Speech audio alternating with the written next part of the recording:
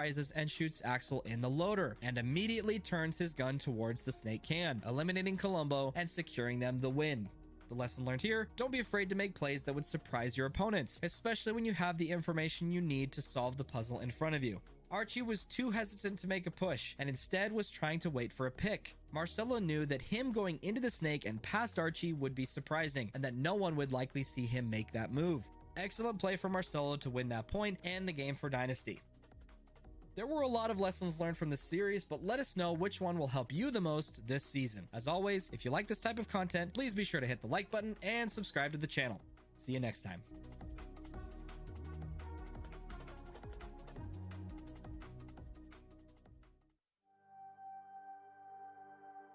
So right here, this is the coolest part of the duel. I boxed when I was younger in high school. I wrestled, and you always put your feet in the ground and you look straight across at your opponent, whether it be 80 feet or 5 feet. It's one-on-one, man. It's no man's land out there. You can try to think you have a way, and it could get completely corrupted really quickly. I think that it's the truest form of skill. It shows how quick you can be, how much work you've done with your gun skills. I get to battle this guy. I get to go to war with this guy. $10,000. $10,000. I've never won $10,000 playing paintball. You can't bluff. You can't pretend like you're good. You got to put 10 points up, and you got to look the other guy in the face and tell that guy that you're going to put 10 points on him, and he can't do anything about it, or maybe he will. Gunfight. Gunfight. Get on this box, look the other guy in the eye, tell him you're going to fuck him up, and go fuck him up. It's that simple, baby.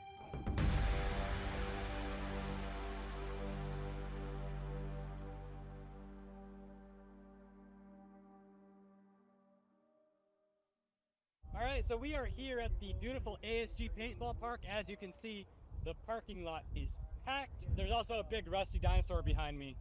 Don't let that distract you from the mission at hand. Man, that's the guardian of ASG right there. After 4 p.m., that shit's turned alive. I was standing over there for probably 45 seconds. I was yelling over here saying, go to the truck, go to the talk. If you guys need anything out of the car, grab it, because Alex is going to lock it. And if you want anything to stay safe, put it in the car, because I'm going to lock it. See, there's always two sides to the story. I'm on Dynasty, traveling the world. Look at my gear bag. All new gear, Hormesis, all that, field one. Got a new gun, I think. So we're not getting good news this morning. You had a plan, and then you just went over there. It's hard to poop when you have a kidney stone, too. Oh, shit. It's all about evolving. This is Oliver's tank. I have no idea. It's probably from 1987. Guys at home, just so you know, when you get your Field 1 Force, you only use the green insert. Straight from India.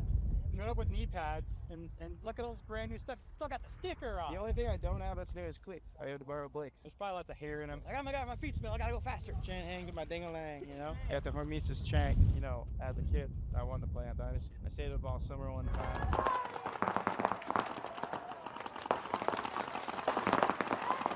All right, ladies and gentlemen, good morning, good morning. Day 2 of Event 1 in beautiful Las Vegas, Nevada. We are here on Craig Ranch watching some excellent paintball today. You're going to see some professional women's this morning and then some semi-pro this afternoon. My name is Todd Ensich from Behind the Bunker Paintball Podcast. With me I have Anthony Vitale from Boston Paintball. And on the field, looks like we have, is it Sacados and Tiki? Yes, we have the Ohana on the right-hand side, Sacados on the left. This is their first point of this set. And we just missed, unfortunately, and we apologize, the Sirens versus, let's see who played earlier, was Sirens and Archangels, and Sirens took that first point. So you only missed 1 point. We do apologize, commentary-wise, that you did miss that one. And it wasn't even a good one. It's not like there was 3 majors or anything crazy. I believe there was 1 minor, but Sirens took that one pretty handedly. Right now we have the Sacados over here in the snake. They're already on Ohana's side of the field. This is number 5 right here in front of us. Sacados lose one of their backfield and they lose their snake attacker. Looks like Kim Put is moving up the center to that tall Aztec. Ohana has a chance of closing out this point right here. They're in real good shape. I see at least 3 Ohana. Sacados have another coming off the backfield, so they might be down to 1 player.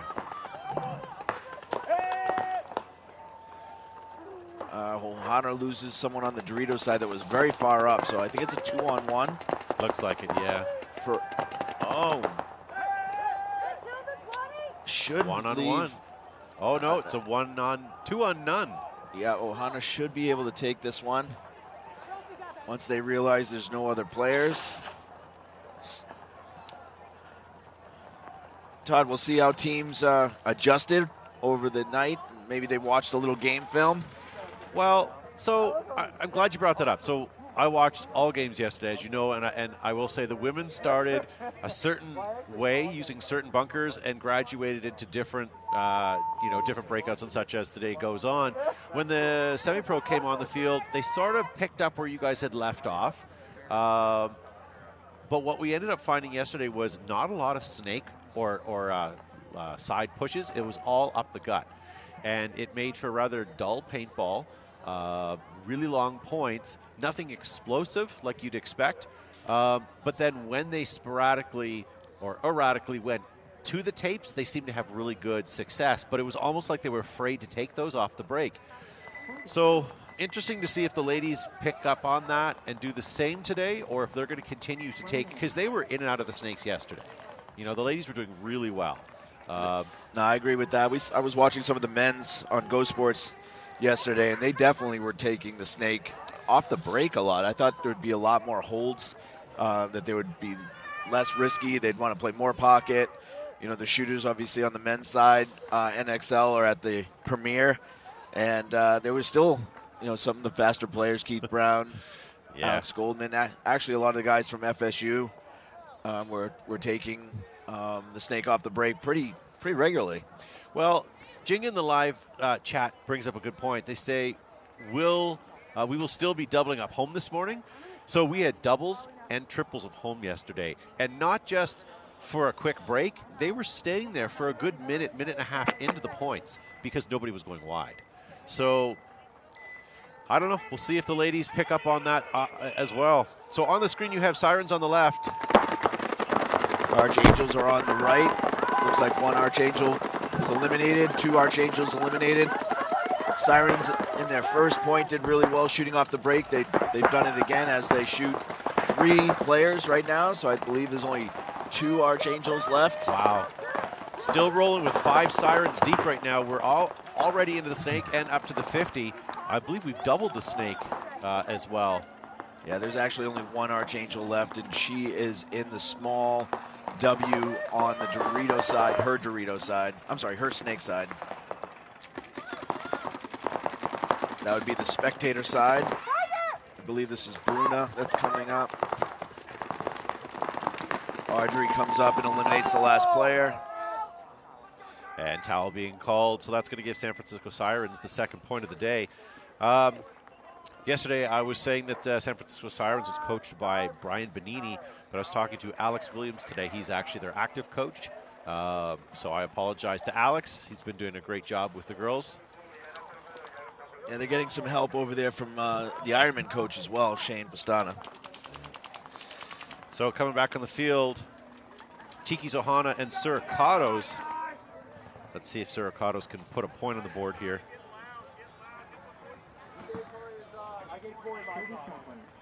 It is, just so you guys are watching at home right now, the sun has not popped yet. We're still kind of at dusk, or dawn rather, and it's cold.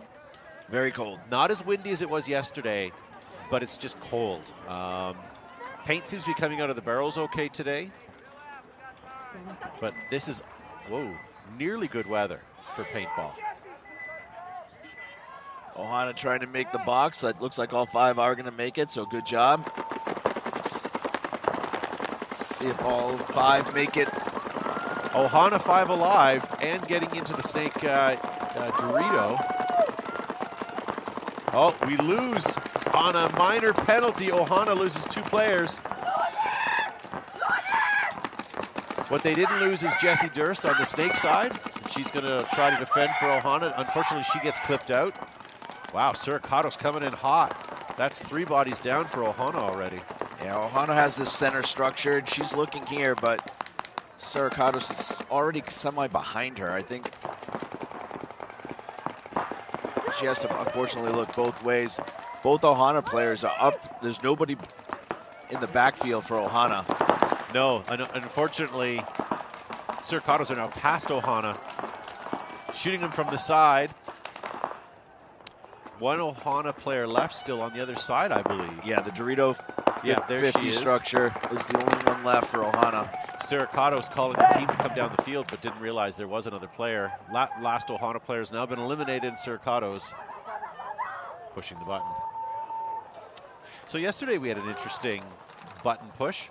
One of the dead men were walking off the field, and his gun hit the buzzer as he walked behind the starting gate. And I guess the new rule for 2024 is that's a towel on their behalf. So there was a lot of confusion to what actually happened because people were like, well, it's not technical. It was done. It was, So interesting. So coming back in the field, St. Louis Archangels needing a couple of points here desperately. And San Francisco Sirens coming out as well. But they're looking pretty strong. They're rolling deep. They've got a large roster over there. And they've got some good backing with some coaching. Makes a big difference first thing in the morning. No, absolutely. I think that's what hurt Ohana is that they're spinning like 7 players over there, and they had a hard time getting to the box that last point. To their credit, they did get all 5 bodies there, but they were not organized, and that potentially caused that minor penalty. All right, so Archangels on your left. Let's see if we can get some points here, ladies.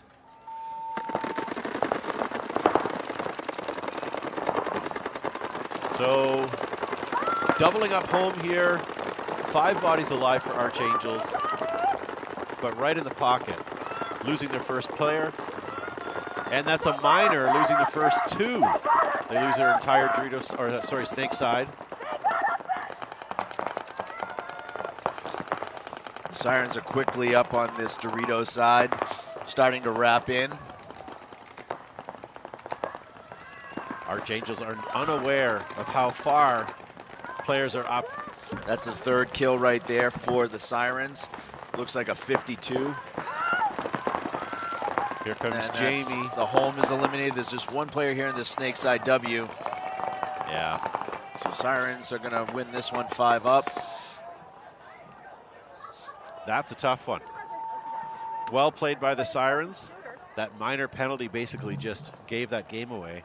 And we found that all day yesterday, even in the semi-pro, any sort of penalty just opened up the door. This field, you know, the only way to sort of really defend it is to have the same amount of players. If you're down 2 bodies, it makes a huge difference. Yeah, usually on this field, too, you do have a side that have an island side or definitely an odd-numbered body side. And if that side gets a penalty, especially if teams can recognize it and quickly take advantage of it, it's really hard to come back from that. Got the smell of mixed gas this morning. Love it. You know you're at a paintball field. Yep. So thank you guys for joining us. This is Event 1, Day 2, Las Vegas. And we are watching the Pro Women's League, the WNXL, happening on the field right now. Sacados are on your left side, and Ohana is on your right. We're in a 1-1 tie.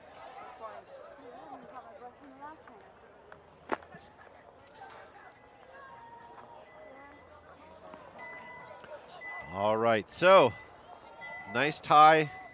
Are you calling Sacados, or who's going to take this next point? Sacados definitely have the experience. You would think that they would be the favorite in this match. Tiki's Ohana is a new team this year. So I guess the odds are on Sacados. Sacados still with 5 bodies alive. Doubling up home like they did yesterday. Ohana loses 1 player off their snake side. Looks like Durst is going to come off. Ohana comes up to the center, and they insert into the Dorito 50. Sacados are going to need to sort of break out wide a little bit here. Ohana's now into their snake. Here we go. So Sacados did break out wide, but they went onto the other side of the field, the spectator side snake. They're in the Doritos while Sacados lose their first player from the snake side corner. Ohana loses their second player, so their whole snake side is blown open. All three players are on this side of the field. Sacados feed another into the spectator side snake. Nice shot right there. And lose a body, so we're 3-on-3. Sacados heavy on the spectator side. Looks like Ohana heavier on Sacados is behind them right now. This Ohana player right here in the Dorito 50 doesn't recognize that. She's going to get shot in the back. We have one Siricado player defending home in the Mini W, and that's it. Everyone else is on the spectator side. Oh, and we lose another Siricado player. This potentially could be a 3-on-2. No, a 2-on-2. It's a 2-on-1 right now, and they're completely behind Ohana. You're right. And that's the last player, number 6, walking off for Ohana. All right, well done by Siricados.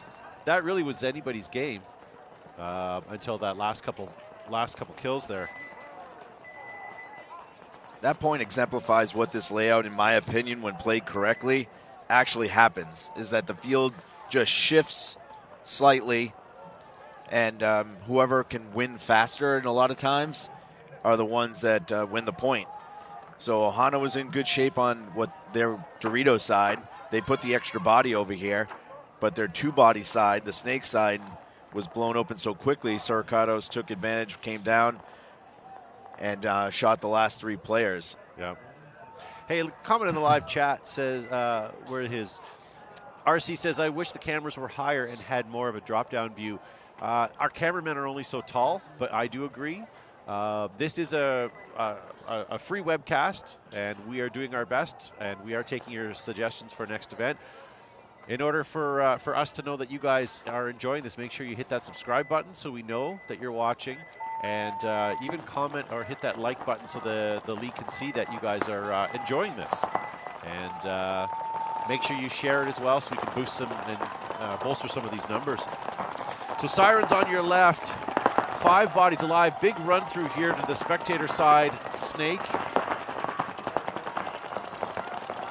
But we lose our first player out of the snake Dorito. So 5-on-4 game here. So Archangels up by 1 body. They're trying to push into this Dorito side, but they lose a body as well. So a 4-on-4 right now. Oh, Sirens lose another body from the spectator side and another one from the home row.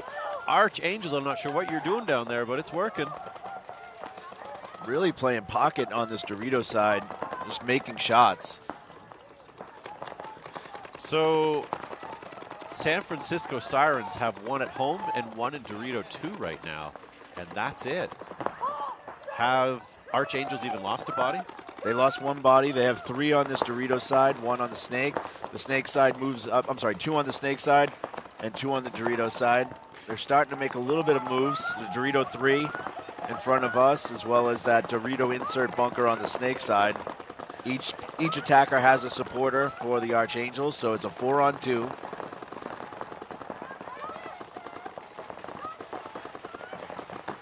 So Sirens right now, home is shooting spectator side, and Dorito 2 looks like it's trying to contain the snake side cross field. So they are crossed up.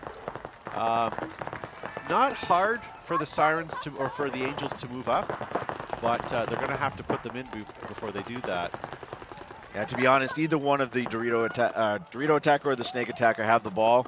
Looks like the snake does get into the actual snake proper, and they're heading down past snake 1 right now.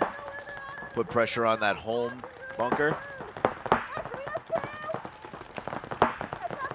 I like to see the support players for both sides get a little bit more pressure on the Sirens. Sirens are happy right now, up 3-0, to just be taking time off the clock. So even if Archangels can win this point, if it takes another 2 minutes, Audrey does get eliminated out of the back center for the Sirens, so good job by the Archangels snake presence. That's the last Siren taking a walk. I don't know if that's Lexi or Allison.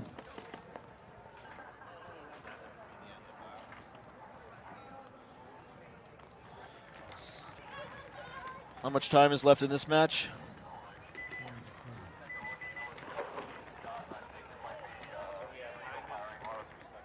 .943. Archangels are going to bring it within 2. Good job there for the Archangels. They had a rough day yesterday, so let's see if they can rally around that 1 point there and try to get this match back.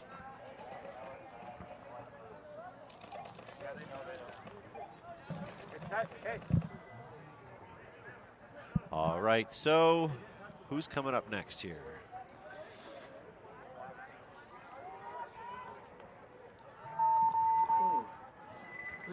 So thank you guys for watching at home. We do appreciate. And thank you to Sean for saying hit that like button, guys.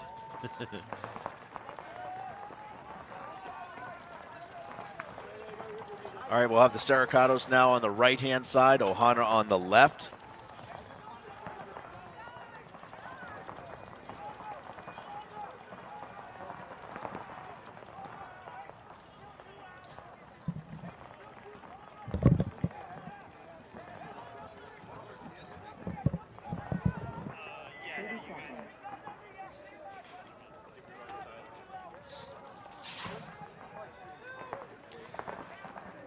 So Tiki's Ohana and Sacados coming out. So Sacados looking strong, but I'm not putting Tiki out of this one yet. Again, with Tiki's being their first event, I think they'll be happy just to improve as the event goes along. Sacados come on to the Doritos side 50 off the break. Ohana loses Durst, their snake attacker, off the break.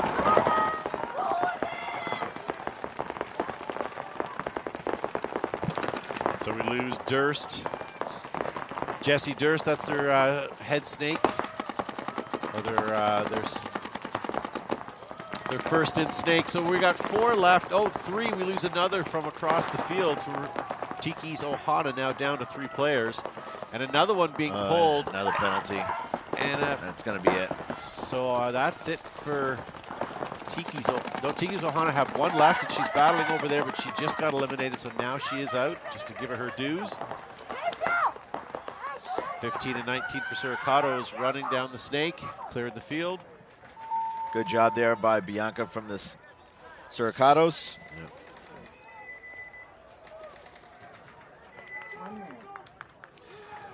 All right, we're being yelled at in the live chat that it's Archangels, not Archangels. I pronounce it as Arch, like the St. Louis Arch. Right. So if I'm wrong, I apologize, but I'm going to continue to do so unless I'm corrected by the team. All right, so event 1, 2024. This is going to be a great season.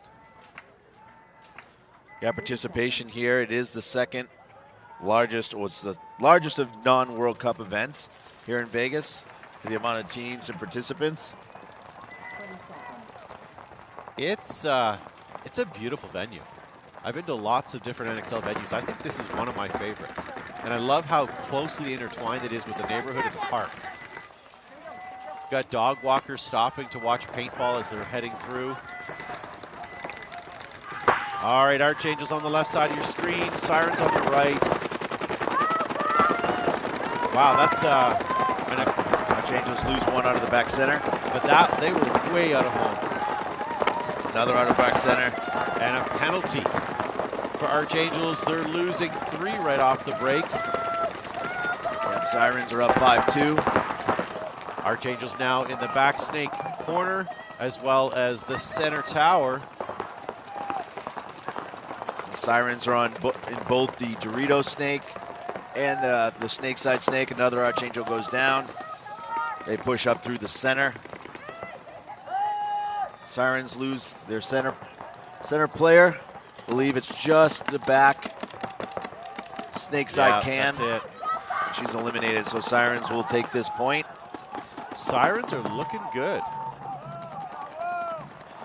You know who the Sirens are probably going to beat next? The Heroines. Unfortunately, I don't think we play them today. No, you play Tiki's this, at 7:50, it looks like. Speaking of Tiki's, they're coming back on the field here. Sacados all the way from Bogota. Nice to see.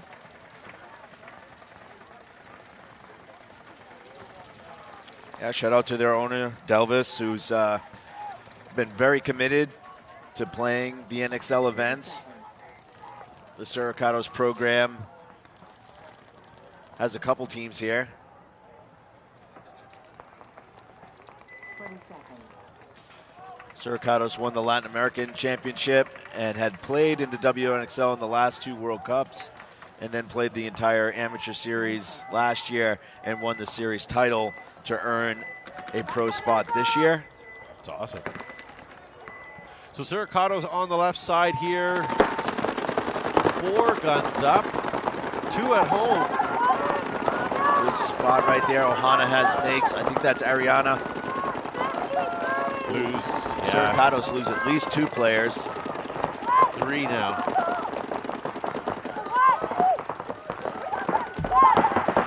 She takes a bounce right there on the top of her head. Are we right now 5-on-2? 4-on-2. It looks like Ohana lost 1 off the snake side. Okay, I may have lost one of my Sacados players. I may be down to my last. I think you have 2. You have Dorito 2 and what we're calling the snake side there she Aztec. Is, okay. There she is. The sun was in my eye. So Sacados and Dorito 2, as well as just to the right of home, in the small Aztec there. This is Ariana here.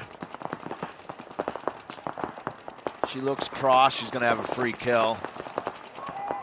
Oh, nice shot by Ariana, taking out the Sacados player. So Ohana should have a 4-on-1 with only the D2 left for Sacados. Oh, we're going to have a nice shot here if she can get up further and look across. She's playing smart. There she goes. All right, did she get it? Nope, she's regrouping, trying to find another spot to get her at.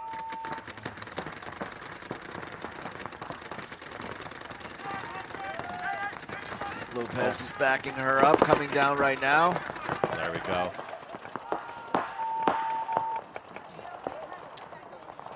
All right, if she's good. Look at that. We're going to have a 3-2 match with 6.5 minutes left on the clock. Lots of time. That booth over there is just a buzz with the Sirens. As I said before, they have got some good infrastructure there. Lots of coaching, lots of players.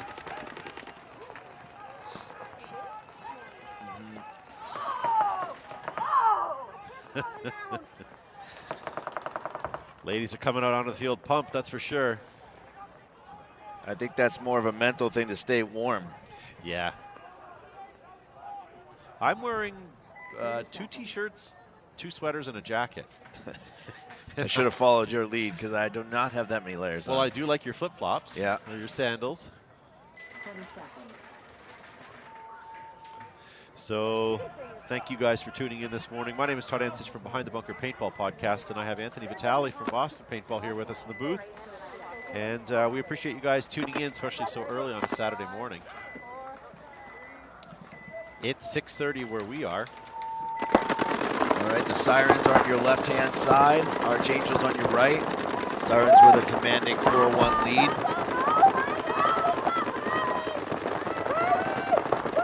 Sirens still 5 bodies alive, busting out the corner now.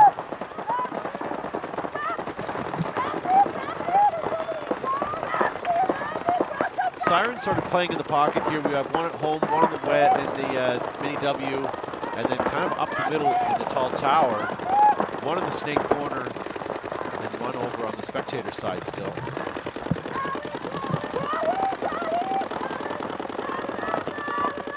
Five on 5 still, and that sun just popped and is now crossing the field pretty harshly.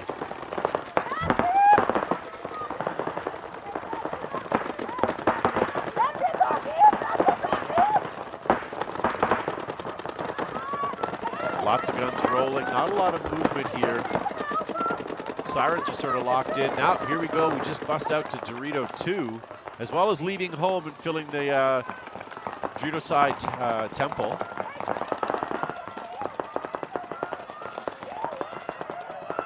And looks like we're going to feed the Sirens into the snake, and there she goes into the Dorito insert.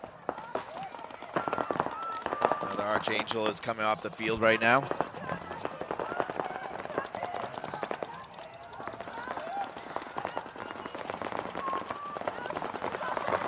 Here goes down into Snake 2.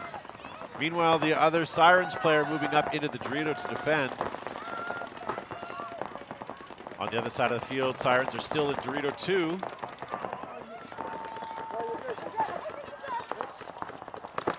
Sirens now moving up past the 50 in their Snake. And if you look cross field here, if she pops up, she can see a free kill, and she gets it. And that's Adriana Benini, number 5.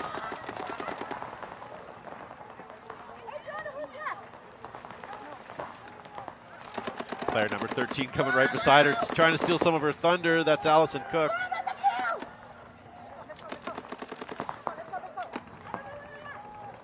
They're playing like the clock is almost done. I like to see that aggression. That's one thing we're just not seeing, Anthony, this weekend on this layout is real good aggression pushes. It seems to, you know, the only aggressive push is maybe getting into the snake off the break, and then it kind of stales at that point.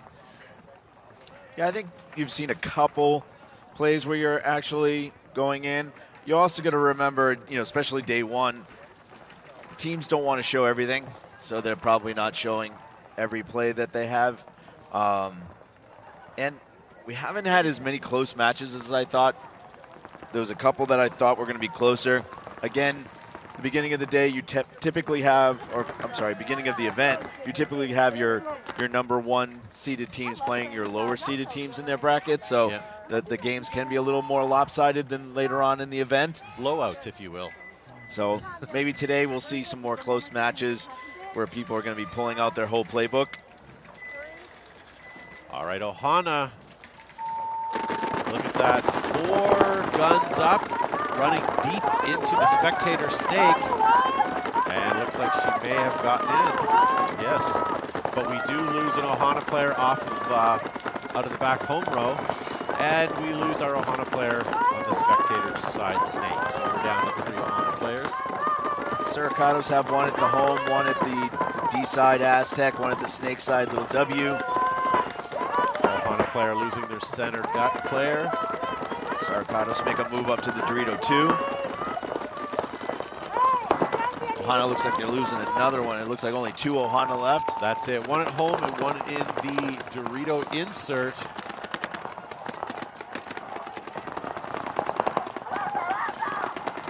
So Dorito insert is Jessie Durst again. Shooting down Tate, looking for her entrance into the snake. Unfortunately, with her down bodies, I don't know if going into the snake is the wisest. Unfortunately, I don't think she's aware that she lost her entire other side. Towel being called by Ohana. So that's going to take the score 5. Hold on a second here. So the total score is going to be 4-2 with 5.5 minutes left. Okay. So Archangels and Sirens coming back on the field. One thing I will say about this format is once one game is done, you have barely a chance to breathe and you're already stacking up for the next game. And we're 30 seconds away now. Yeah, I haven't spoken to Matty Marshall before on that. You know, split deck takes a minute away from every intermission between each point. It is hard to tell the story. It is hard to recap what happened in 1 minute. With this format, though, unfortunately, you do have to do that to get as many teams in on a field as you'd want. Absolutely. But right now, we kind of have to quickly forget what just happened and now watch the stack up of this. Looks like the Archangels are on our left and San Francisco Sirens are on our right. Sirens could close this match out with a win right here with this point. It is a 5-point mercy rule for the WNXL and semi-pro on this field. To our point as well, with how fast the games were, the refs had to give themselves a technical and stop the clock for a few seconds just because it was going so quickly. So, 5 alive for Archangels. Archangel player getting checked out in the snake, the spectator snake side. Sirens went hard on the D side here. They're in the 50 structure. I believe one of the Archangels actually did come off, so I believe it's a 5-on-4 for Sirens. And another's coming off. And that was out of the snake, the spectator side snake, so that's going to be 3 for Sirens, or sorry, for the Angels. Yeah, and the Sirens are now down on the Archangels side of the field. On the Doritos side, going to get a kill out of that Aztec. Unfortunately, lacing up one of the refs who's laying just in front of one of the Angel players. I feel bad for the ref. 2 more Angel players walking off the field. We have 2 left on the field, 1 at home and 1 in the center tower there. Player for Sirens is going to get home and wrap now and get the last player. And that's going to be it for the Angels on the field. I apologize, we can't see that well. I think that was Lexi that was in this Dorito side. Yeah, again, I'm seeing basically just shadows. Yeah, this sun is right in our face. Give us about a half an hour and that sun should pop up high enough that it won't be an issue anymore.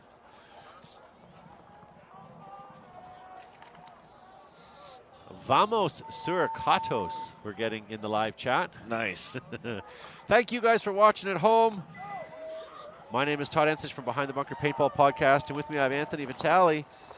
And you were watching Professional Women's League this afternoon. If you stay with us, we'll have some semi-pro action like we did yesterday. Congratulations to the Sirens there, picking up that 6 point, closing out that match. Will be an X ball for Sacados and Tikis, who have 5:24 left on the game.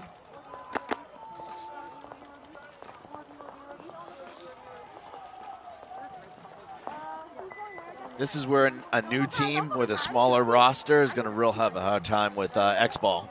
So we'll see if Ohana can turn points and also make a little bit of a comeback here. The only thing worse than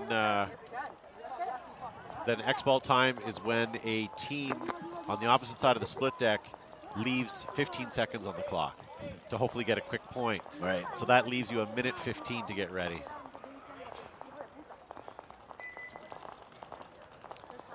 So Sacados looking good. Ohana's right there. But Sacados, I mean, they've got their stuff dialed in today. Yeah, Ohana has some good things to go back and build on, so let's see what they can do right here. They're on your right-hand side. They're coming straight up the center. Gun up. Sacados sort of staying in the home row, doubling up home. They did spread the field to the snake corner. Ohana is in the center on the Sacados side of the field. Wrapping now on the Sacados Doritos side. Ohana's been doing well when they were able to lane the Sacados and take that instantly down off the beginning of the match. But with 5 Sacados alive right now, this is the first we've seen it in a while. Yeah, we'll see if the Ohana player can be disciplined and stay on one side there and potentially get Sacados. Sacados does come into the snake to match. I think this is Ariana from Ohana. Oh, she takes out an Ohana player from the center.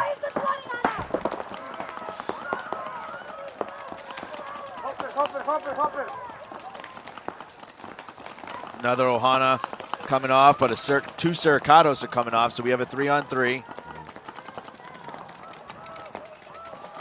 Nice shot right there by Ariana. Takes out the center player from Sacados. She's got to watch right in front of her, though.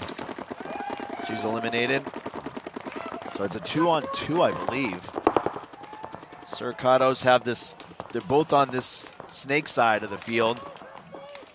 Ohana is now in their snake side can, as well as the Dorito Aztec. So it is a 2-on-2. Ohana moves up to the Dorito 2. Sacados is now on Ohana's side of the field. This gun battle right here is probably going to win the point for their team. Sacados are now by themselves in the snake. It might leave this player alive, and I think Ohana's going to just go and hang it. And they do.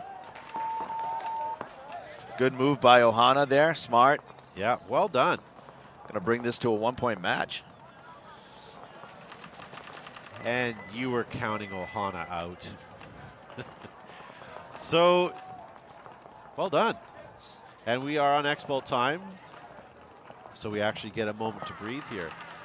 Sacados looks good and consistent. Ohana, they have moments of brilliance. But then they have moments that not so much. I think that just goes to experience. Sorry, I keep cutting you off. No, you're good. Inconsistency and new teams kind of go together. So I think that's what we're seeing a little bit. I guess the takeaway is Ohana may not right now be dialed in, but they're going to be a force to reckon with over the next little while. Being out of Florida and having a strong organization like Tiki's behind you is going to be good. They get all their players are local. They get to play together. They get to play year round, and it's a hotbed for female play right now. Florida has, I think, about 20 out of the 100 WNXL players live in Florida. So, is their coach right now, Ricky Smith, coming back in. Looks like he might be calling a timeout.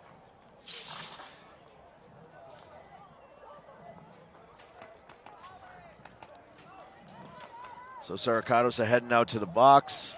I don't see any Ohana player heading out yet, so I think Ricky's going to be hitting a timeout button. Yeah. That makes a difference, but you're stuck in one spot.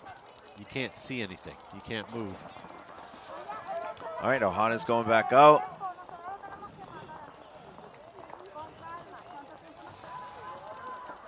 So looking at the clock here, we have 3.5 minutes. Ohana's only down by 1. Lots of time. This game is nowhere near being over. Ohana's had their most success when they're getting either Ariana or Durst or both up on each side. Ohana tried to push the center the last point and was eliminated, but got in there. So let's see if they push the center again or if they're going to go out wide. Looks like they're going to go out wide. Yeah. Ohana going right up to the gut, up to the 50 brick now.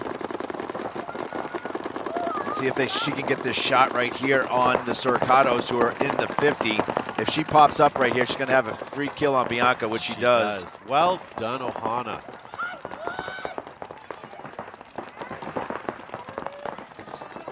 Ohana still 5 bodies alive. No, I say that they lose their center as well as the Dorito side. So it looks like a 4-on-3 right now for Sacados. And Ohana's still doubled up at home right now. Yeah, they're going to need to get out wide. Even if they just get out to that other little Aztec. Ohana bumping out to Snake Corner now. Still leaving 2 at home. Sacados have Ohana's now each one of the Aztecs. So the Dorito side and Snake side, Aztec on the back line. Trying to find where their furthest Snake player is right now. So Ohana has a great field spread right now. They're on both corners of the field as well as home.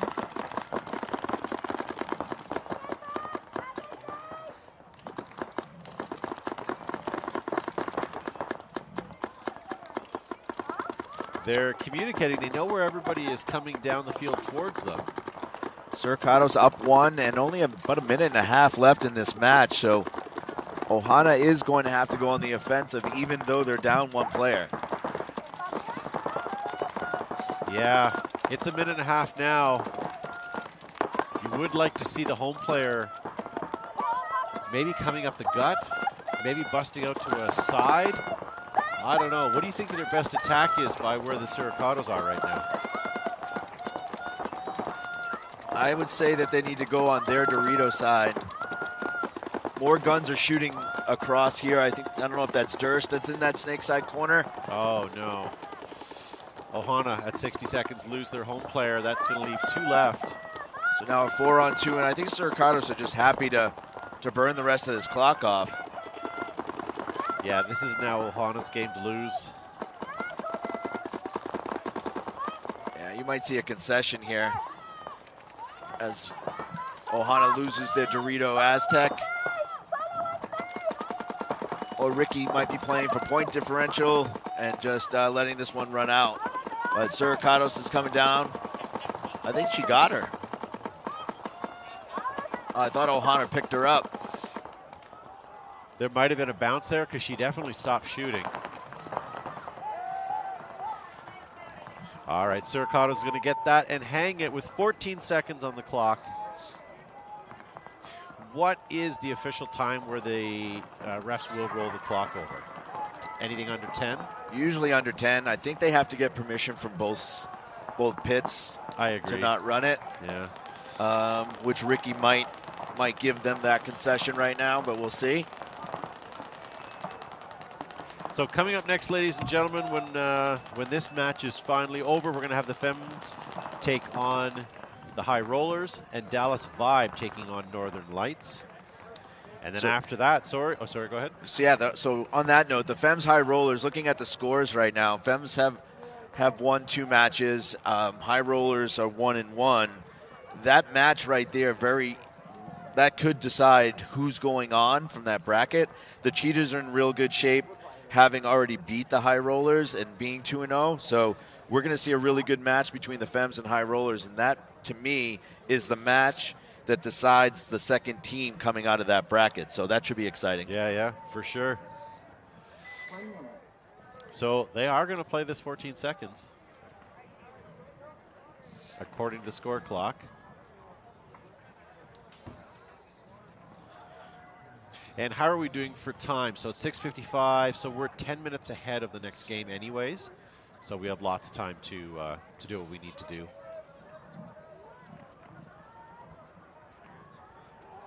So thank you guys for tuning in. Hey, don't forget, Sunday night we have Summit Awards and industry player, or not industry, but player party.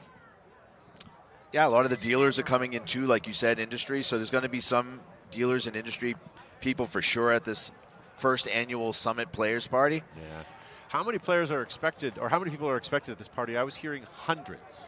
Oh, yeah. I think they pre-sold about 400 tickets already. Wow. They have a few hundred that are going to be coming that are actually nominees for all the different awards. Yeah. So they're saying 600 plus. Wow. I'm hoping that we get closer to 1,000. Me too. With the big turnout we have here, tickets only $15. Well, I don't go to parties less than 1,000 people. Yeah. I mean, it's not worth my time, True. says my agent. So hopefully I'll be able to get to this. They have some private cabanas. They have table service. There's going to be a bottle service. There's going to be a lot of you got to dress for club attire. I'm excited to see what happens here. You know, you got something new. Got to be there for the inaugurals. Yeah. You got to say I was there when. Yeah. I have shirt and tie. Hopefully that's enough. Oh yeah. Yeah. 30 seconds. But because it's club attire, I do have glow sticks packed. The rave. 10 seconds. All right, so they're going to play 14 seconds. Ohana's on the right side of your screen. They're the ones that need the points. Keep an eye on them, and let's see how they push this through. Sacados all the way up to the 50 on the spectator side, getting eliminated. That's Ohana on my side of the field, the right-hand side, but they're just not going to have enough time. No. Unfortunately, all the players kind of got to their primaries and stopped and just kept shooting. And fortunately, for the 14-second point, you need to not stop. And it's hard to stay alive and do that. Yeah, and while a loss is a loss, I feel like for Ohana, they were in that match. And they're going to take that as a win. where they had an opportunity to learn and you know, we're in that match. So they had a 4-3, 3 bodies alive on 4 in that last point. You know, obviously that's a learning experience where they need to be able to put some stuff together and know that they got to win that point. Yeah, absolutely. Well, here's what we're going to do, ladies and gentlemen. We're going to leave you just for a few moments, and at 6:55 sharp, the next set of split deck matches are going to start. So don't go anywhere, guys. We'll be right back.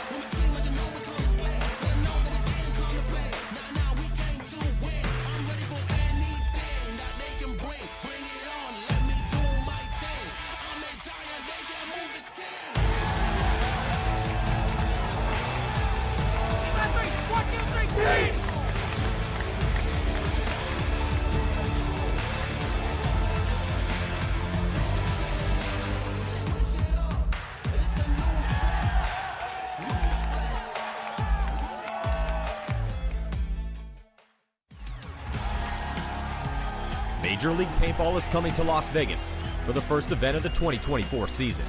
At its heart, the game of paintball is simple. Shoot your opponents before you get shot, and then march down the field to victory. In the Major League Paintball Pro format, each team employs 5 players at a time, and they have a buzzer on their side to protect. Hit the opponent's buzzer, win the point. En route to the buzzer, both teams will be locked in gunfights, utilizing diverse strategies while moving up a field full of bunkers, fighting to get into critical positions. And these strategies could change given the score and the time left on the clock. There's 15 minutes in regulation. The highest point total wins the game. This is chess with guns, with no quarter given and no quarter requested. Welcome to Major League Paintball.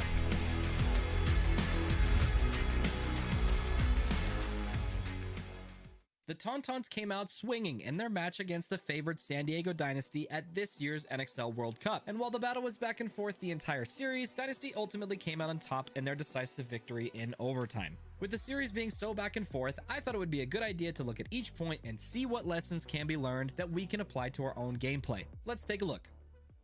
Point 1 goes to the Tauntauns, despite Dynasty making a strong early push up the middle. This was in large part because Ryan Greenspan was run down in an uneven trade shortly after making his move. How did this happen? Well, if we look at where Ryan and the rest of his team were, we can see that the only players who can really protect him this far up the field are either Archie, whose only chance is landing a trade with a player who comes to run him down, or from Chris Shear, who would have to look on the inside of the field from the Dorito can. In their current positioning, Shear is likely the best candidate to protect Ryan, although this would slow down their Dorito push. The lesson learned: if you plan to make early and aggressive pushes up the field, be aware of whose job it is to protect that person. There's nothing worse than going through so much effort to take ground, only to have it snatched away shortly after.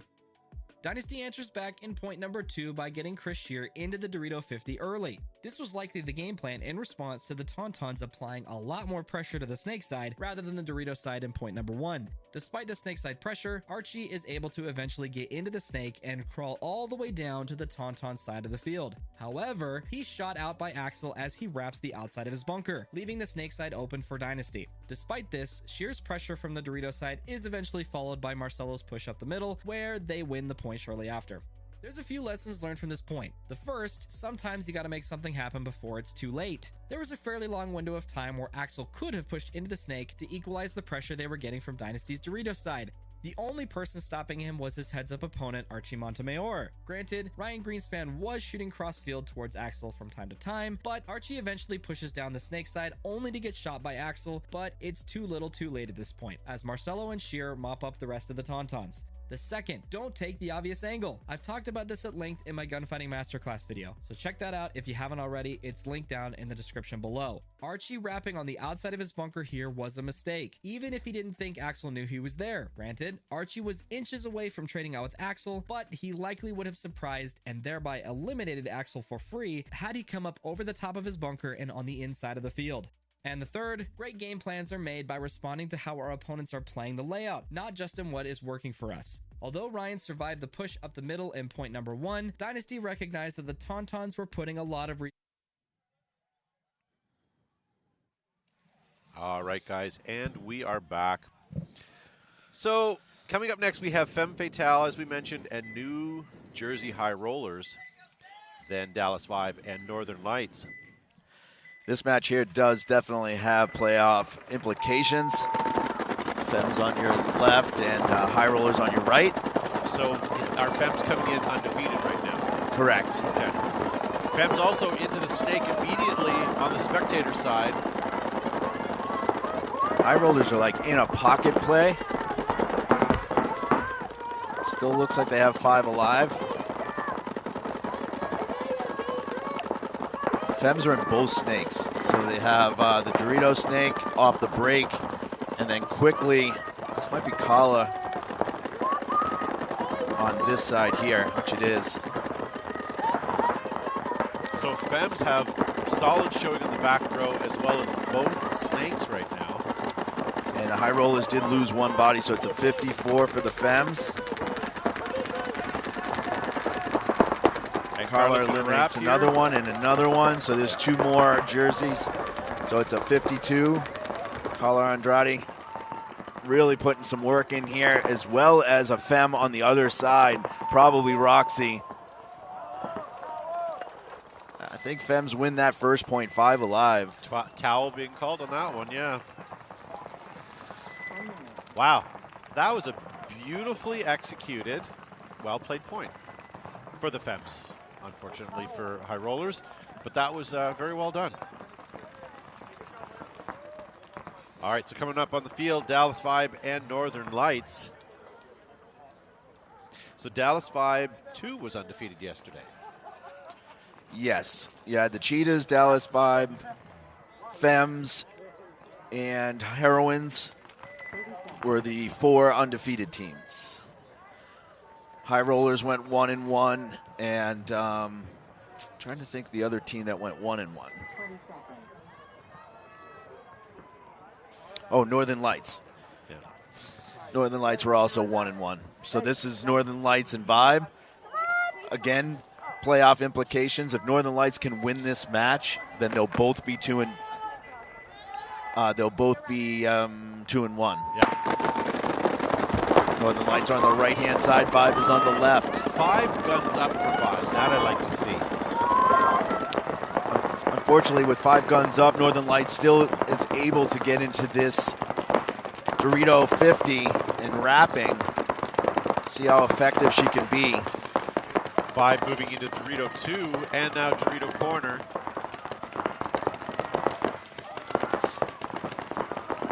She's not getting a lot of pressure here. She could go down to the next snake, their snake 2. Northern Lights moving up in the center, but also losing her support player. So 54 for Dallas Vibe.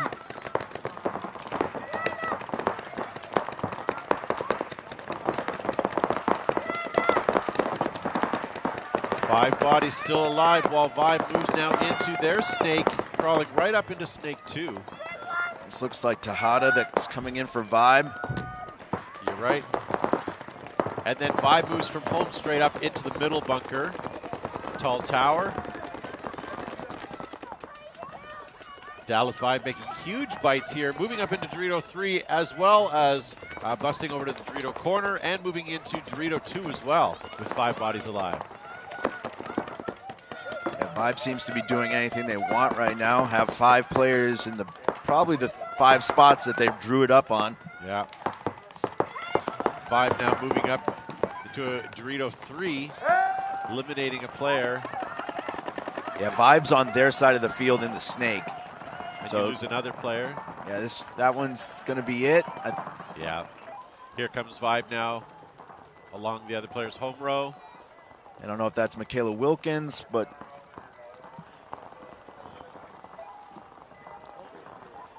we had Michaela in the booth here yesterday, and she had told me that she may just sit out this this game. She's had enough. She's had enough, yeah. So 5, an impressive win on that one there. 5 alive for Vibe. Looks like they're killing a little bit of time. Yep, Not hitting the buzzer right now. I suppose. I don't know. Don't know if I agree with killing time, but I guess it makes sense. They do have 5 bodies live. You know they're clean. Thank you.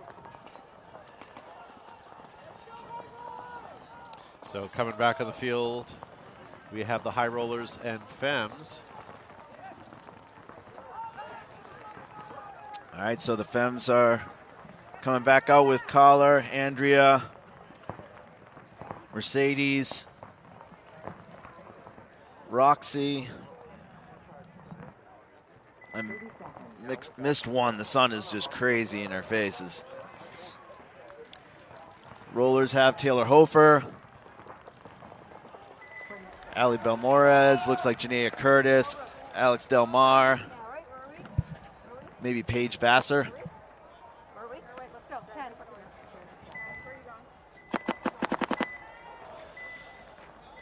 All right, so High Rollers stacked up at home. Looks like we've got some runners. 4 guns up, 3 guns up. We got the Dorito insert into the snake. 5 bodies alive. The Fems are really short on this Dorito side. They have Aztec is the furthest wide on this side. I didn't see how far they went up on the snake side. Andrea Martinez releases up into the center tall Aztec. It looks like Collar is making her way. High Rollers now into snake 2, and they're also busting out to the Dorito side.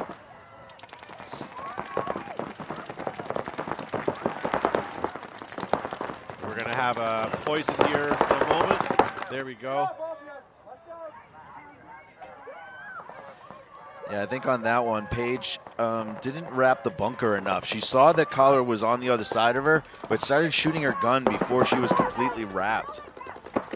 High Rollers now into Dorito 3.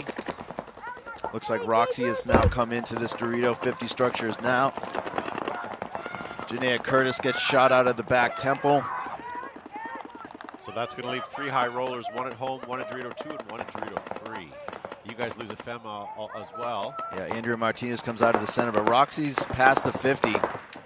This gun battle right here could decide this point. We'll see if Roxy, yep, she's going to play the side of the bunker now. And High Rollers are in good shape if they can get Roxy out right now. Yeah, Roxy's either going to make or break this game. I don't know where the rest of the Fems are. Again, it's very hard to see. You've got one in the back corner I can see. Snake corner, yeah, she needs to get up into the point. Yeah, Taylor Hofer looks like she's getting eliminated, so it's, I think it's a 2-on-2 right now, but the other Fem player needs to get back up in this play. Roxy's just, it's a 2-on-1 now for Fems. Just eating people up here. Oh, no, we have a High Roller running in for the flag. Oh, and she got it before Roxy. Well done. Smart play right there by the High Rollers. Yeah. Sorry, we can't see that side of the field with the sun right now, but basically High Rollers and Fems, well, they obviously didn't trade. High Rollers stayed alive and ran that flag in. Let's see what player that was for the High Rollers. Might have been Allie. So that's going to tie it up. No, it wasn't Allie. Let me see who.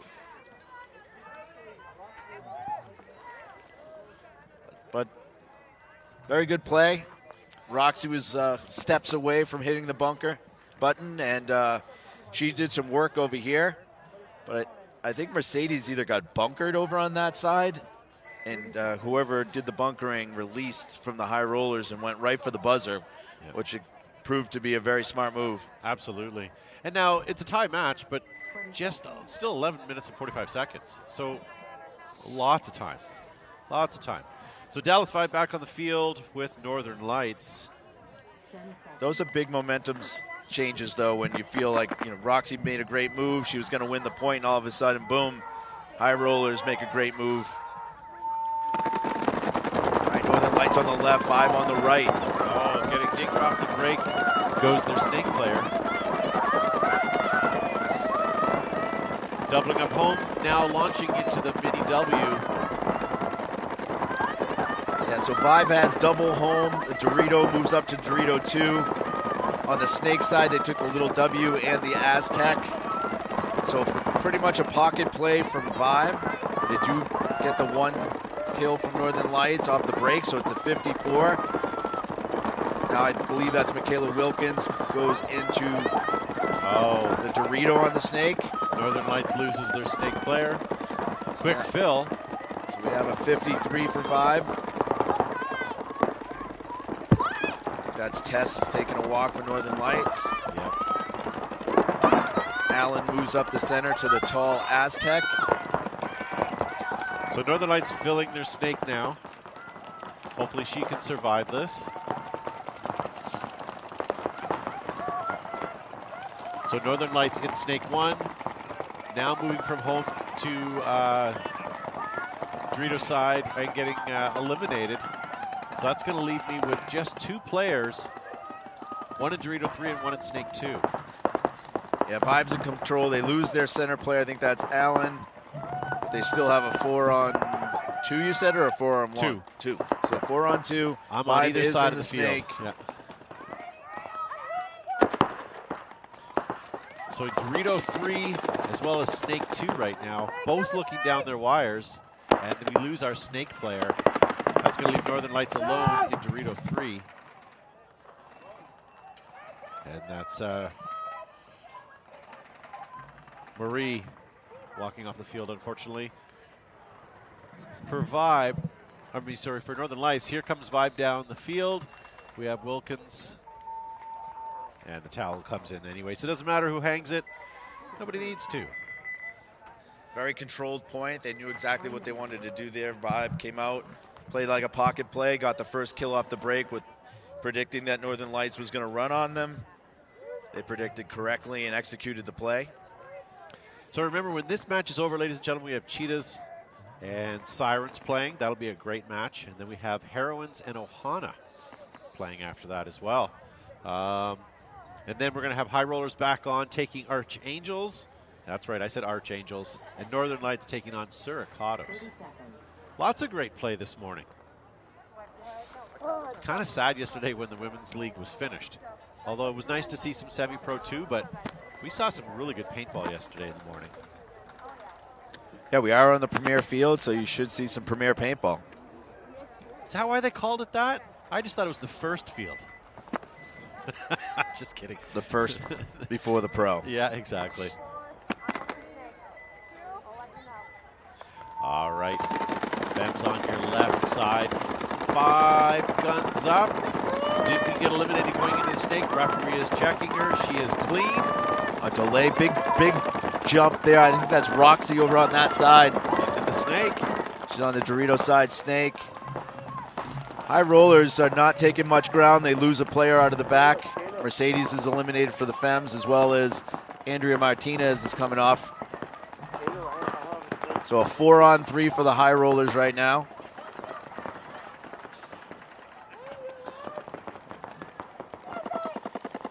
All right, so Fems into the Snake on the Dorito side. They have the Aztec on the Dorito side. So it's a 33. Alex Del Mar is now pushing the Dorito side. She's in Dorito 3.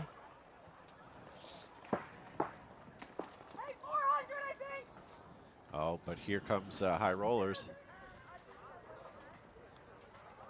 Alex needs to slow down just a little bit here. Trying to communicate with her players. So one Fem walking off the field. And She another. takes a good shot right there on the Dorito. And looks like Aztec. she's clear. She's clear to hang that button. Really good cleanup there by Alex Del Mar. Well done. Well done. All right, so what is that going to do to our points? It's going to take it 2-1. Rollers over Fems right now. 10.5 minutes on their clock. Back in the field, Dallas Vibe leading by 2 with also 10.5 minutes on their clock. So High Rollers was one of those teams that went out in the offseason and picked up some players, tried to improve their roster, picking up Veda from Destiny. Unfortunately, she broke her hand in last week's practice. She'll be joining you shortly at commentating. Yeah. But they also picked up 3 of the heroines, Alex Del Mar, Janaea Curtis, and Sobi Glass, and that's paying dividends for them right now with Alex Del Mar cleaning up that point.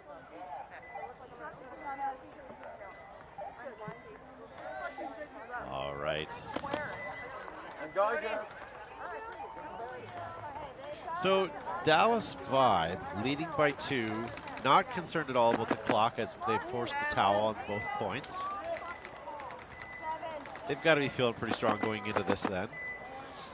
Yeah, if Vibe wins this match, they're guaranteed a playoff berth. So they don't want to go into our match thinking they have to beat us.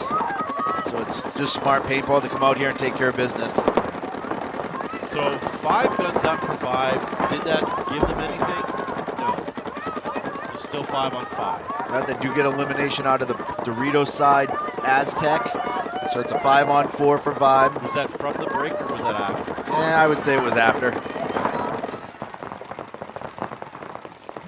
All right, Vibe making a move up into Dorito 2, as well as busting out to the Dorito on the Snake side. Another Northern Lights players coming out of the back center. So Vibe is up 5-3. Northern Lights comes into the Dorito 2, as well as the Dorito insert on the Snake side. Vibe now moving into the Knuckle 1 of the Snake and going right past. Northern Lights lose that Dorito insert, so it's a 5 on 2 for Vibe. Vibe is also making their way up into the Dorito 3. And beyond, we're now running down the Snake on our feet. Still standing, running down that field. And towel being called by Northern Lights. Wow, Dallas Vibe is looking like fire today.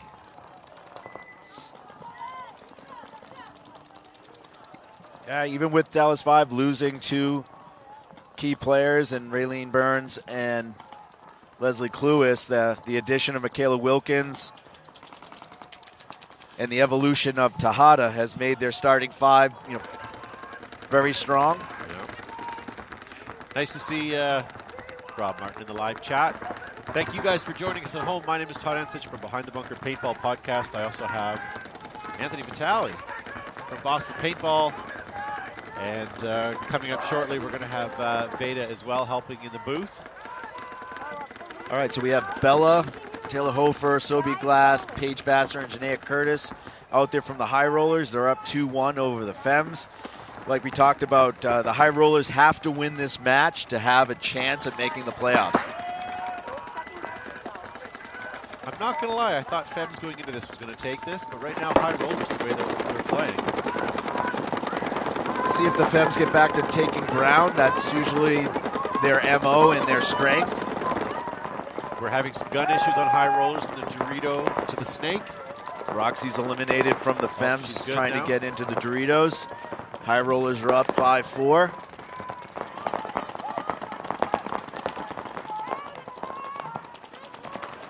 All right, we have movement here. High Rollers now moving out to the Dorito side from home.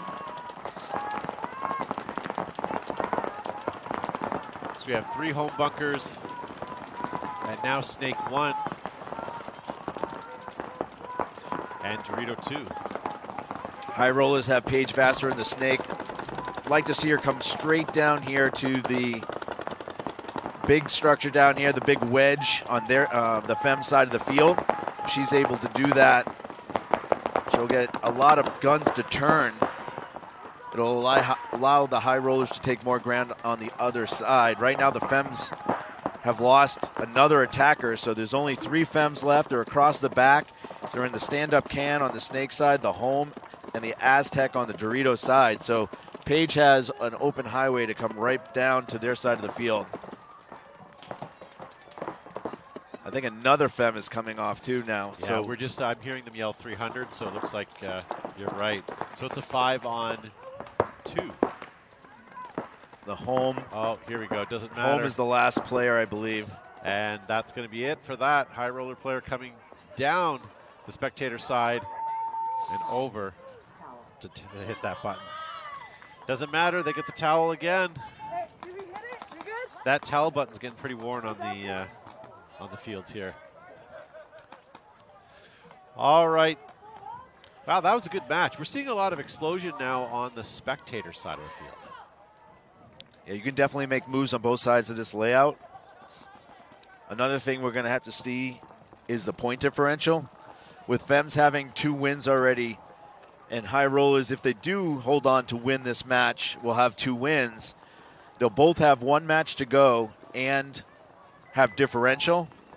Unfortunately for the Fems, they have Cheetahs left to play. So High Rollers already played the Cheetahs and lost. So if the Cheetahs beat Fems in their second match and the High Rollers are able to hang on and win their last match, that's how the High Rollers move on and the Fems don't. So there's a lot looming for the Fems in this match. Not only if they lose, and they can't lose by a lot. Yeah. All right, Vibe is on the right-hand side. Northern Lights on the left. Northern with 4 guns up and a quick run into Snake 2. It does not get called on it, making it clean. So Vibe's into the Dorito insert. No. And getting shot out. Northern Lights are now leading the Snake, as well as Home Row, they lose a body. So we're instantly down to 3. Vibe loses Michaela Wilkins, so they're down to 4.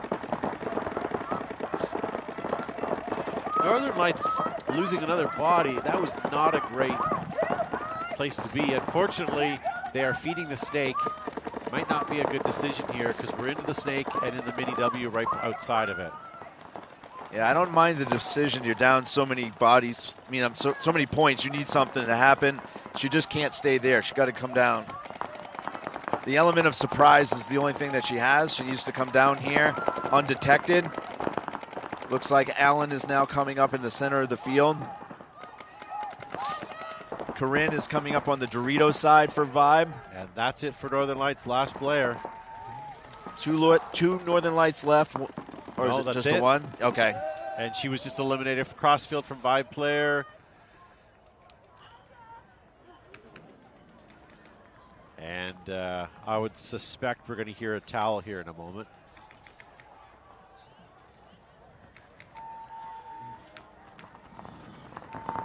There we go, towel. All right, so Vibe has a commanding 4-0 lead, 1 point away from a Mercy Rule win, and 1 point away from being in the playoffs.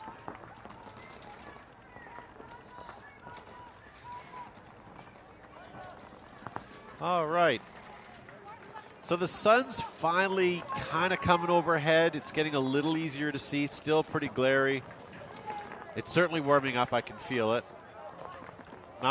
Certainly not time to break out the shorts yet. All right, so the Fems will be on the left-hand side, Rollers on the right. 8:41 left in this match. What are you thinking, Todd? What do you want to see from the Fems to try to get this within a 1 point game? To be honest, I was predicting Fems to take this, so congrats to the High Rollers so far. I think we're going to see some aggression with Fems. I think we're going to see some quick busts up certainly on the spectator side. I think they've been playing the pocket, unfortunately, but Chester probably thinks the same. Has Sobe Glass back out there shooting off the break. See if she can get a kill. Mercedes goes right into Snake 2, very high, but still makes it. Yeah. And we do lose. Oh, no, we're not. We're good. So Mercedes on their side of the field right now. High Rollers. And they know she's there. Yep, they certainly do.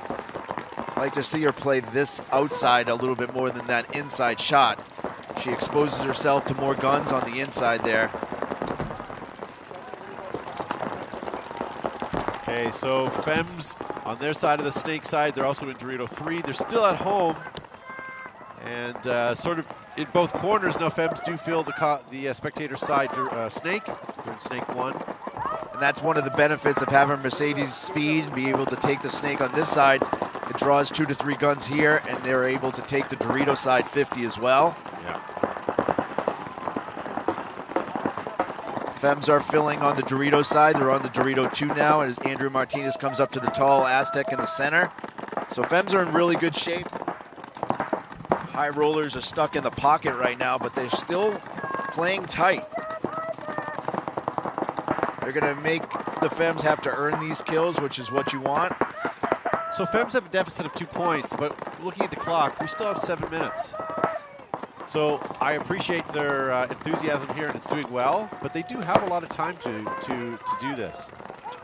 They do eliminate Bella out of the Dorito side little W here, and they eliminate another player, looks like Janeda Curtis, and a penalty coming on the Fems. I think that's either Collar or Roxy over there is getting a penalty, so it's going to be a 3-on-3 right now for the Fems. Fems have great field position here right now, though. Doubling up the snake. This is a critical point. I don't see Fems winning this match if they don't win this point. Looks like Heather has come up behind Mercedes here. The high rollers are in the snake side, little W. There's one still in the home. I think that's Sobi that's still alive in the home.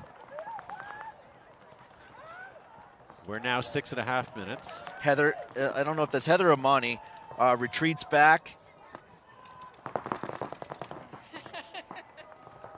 Andrea Martinez launches down the center. Maybe Sobi was already eliminated then, and there's only one player left. I apologize if there's only that one snake side wedge right now, in which case it would be a 3-on-1, and either Monty or Heather retreated, that's Monty's voice, retreated all the way back to the home and is trying to get back on the side here. Fems looks very scared. Well, I think they were just trying to figure out who was left. Oh. There were 2 left. Oh, no. But they got a major, which means this is going to be a no point. No, it's going to be a swing. Well, they're looking for Monty's body. They got her. But they had enough bodies to pull for the major, but there's no high rollers left either. So this is... Did they have enough bodies? Yeah. Okay, so Andrea got the penalty. They pulled Mercedes and Monty, and there was no high rollers left, so you're saying no point? No point. Nobody can score. No one's alive. So that's going to leave it at 3-1. Wow, that major just killed their chance to turn the clock there. Now we're down to 5 minutes. So this having lots of time to get some points is no longer the case.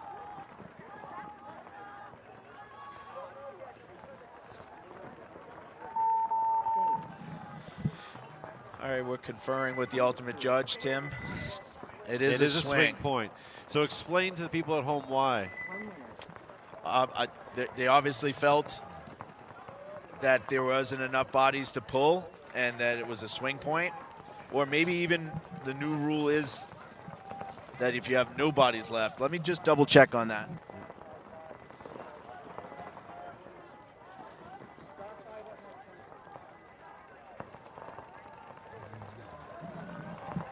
So it looks all right, like we're getting an explanation right now. 30 seconds.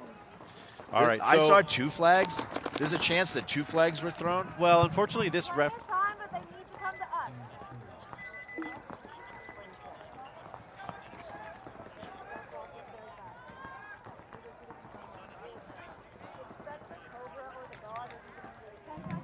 So when you get down to 0 bodies, you don't have to get to negative bodies.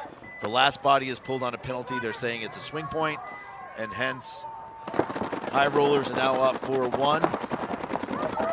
So Dallas 5 guns up, 5 bodies alive still. Northern Lights do a good job of getting to this structure here on the Dorito side, this 50 wedge. See if she can produce some kills here. Oh, 5 getting checked out. Clean. So still, now we're down to 4 Vibe players. Looks like JC that's taking the walk. Northern Lights is going to need a quick point here. Or I'm sure they're looking just to get on the board. So Northern Lights needs to score this next point regardless. If they lose this point, the match is over with a 5-0 Mercy. Vibe now moves up into Dorito 3. Vibe looking good with 4 players still. Northern Lights does have a support player behind this Dorito side attacker. The snake is clean from the Vibe side of the field, so Northern Lights loses their support player. So now I don't see, yeah, the next closest Lights player is the home. Vibe now into Snake 2. See how this gun battle goes here. Can you see which Vibe player that is? I can't see their yeah, it's Melchin. Melcher.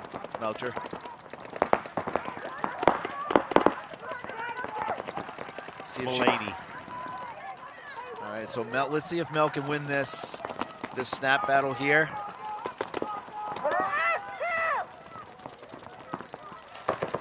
Oh. No, I thought for sure I saw something there, but did not. All right, Mel comes off of her and starts looking inside, see if she can pick up any. Looks like a Vibe player is coming off the Dorito side. We did lose that while the snap was happening. I think that's Heap that's coming off. So Vibe right now is in Dorito 2, Snake 2, and Snake side Aztec. Northern Lights is in the Dorito structure right here. There's another player from the other side of the field. What is happening over there? Yeah, it looks like Corinne. This is a really good move by Mel right here, coming back to Snake 1. Knowing that she's up in the match. Yeah, she's buying herself some time here. And that smart move was to look across field, which she's doing. I don't know if she knew that her team was falling apart on the other side, but that was well timed. Oh, she takes out Northern Lights, leaving the Snake coming up the gut and getting chopped down. Yeah, I'd like to see, I don't know if that's Paula that's in the back center. Doesn't look like her, but I'd like to see her look this way. There she goes. All right. Yeah, so Vibe's got a nice little cross right here.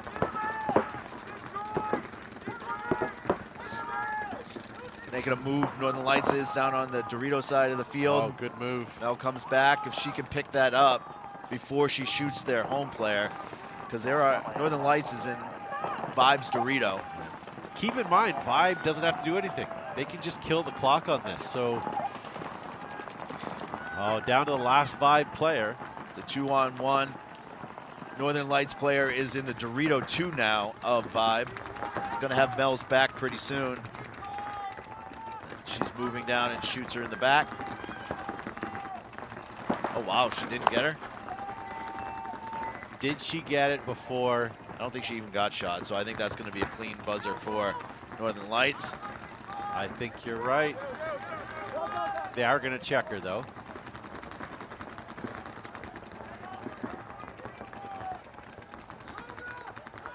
Well, there's some controversy. She may have been hit. She may have some paint on her. But if it was if it was after the buzzer. Yeah, point approved. Okay, so well done. Northern Lights gets on the board there, making it a 4-on-1. The good thing about that is they got a point. The downside is it's 4 minutes. 4 minutes of gameplay left. Normally I'd say that's enough time, but it's not enough time against Vibe. No. So back in the field, Fem's coming up with a 3-point deficit right now against New Jersey. All right, so Fem's really dug themselves a hole with that penalty. And so when we thought there was a chance it was a 3-on-1, it was a 3-on-2, and they were both lined up. Both high rollers were lined up. Andrea got the first one clean, but then they're saying that she shot after she was hit and shot the second one, and by doing so drew a major penalty, eliminating the last live body for the Fems on a penalty, giving the swing point to the high rollers. High rollers are now up 4-1. They're on our left. Fems are on our right. So high rollers with 3 guns up, 2 at home, and all 5 made it in. All right, they're calling Paige clean. Looks like Sobe Glass is at home for the high rollers. Maybe Janaea Curtis is back there as well on the Snake side. Right now it's 5-on-5. Time is now of the essence for the Fems. The Fems are in the Dorito 50 wedge here. Looks like it's Collar. She's looks inside. 2 high rollers are coming off. Taylor Hofer's coming off. And Vassar. Fems are still in this. If they can win this within the next minute, I'd say. Got to leave at least 3.5 on the clock to win 2 points. Andrea Martinez is coming down the center. It looks like Sobi Glass is coming out of the center for high roller, so it's at least a 4-on-2 for the Fems. It might be a 5-on-2. I have not seen a Fem walk off the field yet. I think you're right. I think it is a 5-on-2.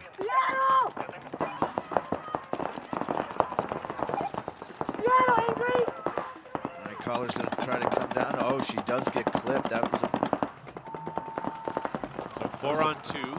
Bad death there by Collar. I think she could have kept on going. Hopefully they can pick it up. Roxy's going to pick it up, but there's she's kind of running into the same lane that Collar was just in. Is not. Hopefully she realizes where that player is on that side, which is that Dorito, or she's going to get shot across field too. If she can get up a little bit more, she can see the back of the high roller player there in the small Mayan. Yeah, that might be Janaea Curtis playing the cross. Yeah, looked away at the wrong time, unfortunately. Yeah, that is Janaea Curtis. So Fems are going to leave themselves over 3 minutes. Down by 2. You've got a game. Very doable. Yeah.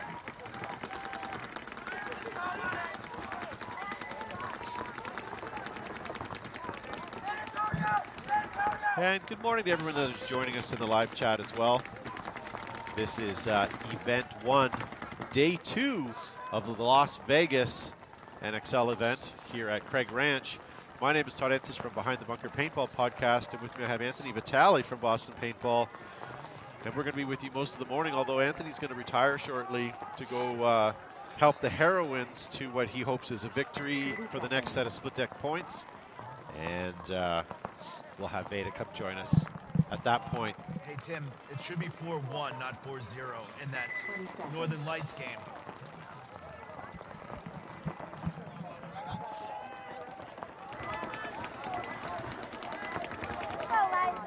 Weather down here in Vegas is pretty nice. It's been pretty cool this morning. Still is a little cool, but the sun is out. But good day for paintball. So Northern Lights, Canadian team needs to get at least a point on the board here, or another point on the board rather. Oh, this is Kate. It looks like Kate. Yeah, Northern Lights losing their player out of the snake.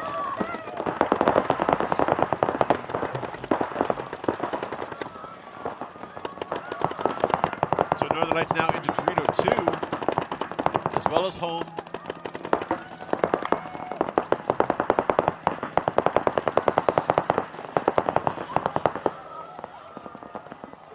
Northern Lights also on the spectator side, Snake and Snake 1. Northern Lights player out of the Snake side home row.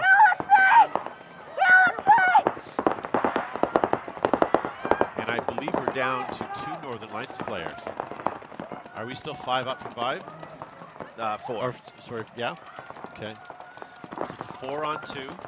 3-on-2. 3-on-1.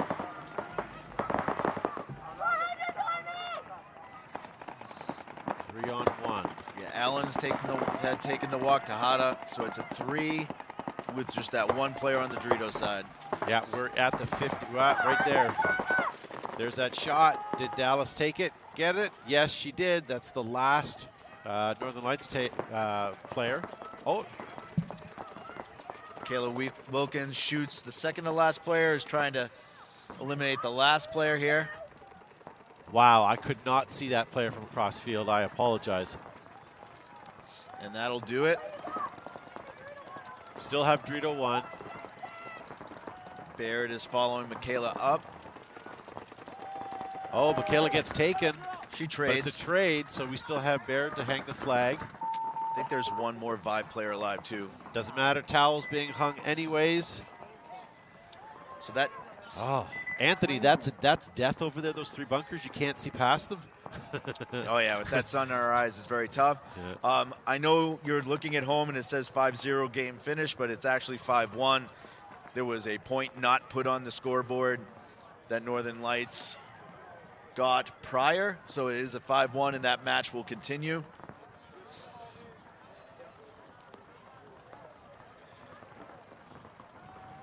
Now we're back to a match that certainly is going to have playoff implications, where the High Rollers are up 4-2 on Fems.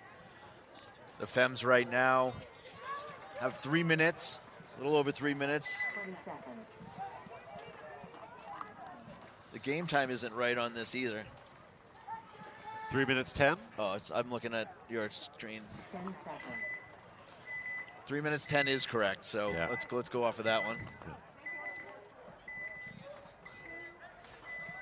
A lot of runners right now for the Fems. Mercedes running for snake off break. Oh. Well, she made it in uncontested. So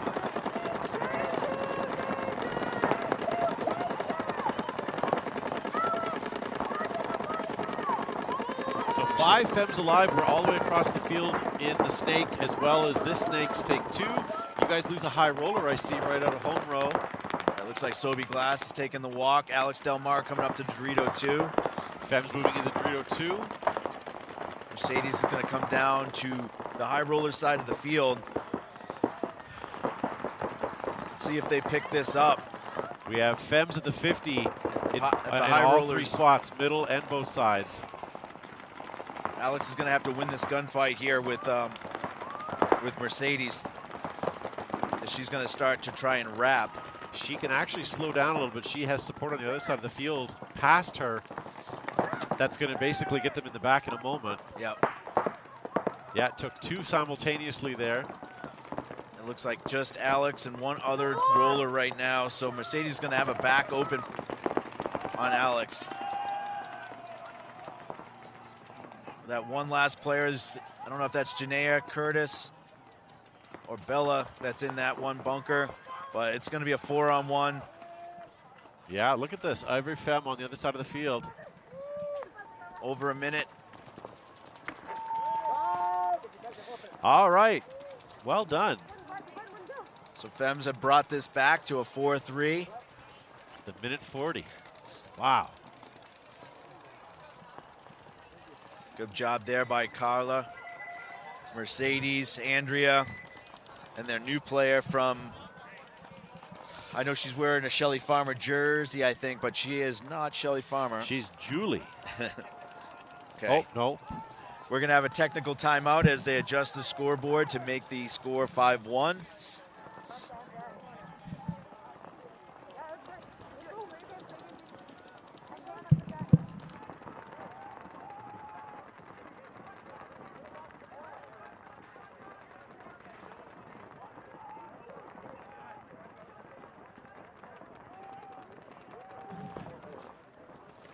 All right, so we're just having a bit of a scoreboard issue right now. They're working on it.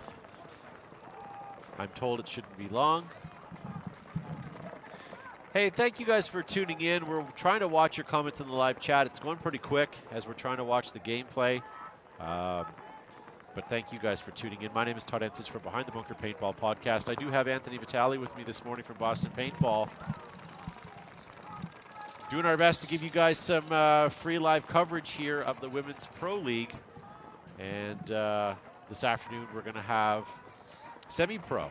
Tomorrow we're going to have more women's play, more semi-pro play, and maybe some divisional semis coming across our field.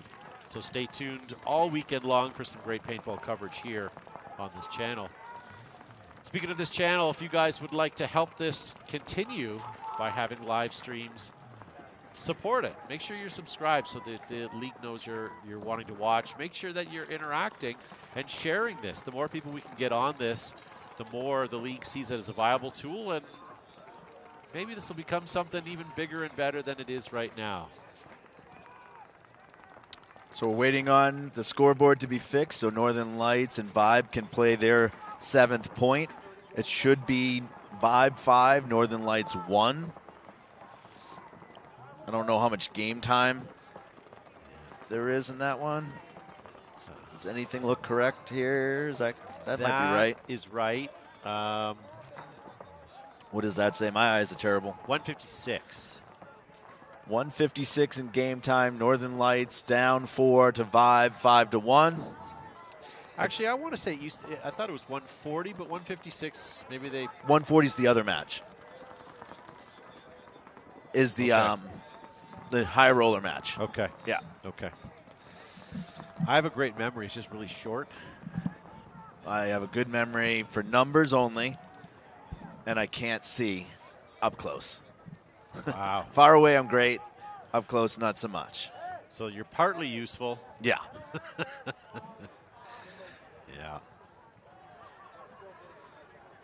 Yeah. Okay. Northern Lights wants to end this match on a positive, bring it into their last match of the day later on. So they're 1-1 right now, looking like they're going to lose this match and become 1-2. You know what, though? Northern Lights against Dallas Vibe, even managing to get a point or two, I mean, that's still a decent task. Well, Vibe is a good team, but I feel like Northern Lights, in their second season has higher aspirations than, just putting a point or two on the board. So I think they're going to do well in their next match, having played Vibe in this match.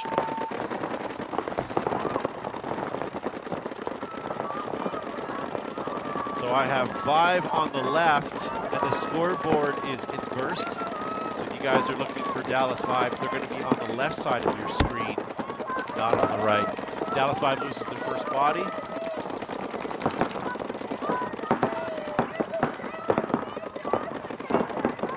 So Dallas Vibe doubled at home, losing another person. They're down to 3 bodies right now. Northern Lights are now in this Dorito wedge. They do have support in the Dorito 2. Now, when you have this advantage, I'd like to see Northern Lights take advantage of having the extra body on this side and really pushing the issue over here before a good team like Vibe can get a kill or two and even things up. So while you have that advantage, let's put some pressure on. Last minute of the game here. Dallas Vibe busted over to the Snake side to cover. They did manage to shoot out a Northern Lights player. And then Phil's into Snake 2. Yeah, as I was saying, they just needed to really put some more pressure on Dallas Vibe before they could transition over to this side. And now Tejada is in the Snake 2. Yeah, nice shot by Northern Lights, picking her off. Unfortunately, with the time, 20 seconds, Northern Lights are going to need to get on their heels, or on their feet rather, and start getting down that field. Doesn't look like that's going to happen, even though there seems to be only two Vibe players left. No, one, sorry. They were just eliminated. Not going to be enough 3 time. seconds, 2 seconds. Yeah, unfortunately, that's it. That's going to finish this match with a 5-1. I don't know if they were having gun trouble, Northern Lights, but yeah, it seemed like they were slowed down. And while Vibe was definitely attempting to slow them down, I don't think it was Vibe that was slowing them down. It was themselves. Angie came in obviously high. Normally she'd be down on her belly, but I don't know if she was looking to try and score the point for Vibe, so she came in high. And the Northern Lights player, unfortunately, was in the center brick and shot her up. But 5-1, Vibe moves on to the playoffs. They have one match left against the Heroines. So we have Fems back on the field with 1:40 to get a point against the New Jersey High Rollers. And it'll be interesting to see how they... Yeah, the scoreboard is right. Now the scoreboard had the names on the right side. All right. High Rollers are on the left, Fems on the right. We'll see if the High Rollers are going to try and really just gun up, or if they're going to actually take some ground. They do try to take the corner with Baby Spice there. High Rollers spread across the back. So they do get out wide, which is going to be a little bit more challenging now for Fems. Fems comes up to the ghetto. Inside. That's Andrea Martinez.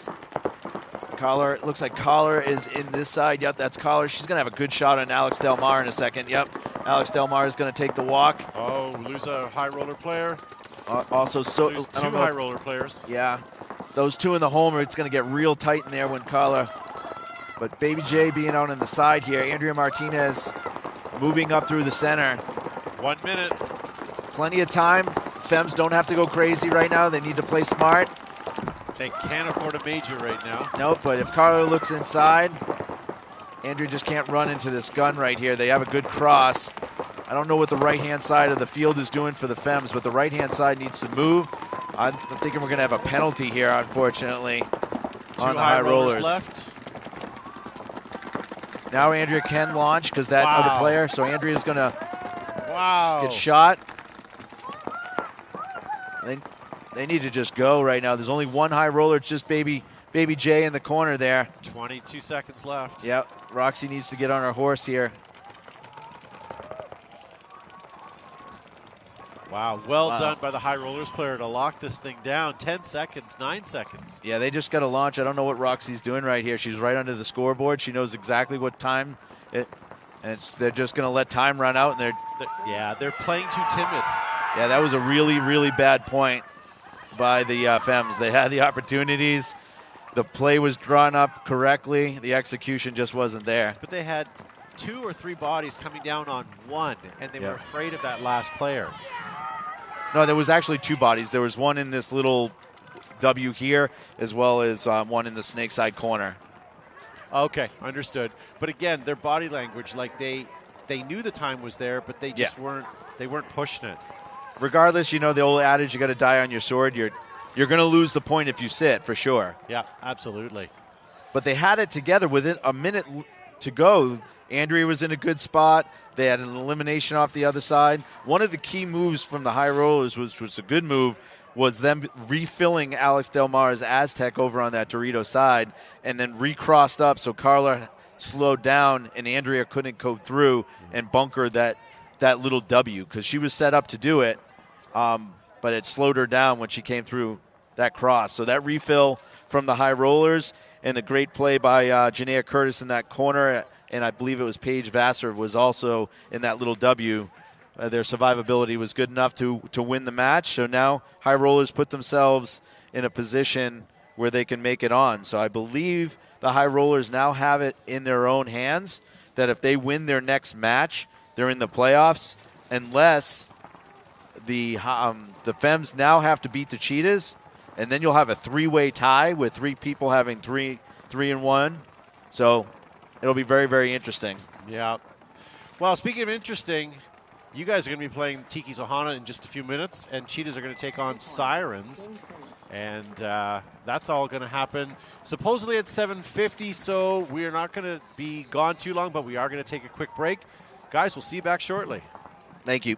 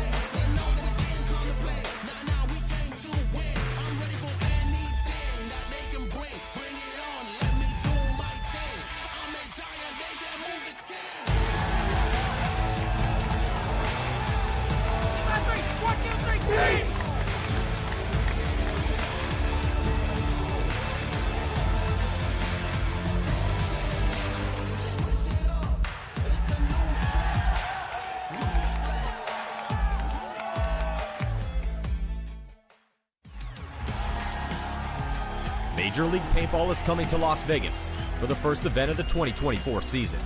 At its heart, the game of paintball is simple. Shoot your opponents before you get shot, and then march down the field to victory. In the Major League Paintball Pro format, each team employs 5 players at a time, and they have a buzzer on their side to protect. Hit the opponent's buzzer, win the point. En route to the buzzer, both teams will be locked in gunfights, utilizing diverse strategies while moving up a field full of bunkers, fighting to get into critical positions. And these strategies could change given the score and the time left on the clock. There's 15 minutes in regulation. The highest point total wins the game. This is chess with guns, with no quarter given and no quarter requested. Welcome to Major League Paintball.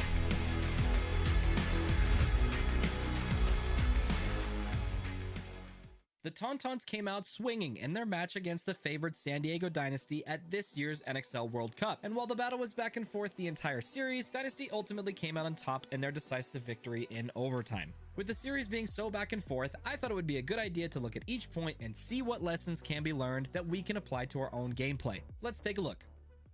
Point 1 goes to the Tauntauns, despite Dynasty making a strong early push up the middle. This was in large part because Ryan Greenspan was run down in an uneven trade shortly after making his move. How did this happen? Well, if we look at where Ryan and the rest of his team were, we can see that the only players who can really protect him this far up the field are either Archie, whose only chance is landing a trade with a player who comes to run him down, or from Chris Shear, who would have to look on the inside of the field from the Dorito can. In their current positioning, Shear is likely the best candidate to protect Ryan, although this would slow down their Dorito push. The lesson learned: if you plan to make early and aggressive pushes up the field, be aware of whose job it is to protect that person. There's nothing worse than going through so much effort to take ground only to have it snatched away shortly after.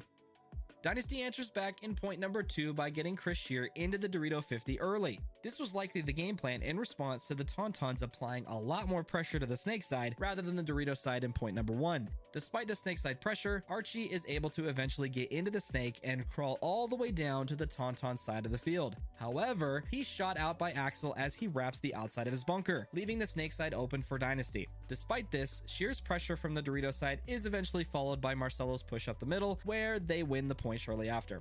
There's a few lessons learned from this point. The first, sometimes you gotta make something happen before it's too late. There was a fairly long window of time where... All right. Welcome back, ladies and gentlemen. We are just about ready to start our next match, and that match is going to be Cheetahs versus San Francisco Sirens. They're already on the field. We have 20 seconds to go. All right, so Cheetahs, Sirens. Ready, it's linked. Okay, and with me, I have Veda joining me.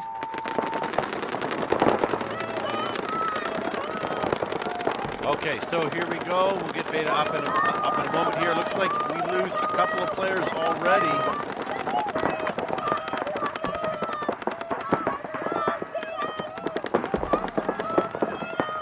All right.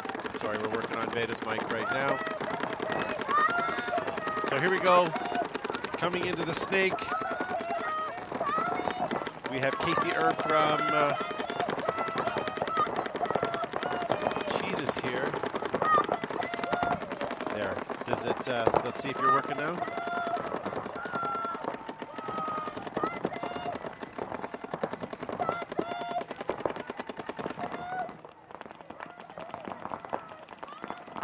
Check one.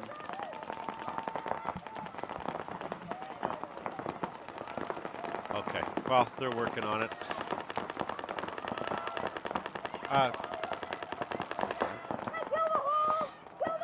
You should hear it when it goes on. You'll hear your... Okay, so here we go. Sorry, ladies and gentlemen. So Cheetahs coming up. As I mentioned...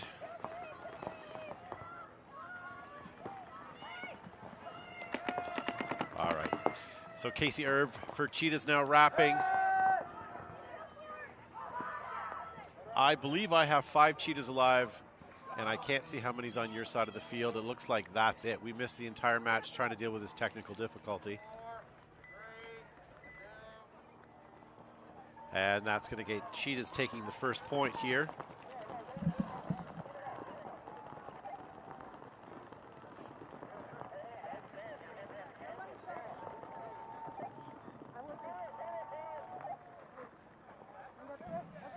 All right.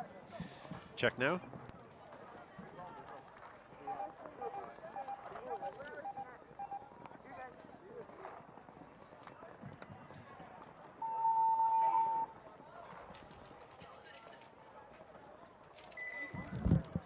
Okay, so that's going to give them the first point.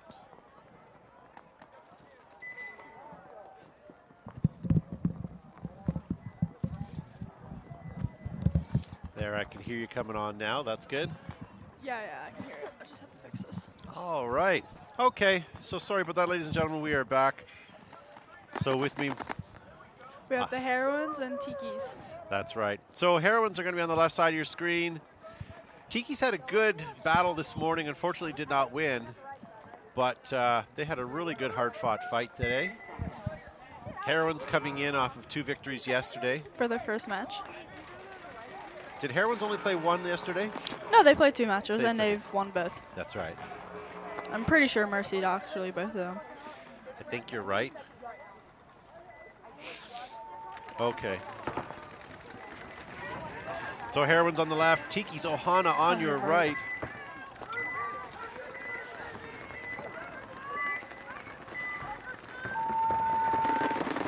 Okay, so 3 guns up for Heroines going straight up the middle. Oh, they lose 3 bodies, Tikis. They have 1 in the snake corner and 1 at home. So Heroines are all up the middle or on the spectator side.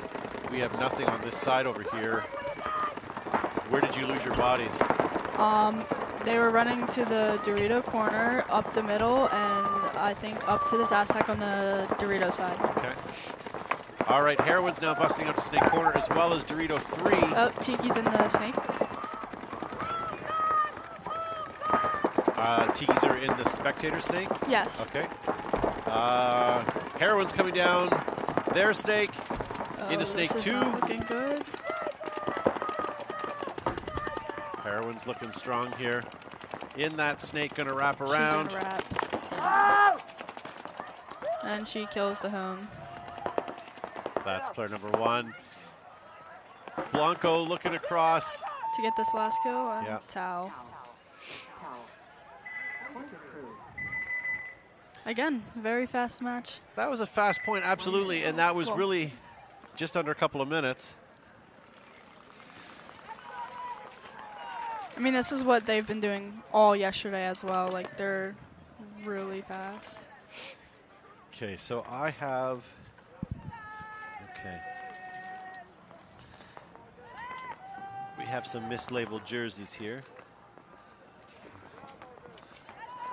Okay, so coming back in the field, we have San Francisco Sirens taking on the Cheetahs. No score for them showing on your screen at home. I'm pretty sure Cheetahs have the point. Cheetahs did take the point, Yes. 1-0. So I'm not sure why our scoreboard's not updating right now. But know that Cheetahs are up by 1. All right, so let's see if Sirens can get this point here.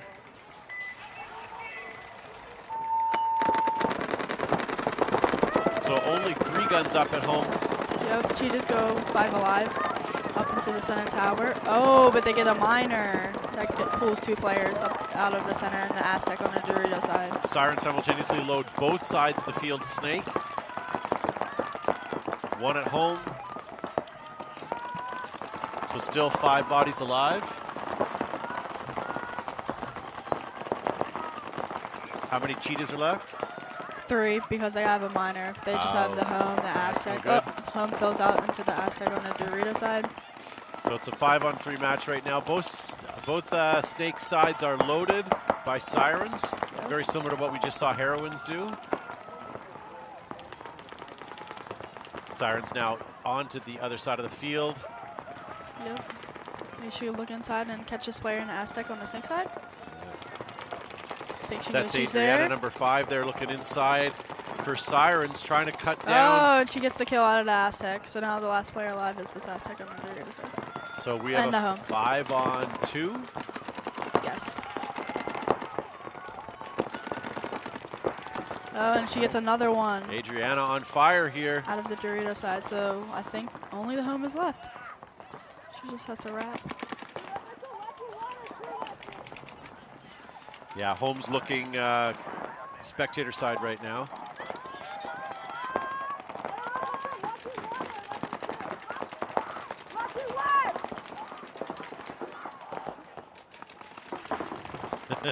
Lots of guns shooting empty bunkers right now. Yeah. I don't think they know where this body is. I don't think they do either. Towel that's being Tao. called. Well done, Sirens.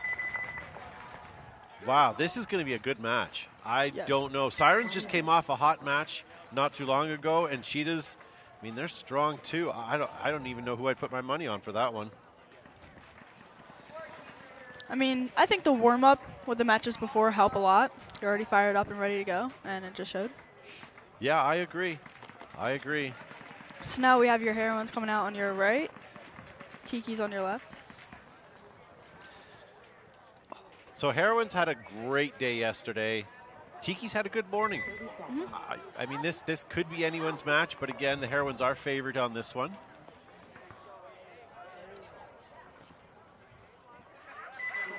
So we have Durst and Lopez walking out on the field for Ohana.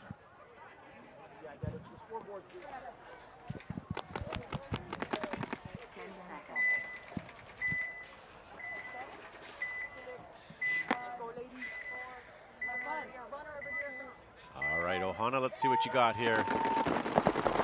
3 guns up. Wow. 2 gut runners. Big breakout. Oh, they lose a body, the Heroines.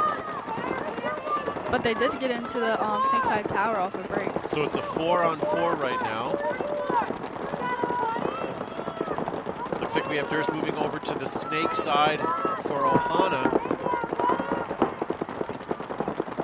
We have 3 across the home row plus Durst in the snake 2 now.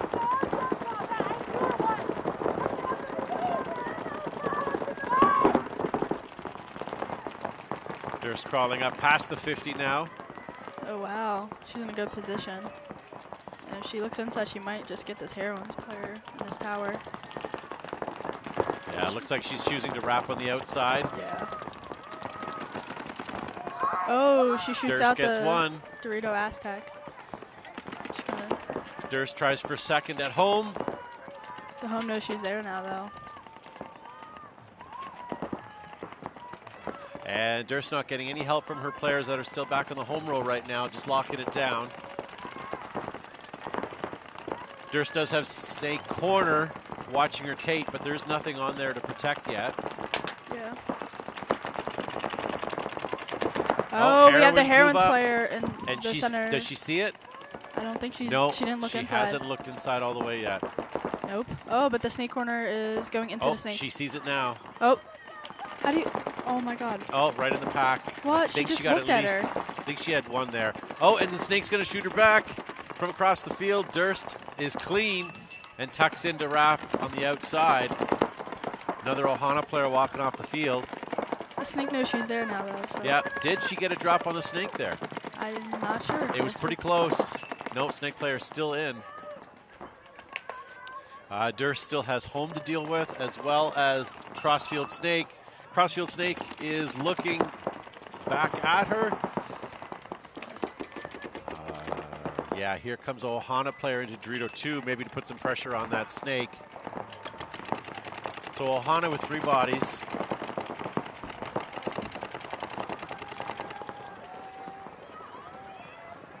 Oh.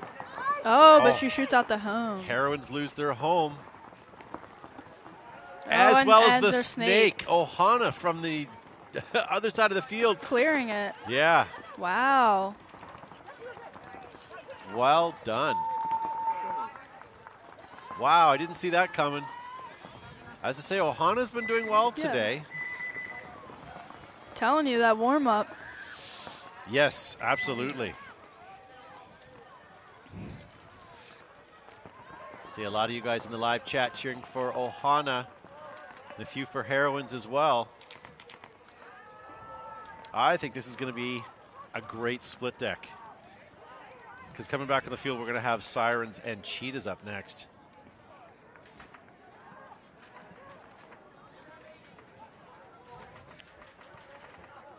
Good morning, ladies and gentlemen. This is day 2 of the first event in Las Vegas, Nevada, here at Craig Ranch. We are watching the Professional Women's League right now. This afternoon we'll see some semi-pro, so stay with us all day today. My name is Todd Ansich from Behind the Bunker Paintball Podcast. With me I have Veda in the booth as well. Veda's sunglasses are slightly cooler than mine. Yeah, I'm trying to see what's going on with the sun. So Cheetahs are going to be on the left side of your screen there. And then the Sirens on your right. Okay, time is resuming again.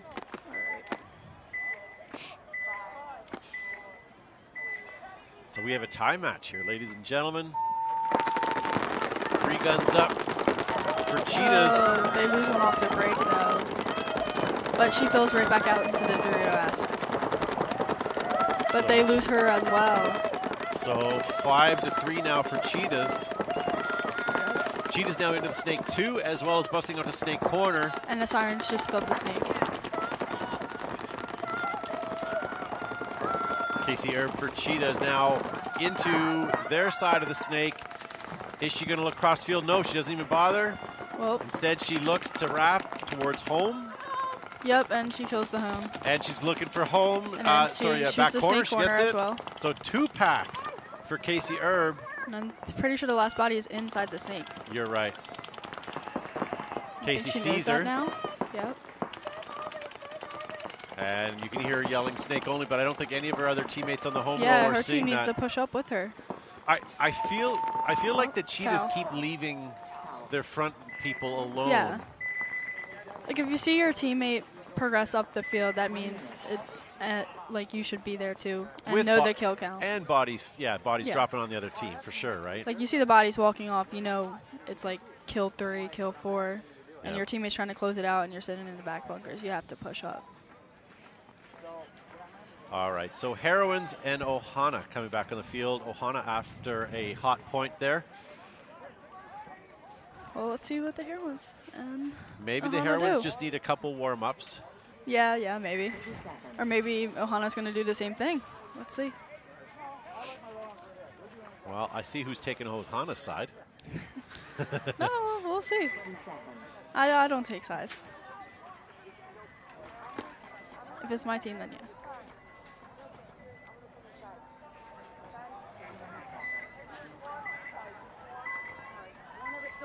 All right, so let's see who's going to break this tie here.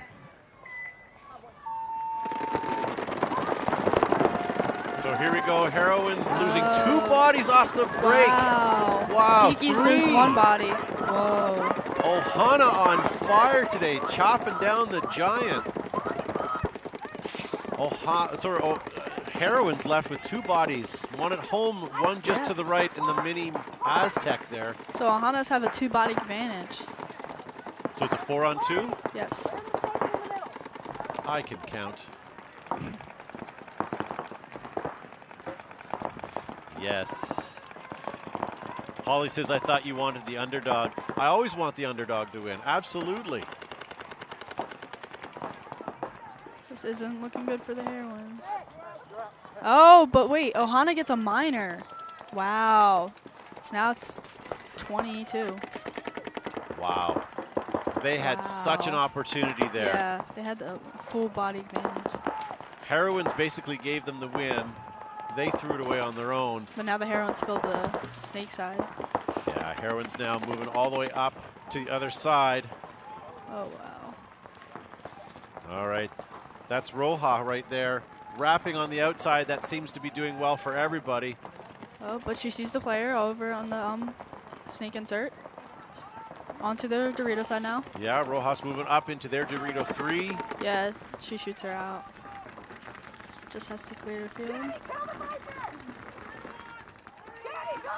And here we see Heroines player still at home, while the other one is hanging the flag. She hit the buzzer? I don't hear it. Nope. Okay, there we go. Yep. Towel being called. So that's going to give a Heroines 2-1 lead now.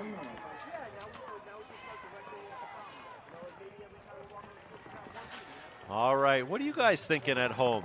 Heroines or Ohana?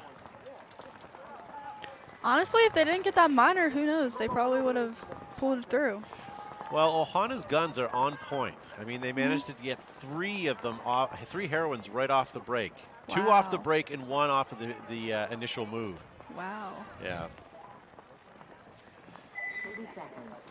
All right, so Sirens trailing by 1.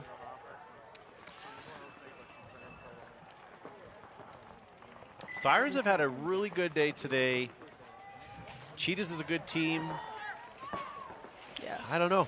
Again, I don't know who I'd put my money on right now. Sirens coming out here and getting points and winning games has looked really good for a new team and actually competing with these teams. All right, so 3 guns up for Sirens. Cheetahs lose 1 body off the break. Okay, so it's a 5-on-4. Sirens still loading up home with 2. Oh, they lose another body though, but they're into the Dorito side wedge. So it's a 5-on-3 in favor of Sirens right now.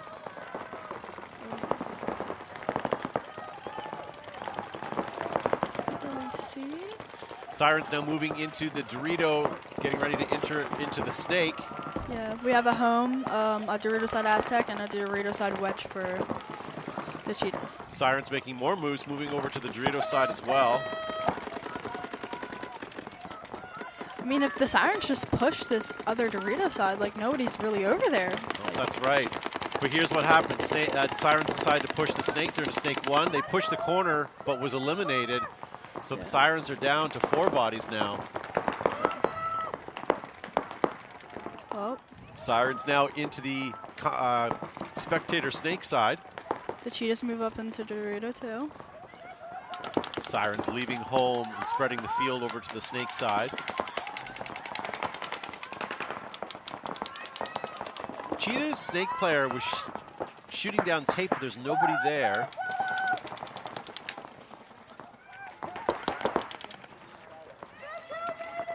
Sirens and the snake just committed to looking inside. Okay, here we go. Cheetah's now going to go down the tape. Is this going to be a little bit of a gun battle here right now? Oh! Oh, nice. Oh. Did they trade? No. No. Ref coming in for the check. Clean. Ah, that was a nice goggle shot. shot. Oh, but they lose another player off of the Dorito side. But they shoot out the Siren snake player. Sirens dropped a body, but I still see at least 2 or 3 of them right now. Sirens are moving up the snake side. So I have 2, if not 3 Sirens. I see 1 Cheetah player left over here. And that's Nicole. No, it's not. They're both on It's each Alexis. other's side of the field. I don't think they realize it. Okay, watch here right now, Well, though. the Sirens players, I think, hitting the buzzer. Yeah.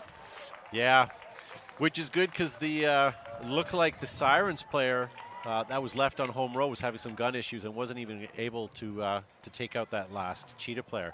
Wow. We have a tied match. Look at that, ladies and gentlemen. Unexpected.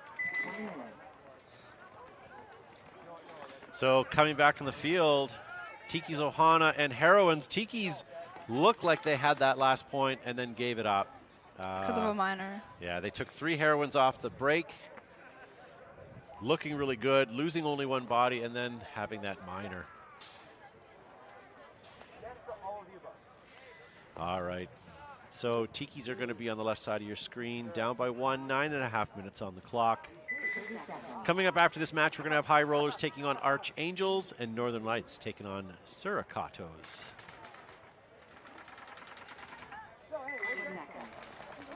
With me in the booth, I have Veda this morning. Hello. And my name is Todd. I'm from Behind the Bunker Paintball Podcast. You can hear Coach Ricky Smith yelling at his team, Ohana, some last-minute inspirational quotes.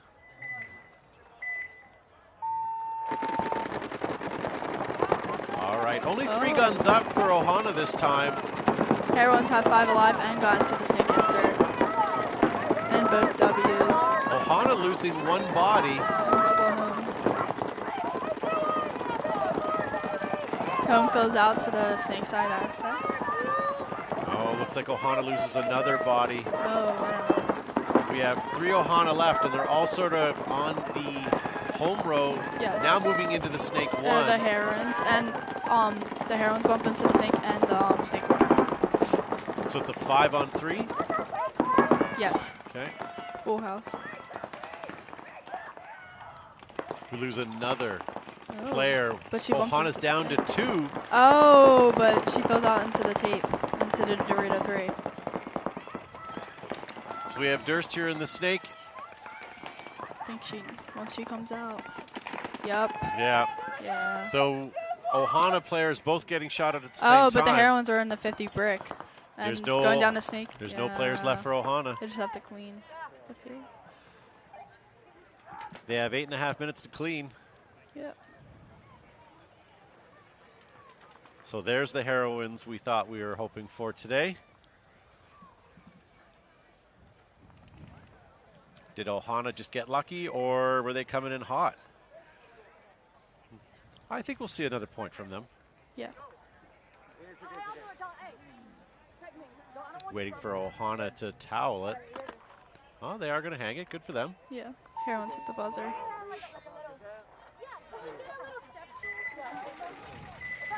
So the only criticism I have for Ohana is why not have 5 guns back up? They did great on laning last time. Yeah. Not to say that the be all and end all. I get the coach was trying something different there. But if it works out, I would try it again. And if it doesn't work, then change it up. Yeah. Or maybe have 4 guns up if you're going to take a runner. Yeah. Yeah. Risk one body out Yeah. wide. But again, he knows his team better than we do.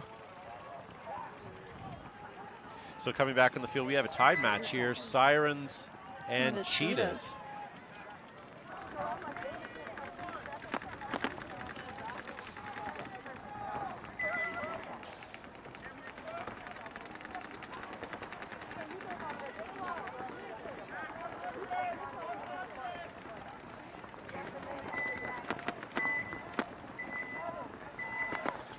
All right.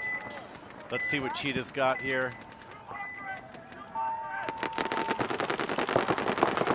Only 3 guns up for Cheetahs. Oh, Sirens have 4 guns up and 5 bodies alive. Cheetahs 5 bodies alive as well. Doubling up home again. As well with the Sirens. Cheetahs on their knees in the snake insert. Let's see if she'll get in there.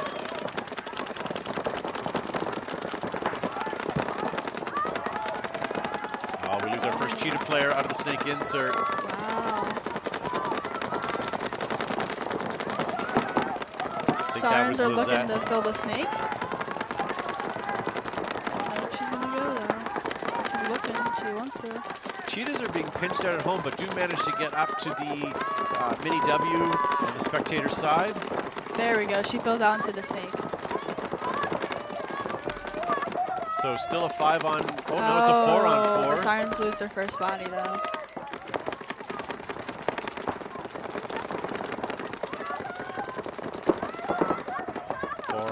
Match. The Sirens player is in the spectator side snake too, though. Okay. She's got down, she's crawling. Right now, we don't have any Cheetahs really in any scoring position here. They're all sort of at the back of the field. Here we are now, moving finally into the spectator snake 1. Oh, and we lose a Cheetah player off the home row. We have home, we have now Dorito 2, and we have Snake 1 on the spectator side. For the Sirens, we have the Snake side Aztec. Oh wait, oh, are they about to trade? Oh, I think the Cheetahs player actually just killed the Siren Snake player. Wow, look at that. Cheetahs now up past the 50. Yeah, the Sirens lose 3 players, so I'm pretty sure the Snake side Aztec's the last player. Oh, Wow, look at this. tell. Cheetah player cleaning up all the Sirens players from the spectator side. Wow. She was in a good position too. She was in their snake. And Just towel gotta be being aware. called. So that's going to give Cheetahs another point here, making it 3-2. And that was still close. And they have 7, almost 8 minutes of gameplay still left on their clock. Okay, so coming back over here, Heroines and Tiki Ohana.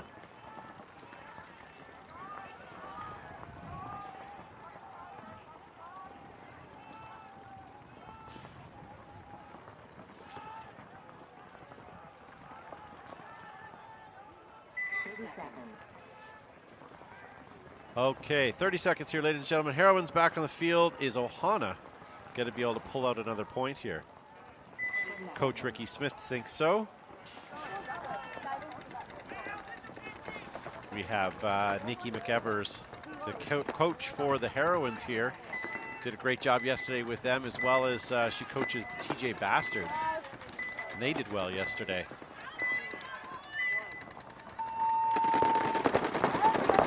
Oh yeah, heavy guns up off the break for Ohana. And it worked for them because they were able to take out at least one. Yeah, but they lost one of their. So 4 on 4. Okay. Heroines doubling up at home. One in the Snake side mini W, as well as one in the Dorito side. Oh, Ohana goes up to the 50 brick. Doubling home, and the home goes out to the Dorito side Aztec. That's Jillian there for Ohana. And we also have a Snake side Aztec as well. As long as with a home as well. Heroines now moving into the Snake insert as well as the Snake corner. She got there all the way from home. Did she make it in clean? She did. So we got a nice spread across the home row for Heroines, as well as now into the Snake 1 on their side. Moving right past it into Snake 2. But if you look at that, Tiki's Ohana all the way up. On Heroines' side wedge, but then the Heroines player missed it, but's going to see it if she pops up her head now. Not expecting to look for that. She may miss it here with that lane blocker in the way. She is. She didn't even look. So Blanco can't see it there. Oh, she can because she went there back. There we go. Yeah. Ohana had a great spot there until Heroines moved up. She's going to look for the wrap. So Heroines with 4 bodies still alive. I think it's a 4 on 3. Yes. Here comes the wrap from Blanco. But she kills, yeah. Takes the Dorito and the home, and the last player is the Snake side Aztec, and she gets her 2. Takes her 2. Was that a 3-pack? Yeah. Nice. We've seen a lot of 3-packs from that launch of that bunker. Towel being called. So that's going to take Heroines 4-1 against Tiki's Ohana so far. And back on the field, we have Cheetahs and the Sirens for a close match, 3-2, with 5 minutes left on the clock, almost 6 minutes.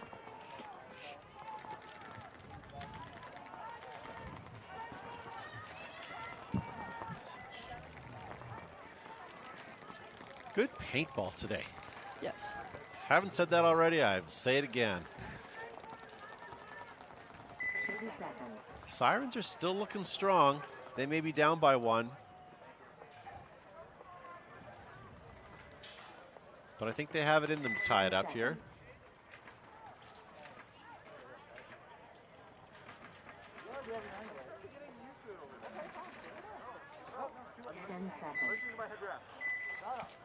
Okay.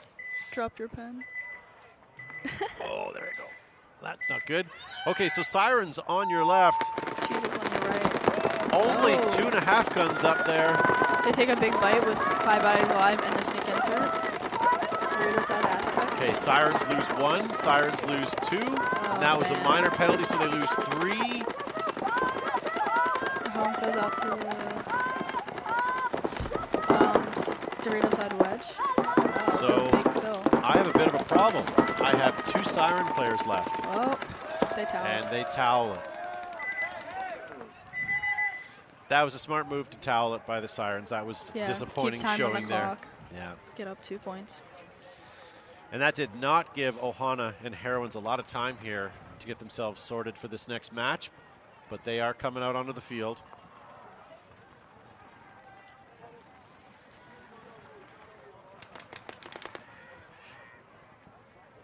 How did your team do this morning? Oh, we won our first match. There you go. Against the Fems. And then we That played was a good match. game. Yeah. Pretty close.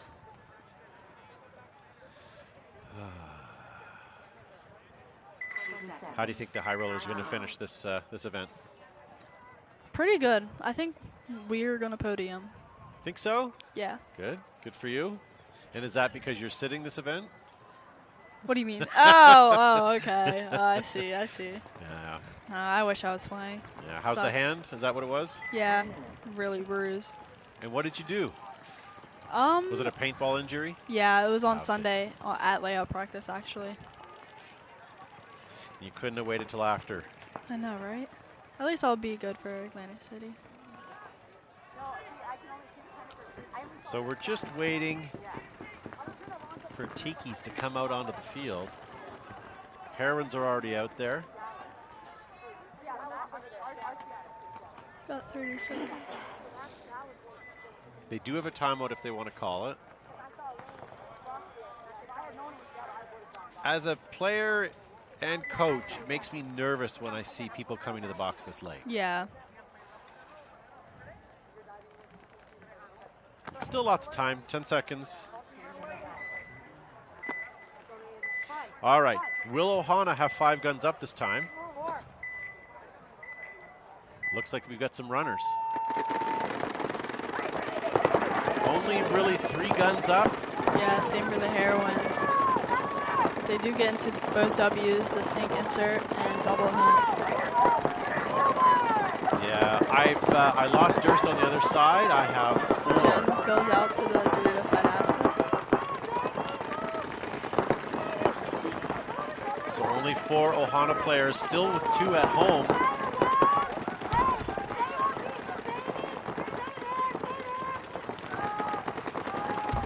The home player goes out to the snake side asset.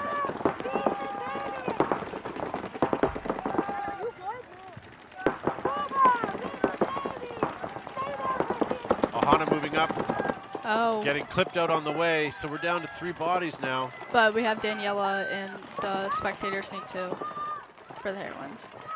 She's gonna wrap. I still have doubled up at home for the Ohana players right now. I have 2 at home, and then I have 1 in the snake corner. Heroines still have both of their bodies in the W's, Dorito side asset, but Jen fills up into the Dorito too. Ohana with their last player alive now in the snake they corner. tell. Yeah. Wow. One more point, and that will be a mercy for the Heroines. Ohana was looking so well. Yeah. Maybe they should try that 5 guns up again. Looked good for him. True, but also Heroines are getting warmed up. Yeah. And this is the Heroines we've seen all week. Yeah.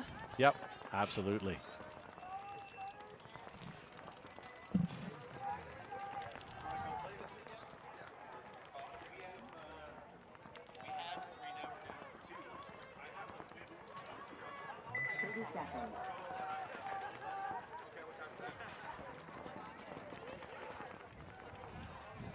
So now coming out on the field, we have the Cheetahs and the Sirens. Sirens on your right, Cheetahs on your left. Let's see. Only 2 points with 4.5 minutes on the clock.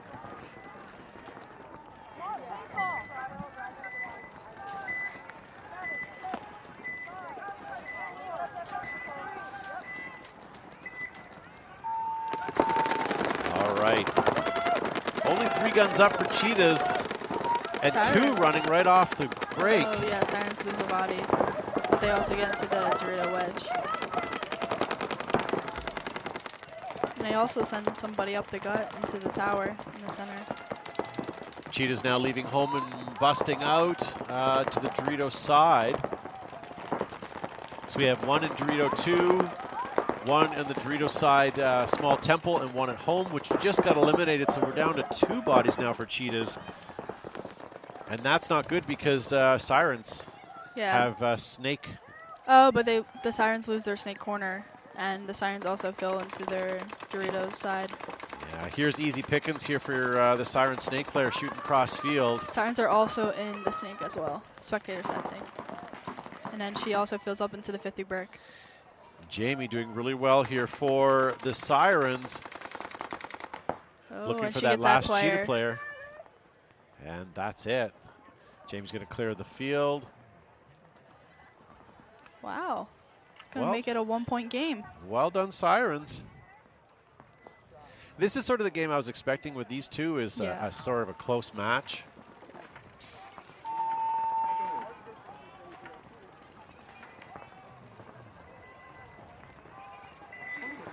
(4-3). 3 minutes and 40 seconds left. Goodness me, far from over. That'll be a good game. Coming back over here, though, next point will decide if Heroines move on or if Tikis can get their second point on the board. Yeah. Heroines have found their groove. Ohana seems to have lost that edge, but again, we'll see. Now, Heroines are one of the top 2 teams here from last year. Tiki's Ohana is a newly formed team with coach Ricky Smith. They play out at Tiki's Paintball Park in Sefner. So expecting the Heroines to win, but cheering here for Ohana.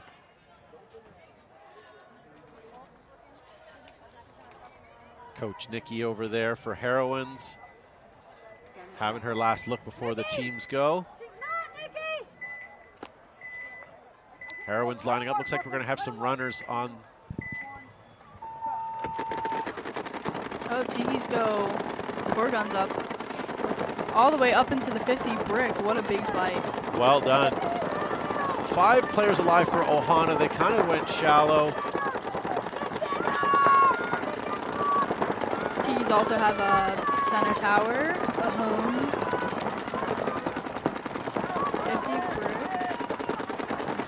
But the tower fills into the wedge.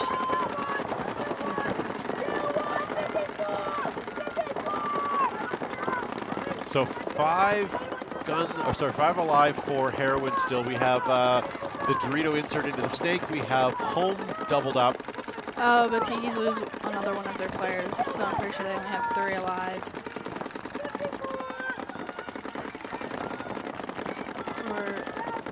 Oh, wait. All right, Heroines now moving out. Oh, they pull her out. So now they have 3 bodies alive. So one of them just filled the snake. 5 on 3. Unfortunate for Ohana. Heroines now moving into Snake 2 as well as... They're next to each other, literally. Yeah, we've got a bit of a poison going on right here. Well, I think she feels the bunker move. Does she get her? But if Blanco can get up here quicker and look across, she might get that same kill. I think she will. There, she's finally there. Can she look up? Yeah, nice job. Right in the back. Heroines do lose another player over there, so Heroines are down to Tikis. 4. I think they only have 1 player left. If not, that's it. So it's a 4-on-1, if that. No, I think it's cleared. Okay. So Heroines going to take that with 4 alive. And that is going to be a mercy. It'll be a 6-1, which will send Ohana home. Yeah, Ohana really could have used that win, that's for sure. Yeah. They were hot in the beginning, but Heroines. So now you play for the High Rollers, and you guys are playing next. Yeah, we are playing the Archangels. Yeah. Okay. And what are you thinking there? I think we got it.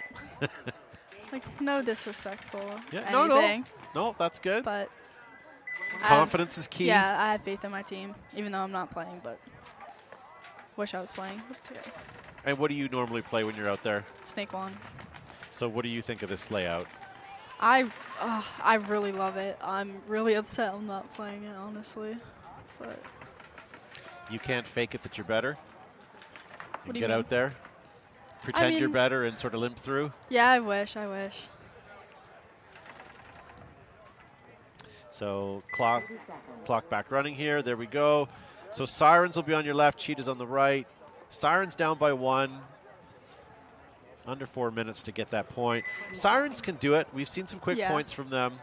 And they still they have 2 minutes. That's a good amount of time just to tie it up.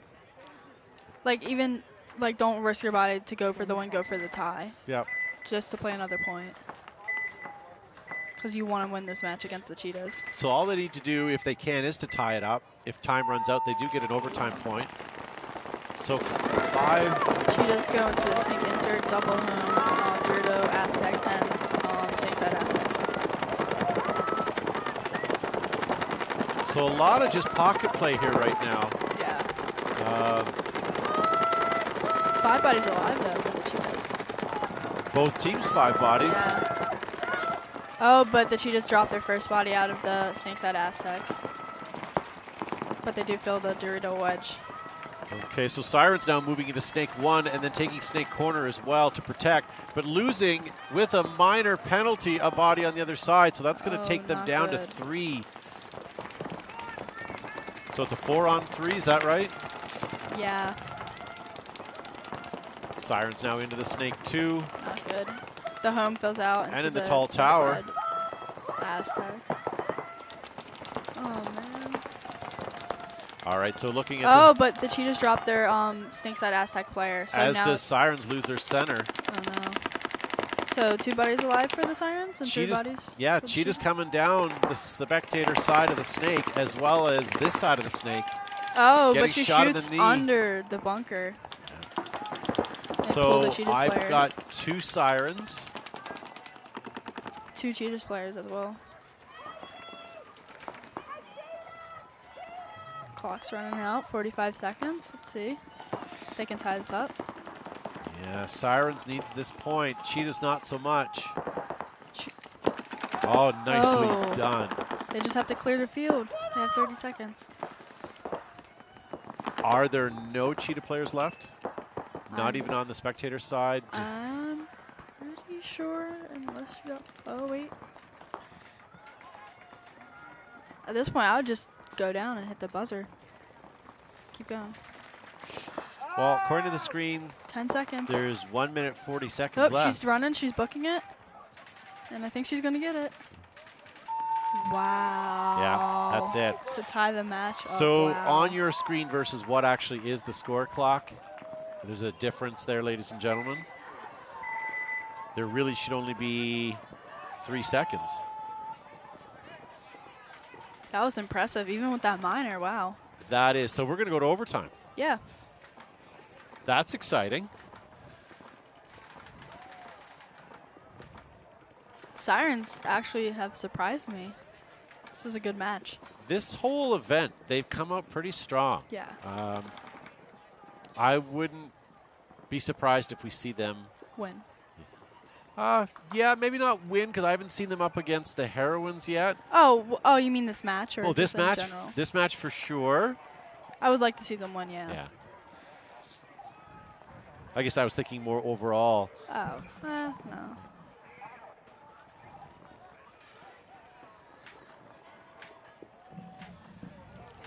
All right. I guess they'll have to roll that 3 seconds into.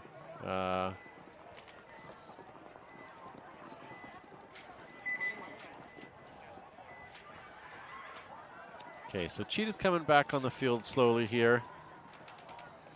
1 minute on the clock.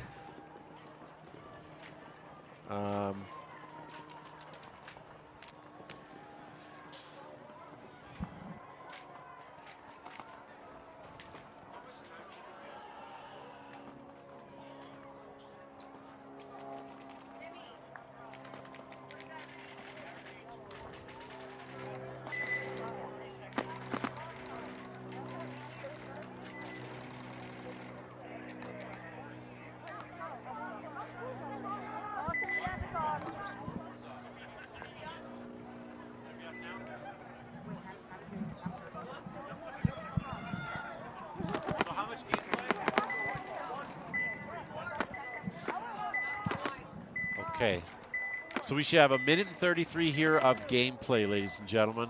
That's where the confusion is, and we have Cheetahs versus Sirens right now. And there we go. Now it's fixed. It's up there on the screen. They do lose one off the break. So that time was right. Another body walks off, so they only have 3 bodies alive. 2 in the home and 1 on the W on the spectator side. Right. Well, Cheetah's not wanting to walk off the field. They still have 5 right now. 2 at home.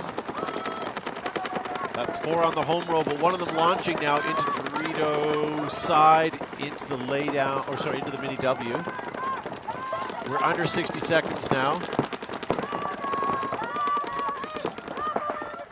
Cheetah's now moving into spectator side snake.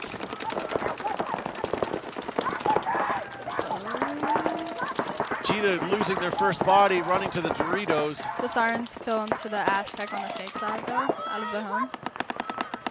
Cheetah's now taking snake corner, snake insert, and snake 2. Oh, but they shoot out the Sirens home player. And she's running down the field. Towel being called. Towel being called. That's a tough one. Wow. So how much time is on the game? It flipped off pretty quick, but I believe, there we go, so 26 seconds. Yeah, 26 seconds. That's going to be a tough one for the Sirens to get 26-second point. Yeah.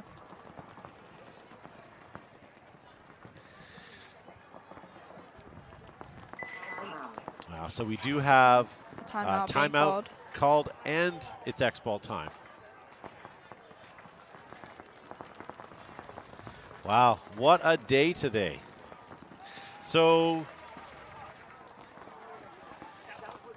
there was a question who you are and where you're from. So we have Veda in the booth here with us today, and she's on the High Rollers. So nice to have you with us. And High Rollers are going to play next against St. Louis Archangels. Yeah. And the Northern Lights are going to take on Sacados, so don't go anywhere. Then we're going to have Cheetahs taking on Fems, and the Heroines back on the field taking on Vibe. That'll be a good match. Yeah, for Heroines sure. And Vibe. And Top then East teams. Coast Effect and Sacramento DMG. Those are semi-pro teams. That starts the semi-pro bracket starting at 10:35 today, and that'll go all the way until 4 or 5 o'clock. So stay tuned for all of that gameplay coming up soon. If you're wondering what you're watching, this is Event 1, Day 2 of Las Vegas.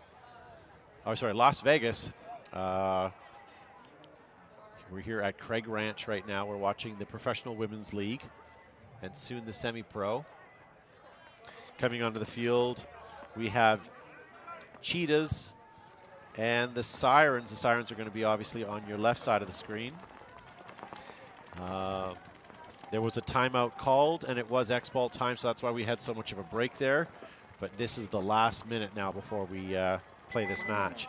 So Cheetahs are ahead by 1 point. Only 26 seconds left in this for San Francisco Sirens to get a point. That's who I would watch on your screen. That'll be the left side of your screen. They need 26 seconds, otherwise they lose this match. If they can tie it up in 26 seconds, then there'll be an additional 5-minute overtime point, sudden death.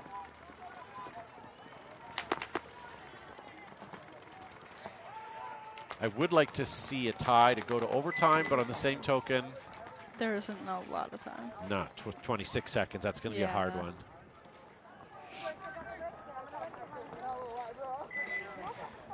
The sun is finally right above the field. It's warm. There's not a lot of wind, or warmer. Yeah, warmer. Not a lot of wind. I'm still wearing 3 layers right now. 4 layers, rather. Okay, so Sirens, all eyes on you.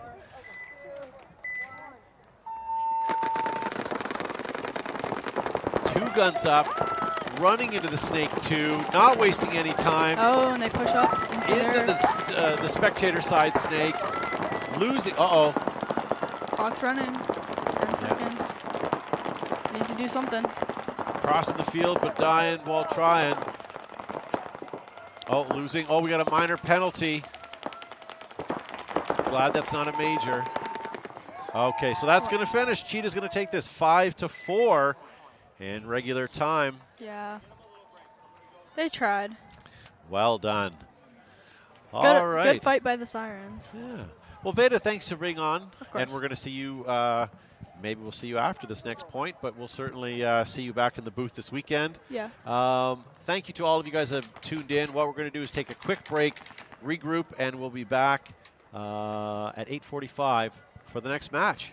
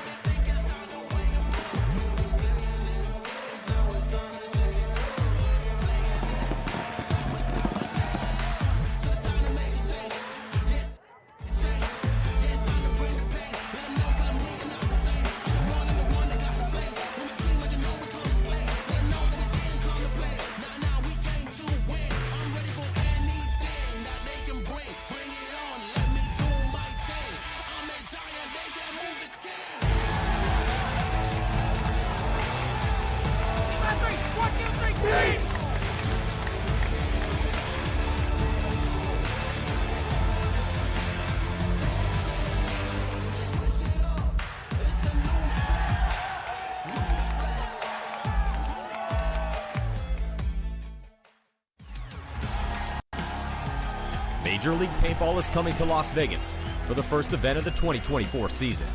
At its heart, the game of paintball is simple. Shoot your opponents before you get shot, and then march down the field to victory. In the Major League Paintball Pro format, each team employs 5 players at a time, and they have a buzzer on their side to protect. Hit the opponent's buzzer, win the point.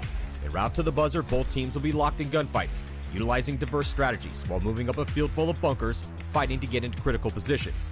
And these strategies could change given the score and the time left on the clock. There's 15 minutes in regulation. The highest point total wins the game.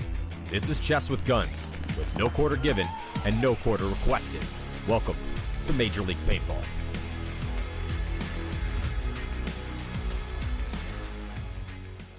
The Tauntauns came out swinging in their match against the favored San Diego Dynasty at this year's NXL World Cup. And while the battle was back and forth the entire series, Dynasty ultimately came out on top in their decisive victory in overtime. With the series being so back and forth, I thought it would be a good idea to look at each point and see what lessons can be learned that we can apply to our own gameplay. Let's take a look.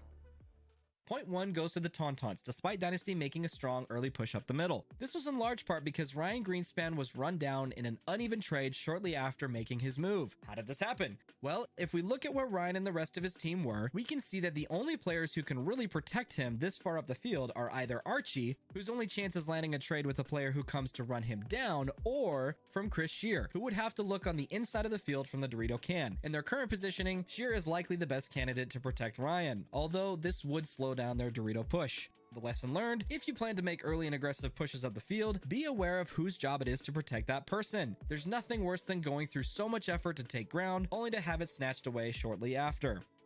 Dynasty answers back in point number 2 by getting Chris Shear into the Dorito 50 early. This was likely the game plan in response to the Tauntauns applying a lot more pressure to the snake side rather than the Dorito side in point number 1. Despite the snake side pressure, Archie is able to eventually get into the snake and crawl all the way down to the Tauntaun side of the field. However, he's shot out by Axel as he wraps the outside of his bunker, leaving the snake side open for Dynasty. Despite this, Shear's pressure from the Dorito side is eventually followed by Marcelo's push up the middle, where they win the point shortly after.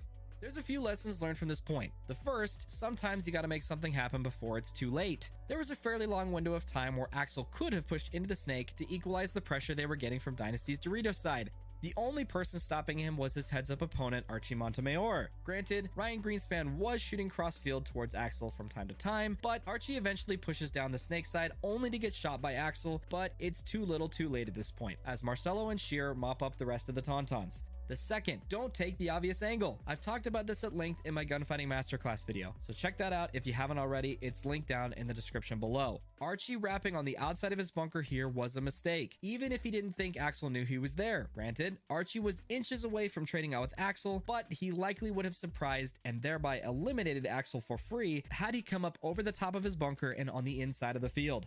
And the third, great game plans are made by responding to how our opponents are playing the layout, not just in what is working for us. Although Ryan survived the push up the middle in point number 1, Dynasty recognized that the Tauntauns were putting a lot of resources into stopping their snakeside push. It could have been easy for them to come up with a clear plan to get Ryan up the middle, only to protect him this time around, but instead, they opted to push the opposite side of the field hard, which paid off for them big time. Moving on. Dynasty maintains their momentum by winning point number 3 with a strong breakout that puts 3 guns snake way. This pays off when they shoot Tauntaun Snake Runner off the break and get Archie in shortly after. Archie eventually gets shot out of the snake in his signature over-the-top look, but in an incredible read-and-react moment, Ryan fills into Archie's spot immediately after and eventually shoots out enough players for Dynasty to win the point. The lesson learned, we gotta be more careful repeating our tendencies and habits, especially when we're this deep into the tournament. Matty Marshall even says as much about Archie, that this over-the-top look has been working for him, meaning that he's noticed him doing it somewhat frequently, at least enough to comment on it. And although that might have been working for him earlier in the tournament, it's something he needs to be more aware of this late into the game. So Axel now down the sidelines. Ooh, Archie gonna launch on or start. But Archie, yeah, Archie's been doing that and very successfully, staying up and over that top and not feeling much pressure, but... Point 4 goes to the Tauntauns in convincing fashion as they shoot out 2 of Dynasty's Dorito players virtually off the break. Tauntauns keep the pressure up and shoot out the rest of Dynasty quickly after and win the point outright. As they say, if you're going to lose, lose fast. The lesson learned, just like in point 2 of the series, the Tauntauns did an excellent job of focusing their guns on what was working for Dynasty, the Dorito side. Doing so landed them 2 quick kills that sealed them the point. Creating game plans that stop what was working for our opponents while also exploiting our strength is how you win games. Dynasty sends Arturo Andrade to the snake off the break in 0.5. The beauty of this play is that not only was it a surprising move to send someone to the snake off the break, but that this move was supported by shooting back at the only player threatening this play, the Tauntaun's back center player. You can see that just before the point starts, Marcelo Margot is looking for where the Tauntaun's guns are shooting. He identifies that it's a double stack at home and decides to shoot at Tauntaun's only gun that was shooting at the snake. This causes Fabrice Colombo to flinch, giving Arturo the time he needs to safely get into the snake. After the breakout, the Tauntaun's draw a yellow flag, which pulls 2 of their players, making it a 5-on-3. Dynasty eventually gets into red zone positions and closes out the point. The lesson learned here, support your runners by shooting at the players that are shooting at them. This can only come by having the intel to know which direction your opponents are shooting, either by scouting their breakouts, identifying their tendencies, or by simply looking at them and seeing what they're telegraphing. The subplot here is, don't telegraph what you're going to do before the point starts.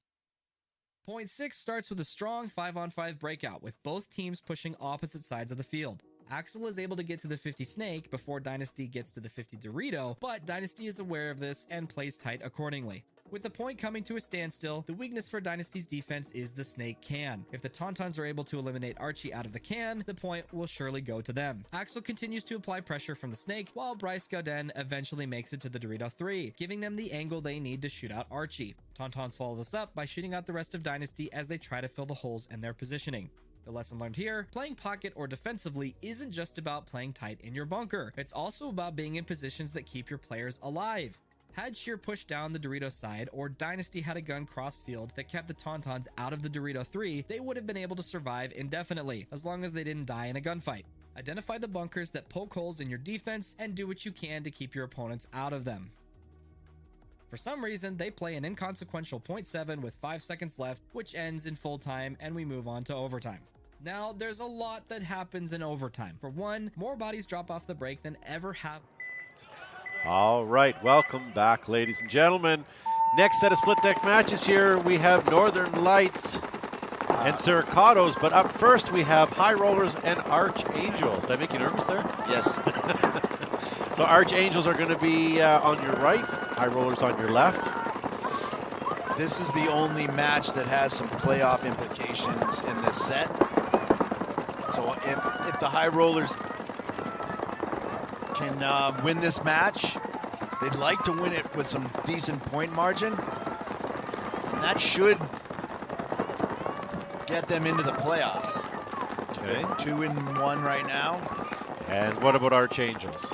Archangels, unfortunately, is not in the running for a playoff spot at this event. They are in the center 50 right now in the middle of the field. Alex Del Mar coming into Snake 2, looking inside. Looks like it's a 5-on-4 right now. Another kill for High Rollers. Alex is looking in the center, probably going to get a free one. Yeah, Del Mar is in the best bunker of the field this weekend. And she's playing it on her feet right now, although if she backs up and looks across. Oh, there's 2 people in there. Wow, they had 2 people. I don't know if that was a good idea. Certainly it didn't work out in their favor on that one, but I'm not sure what that accomplishes. That bunker in the middle doesn't really see a lot.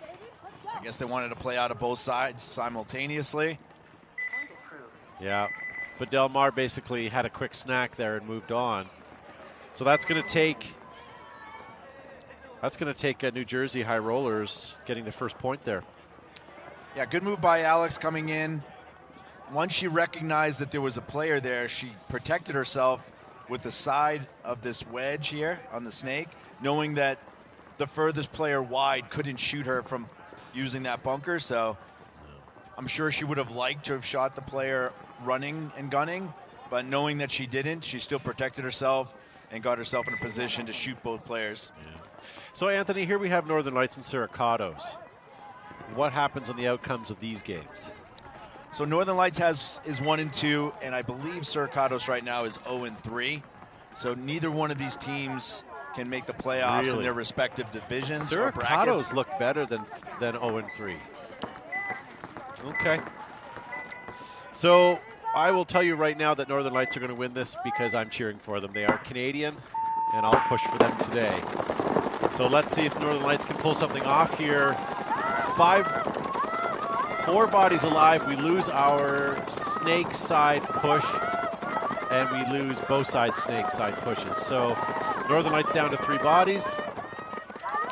Sacados is still in the pocket, but in good positions to make some secondary moves here. I think that's Bianca that's looking to get into the Dorito side 50 right now. Northern Lights are still in good shape across the back 50s. They're spread out wide. They do have good field position, but with down to 3 bodies, Sacados with what, 4? I can see 4 here. Yeah. I don't think they lost one. No? Okay. Then I've lost the 5th player.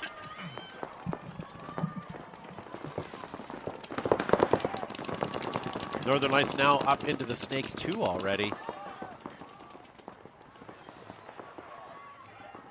We've seen a couple of knee shots on that snake there. Those bunkers are popping up nice and tight right now. Okay, here we have a bit of a fight going on here down the snake wire.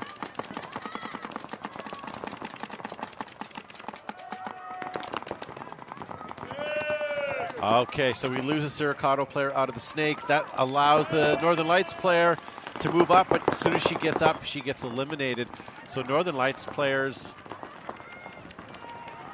I think there's only one Northern Light player left, but I'm not finding them right now. That may be all of them. Dorito 2. There it is, Dorito 2. I have to stand in front of Anthony and push him out of the way to be able to see that from where we are. Siricado's player So it's a moving up the 3-on-1 Dorito side. There's player number 19. For Siricado's going to chop her down. Does get her. Gives a bit of a fist pump in the air. Letting her team know that all is well. Good Come join her for a victory at the box. Simple Paintball says no Destiny this year. No Destiny this year. No, unfortunately, Destiny is no longer participating in the WNXL, but the majority, if not all, of their players from last year, I think outside of Liz Souza and Jackie Lon, that all the other Destiny players and maybe BB are all accounted for. I think Lynn Trong is playing with Fems. Katie Kelly, Nana and Tata are playing on the Heroines. Michaela Wilkins is playing on Vibe. And Haley Leva is playing on the Cheetahs. So a lot of the Destiny players did find other homes. All right, now we have high rollers coming out. Paige Vassar, Bella, Janaea, Taylor Hofer, and Alex Del Mar. Seems to be a good spread of teams. We do have some solid teams, but all the teams just below, there's a good mix. I think any of those could come up. Yeah, on paper there's almost a top and a bottom. In any division or any sports, right now we have 5 teams that on paper you think are more experienced, and then 5 that are up and coming. All right, so Archangels here, 3 guns up, going hard up the gut. Dorito 2, center tower, home. Just sort of playing the pocket. We've seen this whole field is now pocket play. Yeah, you're not seeing a lot of ground being taken in this match. I think you'll see more of it in the Northern Lights set. Alex Del Mar is playing the Dorito side Aztec. Up to the 50 goes Angels, as well as into Snake 1 insert.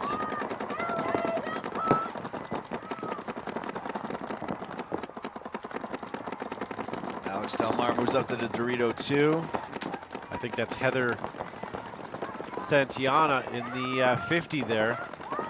Taylor Hofer moves over to the Snake side Aztec. And I think that's Paige Vassar that's actually in the Snake now for the high rollers. All right, we lose Archangel's home player.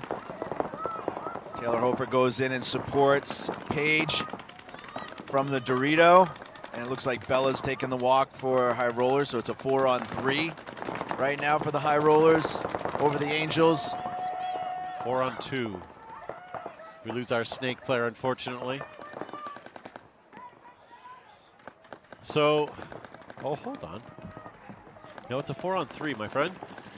I can't see that W on the other side, but I can see it moving. So there's a player there, there's a player in the center bunker, and there's a player on the Dorito side, small temple. Still a 4-on-3 for High Rollers. Alex Delmar in the Dorito 3 trying to battle with that center player, and she eliminates her. 4-on-2.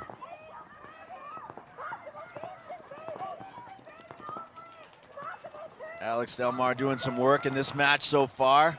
Multiple kills. We've seen a lot about Delmar today. She's earning that free agent money. Yeah, and there's 2 more kills for Alex, so she's about at 6 or 7 for this match after 2 points. That's pretty good.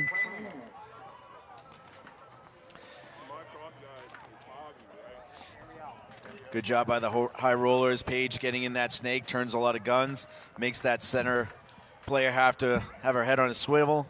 Taylor Hofer doing a good job backing her up on that snake side. So Sacados, 1-0 over Northern Lights right now. Let's see if Northern Lights can answer for that point.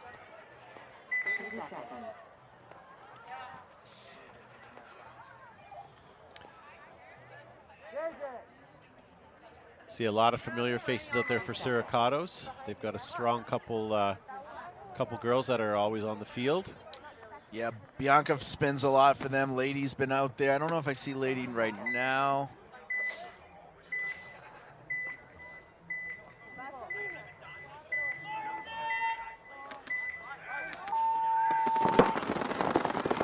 So 3 guns up, 5 alive for Sacados.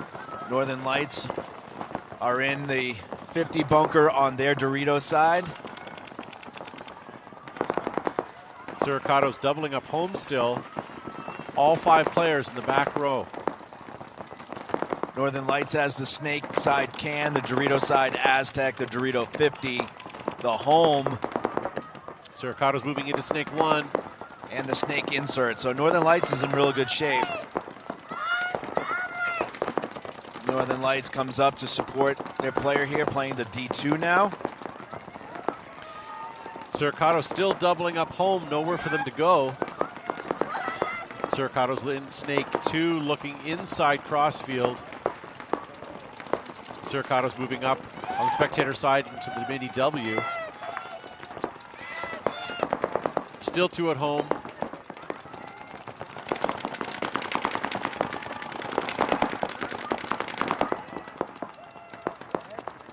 Oh, Sacados moving into the snake 1 on the spectator side. Northern Lights losing a player. She is trucking. I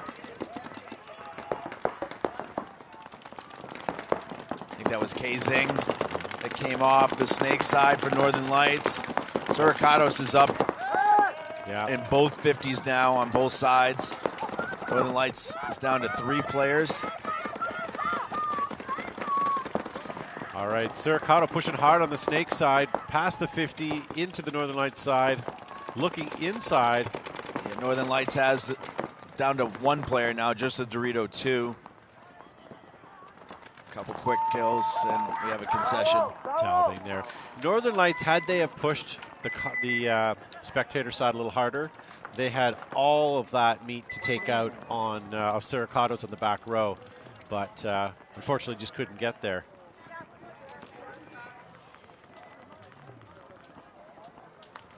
Very good camaraderie between these teams too.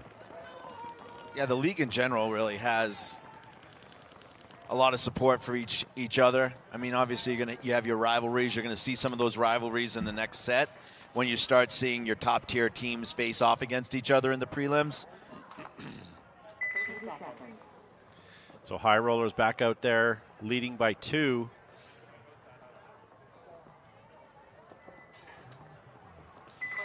It's an awful lot of people that are on the field now. All this media has all of a sudden shown up.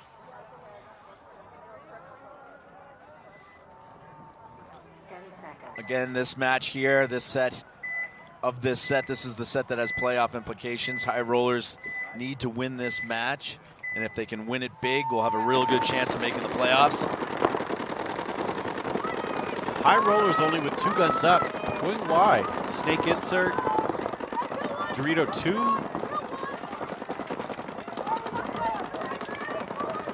Losing their Dorito 2 player.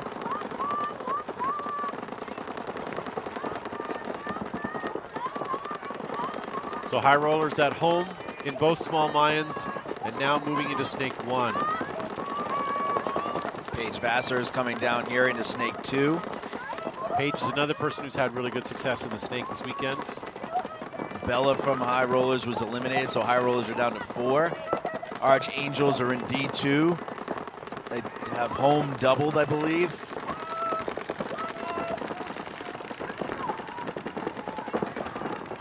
Four on 4.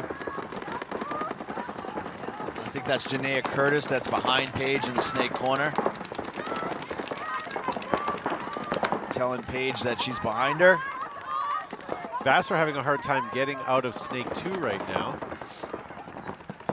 Yeah, the home is shooting there. If she gets really low, she could come further down if she chooses to.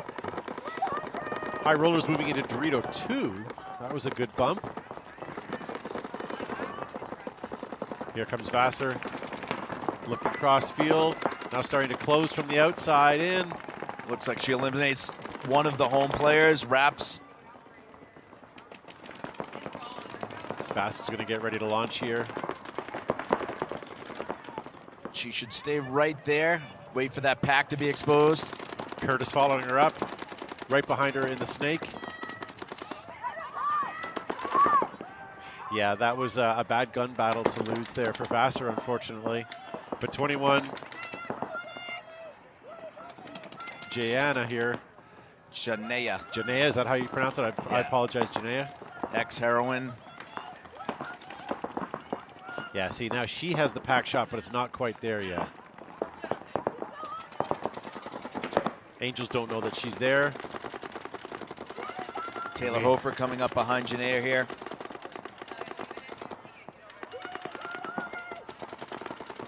Archangels have 2 bodies. So now it's just the Dorito. 1 for 1. Oh no, she stayed alive. I don't know if I would be the one hanging the flag if that was that close of a point for me. Because you never know if she actually did get one on her.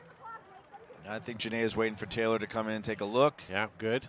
If this is a good point, it'll bring them up 3-0. That was a good point by the Archangels, though. I felt like they were in that point. You know what, though? The High Rollers were pretty relentless. They were moving and moving and moving. You know, it was slipping away pretty fast near the end there. Well, High Rollers have 3 really good players alive at the end there. Alex Delmar was still alive on the other side of the field. A lot of love for the Northern Lights in the live chat. Hopefully we can give you guys something at home. Maybe Northern Lights will take this next point. They are trailing by 2, but there's still 10.5 minutes on the clock. I will say that out of all, I guess, the areas, the Canadians are the most supportive on webcasts, I've found. We had 2 Canadian teams play in our local league in our webcast, and they did a really good job of supporting their Canadian team. So shout out to all the Canadians. New England X-Ball League. Gotcha. The NEXL? Yep. Very good. How's your broadcast? I feel our production's really, really good, especially for what we have. And Alex does a great job at home for us. Self-taught. Good. Oh, getting clipped off the break. I think we lose a Northern Lights player. All right. We lose 2. Let's see if Bianca is hit or not here. Smart move. Northern Lights move over to the Snake side. She's good. So do we have a 3rd body being eliminated right now, or Archangels is gone and a flag. Northern Lights losing. I'm sorry, Northern Lights. Oh, so that's it. We have one Northern Lights player. This for me is a towel. Well done. Good job for Cody there. Cody Atfield. So Sacados goes up 3-0. High Rollers is also up 3-0. Looking forward to our next sets. We have the Heroines will be playing Vibe, and Fem Fatal will be playing the Cheetahs. So, yeah. So you guys have the NEXL. We have the OPL, the Ontario Paintball League. That's the broadcast that we do up there, and it's a good sized league. There's 50 some odd teams that are in it, and it's on a couple of fields. It's been doing fairly well. Paintball, I think, is on a slow increase again for tournament paintball. All right, we got Sobe Glass coming out, as well as Paige. All right, Archangels, we need some points here. 10 seconds.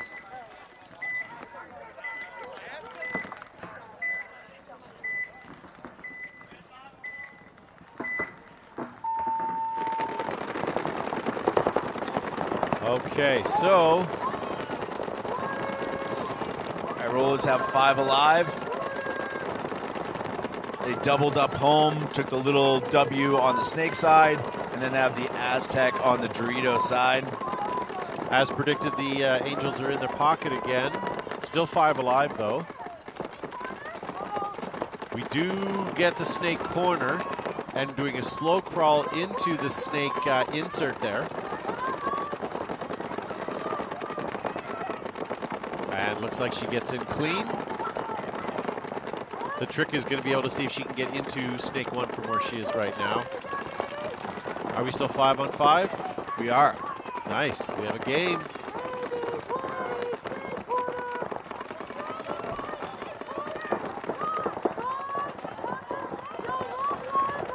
No new movement from the Angels. One of the Rollers is coming off. Oh, Angels now moving into Dorito 3. Quick bump. Number 37 for the High Rollers. And Angels getting clipped out, trying to get into the Snake. That was either Sobe Glass from the home or Alex Del Mar from the Dorito side Aztec.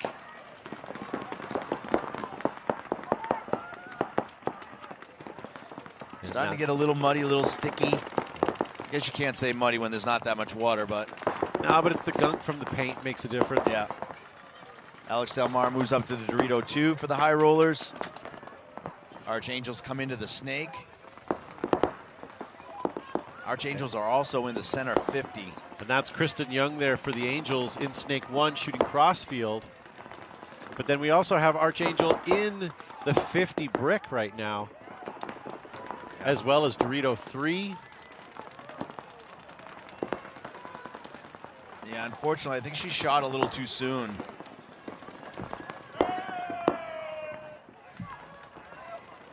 Good communication there by Sobe Glass. Yeah. So that's going to leave me with Dorito 2, Dorito 3, and center 50 brick.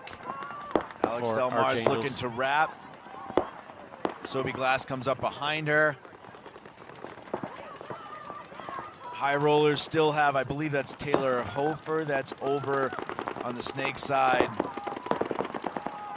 Sobe's going Here to comes launch. a run through.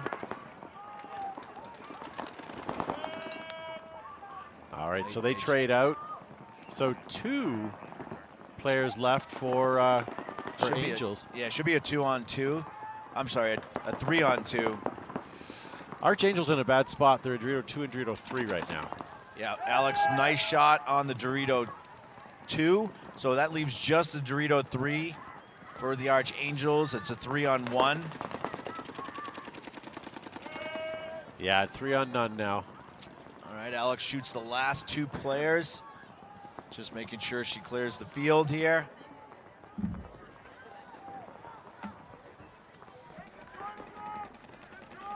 Alex waiting for a friend before she hits the buzzer.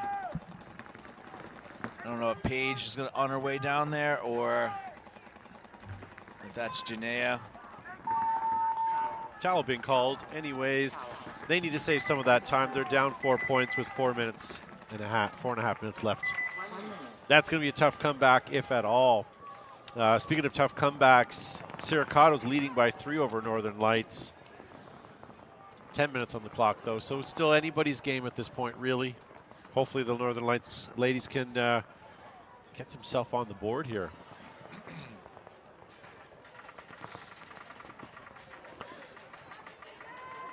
A lot of time for Northern Lights and Sacados to get themselves sorted out. That was a long point. So they all should be coming in fresh. Sacados coming in still at the 30-second mark. It stresses me when teams come late to the box. It certainly does. There's no need for it. And sometimes it's unavoidable, but yeah, for the most part, you try to get out there as quickly as you can. As a player, I like to get out there, look at what I'm going, visualize it, and be ready to go. Okay, Sacados on the left. In red, they had 5 guns up off the break. Does that reward them with anything? Not quite yet. Sacados losing their corner player. It's a 5-on-4 right now.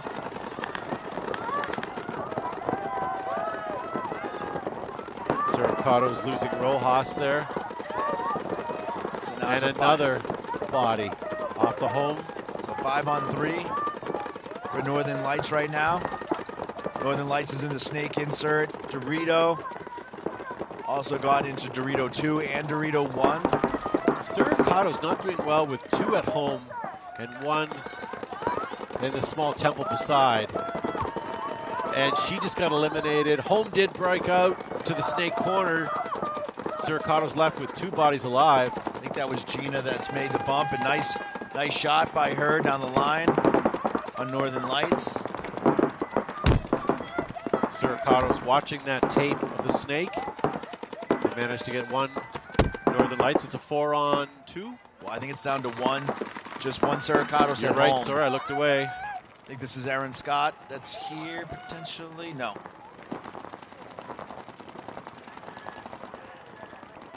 And that's the last Sacados. Actually, yeah, that is Aaron. Clearing the field and coming in. Hit the button.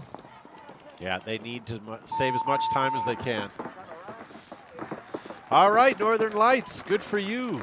Getting your first point against Sacados.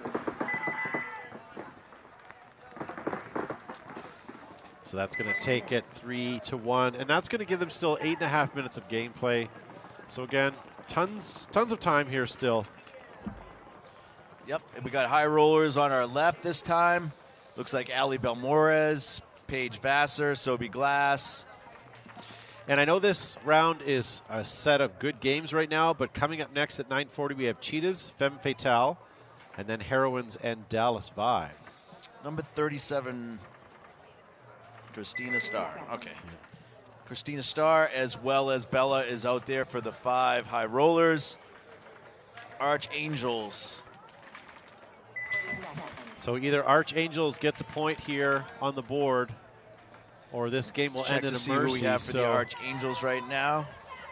Jessica Lee, Sharice Beatty, Crystal Welton, Julie Latta, and Elena Luckett. All right. Only 3 guns up for high rollers here. 5 survive, 1 in the snake, and 1 in Dorito 2 as far as front pushes. Archangels lose 1 off of the snake side, but they are in the Dorito 50 wedge. Okay, I have Paige Vassar here for high rollers, back into snake 2. And she's posted right here.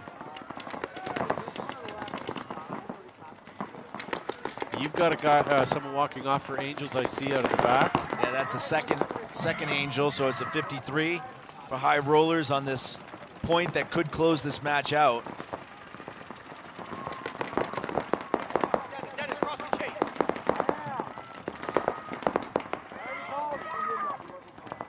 Unfortunately, Vassar lost an opportunity here when high rollers was kind of looking around the bunker. But we're still both alive here in the Snake.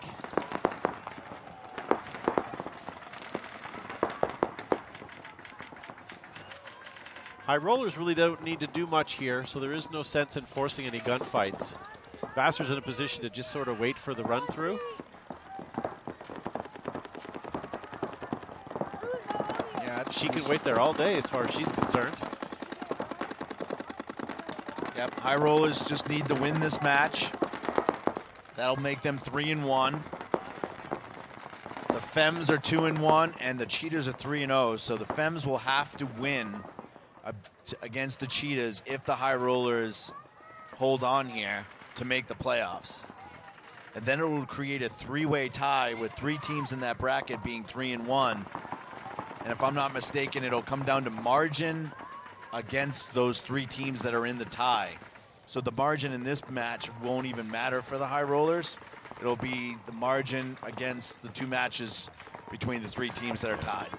Anthony, we're now at 2.5 minutes on this clock ticking down here. So either the Angels are going to have to do something soon here, or the high rollers are going to find an opening and take it. Yeah, the Archangels are in a tough spot. They're down in bodies. They're down in the match. High rollers are in good spots. They're in the home overlooking Page, so you know Page has protection right now, being in the Snake too.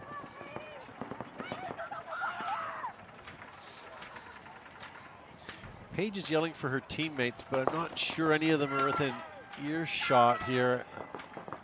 Are they still doubled at home, or is it just the one? Just the one at home. Where's the 5th one? So I see Dorito 2, Dorito Aztec. It looks like Ali Belmores is eliminated. I believe high rollers are now down to 3 bodies. Archangels just got eliminated. The player came down the Dorito side, shot Ali Belmores, but I think Sobe Glass picked her up. So it's now a 3-on-2 for the high rollers. And the last 2 are both on this side. Sobe Glass, I think, is realizing that. 3-on-1. One of the high rollers just blew the tape over on that side and still leaving 1 body alive. I hate to say this, we actually have 4 high rollers. Yeah. So Bella. And now down to 3. We lose Vassar. Yeah, if she turns around right now, she could light up Bella. But they don't even know this player is left. No. But they are pushing the buzzer anyways. Had they waited there for a towel to hang, we could have had an Angel player sneak one in. So good for them for keying up on that. So the high rollers do mercy rule win. So it's a 5-0 win. High rollers are now 3-1, and they're just going to wait to see if the Fems beat the Cheetahs. But if the Fems do not beat the Cheetahs, then the high rollers are guaranteed in. And if the high rollers end up in a 3-1 tie, I haven't done that math, between the Cheetahs, the Fems, and the high rollers. So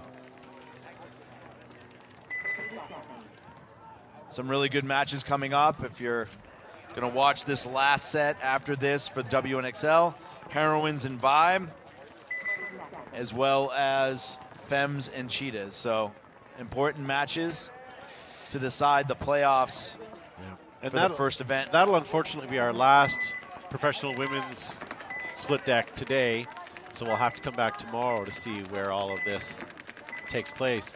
And tomorrow it's 7 a.m. Tomorrow for the semifinals for the women, it'll be at 11:30 on this field, on this broadcast. Oh, is it that? Okay.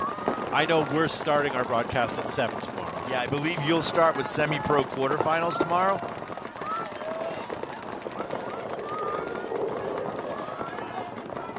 So Northern Lights down by 2, 8 minutes on the clock. Sacados are now in the Dorito wedge. Northern Lights into Snake 2 as well. Snake corner, losing a player off the other side of the field, though. And another due to a minor penalty. So Northern Lights down on bodies here.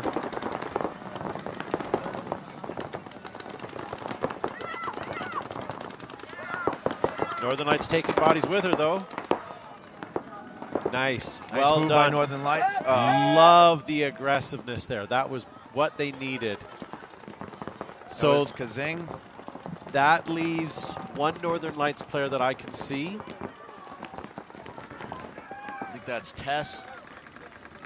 That's in that Dorito Dorito insert to the snake.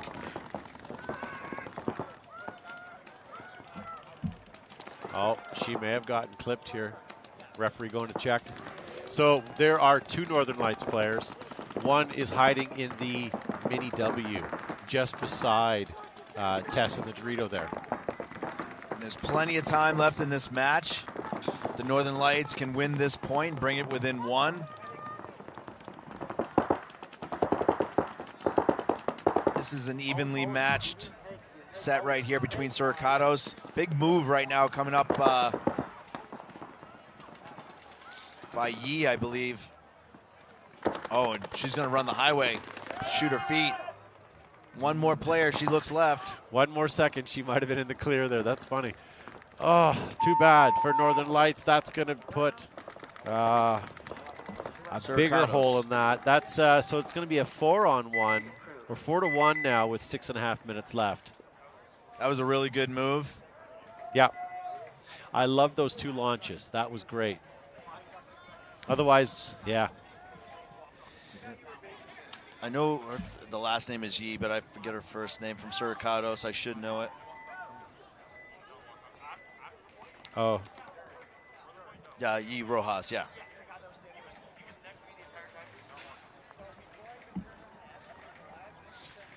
Dare I say it's nice out right now?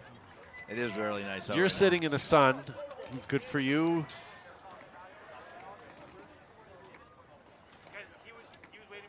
I think for the next broadcast booth, we'll have a skylight to bring that natural light in to both sides. Hopefully you guys are enjoying the live broadcast. Thank you for being with us. My name is Todd Ensich from Behind the Bunker Paintball Podcast, and I have Anthony Vitale with me from Boston Paintball. We've also had Veda in this morning from High Rollers, and may have her next, I'm not sure. And but thank you guys for being with us all day. Coming up at 10:35, we're going to have our semi-pro guys kick off the field. I shouldn't say semi-pro guys. I should just say semi-pro because that's what it is. Yep, stay tuned. We do have one more set coming up. The Heroines and Vibe, as well as the Cheetahs and Fems. But right now, we still have Northern Lights and Sacados.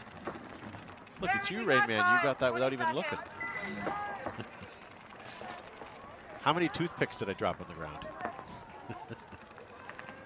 I went to go rewatch that movie. It does not hold up. Oh, it doesn't? No, and if I haven't watched it in forever. And because you know what happens, it doesn't. Like, it's hard to watch again. Gotcha. So come on, Northern Lights. You're on the right side of the screen. Let's see if we can get you guys some points. Oh, big bite by Sacados over there and taking the Dorito 2. Northern Lights might be losing a player on the snake side. They are, and they also getting a penalty. Oh, no. So it's going to be quickly a 5-on-3 for Sacados, and they're already up 4-1. Sacados now moving into Dorito 3, as well as launching into Snake. Oh, fell short. Sacados losing their first player. Filling into Dorito 2, they go as well.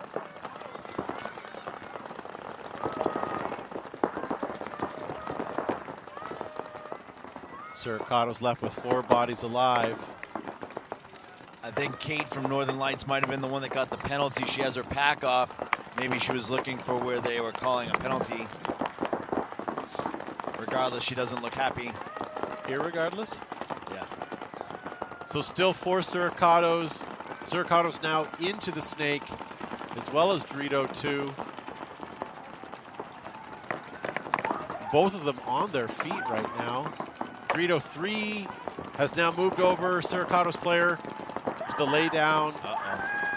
Oh, referee coming in. Is this a penalty? Yep. It is. Uh-oh, it might have been a major. Oh, no, minor. So still 3 Sacados. Aaron Scott's taking a walk. think it's down certainly 2 Sacados. Yeah, well, I think it's down to 1 Northern Lights player. And it might be down to 2. 1 Siricado for sure. There's 1 in that small little W on the Dorito side, so there's at least 2 Siricados. Yeah.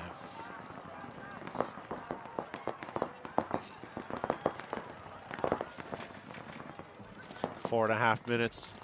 Not worth a towel yet. Northern Lights players coming up the center. Wow. She survived. No, she didn't. So they traded out. No point? No point. There's no Siricados left.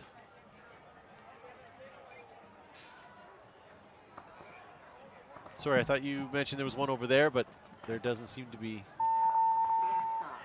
Game stop. Okay. No points. So that, unfortunately, for the Northern Lights, have taken an awful lot of time off that clock. That's going to leave 3.5 minutes now. We are in X ball, so it's going to be 2 minutes to the next point.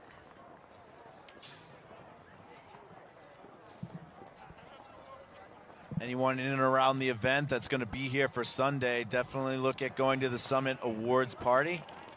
Tickets are only $15. You can purchase those on Major League Paintball site. I'm hearing that there's a crazy amount of awards being given out, like 50+ different awards. Wow.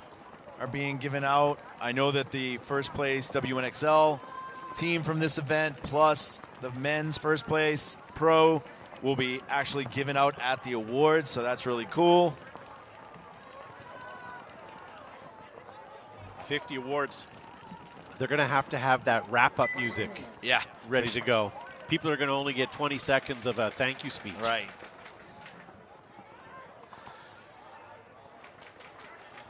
But it's great to see that people within the industry are getting recognized and players within the industry are getting recognized. Yep, 100%. All right. So Siricados back on the field, and they're back at their starting gate because there was no points scored, so they didn't flip sides. So that's why you're seeing them back over there.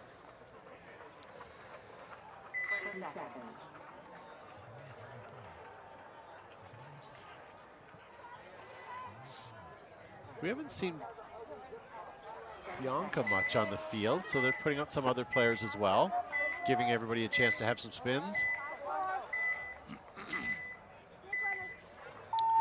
All right, here we go. Siricados, 3 guns up, 5 bodies wide. Siricado getting checked in the back corner. Northern Lights take the Dorito side 50, double up the, home bunker, both Aztecs in the back. See if I can't find the 5th one. Siricados are leaving one player off the field now. 5-on-4 for Northern Lights. They have the snake side can. Oh, I think that was Bianca from Siricados moving from D2 to D3. She gets in there clean. Big body right here. Open. Oh man, I don't know how the Northern Lights player missed that shot. Yeah, this is Hannah in the snake right now. She's gonna want that shot back. She's got a shot here where the ref is checking the player. You can see it coming across the field. Yeah. Oh, she's going to get it. Oh, wow, she missed it again. Paint coming from her from across the field from Siricado player in Dorito 3. Dorito 3 Siricado player getting pulled on a minor from her other player. There's a chance that the ref finally saw the hit from number 78 from the Northern Lights. Did probably hit her in that first exchange, and that's why the penalty was pulled. So Siricados are down to 2 bodies. Snake side Aztec, snake side Mini W. Yeah. Hannah Urquhart here still doing work for Canada in the snake. Northern Lights lose 2 more bodies. Where did that come from? So it's 3-on-2. Northern Lights are in the center temple, as well as the Dorito 2 and the Snake 2. Siricados fill out to the snake side can. Good fill right there. Yeah.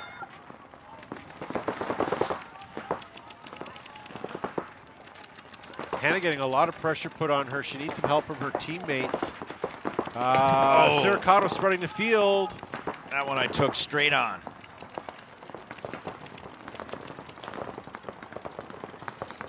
Good move by Siricado to evade the snake player and get up the field a little bit here. May have the drop on Hannah, but Hannah does see her.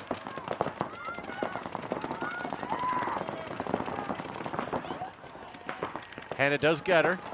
So that's going to leave one last Siricado player possibly in the corner here.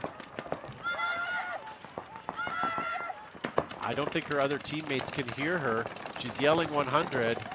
This is Hannah's game right now. Hannah's going to have to finish it as she did. That should be the last Siricados. It should be. Hannah's not sure. She's not getting any help from her teammate right now. Hannah's going to take an opportunity, a chance, if you will, to start looking around. She's going to soon realize that she is the only person on that side of the field.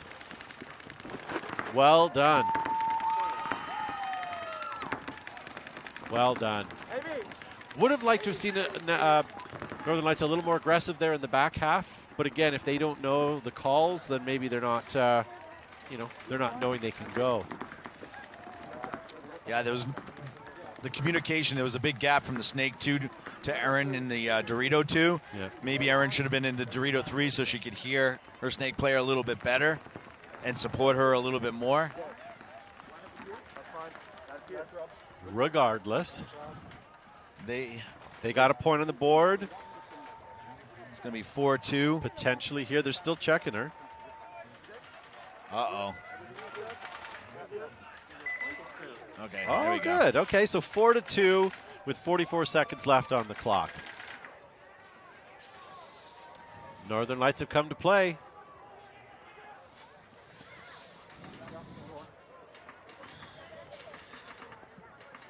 Northern Lights coach Cody Atfield. And just so you guys know, Northern Lights finished 7th place overall. And Siricados placed 8th when they played a cup. So comparable teams. Yep. As far as that's concerned. So coming up next, ladies and gentlemen, we're going to have Fems taking on Cheetahs and the Heroines taking on Dallas Vibe. Right after that, Sacramento DMG, East Coast Effect, Tiki's Totem, and Dynamic will start our semi-pro. And the semi-pro will be here for the rest of the afternoon. So what do you do when this, when the Women's League is done? Do you go back to the hotel and have a hot tub, or are you here at the field for the day? We have an autograph signing, so anybody that's interested in the Heroines autograph signing will be over at the committed booth that we're sharing with Enemy of the State. They've been doing a lot of drops throughout this event, so we'll be over there doing an autograph signing, and then I believe NYX, our newly Twister-sponsored team as well, will be over doing an autograph session right after the Heroines. Nice. What is New York? You were just saying NYX? No, the booth you're talking about. Oh, Enemy of the State? Yes, they've had a line all day yesterday. Every time I walk by. Why? So we're alternating drops between Committed and Enemy of the State. We've done a lot of collab products together. Yep. So they're doing a drop that you can only get certain product in a limited run while at the event. Gotcha. All right, so Northern Lights on your left, down by 2. Let's see what these ladies can come up with. They're running right hard into the Snake 2. Only 40 seconds left in this point. See if Northern Lights can try and put one more on the board. Flag going in the air. It looks like potentially, minor for Northern Lights. Okay, so they're down to just 3 bodies. Good thing one of them is Kate. She's got a couple bodies here that she can shoot at. There's one. She eliminates that Aztec. There's another. Yeah, we'll lose another Northern Lights player. So are we down to just Kate? Kate, and this one right here, can she get this? Oh, I think this is Lady right here. It is. Great move by Lady to make a counterattack. Not enough time, but she definitely saves a point against. Yeah. Good try, ladies and gentlemen.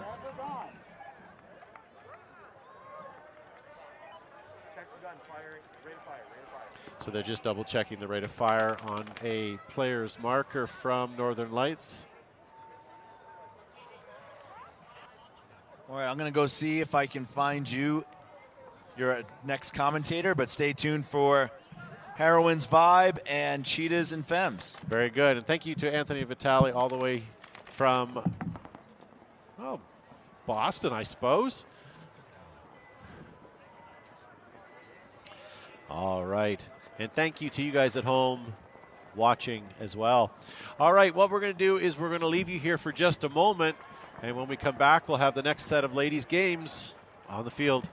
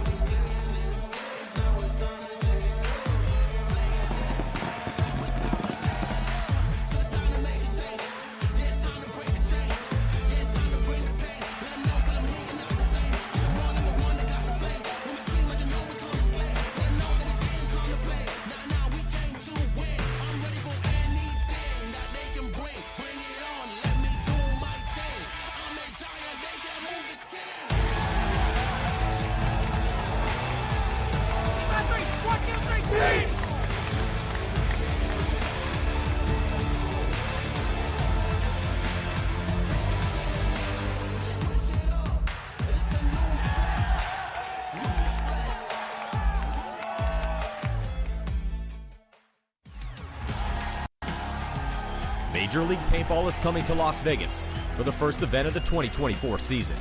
At its heart, the game of paintball is simple. Shoot your opponents before you get shot, and then march down the field to victory. In the Major League Paintball Pro format, each team employs 5 players at a time, and they have a buzzer on their side to protect. Hit the opponent's buzzer, win the point. En route to the buzzer, both teams will be locked in gunfights, utilizing diverse strategies while moving up a field full of bunkers, fighting to get into critical positions. And these strategies could change given the score and the time left on the clock. There's 15 minutes in regulation. The highest point total wins the game. This is chess with guns, with no quarter given and no quarter requested. Welcome to Major League Paintball.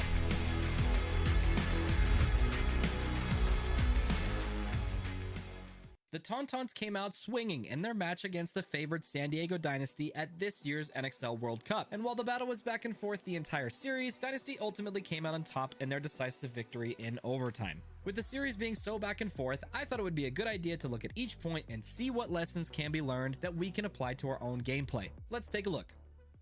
Point 1 goes to the Tauntauns, despite Dynasty making a strong early push up the middle. This was in large part because Ryan Greenspan was run down in an uneven trade shortly after making his move. How did this happen? Well, if we look at where Ryan and the rest of his team were, we can see that the only players who can really protect him this far up the field are either Archie, whose only chance is landing a trade with a player who comes to run him down, or from Chris Shear, who would have to look on the inside of the field from the Dorito can. In their current positioning, Shear is likely the best candidate to protect Ryan, although this would slow down their Dorito push. The lesson learned: if you plan to make early and aggressive pushes up the field, be aware of whose job it is to protect that person. There's nothing worse than going through so much effort to take ground, only to have it snatched away shortly after.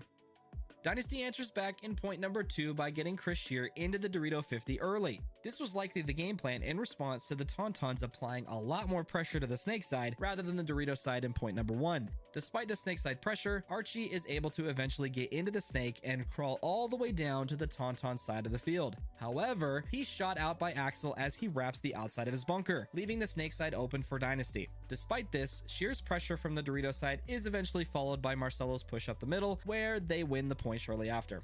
There's a few lessons learned from this point. The first, sometimes you gotta make something happen before it's too late. There was a fairly long window of time where Axel could have pushed into the snake to equalize the pressure they were getting from Dynasty's Dorito side. The only person stopping him was his heads-up opponent, Archie Montemayor. Granted, Ryan Greenspan was shooting cross-field towards Axel from time to time, but Archie eventually pushes down the snake side only to get shot by Axel, but it's too little too late at this point, as Marcelo and Shear mop up the rest of the Tauntauns. The second, don't take the obvious angle. I've talked about this at length in my gunfighting masterclass video, so check that out if you haven't already. It's linked down in the description below. Archie wrapping on the outside of his bunker here was a mistake, even if he didn't think Axel knew he was there. Granted, Archie was inches away from trading out with Axel, but he likely would have surprised and thereby eliminated Axel for free had he come up over the top of his bunker and on the inside of the field.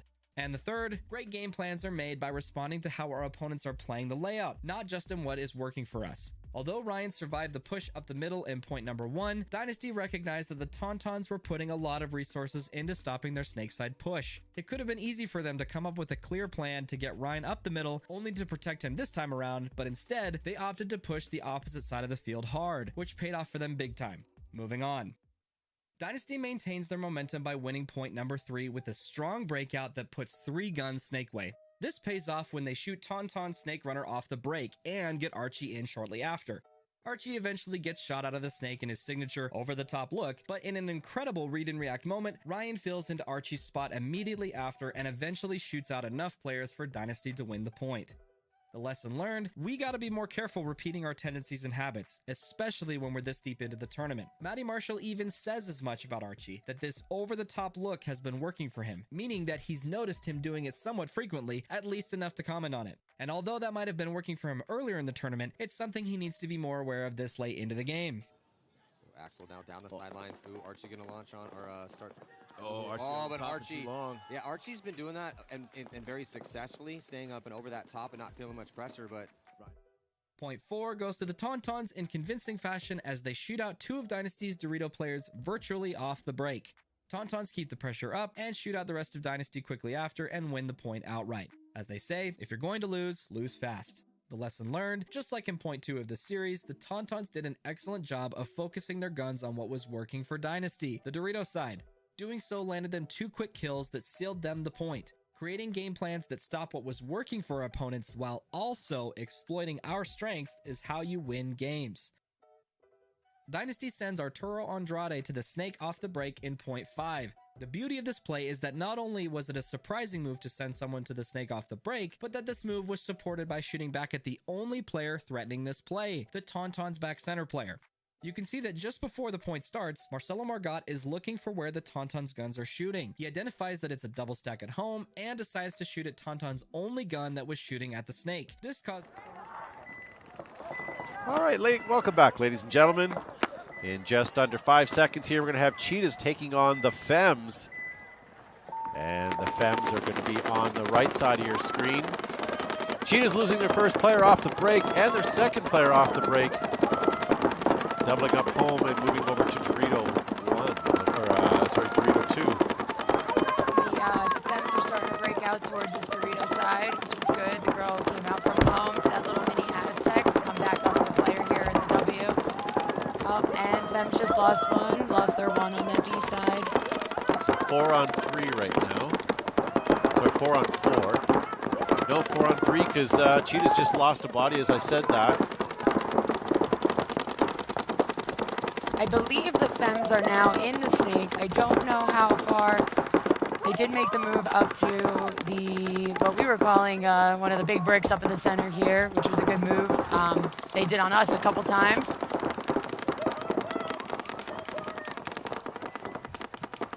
So still doubled up at home. We have the Cheetah player, one of them getting eliminated. Looks like they traded with the Fem player in the center. Towel being called by the Cheetahs. That's going to give the Fems the first point. That's a great game. Well played by the Fems. So if you're wondering what's happened to Anthony's voice, Anthony had to leave. We're going to replace Anthony with Bella. Bella comes to us from the High Rollers. You guys had a good match?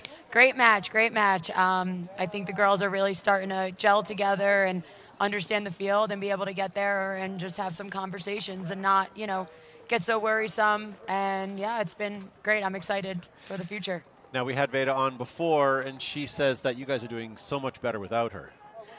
I wouldn't say that. There's a couple times we look over and we're like, we wish Veda was over there, but we miss her, but hopefully she'll be back soon with us. It's a little unfortunate, but, she's a great player, so we miss her.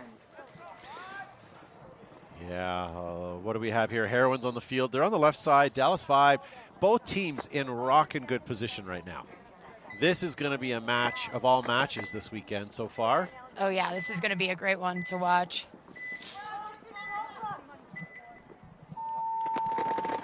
So Heroines with only 1 gun up. Otherwise, just running down that field into Snake 1. 1 getting chopped out going up the middle. Yep. Dallas 5 also lost 1, so I believe that's about a 44. It is, yep. Heroines now moving up into the snake, past snake 2, as well as taking Dorito 1 and 2. Dallas 5 is doubled up on the home right now. I've seen it work for a good amount of people. I've also seen it not work, so I'm interested to see how the Heroines tackle the double home. So Heroines in D1, small W on the Dorito side, not Dorito 2. They're in home, and we have Rojas here, past the 50 in the snake, shooting across. Yep, Vibe just pushed into the snake, and they did lose one from the back center.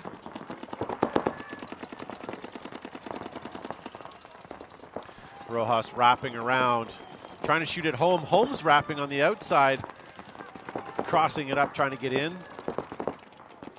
Referee going to check and pull home, so that's going to leave Rojas able to wrap even further out. Where she is right now, that is the most key bunker on the field on either side.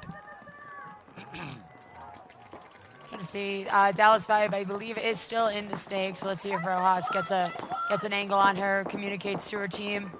Heroines now moving into their snake.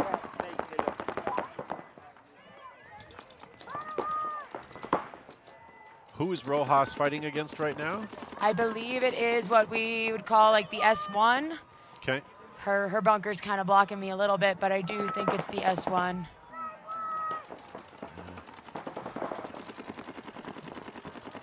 And they just got her, yep. So Rojas getting taken out, but towel being called by Dallas Vibe. Both strong teams here. That was a good point. It's interesting to see, you know, the top teams go at it. It makes for a great entertainment. So Fem Fatal coming back on the field. They're leading now by 1 over the Cheetahs. Who are you calling on this? I mean, we played both teams. I think they definitely have very different play styles. I'm gonna say, I don't know. I may want my Fems. Those are my girls over there. And they've been putting in work. They've been putting in a lot of work over the off season, and you know they really tackle that center really well. So you putting 20 on Cheetahs is just something we're supposed to keep quiet? Oh yeah, okay. Keep that quiet. So here we go, ladies and gentlemen. We have Fems Fatal. Cheetahs going to be on your right side. Now Cheetah's guns were really, really good off the break, so they were pretty dialed in. So. All right, so we lose a Fem body possibly? No, she's good. 2 at home still for the Fems. Cheetahs are 5 alive here a little bit in the pocket. They didn't really push too wide, and now she just took off into the Doritos, getting up to this 40 wedge. We have quite a bit of a race to the snake here, because that's where the kill zone is, but unfortunately, Fems just lose 2 bodies now from the snake side. That's going to give the Cheetahs the opportunity to get right down that snake and do some kills.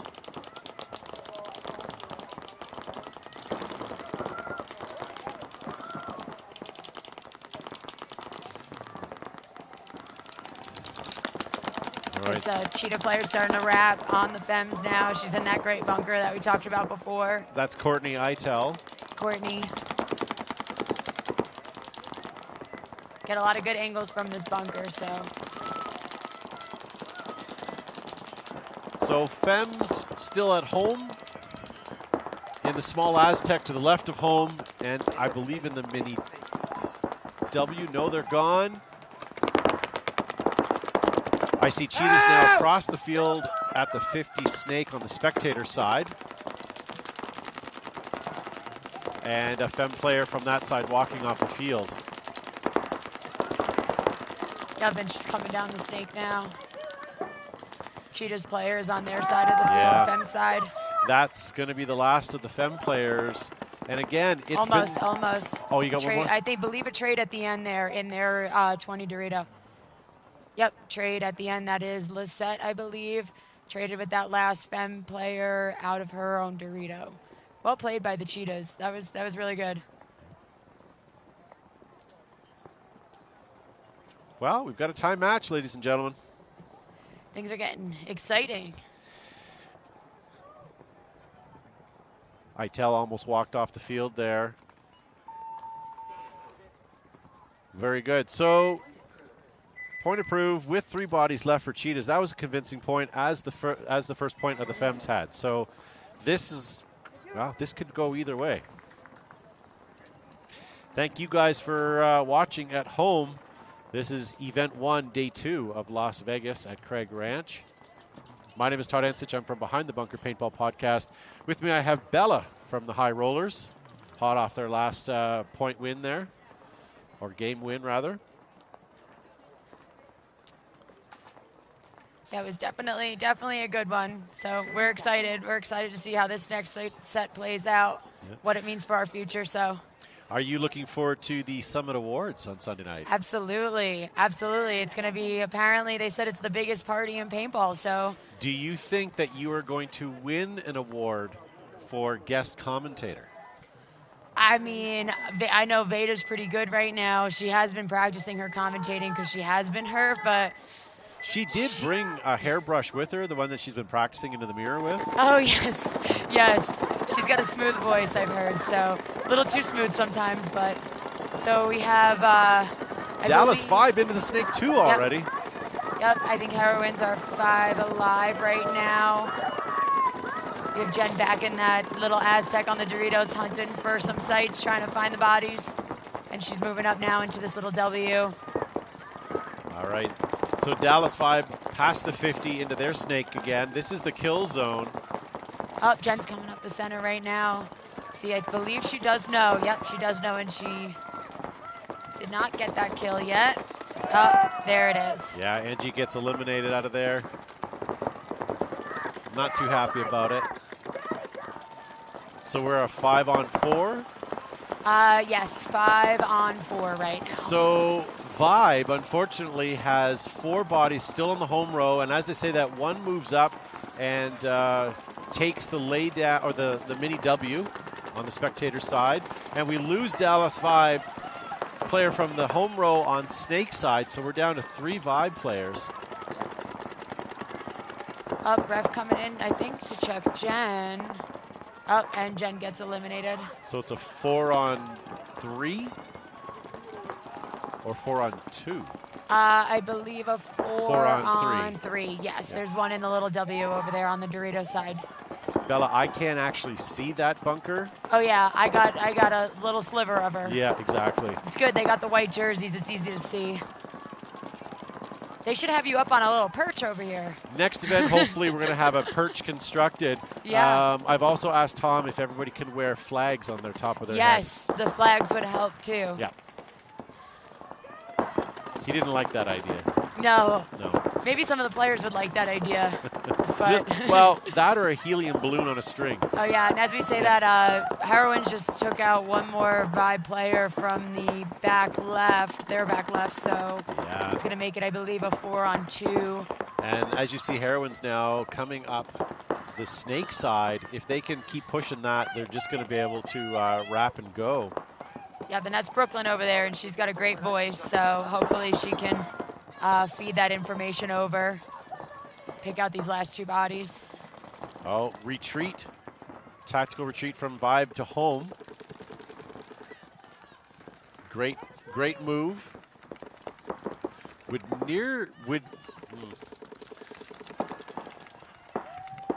Oh, and she gets eliminated. Yes. Unfortunately, we are down to the last Vibe player. Towel or not to towel is the question right now as Dallas Vibe. I think now is a towel time. Was that a trade? I believe that was a trade. If it was me, I would prefer a towel, but depending on what our score is, you know, it all depends. Sometimes you got to take one for the team. Yeah. Well, I look at it as Heroines are up on bodies. They're not known for penalties. I'd rather get that time back. Yeah. So. Time is very valuable here, so yeah, definitely. There's the game of paintball, and then there's the game of the clock and playing the time. So yeah. Sometimes I feel the clock play is almost more important than what's happening on the field. Absolutely, absolutely. So Cheetahs and Fems are tied here. We're going to come back to them in just a moment. Heroines leading 2-0 over Dallas Vibe with 9 minutes 40 seconds. Interesting match today. We're watching you guys in the live chat. Thank you all for watching. Let us know who you're thinking here. Are we feeling the Cheetahs? Are we feeling the Fems? It's a tie match right now. Who's going to break it? So I also don't know if you guys know or if you know that I know Lori's been a great figure in this, but we are actually, I can see a couple of my own girls doing some paintball stats for the WNXL. So they're working hard, running back and forth. So that's going to be cool to see what they're going to do with that. Up next, we do have semi-pro starting at 10:35. So if you're waiting for on some semi-pro, that'll start shortly. Fems did try to push it hard up to that 40 wedge, but unfortunately she did get picked out. So that's going to leave a 4-on-5 in favor of the Cheetahs. If you guys are tuning in now, you have missed a ton of great professional women's paintball this morning. You guys should go back and watch some of that. Yep. But right now we do have Cheetahs on the field. I believe Cheetahs are still 5 bodies up. Yes, and Fems did lose up. So now it is actually a 5-on-2 right now, because as we were talking, one of the Fems players did get picked out from the back. So I believe the last 2 are over there on that Dorito side. And a good cross, so we'll see what they can, do with this. Cheetahs still with double at home. They have the snake insert right now. And then they're over in the mini W, as well as on the Dorito side. I have lost her on the Dorito side, but it doesn't matter because a towel was just called, and that means Fems are going to give that point to Cheetahs. That's very generous of them. Valuing their time. Yes. Which I respect that. So Cheetahs are leading 10-1 now with 10 minutes and 40 seconds left on their game clock. Coming back here, Heroines are leading 2-0 over Vibe. Not an unexpected score, but I expect Vibe to be up on the board very shortly. Yes. This is a great game. So I hope for Vibe. No one ever wants to not win any points, but I hope for them. So, but Heroines, they're great and they prove it every time. So this is going to be. I'm interested to see what the Dallas Vibe does with their knowledge they've learned of playing 2 points against them. All right, 10 seconds here, ladies and gentlemen. Go Heroines, says Les in the live chat. Holly's cheering for the Cheetahs. And Bella is doing some great commentary, says Kevin. Oh, thank you. So as we said that, as you guys were complimenting me, I believe Heroines just dropped maybe 2 off the break on Vibe. I can't see if that snake girl went out, but I do see the Dorito girl did get pulled out, unfortunately. Heroines had 5 bodies along home row and now moved up into snake 2. We still have 4 on home row, and now moving center player up into the tall temple in the center of the field. Let's see if this Vibe player can pick up on the snake player coming down at this wedge, because if she gets up here, that's a pretty deadly. Yeah. Number 7 Blanco here from Heroines, shooting inside from the 50 snake here. She manages to get one right off the break, but also gets eliminated from cross field. Looks like Vibe was in the snake. Nice trade out, so they did make it in. They did make it in. I thought I saw a ref put his hand up over there, but I guess I was wrong. Well, admitting you're wrong makes you right. So there you go. I hope so. All right, so Heroines are 4 bodies still alive. We have center Heroine player. We have Dorito 1, and then 2 in both small temples on home row. And as I say that, one of them busts out to snake corner and manages to get in there alive.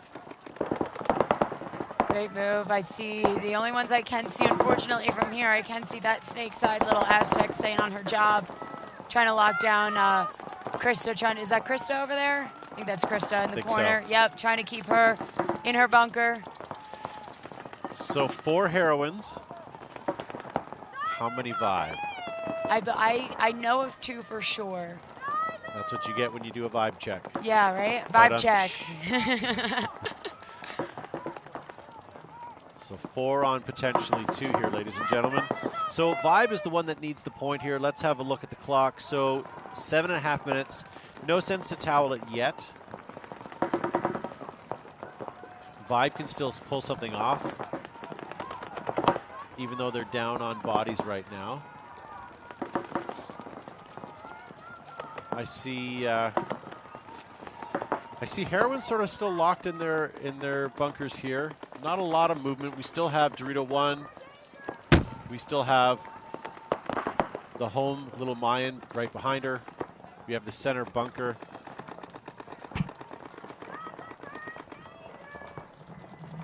Up and Dallas Vibe comes down. Did she get her clean or what? No, it was a trade. Minor for Heroines. Wow.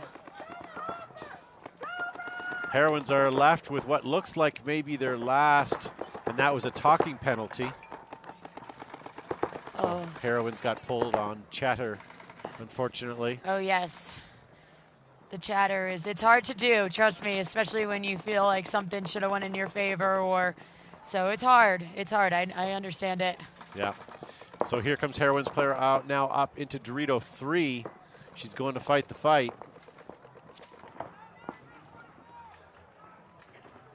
And as you said that, I believe she did just come onto this 40 wedge here. She It's sure 40 did. brick.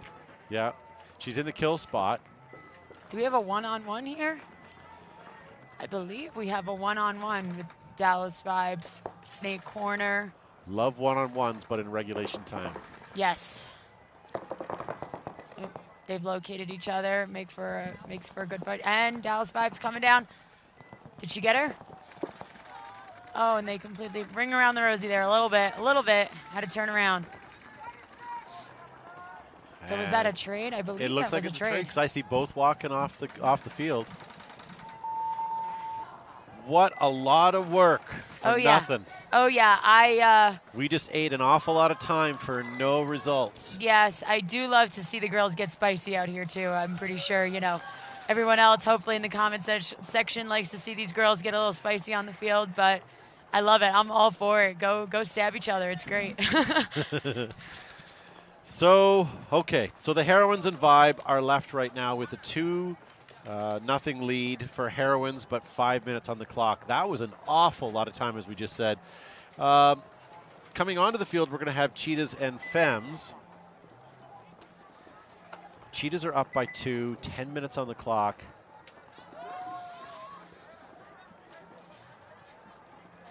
Yeah, still anyone's match at this point. We are going to take a little bit of a technical here while the cameras get cleaned. We had a little bit of an incident with the camera.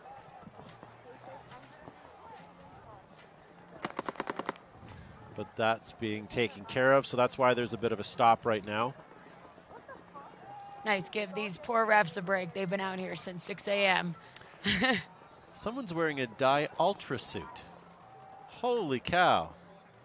Circa 2005, 2006 maybe. Good for them. Good for them. Do you see who I'm talking about? I do. Just behind Adamson? Yes, yeah. I do, actually. I'm super jealous. If I had one, I'd be wearing it too. Love to see. So what do you think, based off of the new attire of paintball versus the older attire of paintball? Well, I have to say, back in 2006, 2007, there was an awful lot more casual wear. Yes, It's starting to come back now. Yes. But I really enjoyed how most manufacturers had casual wear. I have dog collars that are paintball. I have baby outfits that are paintball. So yeah. Yeah. So here we go, Fem Fatal, 5 bodies alive. I believe Cheetahs are also 5 alive as well, but we do have 2 up in the center here. And I have a ref running. Oh, oof. And a minor penalty being called on the Fems. The Fems have been riddled with penalties today. They're hungry. They're moving up that field, so. But being hungry and watching what you eat are 2 different things. Oh, yeah. So Cheetahs players just chopped up the center here for Fems. Which is a good kill for the Cheetahs. And she's 3 now. Fems down. Yep. 4 Fems down. 4. Quick game, quick game. Yeah. Towel being called by the Fem, so that's going to make it a 3-1 lead. I do respect, though, the Fem saving their last player alive, though. I would appreciate it if it was me. It's a little mindful. You got your girls running and running and running, so you want to save them a couple times. Absolutely, but there's a time and place for saving. Absolutely. And that was a good time to save. Yep. But there are other times where you as a player have to suck it up. Oh, yeah, you take one for the team. Absolutely. No, you're going to get bunkered. Yeah. You kind of brace for impact with your gun, of course, but you brace for impact. Yeah, well said. Semi-Pro is coming up next, ladies and gentlemen, at 10:35. East Coast Effect taking on Sacramento DMG, and Tiki's Totem taking on Dynamic. And I say 10:35. That's Las Vegas time, so depending on where you are in the world. Then we've got Clutch City Oilers taking on the Lost Dutchman, and TJ Bastards are back taking on Smoke. So you see the Vibe players coming down the field. So for those who missed it, last point between Vibe and Heroines was a no point, so they are on the same side of the field that they played last point. Okay, so Heroines. So Vibe did lose one of their players coming out Dorito side way. I believe she came out Dorito side way. Unfortunately, I can't see too well, but that'll make it a 5-on-4, I believe, in favor of the Heroines. Heroines in the Mini W, both Mini Ws, 2 at home, and 1 in the small mine closest to the spectator side. Good field position. For a defending team, I like that. Yeah, if they were an attacker, I don't know if I would agree with that, but that's working really well for them. But they are up 2 points against Dallas Vibe. Under 5 minutes left of gameplay, so not a ton. Heroines lose 1 out of home. They got pinched out by Dallas. So I don't know how long it is, possible to live in that double home. I think for the first little bit, we did it a couple times. But as far as, staying in there, you get stuck a little bit. When teams are playing the pocket, it works fine. You can stay there for as long as that happens. But the second someone moves out, then you got to get out. Yes, absolutely. Or even up, a bit of up the field. So Heroines losing 1. Yep, and Vibe is in the snake right now, I do believe, and they just bumped out to the Doritos, and the back player coming up to support her 1, which is really, really important, especially on this field. Yeah, Heroines losing another body, now with 1 at home and 1 at one of the center bricks here. They do also have, I believe it's Jen over in that little mini temple bumping out Dorito way now. So we lose a Heroines player at the middle, but we move into the Mini W or this Dorito 2, either one of those two. She did move out into the Dorito over there, just adjacent to the W. Okay. Not perpendicular? Either way you look at it, tomato, tomato. But good moves on the Vibe. Great communication. I can hear it from here, which is awesome. Great to see. So Vibe is unaware of the body count right now, or lack thereof. So here comes Baird, number 18, the Canadian connection for Dallas Vibe. And they realize that there's no one off on the field, and they're going to go hit the buzzer. So that leaves them with just under 3 minutes to hopefully get the next point to tie it up.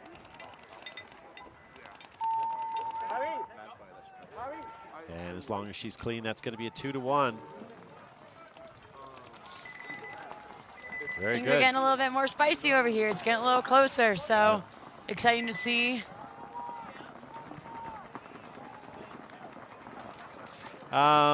David in the live chat is asking, is that Bella? No, my name is Todd. Yes, it is Bella. Bella, how are you enjoying your stay here in our beautiful booth high up top, the semi-pro field? Oh, it's great. You got a lot of shade under here. It's pretty comfy. Not too much paint's coming through the net, splattering. You like the complimentary buffet behind you with all the snacks, treats? I do. The hors d'oeuvres are really amazing. I do like the chocolate fountain we do have back here, but as it starts getting hotter, it's not going to be so I good. will but apologize. I did finish the last of the crab legs, but they are steaming more right now, so they will be here shortly. Oh, good. Well, at least, fortunately for me, I don't like crab legs too much, but they're not my go-to.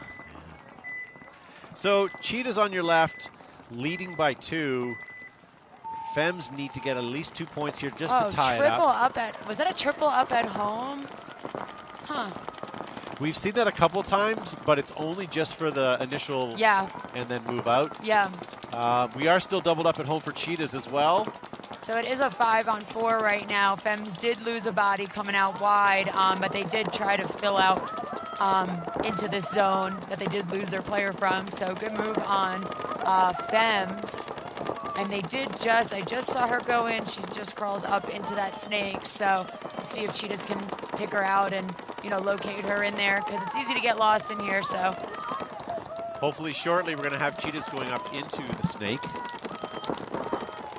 And here she goes. She launches, gets in there safely. Snake 1. I am all for the conservative game, especially if you're up points, but everyone wants as many points on the board, but I do like the little conservative, methodical play style from the Cheetahs right now is good. Yeah, Casey Erb into the snake, and as she shot across, it looks like we lost a Fem from your side of the field. Yes. That was me sort of gloating, I guess. So Casey now moving up. I feel like they should give us boxing mitts back here. Yeah. So Fems did move up into this tower. So same thing's happening with the Cheetahs again. We have Casey all the way up here doing some work while we still have Cheetah players back on the home row. Would like to see a little more support for her, certainly if they bust out to the corner. Yes, you definitely need the support on this field. And as you say that, the Fems player who did go up to one of those center towers did get picked off, and that's a towel. So that's going to give Cheetahs the point, taking it 4-1, leaving just shy of 3 minutes. No, sorry, 8 minutes on the clock.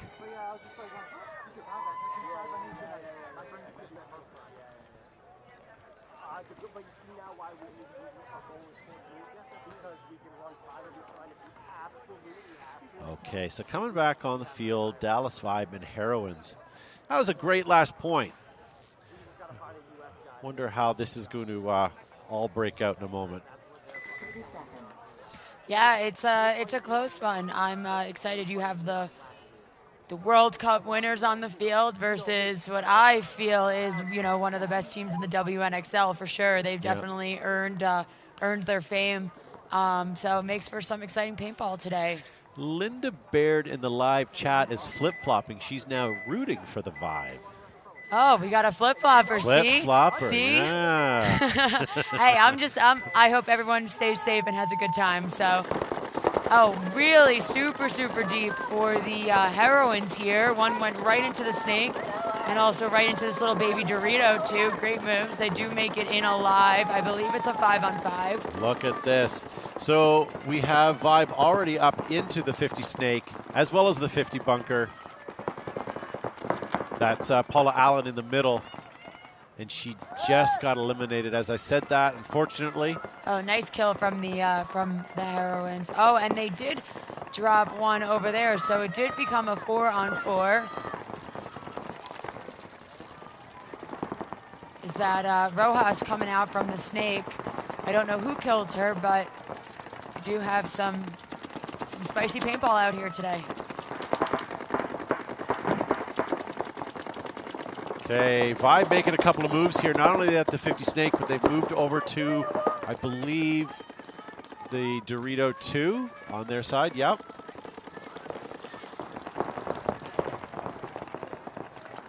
Snake player being backed up here by another Vibe player moving into the snake insert. Oh, Snake has a problem with her gun. I do believe Brooklyn did just move out. I'm sorry if it's not Brooklyn, I think it is. But she did move out into this little Dorito temple, which is a good bunker to fight from. Yeah. Looks like Angie and the Snake has got it cleared and is shooting again. Oh, did she get clipped? No. But she's got an awful lot of heat on her right now.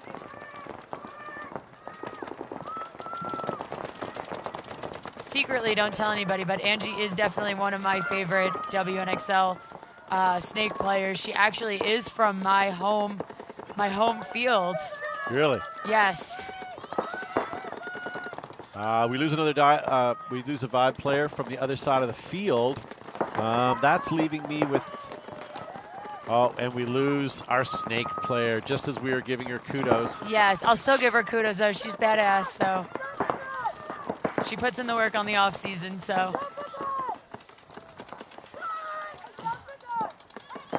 I do see 2 Heroines are over here on our Dorito side.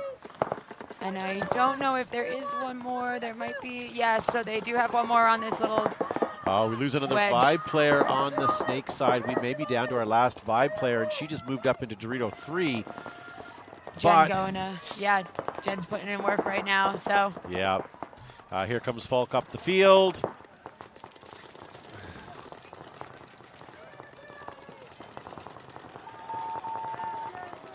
Oh, Jen was very upset there. Yes, they robbed her. They robbed her of that buzzer. Yeah, and rightfully so. So Heroines are going to win that. I would say that was a fairly close match. Yes. Yes, fairly close, fairly close. I think Heroines owned that game, but it was actually a little closer than I thought it might have been. Yes, definitely.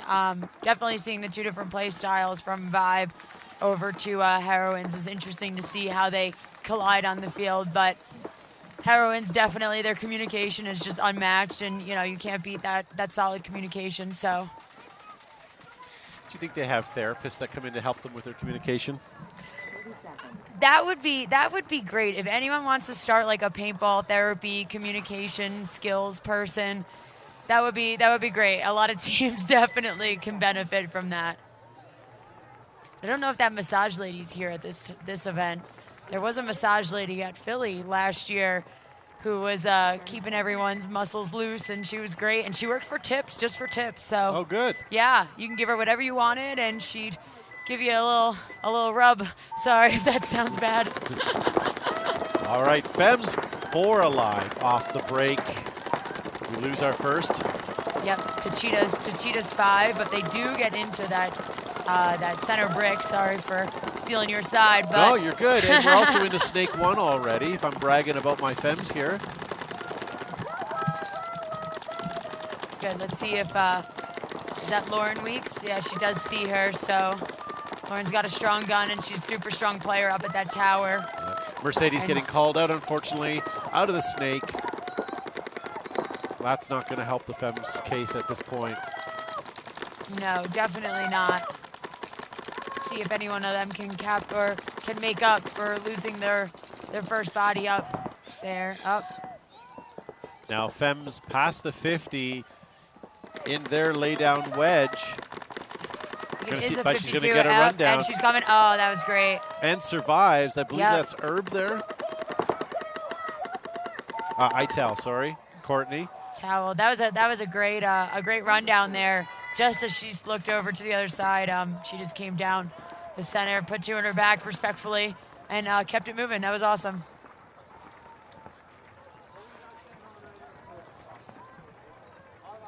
All right. And I do want to apologize to Linda. I know you're not a flip-flopper, Linda. I know darn well who you are and why you're cheering for Vibe. So Cheetahs and Fem Fatal on X-Ball time now. 7 minutes for Fems.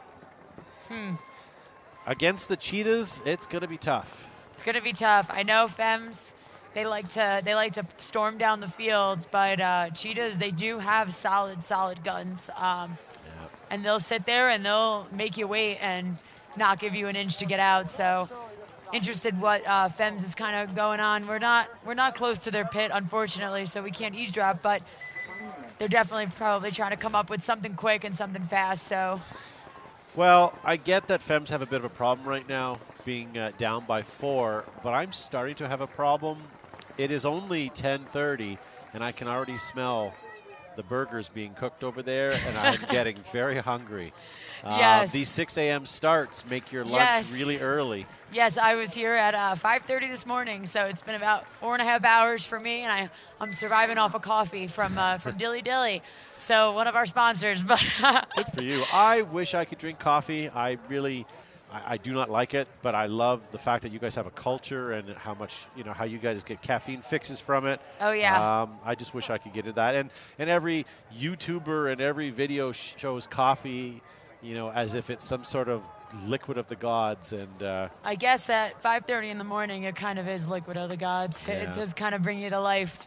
But yeah, I could do about 4 cups a day and then probably take a nap. So coffee's lost its liquid gold effect on me. One thing I've come to really enjoy and wish I could adopt is the European lifestyle where you have naps in the afternoon. Yes. Right? Yes.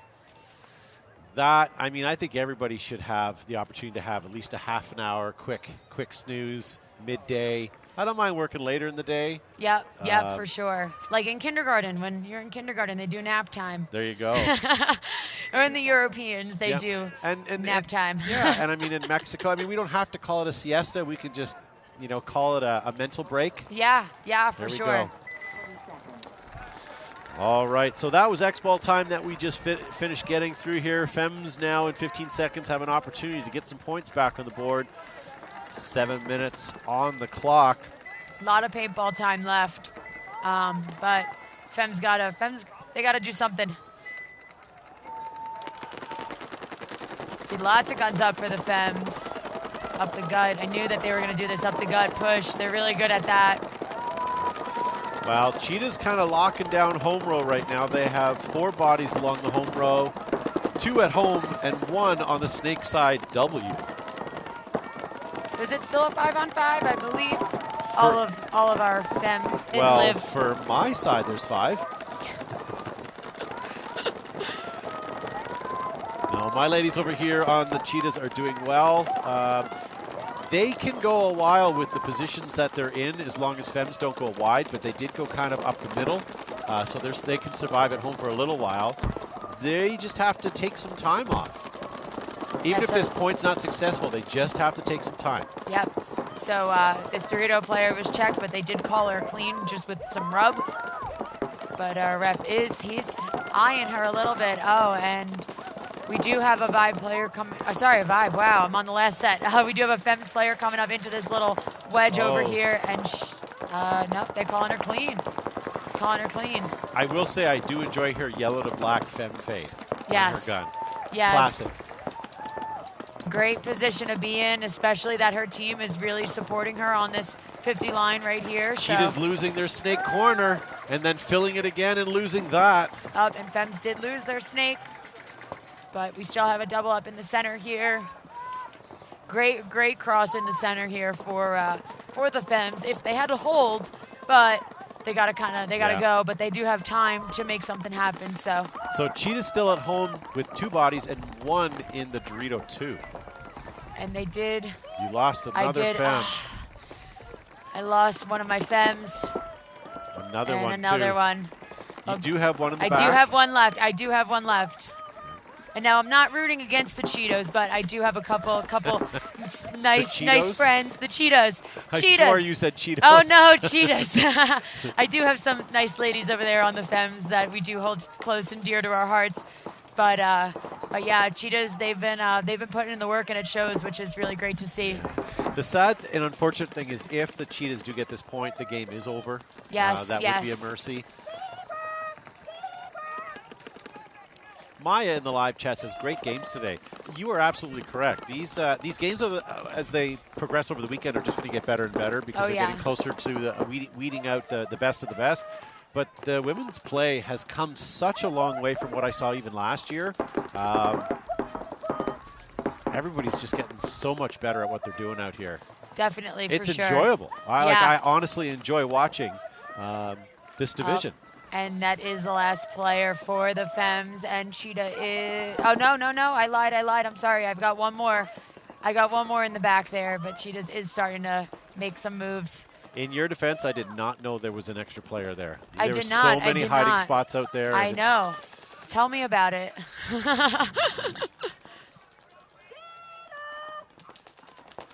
So if you guys are just tuning in, we are expecting to have the semi-pros start right after this set of split deck matches. Oh, it was a trade. Sorry to cut you off. It was a trade there.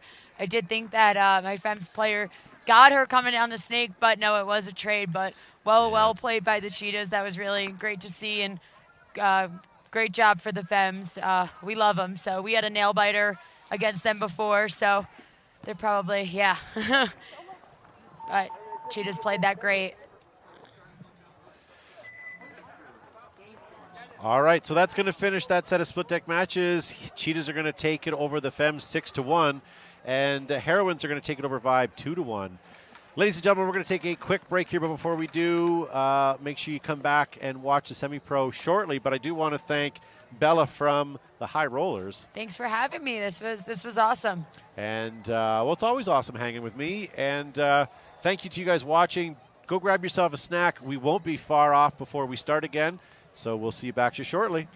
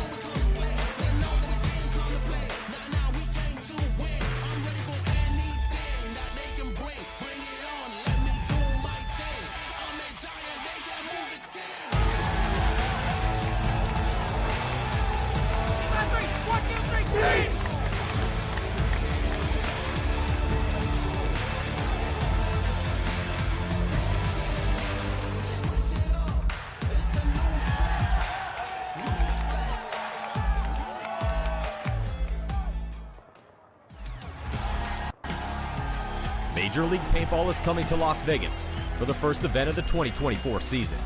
At its heart, the game of paintball is simple. Shoot your opponents before you get shot, and then march down the field to victory. In the Major League Paintball Pro format, each team employs 5 players at a time, and they have a buzzer on their side to protect. Hit the opponent's buzzer, win the point. En route to the buzzer, both teams will be locked in gunfights, utilizing diverse strategies while moving up a field full of bunkers, fighting to get into critical positions. And these strategies could change given the score and the time left on the clock. There's 15 minutes in regulation. The highest point total wins the game. This is chess with guns, with no quarter given and no quarter requested. Welcome to Major League Paintball.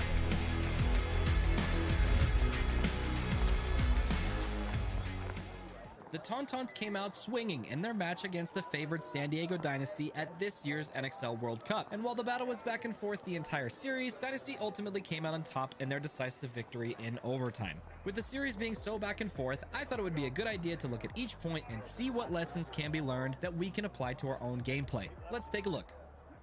Point 1 goes to the Tauntauns, despite Dynasty making a strong early push up the middle. This was in large part because Ryan Greenspan was run down in an uneven trade shortly after making his move. How did this happen? Well, if we look at where Ryan and the rest of his team were, we can see that the only players who can really protect him this far up the field are either Archie, whose only chance is landing a trade with a player who comes to run him down, or from Chris Shear, who would have to look on the inside of the field from the Dorito can. In their current positioning, Shear is likely the best candidate to protect Ryan, although this would slow down their Dorito push. The lesson learned: if you plan to make early and aggressive pushes up the field, be aware of whose job it is to protect that person. There's nothing worse than going through so much effort to take ground, only to have it snatched away shortly after.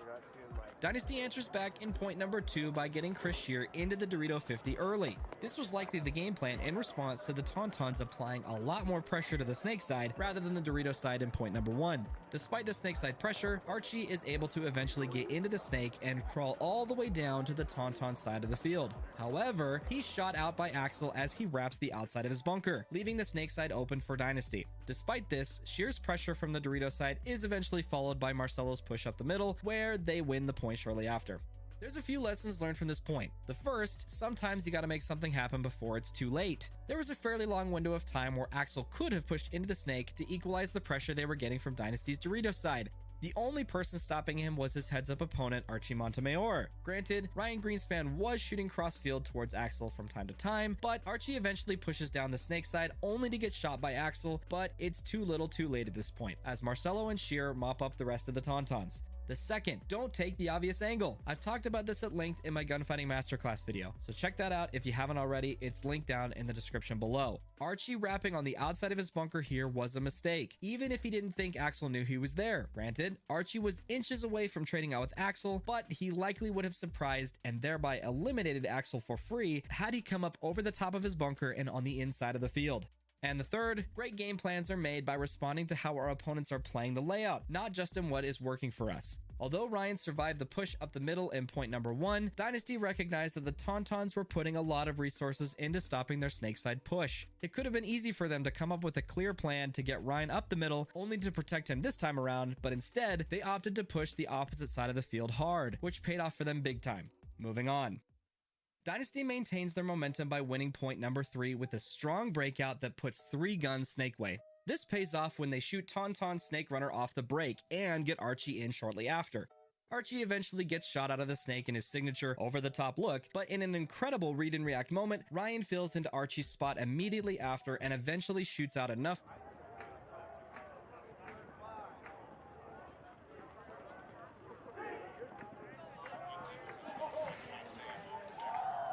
Hello, ladies and gentlemen. There are no teams on the field. I get that with a minute left, but they are coming out. Hopefully we will start sort of on time-ish. Here we go. So thank you guys for tuning back in. We have no longer any women play for you. We are now moving on to semi-pro, and that's how we're going to finish the remainder of the day. My name is Todd Ensich from Behind the Bunker Paintball Podcast. With me, I have Walker from Carbon. What is going on, everyone? So we're going to be with you here for the next little bit. And I'm going to tell you right now, we have East Coast Effect coming on the field with playing Sacramento DMG. And then we're going to have Tiki's Totem taking on Dynamic. So let's have a quick look. East Coast Effect. So they finished 14th at World Cup and finished 16th overall last season. So that's pretty good. And then Sacramento DMG. Sorry, that was DMG. East Coast Effect. So that was, yeah, so I was right. So 16th at Cup and 19th overall for Sacramento DMG. So if you're a betting man, East Coast has the slight advantage. However, this is a whole new season. Maybe some roster changes in effect. I'm not sure. All I know is East Coast is on the left side of your field, ladies and gentlemen. And let's see how this goes. So 5 alive. Nice aggressive breakout here all the way into the Snake 50 here. All right. And DMG losing one body and really conservative breakout. It's going to not vote well for them here. No. Oh, and here goes my Snake player. He has gun issues. Oh, but a penalty on the, oh, man, just getting diced Sacramento falling apart. So I'm going to predict an early prediction that this is East Coast Effects game. Yeah. That was a really good point. Yeah, really good absolutely. Point. So one thing that East Coast did well is they got up to the Snake quick. The problem is his gun didn't work. He either core sampled or something happened. He maybe forgot to turn something on. So he did miss a couple potential kills, but it didn't matter. Everything was happening so fast. Yeah, it looks like that was player maybe number 5, 6. Not sure. So to any of you that are watching at home, when you design your jerseys, bold numbers are great, but also you have to keep it high on the back because your packs cover all of your jersey numbers. It's almost like the Carbon templates do that for you. It's the weirdest thing. So, as I said, like when you're designing your jerseys, huge contrast, white on black or black on white. Yep. Don't do close color matches. And bold fonts and as high as you can on your chest. So Tiki Totem. Hot tip, too, is to have your names correct on your APPA. Oh, yes. Paintball leagues. So Tiki Totem on the left, Dynamic on your right. Tiki Totems lose a body right off the break. And so does the Dynamic. They kind of had a conservative breakout, too, in the back center for both teams. I bet your team didn't get a minor like I just did. Oh, no. Yeah. Does not look that way. No. All right, yeah, so it's a kill 3 over on your side. Is that correct? Yes. I have a very hard time, Walker, seeing Dorito 2 and the Mini W. Yep. So that for me is a hard one, but right now it looks like I'm down to 2 bodies. All right, but they looks like Tiki's. Is that Tiki's on your screen? So that would be reversed. That'd That's be the other side. Dynamic. Okay, Yeah. got it. Yep. So Totem loses another body. One guy left for Totem. He's going to make a little ditch effort into this. Yeah, you can't survive in that bunker. But you also can't survive when you have 3 or 4 bodies coming down the field at you fast. Yeah, and then they're going to piece him up real quick. All right, well done by there. Dynamic. I will say we have just gotten off the women's play, and because they were super important games, they were very meticulous, methodical, very good, but slow. Slower. Yep. That's what it looks like on the pro field, has been too. super explosive and enjoyable, but this is going to change. Yeah. I bet you it'll slow down and come to a screeching halt very shortly. I like that a lot of these teams are risking bodies right to the snakes, you know, on both sides right away, just because the payoff is so huge, and that's what we're playing here. We're playing X-ball. You got a couple of chances to reel it back or push it forward. So yeah, but you know what? If you don't risk it, you don't get the biscuit, right? Yeah, so that's what I'm talking about. We're always hungry. You got to go for it. Locking it down and playing it, it's all well and good as long as you have a 5 or 4 point lead and you're just killing time. Right. So DMG on your left in the beautiful purple jerseys. 3 guns up. Nice aggressive push. They're in Dorito 2 already, and the Dorito insert to the snake. East Coast Effect is going to lose 1 player out to that snake off the break, but they do have a player up in the center 50 that looks like he is clean. I don't think anyone saw him move up there, so that looks like a hot spot right now. Let's see if he catches one of these DMG players. All right. DMG making a secondary bump up the middle to the tall tower. And then making an explosive move up to the 50, but he doesn't know he's got a poison on the other side of the field. Yep. Both player number 24. But I don't even know if player 24 can jump over and come around on him, or even bunker him if he's going to be exposed. But I think both of them can't really do anything. They're going to get Swiss cheesed up if they go up the center there. But it looks like they might know each other are there now. I do lose the DMG player. I believe he was out of home. Effect's going to move up a little bit, but they're going to lose one of their back players as well. So he's going to lose some support. And I lose another DMG, another purple walking off the field. And they traded at the middle, so DMG's down to at least 1 player. It looks like it could be a 3-on-1 or... Oh, actually, we got a DMG player that's all the way on the 50-yard line over here. Okay, so we have 2 DMG then. Yep, just caught an Effect player sleeping here. Didn't know he was that far up the field. All right, so the game's slowing down here a little bit, trying to figure out what's going on, a little bit of chaos. Yeah. I do love how dead men are walking, how they're looking at other players that are still alive and feverishly trying to give at least something away. Yeah, that's the game, right? Yeah. Okay, player number 7 here for Effect. By himself, potentially. DMG now into their corner, getting eliminated. It might be a one-on-one here. Not a great move for that DMG player. Are we a one-on-one? It looks like it is now, yes. Yeah, but I like East Coast Effect. He's already moving down the field. He knows where his body is. There it is, but he is going to start running for that buzzer. No, he's staying there to try to play cross field. Player number 7 is doing much better for Effect right now. DMG, the only hope is to shoot him out because he's not anywhere near his buzzer right now. Right. This East Coast Effect player can kind of just keep shooting down on him since he's stuck in that snake beam. Yeah. As he retreats back. Even if DMG goes for a run for it, East Coast is closer to the buzzer. Yeah, there we go. And we don't know. It looks like they're going to check on him. Looks like he is shot. We'll see if it was before the buzzer or not. One ref is saying he was clean, but the other one is just double checking. They did call the head ref over to make sure. I did see paint coming down back at him, but I thought the buzzer was pushed first. Yeah, he was, like you said, he was a lot closer.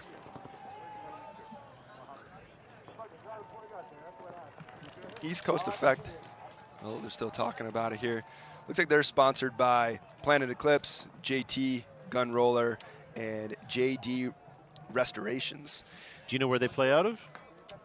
They're a Florida team. They play out of Invincibles. All right. Yeah, look at that. 2 can play that game. All right.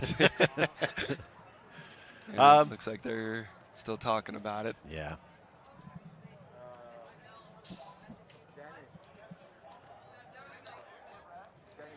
Okay, so the head ref's remote is down. That's why we're pausing right now. It looks like DMG, they play out of Capital Edge, but they're sponsored by SAC, which is a store, Hostile Ground, HK Army. Are you getting that information off of their custom carbon jerseys? No, these are off their HK Army jerseys, but I just went over. You told me I could commentate, so I just went over, took a quick picture of everyone's jerseys, just so I know what I'm doing here. Good for you. But that's what, I mean, it's important, guys. You should have your names, your numbers updated on it, your right sponsors, the right sponsor logos. Yep. And the event did reach out to all the semi-pro teams for information, and we only got about a third back. Oof. And information that we got back was kind of spotty. Yeah. So I am gonna try to compile a database over the season. But the more information you give me, the better. And your jerseys, like the DMG jerseys, are looking sharp. They do have the names and numbers in the right spot. So Dynamic coming back on the field here. This is their first semi-pro event, by the way. Really? Yes, sir. They played D2 at Cup. That's right. They got a lot of seasoned players, that's for sure. So Dynamic still 5 bodies live. But Tiki's is going to go crazy, and they're on their side of the field up the center right now. I don't think anyone saw that player go all the way up there. So hopefully if he can get a little bit of protection on his backside. But they did see one of your players walking off the field. As I say that, one of mine just died, so it's a 4-on-4. Sorry, I'm competitive even when it's commentating. that's my team, you know what I mean? These are not carbon-sponsored teams, but, I'll still ride or die when it comes to paintball. So doubled up home Dynamic has, as well as their home row. So they have all 4 bodies right on their home row still, losing their first out of home, or second out of home. Yeah, so it's now down to 3 bodies for Dynamic.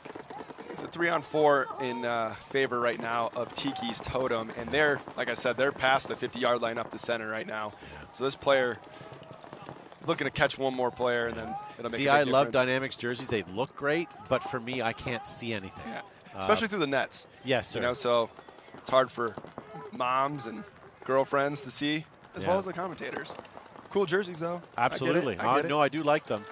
So Dynamic walking off the field again. We're down to the last body, and that's in the snake right now. Not a happy place to be by yourself. They do not know he is there, so he's going to get probably one for free. Oh, no. Yeah, but he's also going to get gifts on his way out, unfortunately. Yeah. So Totem's going to take that. So as I said, Totem, this is also their first semi-pro event. They finished 4th at Cup for D2, and they played D2 all last year. So nice to see some new entries into the semi-pro division. Now that Paintball Fit and Blast Camp have left this division, it's kind of up for grabs. It is. It is. It'll be a really pretty cool story to follow this whole year. Now, of course, my Canadian Sea Dogs will do well. Oh, they will. They looked really good last year. So there's definitely teams that can do this. But rewind a couple of years, it wasn't a dominant year for anyone, and then all of a sudden the Hurricanes, swoop in, take that spot. Yeah. And they're playing really well as well. Yeah, Tiki's is out of Tiki's Paintball. They also are sponsored by the MVPS, JT, Planet Eclipse, Kevin Sullivan. Believe that he is an attorney in the Florida area, and Empire. Good, because I had an injury, and I'd like to know if I can get some cash for it. Structured settlement, and you need cash now? If you guys are wondering who's playing all day today, what field they're playing on, pbleagues.com. You can follow along at home. Every field has live scoreboards. Not a live broadcast like what we're doing, but live scoreboards, as well as all the schedules. And you can look up your favorite team by just their team name and find out when they play, where they play, and follow along at home. So we appreciate you guys joining us here. This will be all semi-pro for the remainder of the day here. We did take a little bit of a timeout right now just to clean some cameras. The production crew are quite fickle and like to have clean cameras out there, so we're doing our best. And I hope you guys enjoy the live broadcast. This is priced right at free for you, and the only thing we ask in return is if you hit the subscribe button or share this with people so that Major League Paintball knows that you're watching, so they know this is something that they should Starting with 3 over here. Looks like they are. Why is East Coast Effect only starting with 3? We didn't miss anything from last point, I don't believe. I believe that they gave that point to DMG. That last point to DMG. And, wow, sorry. But I can't focus right now because this player is just about to just get I was going to say, despite the fact that there were 3, they've already gotten into the snake, and he's cleaning people's clocks. Just Number a 3-piece. Yep. Little 3 or 4-piece chicken dinner. Yep. Wow. That was a combo. He got a Coke. Yeah, let's. No dessert, but he got the Coke. If we could just see this player's jersey right here. Number 7. 7? 6. 6. That's the 6. It's their snake player again. He's just. Branson. All right, so well done. Not sure again why they started with 3.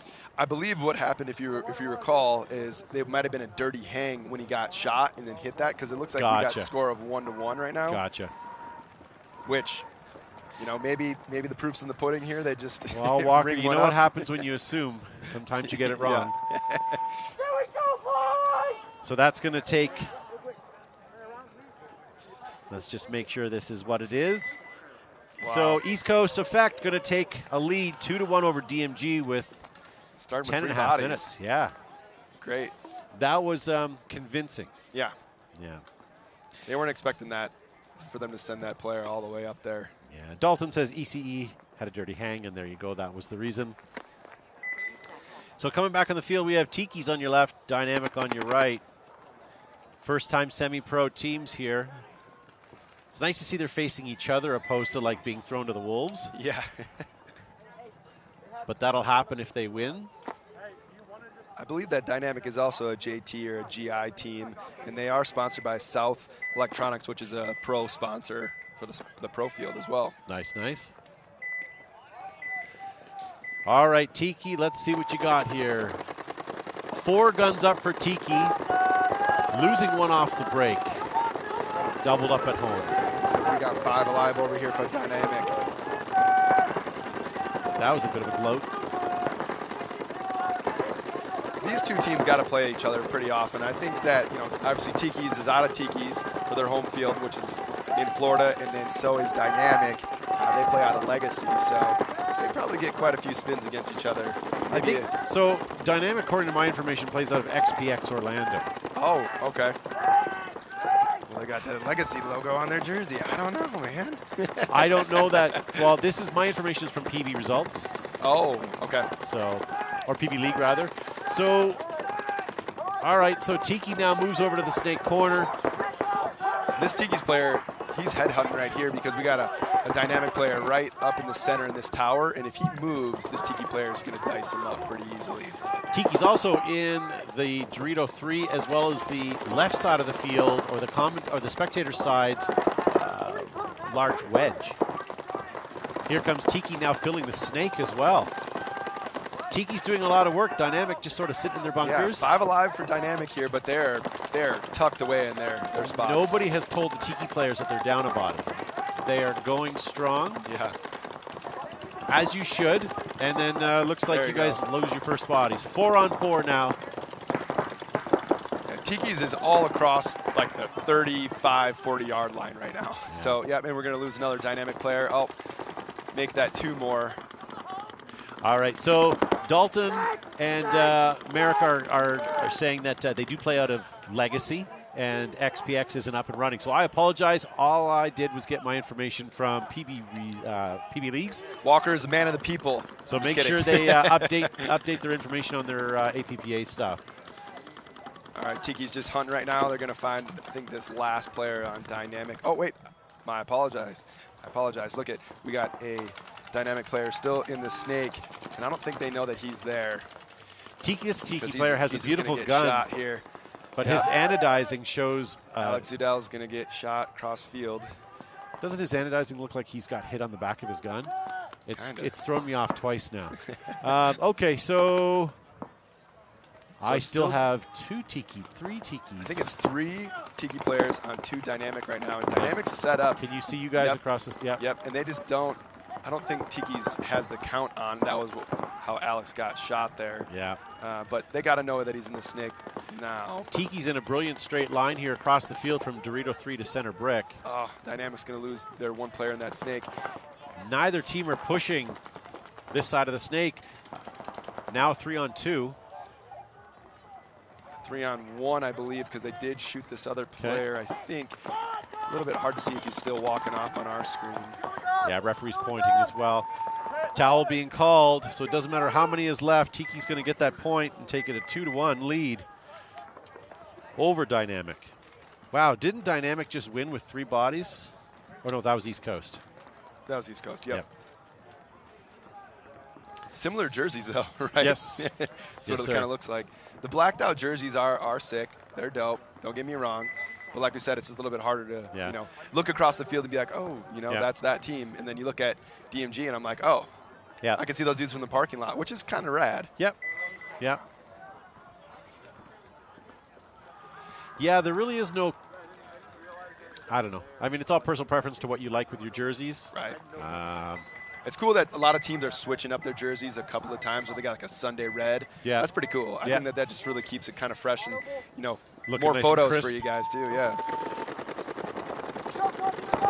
Okay. So 5 alive for DMG, but going right up the center.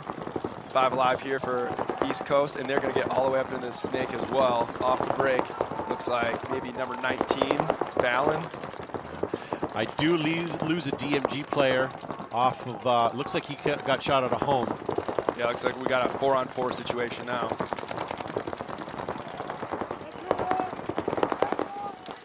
I do like these quick sort of snap points. Yeah. Oh, you got Fallon back in the snake, I see. He did some damage before.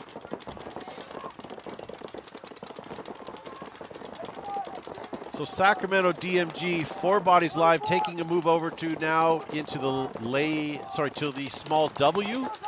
Coming across the 50, straight down the middle. All right, out goes a snake player. Oh, all right, yeah, he shot him, he traded with him. So we got 3 bodies left here for East Coast Effect. I still think I have a DMG player. Oh no, he walked off the other side of the field. Gosh, I can't see with these big bunkers here. He ran through the middle there, and it was a little bit of a car crash, but yeah, we lost him. Well, he leaves behind a good legacy. He did a good job. He did, and they're going to shoot one more player here on the right side of the field for East Coast Effect. I believe they have 2 players left, and one of them's up in this tower, and he's playing about as tight as he can. Yeah, he's going to ditch out of there. He is he's no match for where this snake player is, number 29, Spencer. Yep, coming through. Yeah. Good job, Spencer. You got the read there. Yeah. I call him Spence. We go way back. Yeah. We were actually just kicking it, yeah. But well done, Spencer.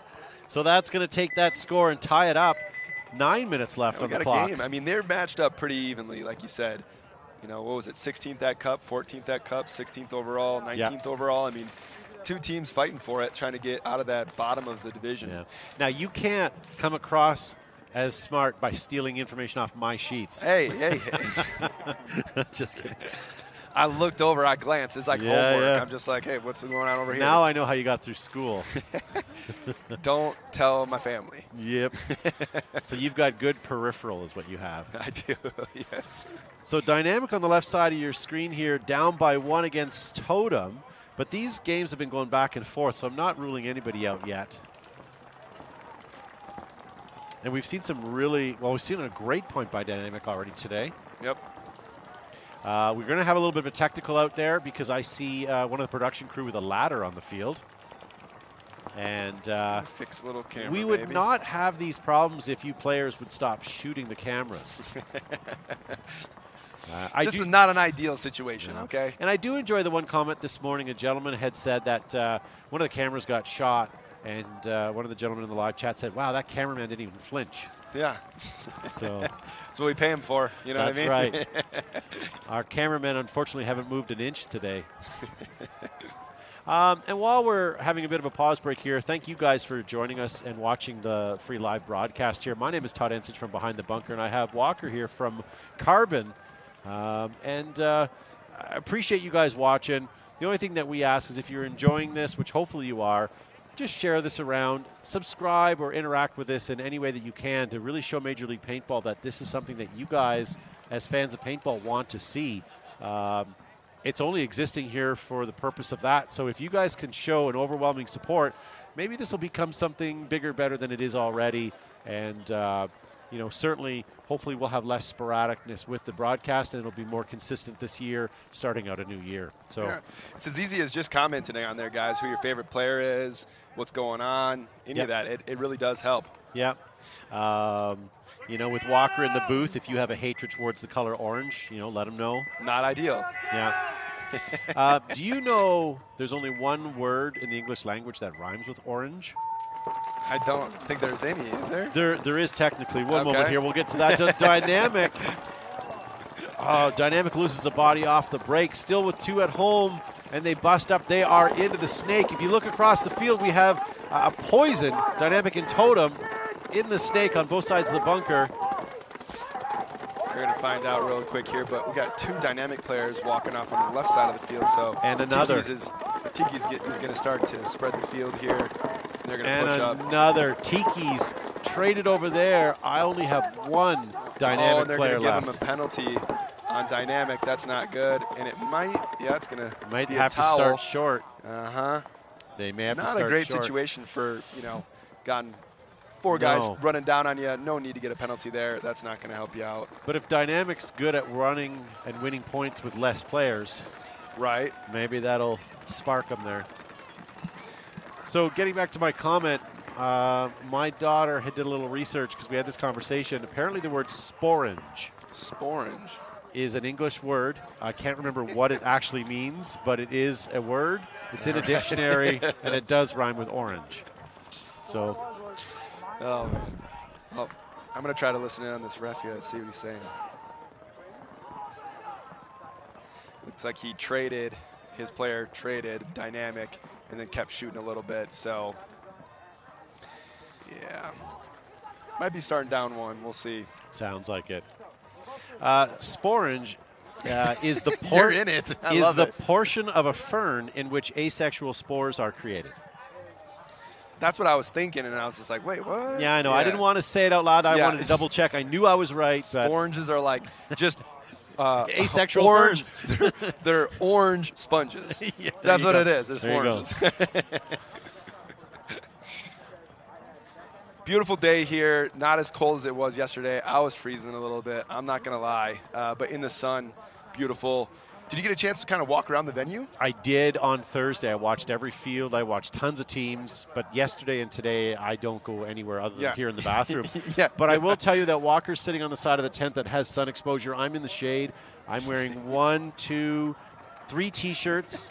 2 T-shirts It's and 2 a little sweaters. bit chillier than you think it would be in Vegas. Yeah. But it is. Come to the desert, they said. Yeah, it's It'll going to be warm. fun, right?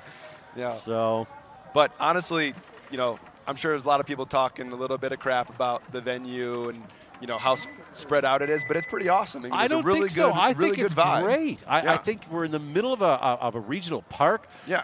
When we I could was be in the middle of nowhere if you guys wanted to. Dude, but we're right in it. I was leaving here yesterday, waiting for my Uber, and I walked by a family playing pickleball, other guys playing volleyball. There's people walking their dogs. Yep. Like, it's a well-appointed park. It has It is. splash pads and creatives everywhere. Yep. It's surreal. And, you know, you see a yoga mom walking with her dog, you know, at 7 o'clock in the morning. 30 feet away, there's pits of the divisional teams, and they're enjoying each other's company. There's little mini tournaments going on in like the 7-man, the 10-man fields. It's kind of cool to be a part of. You just walk over there, different atmospheres. So East Coast Effect on your left, Sacramento DMG on your right. Kind of a conservative breakout, looks like, for both teams right now, playing a little bit of the pocket. We got a ref running in on this DMG player right now, checking him out in that back row. Clean. All right, so East Coast Effect doing their thing with what they were allotted. 5 bodies alive here. As I say that, we lose one off the corner there. DMG's just going to push up here a little bit, slide out that home bunker. But they're also going to lose 1 player. 4 on 4. Don't like East Coast bunker positionings right now, and they're making a change. They also agree with me, but they're now back on the home row, and they lose another player, so they're down to 3. It seems like some of these teams, they're keeping 2 players in the back center too long. Yeah. And then, you let this, let DMG get up here into the snake and then shoot you. It's kind of just a little free kill. It's not really necessary. Yeah. So 3 again along the home row. This DMG player here gonna check it out, and he should just get going. There you go. So here we go. East Coast Effect matching him in the snake. There's going to be a poison here in just a moment in the snake. They both know it. Who's going to? One knows that he's there. Ooh, I don't would know. say DMG had a little bit of a spinny spin there. Yeah. It was a little close to call, so I understand why the ref didn't do it. But and he was already shot. Like Brad McCurley, teaches. He's a coach. He's yelling at the refs right now. Yeah. He doesn't think that was the right call, which rightly so.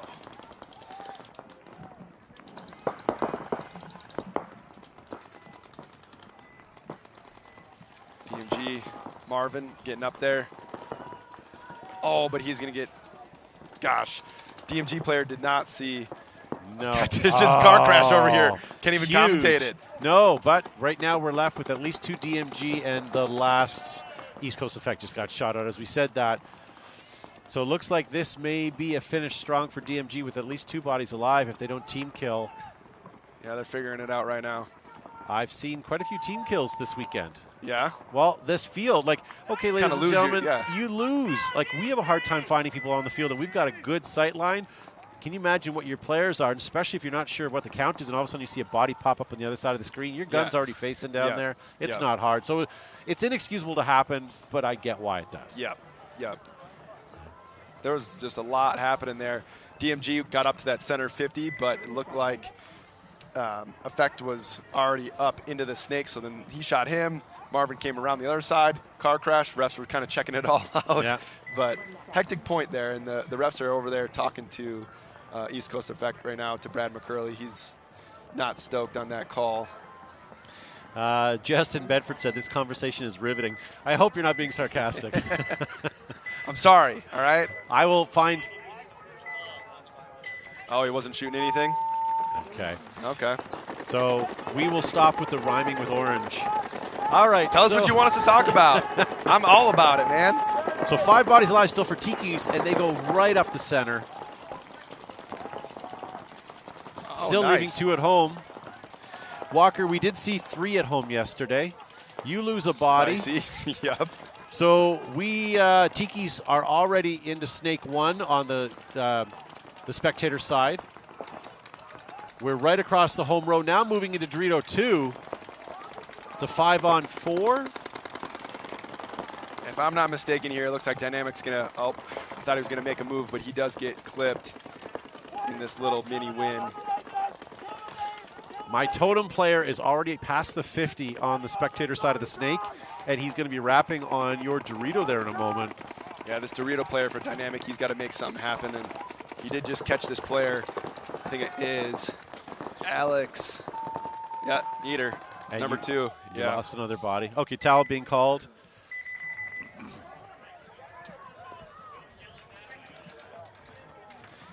All right. Tiki's looking good, though. Yeah, there is a bit of a delay in the chat. 5 minutes, you're thinking, well, we'll do our best. But the chat lines up with the video, so that's fine. But we are trying to see your comments in the live chat. Sometimes we do have to delay reading them because we are in the middle of a gameplay as well. Yep. And sometimes your comment's not good. Yeah, I'm not going to read it, okay? You can say some hurtful things. If you really want your comment read, things like Todd and Walker, you guys are doing a great job. Things like that will get you an instant message. Like, we should kick it later. Yeah. We'll hit you up. It's all good. All right, so East Coast Effect on your right, DMG in the purple on the left. DMG 5 bodies alive. No. 5 bodies alive, yes. East Coast Effect. A bunch of guns up, 4 guns up there. Off the break, and I like the non-specificness there. A bunch of guns. Well, I was just counting them real quick. Yeah, DMG has 2 walking off the field, but they have a bunch of people left. East Coast Effect does have a player up kind of in that 40-yard line center complex, but so does DMG, it looks like they're kind of mirrored up, and we're going to see what happens if they both make it to that center 50. Steve Gaskin gets a shout out, but we're not going to read his comment because it's only we're okay. Oh, bet. Yeah. But he does I'll get a take mention. it. I'll take it. He does get a mention. It's a little early for the day, you know what I mean? So I'm okay with okay. Hey, I was here at 6 a.m. doing this, so it's not early. This is well, I mean, past it's my early in the lunchtime. day. We're going to be here for a while. So DMG, two bodies left DMG here, come around sneaking here. up past the 50. Does he get him, or does DMG just take I him a walk see away? a Okay. minor, major being called. Oh, but it's going to be on DMG. And there's not enough. There are two DMG players They're to finding pull. them. There's one there. Yep. The ref needs to communicate what's going on here. He's just running around like crazy. Yeah. All right. I think DMG is all gone, but luckily they had enough players to pull. East Coast going to get spotted on that one a little bit, but and game stopped. 3-3. We've got ourselves a match here, ladies and gentlemen.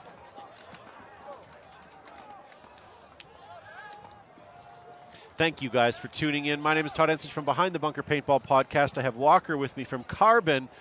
We are watching semi-pro paintball now all the way until the end of the day. So if you're looking for some semi-pro matches and you're expecting them on this field, stay tuned. We are running slightly ahead of schedule from this morning, or at least on time. So make sure you're early for your match if there's one that you want to specifically watch. If you're looking for a match that's not on this field, any of the other divisional play, you can go to PB Leagues. Follow along at home. They have live scoreboards for every game that's happening. You can follow your own team if you want on their own team page with all of their results as it's happening live. Coming back on the field, we have Dynamic on the left, Totem on the right. Dynamic had 4 guys at home. They just lost 2. Not a great start there. They're not going to get spotted anything from Tiki's here. I'm afraid this Dynamic player looked like he may have had a core sample. Let's see what happens if he can get something out of his gun. Maybe I missed it. Nope, he's good. All right. So Dynamic in the Snake, still at home, and in the Mini W. He's rapping this on Dynamic player is about to just get a couple of free kills. Yeah, there he goes. He gets 1 for sure. And 2. Oh, but his homie dices him up. Yep. Just chicken noodle souped his head. Yeah. Team kill, team kill. Damn it. Oh, Tiki's is actually across the 50-yard line here, but they're going to shoot him. Dynamic. All right, I thought they were just about to throw that away there. All right. So, what's it going to put them at here? 4-2. 4-2. 4-2. Okay. And they need they need this point here. Close that gap. Plenty of time. 7 left minutes. Here, yeah. 7 minutes. Cakewalk. So, coming back on the field, East Coast Effect and Sacramento DMG. This I like. Tie match. 5 minutes on the clock.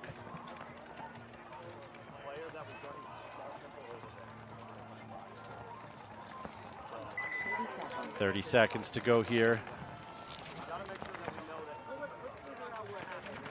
I would have hated to have seen East Coast Effect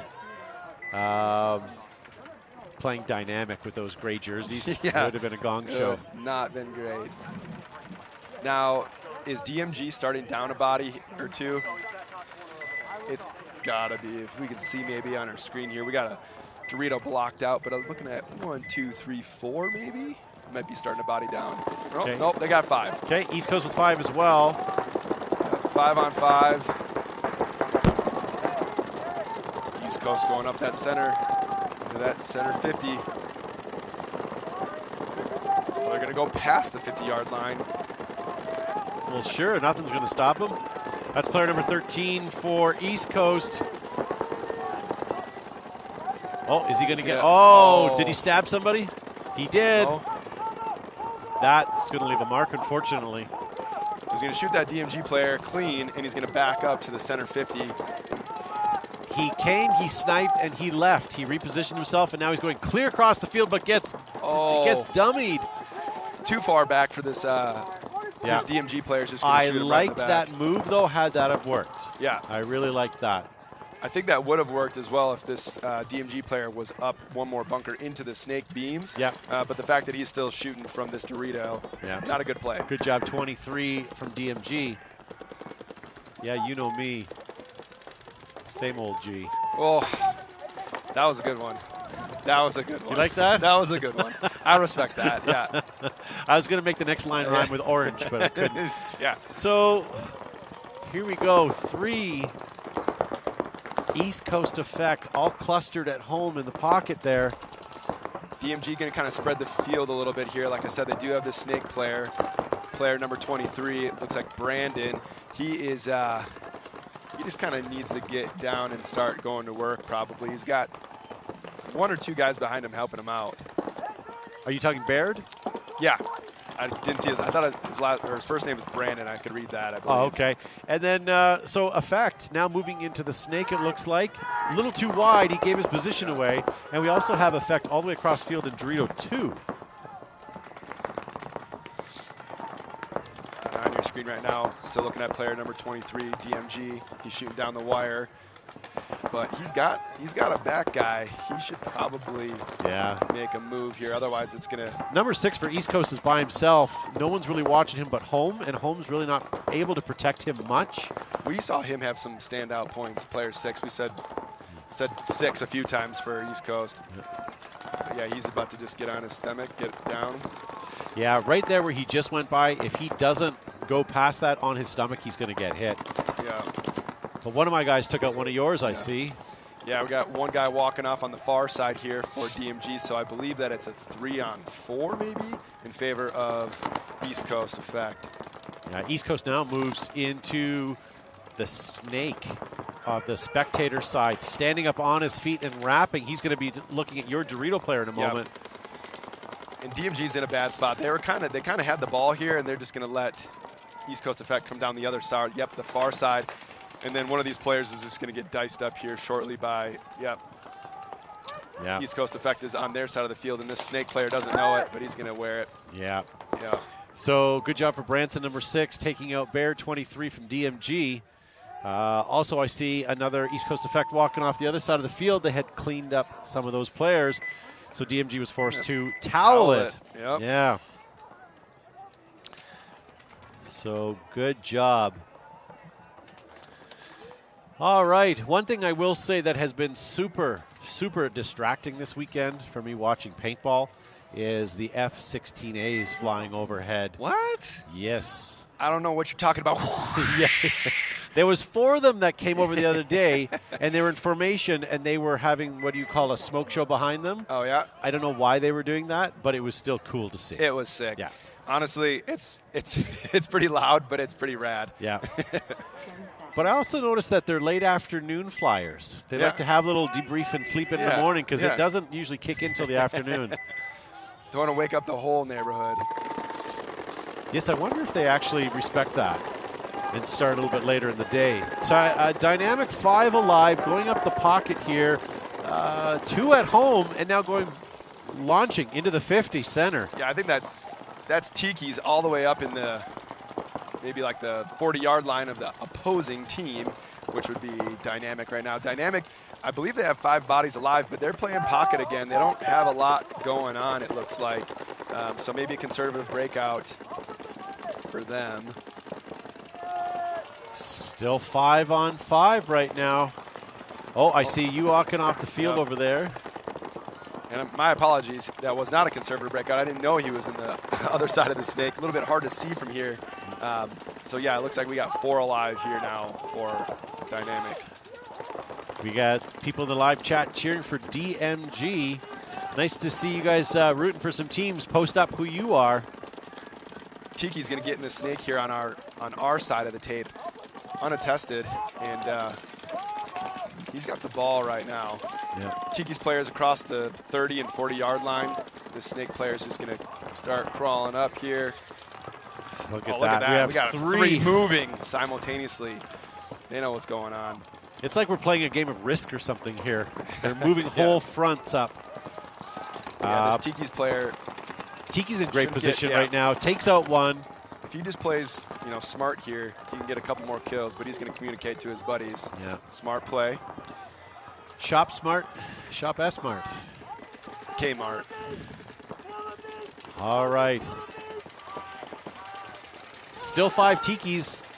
Finally, Tikis leave home, but get killed on the way out to Dorito 1. Not ideal. 4-on-3 in favor of Tikis right now. Tikis actually has 2 players up past the 50-yard line in the center. And Dynamic's just going to try to gun battle them right now, which is probably not the right idea. This Snake player here that's on your screen just getting peppered, and he needs to communicate or do something here. Yeah. There we Oh, go. and he looked There away we at go. the wrong time, too. Towel There we being go. called. In respect to Dynamic, that was a good call. Yeah.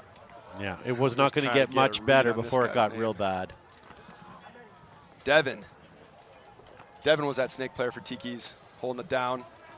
Got a couple of kills on that one, doing work for his team.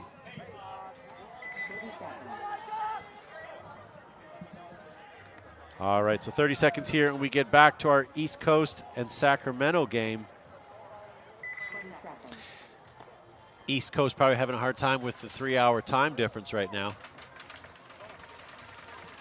Probably been here a couple of days too, just like everyone though. Yeah. I'm surprised some of these pro teams, I was talking to some of those guys, they've been here for like a week and a half. Oh, I'm I like, bet. man, I'm like, I don't want to be in Vegas any longer than I have to be. Vegas, no, but on this coast, yeah. I don't mind. Yeah.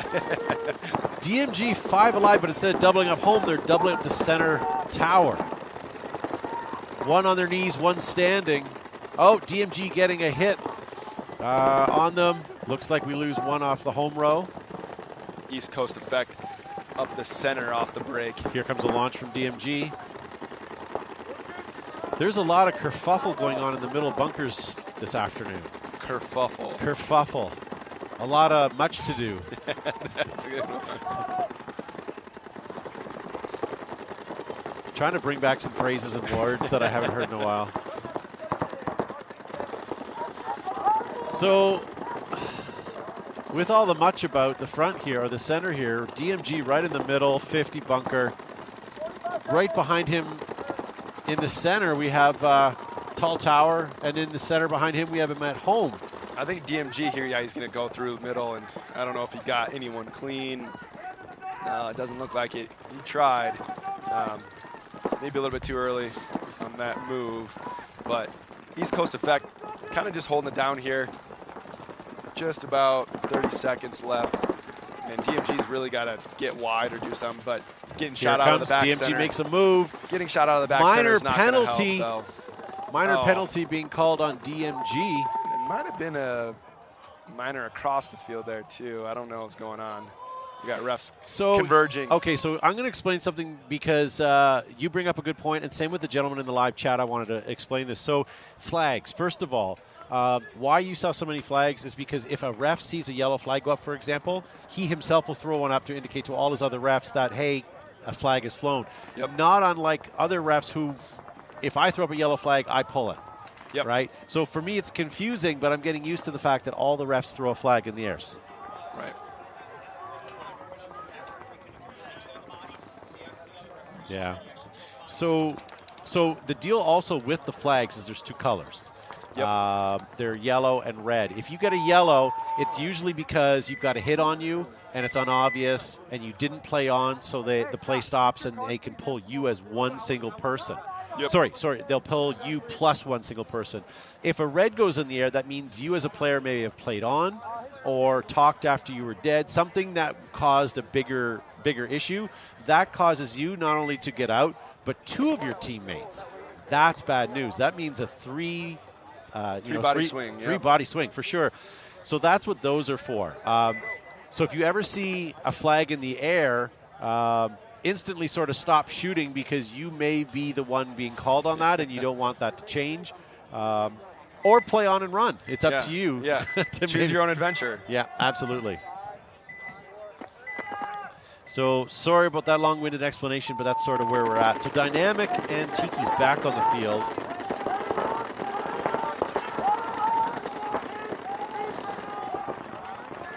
Newbies 5-2 here. They're in control. And just as I say that, we got a little bit of showdown on your screen. It's about to get nasty. What's going to happen? First gun shoots, loses, I think. Yeah. Oh, no. Oh. He gave away his position. And they trade. Spice City. Yeah. Lucky on all accounts there. That was some pretty large holes in the spice container. That got pretty nasty. And Tiki's is going to got one player that's going to get shot in that back row, but they're going to fill the snake here. And so is Dynamic, but let's see if they push each other up. More importantly, Rob Barnett in the live chat says, Todd and Walker, you guys are awesome. No, you are awesome. Let's go. Friend. Thank you. Alex Snyder here. Oh, another penalty going down for Dynamic, and this player, Towel being called by Dynamic. Dynamic, man. And they're going to run the 9 seconds from the other game, so East Coast Effect and Sacramento DMG is done with a 5-3 game. These teams are about to be in the X-Ball. So are you a spicy guy? No, I'm a baby. Are you? Yeah, okay. Like mild wings, feels like my nose is bleeding. Not going to lie to you. I agree with you. Man, I'm... why would you do this to yourself? I'm meat and potato guy, so I'm happy with that. It's not a full meal unless it's just meat and potatoes. Yeah. Yeah. Do you do Tabasco at all or any of that stuff? Yeah, I dabble in that. Okay. Yeah, that's about as spicy as it gets. So here's a question for you. Do you know how Tabasco managed to double their sales? Micheladas. They made the hole slightly larger. Wow. Isn't that crazy? That's crazy. That's all it took. That's all it took. Because really, every time you hit that bottle, you just get a little bit, right? Yeah.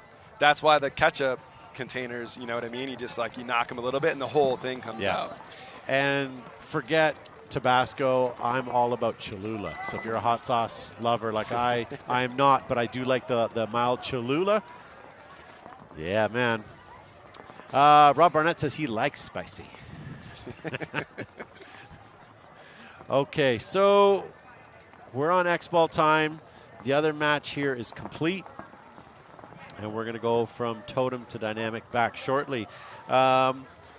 How are we looking for the next set of split deck matches? Are we going to see you back, or? I'm shooting a couple of texts off here, see if I'm needed at the booth, or you might catch me on the pro field commentating here in a little bit. Ah, very good. Just got to do my rounds, you know. I check in with the teams and make sure everyone didn't forget their pads in the wash, and you know, got fresh lenses, everything they need for carbon products. So kind of just bopping around here. I only get a chance to do this usually in the mornings before it gets crazy for the trade show.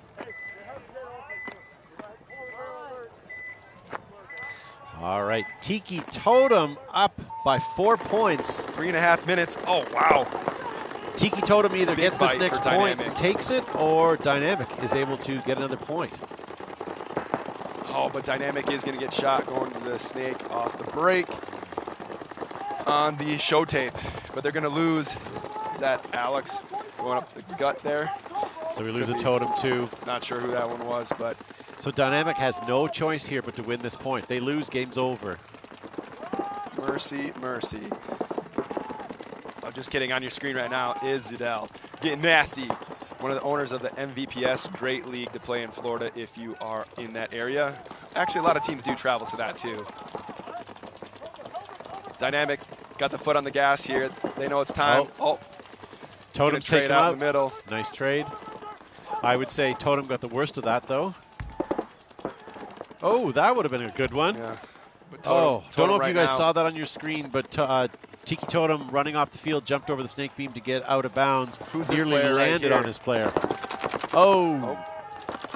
But there's another flag going across on the tape side, show tape side, excuse me. So refs are communicating, a little penalty maybe there. Dynamic. How many penalties do you think they got this? They're not doing themselves any I believe they favors. have so far won some awards. Yeah, maybe we're going to see there's Dynamic. A little bit of salt going on here. I get it, two Florida teams, but that's not going to help you here. We may see Dynamic at the Summit Awards on Sunday night, winning the most penalties. Not what you want to hear. No, here. sir. But yeah, it looks like Tiki's is just going to kind of kick it right now. Alex Adele checking it out. Where's EVS's? Looking over top of the bunkers, checking out what's going on. Could just be him. Maybe he's got one homie left, but the refs are just kind of walking around now. He's just probably going to hang out. He's a really smart guy. Well, they paid to be here. They might as well use their game time. Run They it got up. A minute and a half. Actually, he could ask the refs to put out a little target, and he could do some target practice, work on some snap shooting drills. I think at this time he knows he's just the guy because got 1 minute, about to be 60 seconds here when the refs let him know that.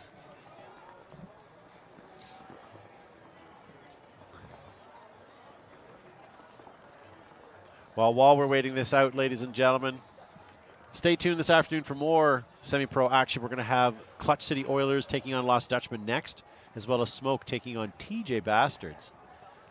Lots of great games coming up after that, like Newbies in Chicago Distortion and Denver Altitude taking on Nasty, just to name a few. Somewhere in here we may take a lunch break, which may be next, actually. All right. Maybe. It looks like we don't have too many teams ready to move into the pits, so maybe they're taking a little break. So if we do take a break, I will post in the live chat as Behind the Bunker when we are a few minutes out. So I'll let you know. I'll let you guys know that. And I will take an opportunity right now to thank Walker for being in the booth. He is from Carbon Paintball. My name is Todd Ensich from Behind the Bunker Paintball Podcast, and thank you for joining us today. So that's going to let Tiki's hang that. That's going to be a 7-2. It's a mercy and a win anyways because the time is out. Awesome. Great job. I told you Alex Udell was just come right through, and he understands it's going to be under 10 seconds as well. He's just going to put the frosting on that cake. Yeah, put the kibosh on that. I think his homies are already gone. They're like not even cheering for him or anything right now. They're already geared down and heading towards lunch. We're out of here. Awesome. Well, thank you guys for watching. We're going to see you guys back shortly with the next set as soon as we can.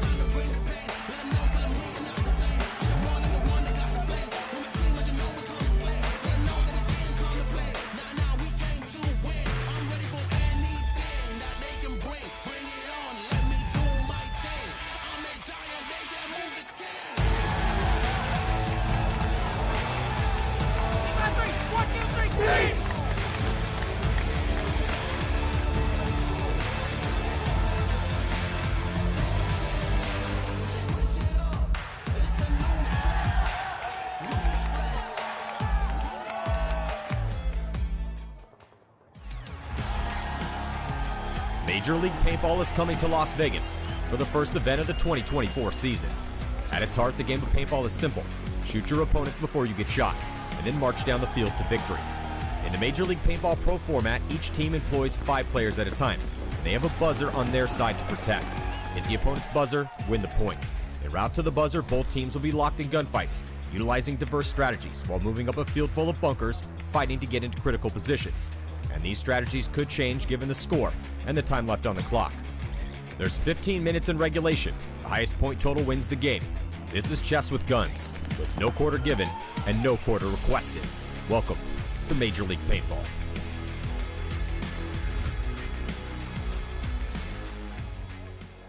The Tauntauns came out swinging in their match against the favored San Diego Dynasty at this year's NXL World Cup. And while the battle was back and forth the entire series, Dynasty ultimately came out on top in their decisive victory in overtime. With the series being so back and forth, I thought it would be a good idea to look at each point and see what lessons can be learned that we can apply to our own gameplay. Let's take a look. Point 1 goes to the Tauntauns, despite Dynasty making a strong early push up the middle. This was in large part because Ryan Greenspan was run down in an uneven trade shortly after making his move. How did this happen? Well, if we look at where Ryan and the rest of his team were, we can see that the only players who can really protect him this far up the field are either Archie, whose only chance is landing a trade with a player who comes to run him down, or from Chris Shear, who would have to look on the inside of the field from the Dorito can. In their current positioning, Shear is likely the best candidate to protect Ryan, although this would slow down their Dorito push. The lesson learned: if you plan to make early and aggressive pushes of the field, be aware of whose job it is to protect that person. There's nothing worse than going through so much effort to take ground, only to have it snatched away shortly after.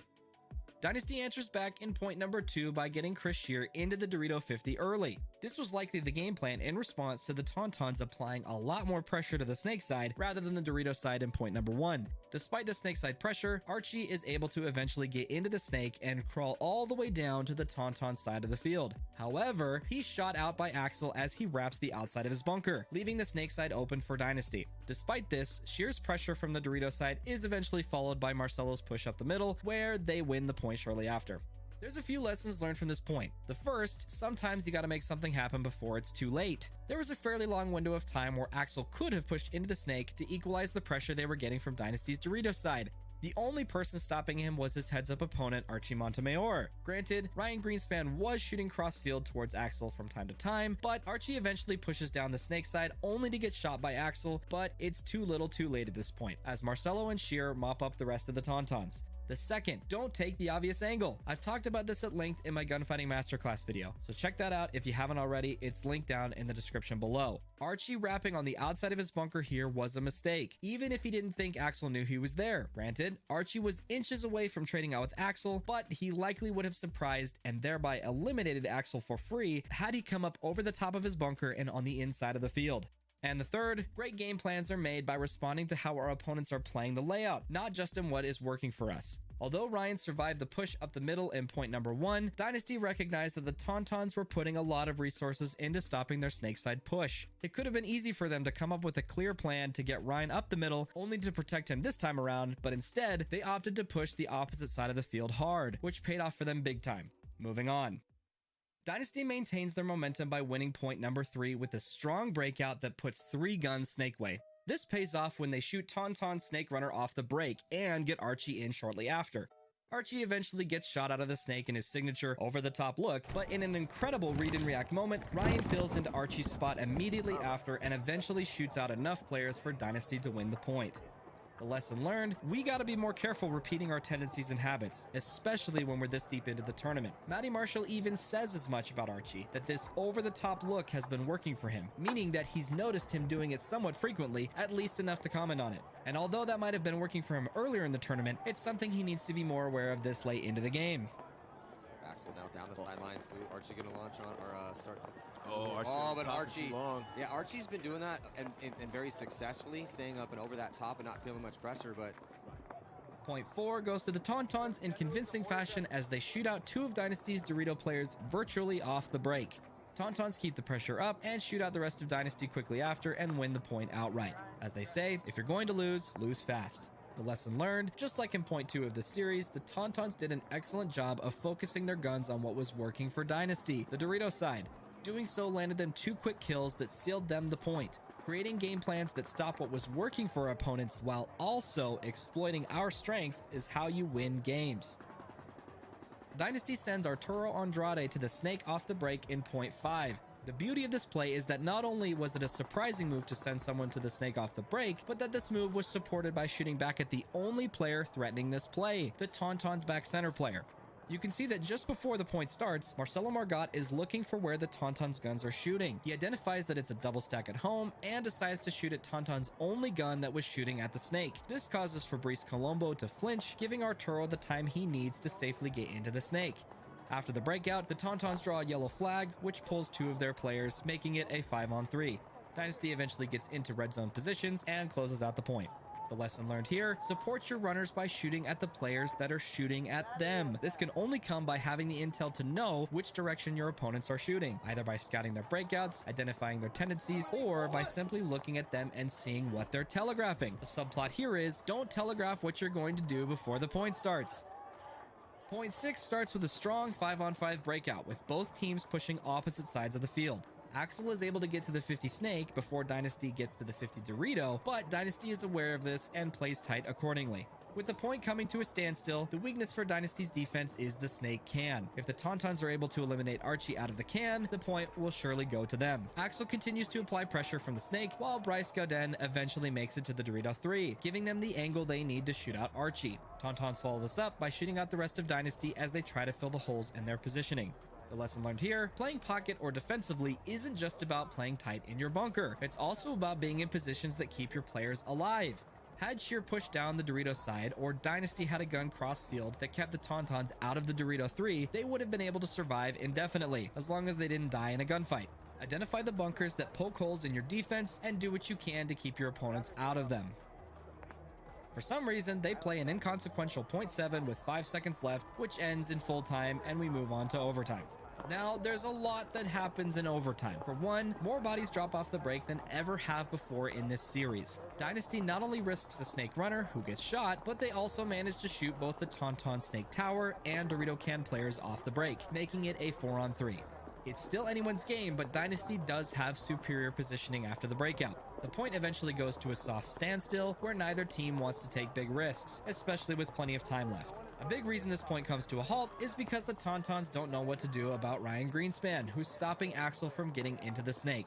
Despite this, Axel not only manages to survive running through Ryan's gun as he gets into the snake, but he also manages to push through a second gap Greenspan is holding. Ryan missing these shots is very uncharacteristic of him, and pretty fortunate for the Tauntauns. After the series of these moves, the point once again comes to a standstill. Archie continues to stand over the top of his bunker, despite its relative riskiness at this point, trying to look for a pick to open things up. But the play to win the game at this point is to push the snake and trade out with Axel. Marcelo puts this together and pushes into the snake past Archie. In a moment of controlled chaos, Axel shoots Archie, but Marcelo surprises and shoots Axel in the loader, and immediately turns his gun towards the snake can, eliminating Colombo and securing them the win. The lesson learned here, don't be afraid to make plays that would surprise your opponents, especially when you have the information you need to solve the puzzle in front of you. Archie was too hesitant to make a push, and instead was trying to wait for a pick. Marcelo knew that him going into the snake and past Archie would be surprising, and that no one would likely see him make that move. Excellent play for Marcelo to win that point and the game for Dynasty. There were a lot of lessons learned from this series, but let us know which one will help you the most this season. As always, if you like this type of content, please be sure to hit the like button and subscribe to the channel. See you next time.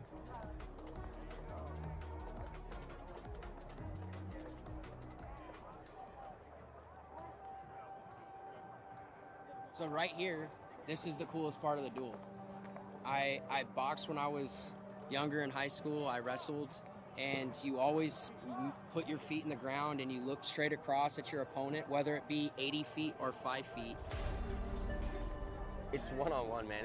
It's no man's land out there. You can try to think you have a way, and it could get completely corrupted really quickly. I think that it's the truest form of skill. It shows how quick you can be, how much work you've done with your gun skills.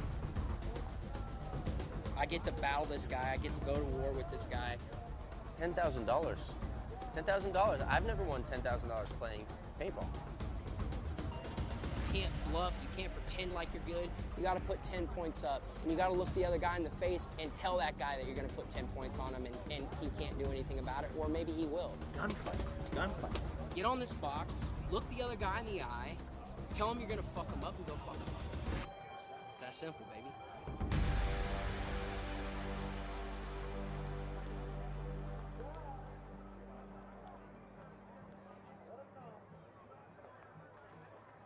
All right, so we are here at the beautiful ASG Paintball Park. As you can see, the parking lot is packed. There's also a big rusty dinosaur behind me. Don't let that distract you from the mission at hand. Man, that's the guardian of ASG right there. After 4 p.m., that shit's turned alive. I was standing over there for probably 45 seconds. I was yelling over here saying, go for the throw, go for the talk. If you guys need anything out of the car, grab it, because Alex is going to lock it. And if you want anything to stay safe, put it in the car, because I'm going to lock it. Dude, there's always two sides to the story. I'm on Dynasty, traveling the world. Look at my gear bag. All new gear, Hormesis, all that, field one. Got a new gun, I think. So we're not getting good news this morning. You had a plan, and then you just went over there. It's hard to poop when you have a kidney stone, too. Oh, shit. It's all about evolving. This is Oliver's tank. I have no idea. It's probably from 1987. Guys at home, just so you know, when you get your field one course, you only use the green insert. Straight from India. Got up with knee pads, and look at all this brand new stuff. Still got the sticker on. The only thing I don't have that's new is cleats. I have to borrow Blake's. There's probably lots of hair in them. I got my feet smell. I gotta go faster. Can't hang with my ding-a-lang, you know? At the Hormesis Chank, you know, as a kid, I wanted to play on Dynasty. I stayed up all summer one time as a little kid, working for my dad, re-roofing the house to save $300 to go to a Ryan Greenspan clinic, and now I'm playing with, yeah, and I have the Dynasty posters. Now I'm here. You can do it too, kids. Hard work. Dreams come true. We got pods. You guys got pods?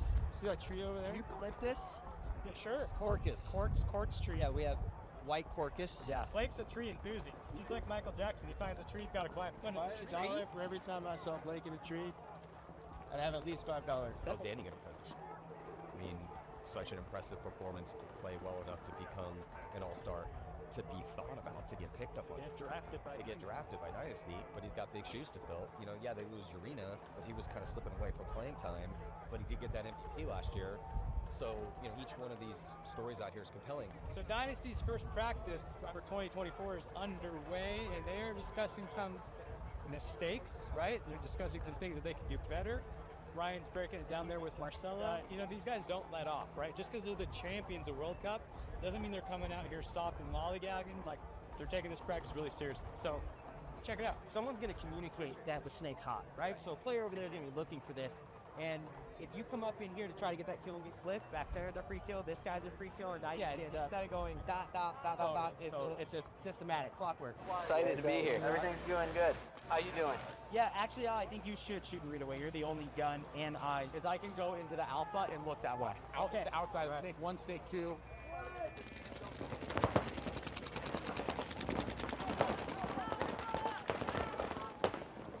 know, it's the first practice for these guys of the season. Had everything we wanted. Yeah, I was in there, snake. Got 2 kills, but then it was just a sloppy gunfight with the alpha. Gotta win that. The goal is to win another championship. World Cup was last year, so as a competitor, if you're gonna commit to the next season, then you have to approach it the same way, and sometimes with even more fire. So I think the league is pretty stacked right now. Some super teams being formed. When you lose, that feeling really sucks. So no matter how much you win, you always remember what it feels like to lose, and you don't want that. So what is being paintball famous? It's kind of like being on a poster in the bathroom of a truck stop. I've been stopped random places, usually for speeding, parking in a wrong parking spot. Did go to the Victoria's Secret fashion show. I got stopped a bunch there because I wasn't supposed to be there. So, old man Frazier just got a 5-pack. Hasn't picked up a gun since World Cup. Yeah, it's the first time I picked up my gun since Cup. It's like riding a bike if it's the first time you rode a bike. But Greenspan's bike with no seat on it. That's how he likes to ride it. No seat. As most of you know, Damian Vasquez used to play on Dynasty. He's now playing for the Ironmen. And let's talk to him, see how he's doing against his former teammates. Loving it. Enjoying bunkering Alex, Ryan, Marcelo. It's a good time. I mean, a lot of these guys, like, they know each other. It's kind of a little different for me because I don't really know much of them. They're all from the East Coast, so it's good. I mean, we're all super motivated. We're super hyped. And yeah, we're just stoked to see how the year goes. Mount Rushmore of paintball. I also like to refer to this as my zombie apocalypse team. You know, obviously, you got to put like a Ryan Greenspan, Oliver Lang on the Mount Rushmore. Yosh Rao would be on my zombie apocalypse squad for sure. Alex Frazier. But also you got a guy like Rich Telford. Sure, I mean, he's getting a little old now, but in his prime, you know, he'll win you a fist fight, he'll win you a gunfight, he can be a leader. He's definitely for sure on that mountain for me. So how did you find out that Dynasty won? Yeah, I was actually on the way to dinner for my wife's birthday, and Blake texted me, and I was like, wow, this is crazy. What did the text say? It was just, hey, would you be interested in playing with us next year? I had to text him and be like, I'm on my way to dinner with my wife, and can I call you tomorrow? It was one of those things where it's like, it's Dynasty, how do you say no? What did it feel like though to read that text? You read it twice? Probably like 6 times, truthfully. I was like, kind of surreal. Yeah, I was talking to Marcelo earlier. He's saying, like, kind of knocking some rust off, incorporating the new guy. Danny was amazing so far. The game just gets a lot easier when you have a lot of really good players around, and it's no knock to good level guys, but, you know, he had to carry a lot on that team, so it's not just how you play on the field, it's how we think they're going to connect with the team, how the chemistry is going to be, because at the end of the day, that really is the most important aspect. You got to be able to trust each other out there. We're out here focusing on pro players, right? We're watching pros making content with pros. Like, Mike, what do you think is the most important demographic of new players? We need to get new players in the sport. I think if we build them, they will come. So I think for our industry and our sport, we got to kind of start planting the seed forward, right? Like, we got to sow the ground to get new players in. Best way to make $1 million in paintball? Start with 2. You got to stretch. You know, you got to keep the glutes and the hammies nice and loose when you're making content. You know, in the Disney movies, how the monkeys just like squeeze the banana and it pops out. And, well, how do you make a banana look non-frog? You like a corn on the cob. All right, so we got day 1 here in the books. Look, they don't call us world famous tacos for nothing. There it is, boys. That's how you do it. Shoot at each other, then have tacos. Am I wrong? Can't beat. How difficult is it to get a taco out here? Damien ate 12 last time, and a quesadilla. Get in front of Damien, eat your tacos.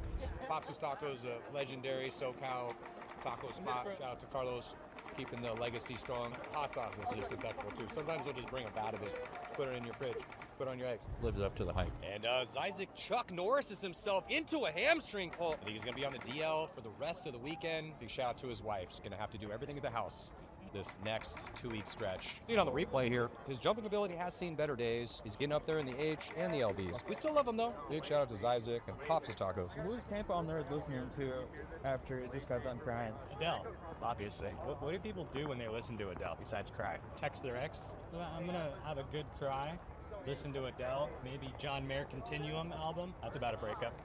All the great songs are. So does Paintball ever broke your heart? Paintball's never broken my heart. Paintball's been true to me. Paintball's always been there for me. I trust paintball so much not to break my heart. So I guess it could happen, a catastrophe. But, you know, rose-tinted lens. So we're headed to Skydeck here in Del Mar to catch Dynasty for their team dinner. So we're going to see what the guys like to eat after practice. Where are you staying the night tonight, bud? I'm staying at Skinny's house. It's good to stay at the coach's house. Do you sleep on the couch or you got your own room? Me and Skinny cuddle at night. What's it like waking up next to Skinny? Well, it's great. He's already got the plays ready. It works out really good. Well, Danny didn't do as bad as Chris for his first day. So Chris last year got shot up the break 3 game points in a row. And I was like, holy shit, I fucking picked up the wrong guy. I'm admitting I was wrong. You're great, bro. I was like, oh, and he didn't go far even. It was like... You're the best. What can I say, dude? I tipped my hat. I was wrong. Me and Copa. But it ended up okay. Yeah, he worked out. What are you doing, bro? I'm going to get a beer. Do you play any video games? No. I used to play. But that was the shit. Mario Kart? Yeah, I'd smash you at Mario Kart. Hey, who's the best three-point shooter in paintball? Marcelo. Listen, we need somebody from the crowd. Steph Curry's hurt. We don't have anybody to play. You, with the long hair and the nose ring. He's good, dude. Harris is safe. Yeah, that could be true. Raindrops. Raindrops. We need to get ice cream. Stop getting these timed out. Is that Curry fall on his face? No, the other Lakers defender. Oh. He was ready to defend him, but this fella flopped on his face like that impact kid. Pressure, dude. The pressure got to him. All right, let's get some ice cream. Blueberry cobbler sounds very good. Is it good? That's what I was thinking. I might do those two. I don't know what Greenspan got, but I'm going to guess either butter, pecan, or really pecan. I got Blake down. He's going to get he's not going to get the smallest one. He's going to get like 2 scoops because he wants to make sure he has enough. Even though the scoops are fucking massive. 2 scoops, baby. I was wrong. What'd you get, dude? I would have paid $5 just for this one little scoop on the top. Why, you want me to give you Spence? No. I just scammed Ryan out of his ice cream. Totally got it. I scammed Ryan. It goes to the stars. It's still a little surreal. It's a little bit different. I know. Where's Coach? What's over here? You got something? Strawberry cheesecake. Oh, I'll try that one. Yeah. Thanks, Ben. Yo's just got a small ice cream. From everybody else. He went from your side to the other side. I was like, no. Even from the good part over there. Vanilla? Dude, there's a huge... No, it's still blueberry cheesecake. I was thinking not to take that. Thank you all for the ice cream. Yeah, goodbye. It's about having good friends. Honey, who are those guys over there? What's your best accent? Redneck from South Carolina.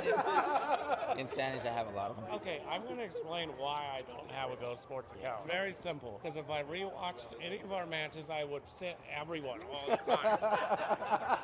And I would hate everyone, and it would be bad. That's why I don't. You hate everyone already? No, I don't. Least favorite team member. I don't have a favorite. Dave keeps fucking stealing all my favorites. You remember we were at Lake Tahoe? That's not Blake either. Yeah, Blake's a fucking dickhead. There's a reason I don't wear Brute. It's because he's a dickhead. So the real reason Skinny doesn't like my sunscreen was back when Alex was having a bachelor party in Tahoe. We were laying on the beach and Skinny goes, "Hey, does anybody have some sunscreen?"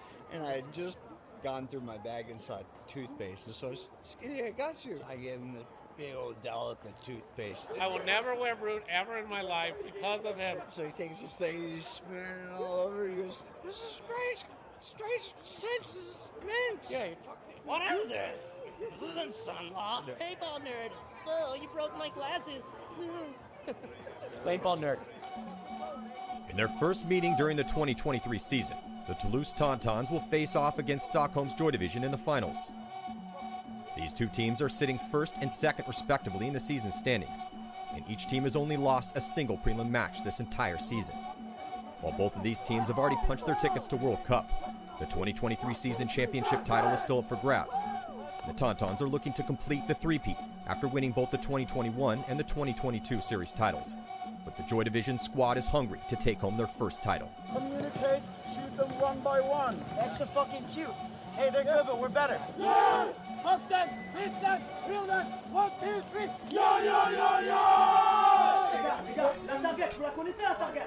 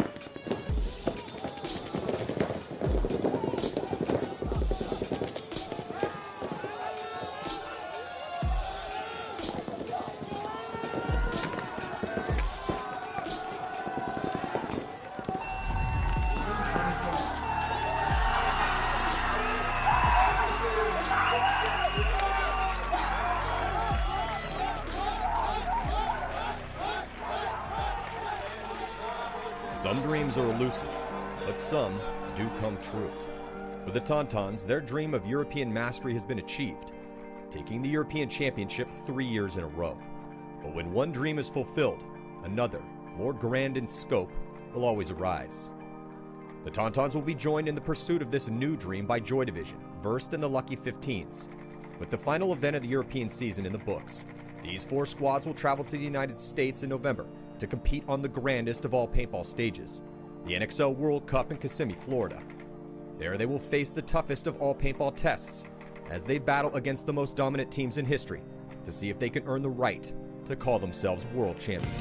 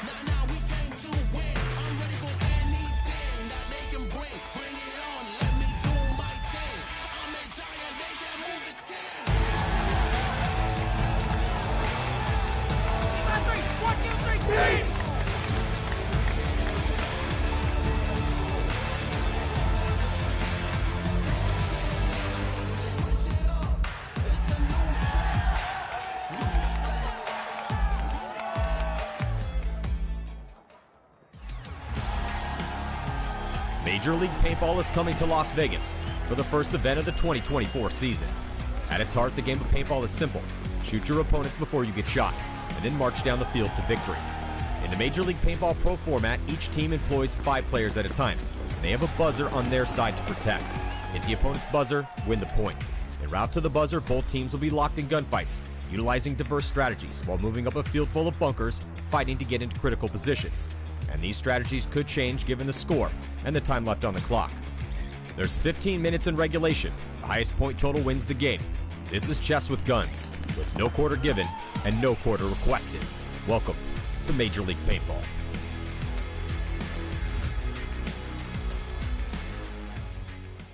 The Tauntauns came out swinging in their match against the favored San Diego Dynasty at this year's NXL World Cup. And while the battle was back and forth the entire series, Dynasty ultimately came out on top in their decisive victory in overtime. With the series being so back and forth, I thought it would be a good idea to look at each point and see what lessons can be learned that we can apply to our own gameplay. Let's take a look. Point 1 goes to the Tauntauns, despite Dynasty making a strong early push up the middle. This was in large part because Ryan Greenspan was run down in an uneven trade shortly after making his move. How did this happen?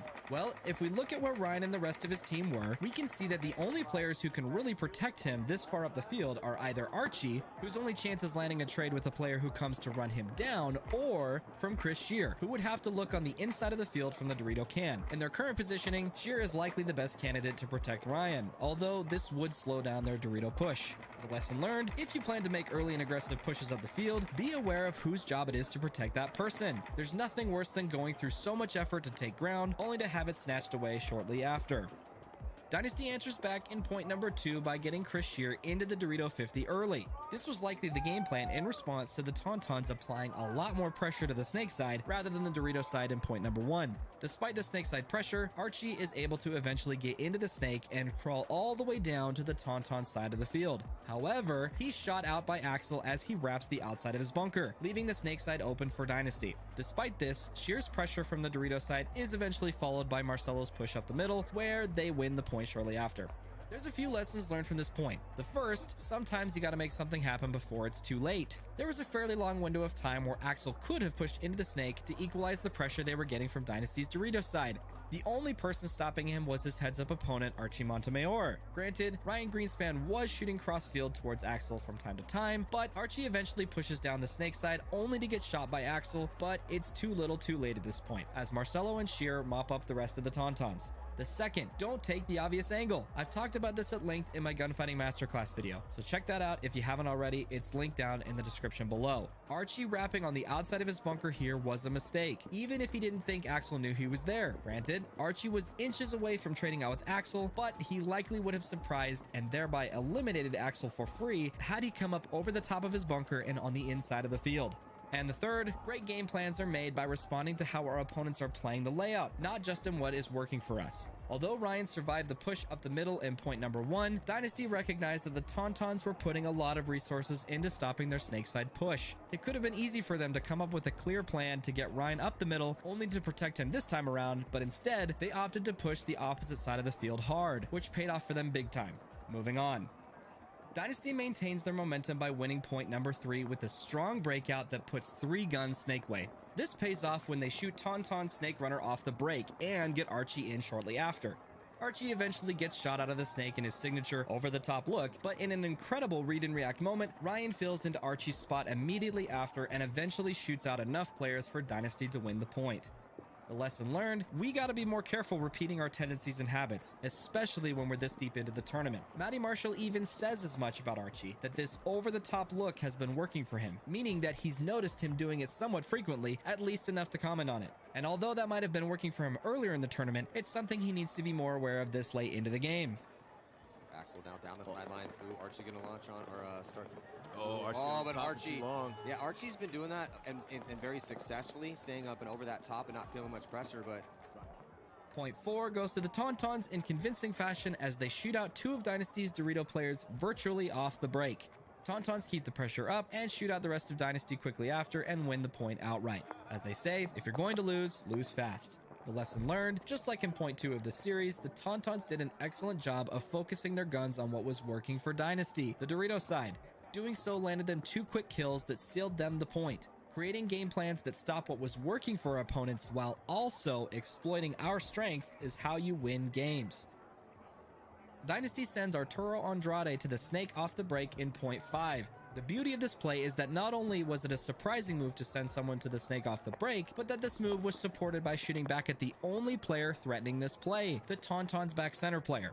You can see that just before the point starts, Marcelo Margot is looking for where the Tauntaun's guns are shooting. He identifies that it's a double stack at home and decides to shoot at Tauntaun's only gun that was shooting at the snake. This causes Fabrice Colombo to flinch, giving Arturo the time he needs to safely get into the snake.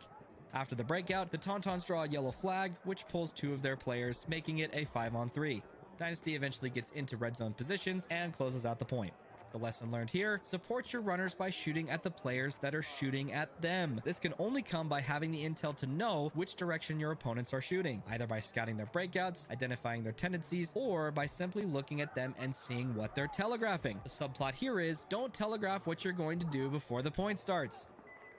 Point 6 starts with a strong 5-on-5 breakout, with both teams pushing opposite sides of the field. Axel is able to get to the 50 snake before Dynasty gets to the 50 Dorito, but Dynasty is aware of this and plays tight accordingly. With the point coming to a standstill, the weakness for Dynasty's defense is the snake can. If the Tauntauns are able to eliminate Archie out of the can, the point will surely go to them. Axel continues to apply pressure from the snake, while Bryce Gauden eventually makes it to the Dorito 3, giving them the angle they need to shoot out Archie. Tauntauns follow this up by shooting out the rest of Dynasty as they try to fill the holes in their positioning.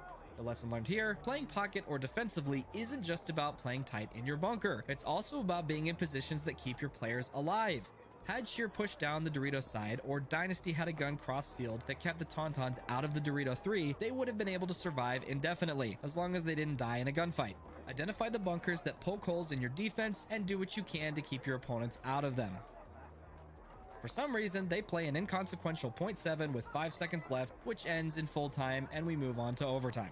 Now, there's a lot that happens in overtime. For one, more bodies drop off the break than ever have before in this series. Dynasty not only risks the Snake Runner, who gets shot, but they also manage to shoot both the Tauntaun Snake Tower and Dorito Can players off the break, making it a 4-on-3.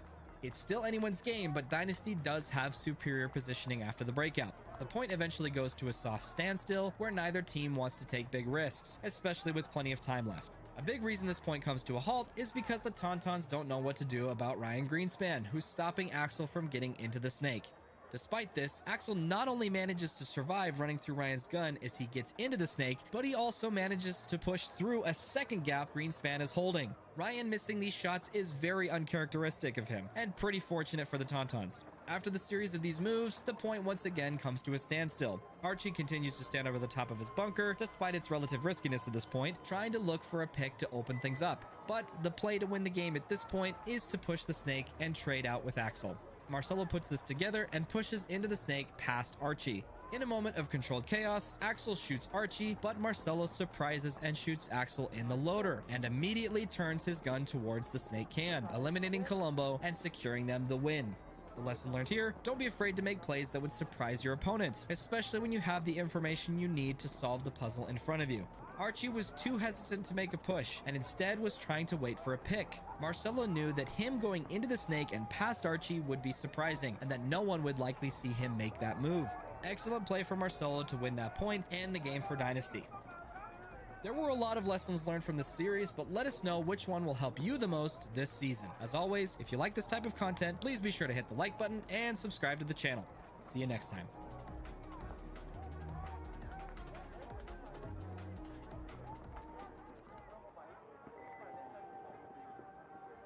So right here, this is the coolest part of the duel. I boxed when I was younger in high school. I wrestled, and you always put your feet in the ground and you look straight across at your opponent, whether it be 80 feet or 5 feet. It's one-on-one, man. It's no man's land out there. You can try to think you have a way, and it could get completely corrupted really quickly. I think that it's the truest form of skill. It shows how quick you can be, how much work you've done with your gun skills. I get to battle this guy. I get to go to war with this guy. $10,000. $10,000. I've never won $10,000 playing paintball. You can't bluff. You can't pretend like you're good. You got to put 10 points up, and you got to look the other guy in the face and tell that guy that you're going to put 10 points on him, and he can't do anything about it, or maybe he will. Gunfight. Gunfight. Get on this box, look the other guy in the eye, tell him you're going to fuck him up, and go fuck him up. It's that simple, baby.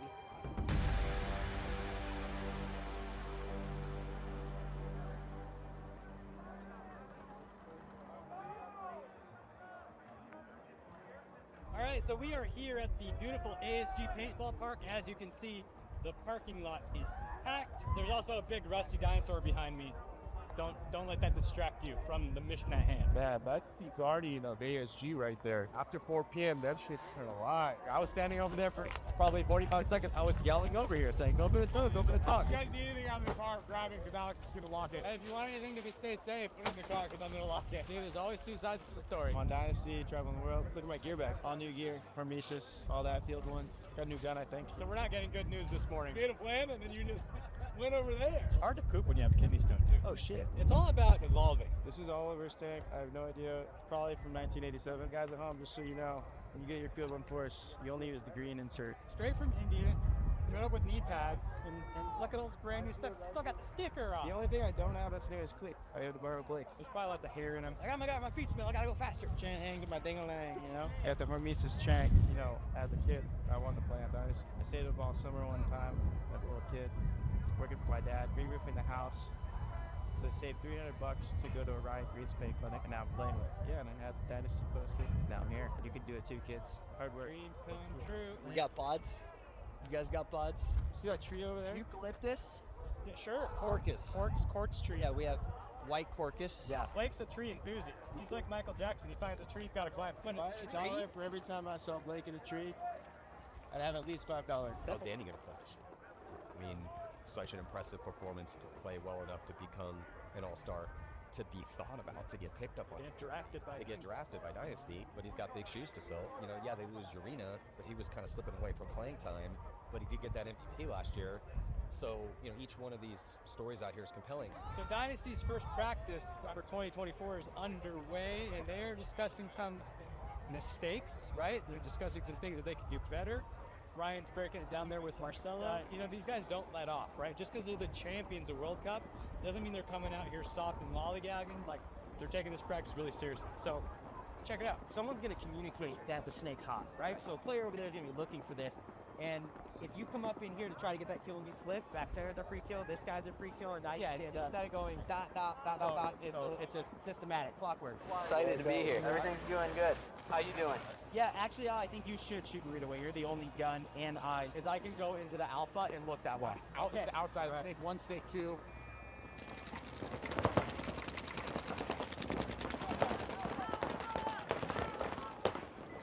know, it's the first practice for these guys of the season. Had everything we wanted. Yeah, I was in there, snake. Got 2 kills, but then it was just a sloppy gunfight with the alpha. Gotta win that. The goal is to win another championship. World Cup was last year, so as a competitor, if you're gonna commit to the next season, then you have to approach it the same way, and sometimes with even more fire. So I think the league is pretty stacked right now. Some super teams being formed. When you lose, that feeling really sucks. So no matter how much you win, you always remember what it feels like to lose, and you don't want that. So what is being paintball famous? It's kind of like being on a poster in the bathroom of a truck stop. I've been stopped random places, usually for speeding, parking in a wrong parking spot. Did go to the Victoria's Secret fashion show. I got stopped a bunch there because I wasn't supposed to be there. So, old man Frazier just got a 5-pack. Hasn't picked up a gun since World Cup. Yeah, it's the first time I picked up my gun since Cup. It's like riding a bike if it's the first time you rode a bike. But Greenspan's bike with no seat on it. That's how he likes to ride it.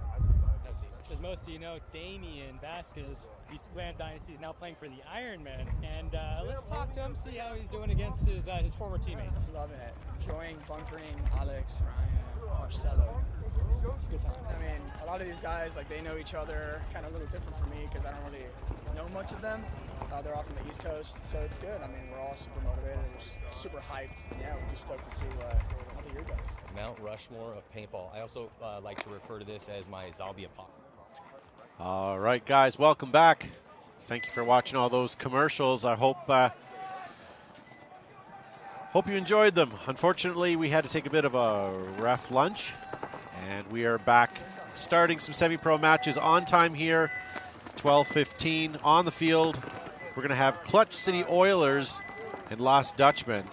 And on the other side, we have Smoke and TJ Bastards. We are watching live semi-pro action here for the rest of the afternoon, ladies and gentlemen. Thank you for joining me. My name is Todd Ensich from Behind the Bunker. I am unfortunately solo right now, as we're still trying to fit in some lunches for the commentators.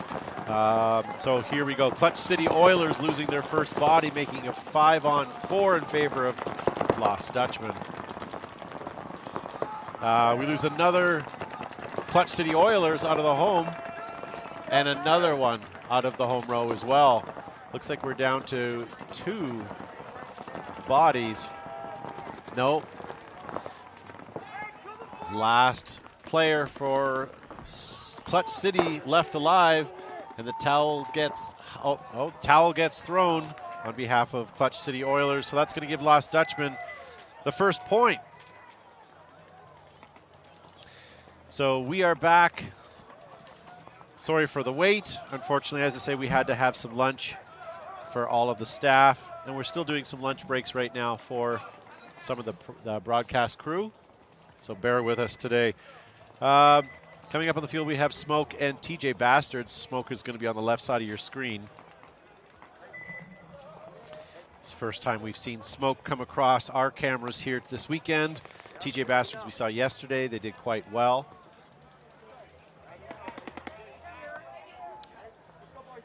Smoke from Charleston, South Carolina.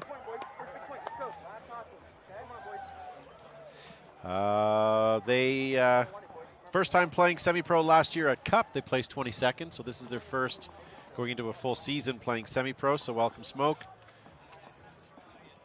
And TJ Bastards playing out of Victoria Paintball Field in Oceanside. This is, looks like their first NXL event, mostly played MXL and WC PPL. As I say, I watched them yesterday. They did a great job.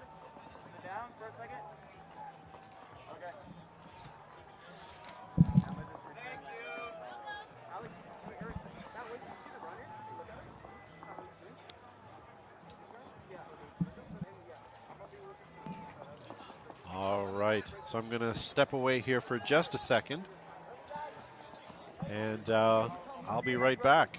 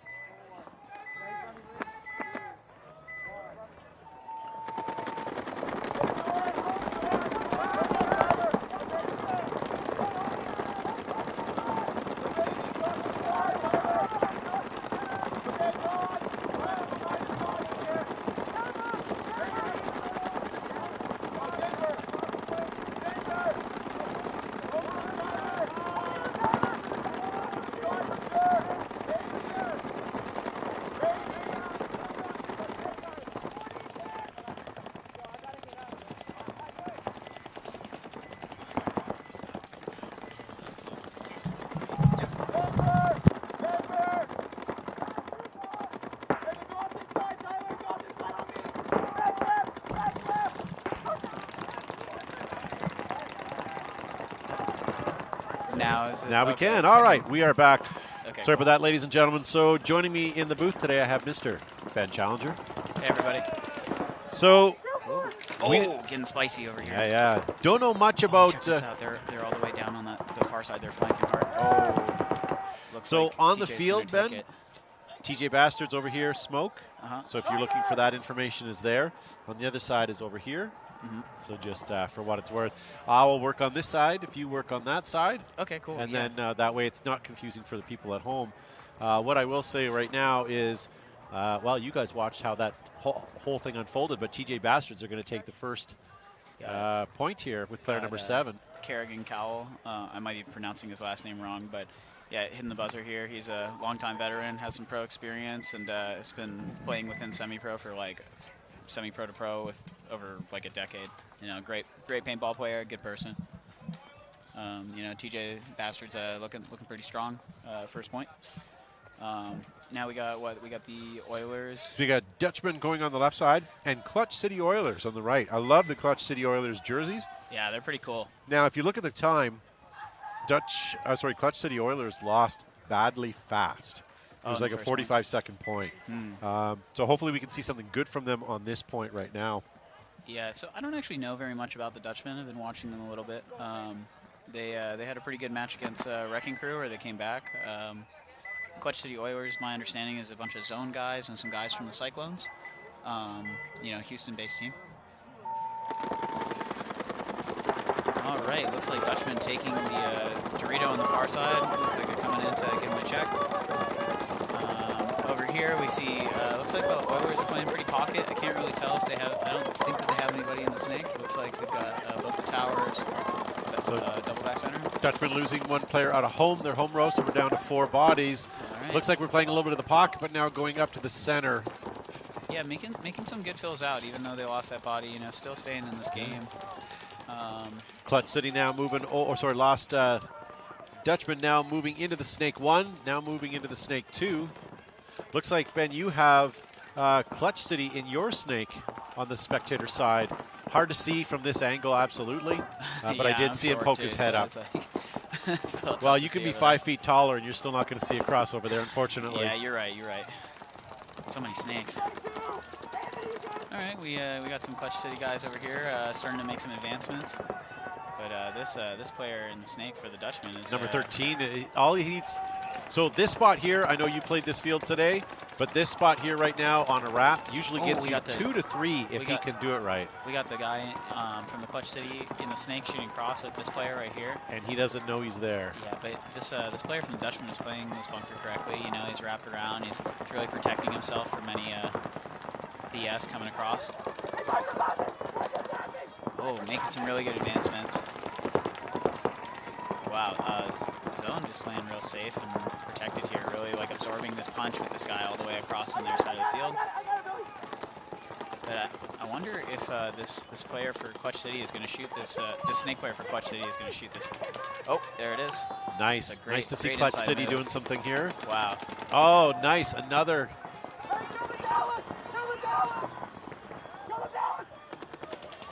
Here comes Clutch City down. Clutch City just doing a great job of absorbing the punch and, you know, then coming back with a counter. Well done. Staying composed, even when they're all the way, when the opposing team is all the way in their like 75-yard line. So thoughts on this field? What are you thinking? Well, you like it? Don't like it? You know, looking at it at first, I think because it was so different, I was a little bit like judgmental over it. You know, I've never played a mirrored layout. I've seen mirrored layouts played. Like the only one that I know of was a Dallas. It was an invitational a couple years back. You've always been a little judgy, let's be honest, but go ahead. Anyways, so the mirror at first is very odd because I was like trying to wrap my head around like how I'm gonna call things as I'm like moving down the field. But after you play it a little bit, it's very fun, and it's cool because you know you have this constant like twist of the field. You know, with the snake sides being so dominant. And you know what, as a commentator as well, it's very difficult to tell people what sides they're on.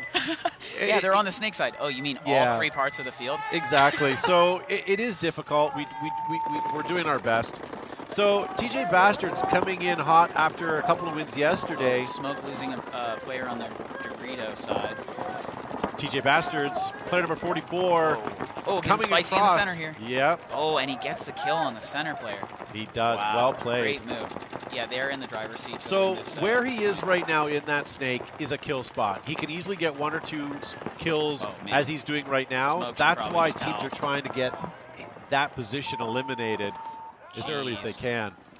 Towel being called by Smoke, giving TJ Bastards the first, the 2-0 lead. Just an all-you-can-eat buffet for that snake player on TJ. Well, I'm glad to see more aggressive plays. We've seen this field start quick, and then the last day and a half, it's been real slow. Methodical, good paintball, but just a little slow. This is nice to see some explosions. Yeah. And unfortunately, I have a bad feeling it's going to slow down again as we get closer to finals. But it seems to be whoever's risking it is getting it, right? Yeah, it's interesting, too, because the semi-pro field is playing kind of different from the pros, from what I've seen, at least. You know, I feel like a lot more aggression on the semi-pro. Well, maybe that's just because the paint and everything's better for the pro players. They're a little bit more dialed in with the pocket. But definitely taking the risk, paying out on this layout for sure. Well, they have more cameras, so they don't want to look like a fool. Maybe that's it, Todd. Yeah. Clutch City Oilers losing their first body, losing their second body. We're gonna see the Lost Dutchman. Oh, they're already over in the. I'm gonna say the. They're 3. I you would say spectator side snake. Okay, the spectator side snake. Yeah, they're over there shooting inside, trying to put some pressure across field. You know, they've got.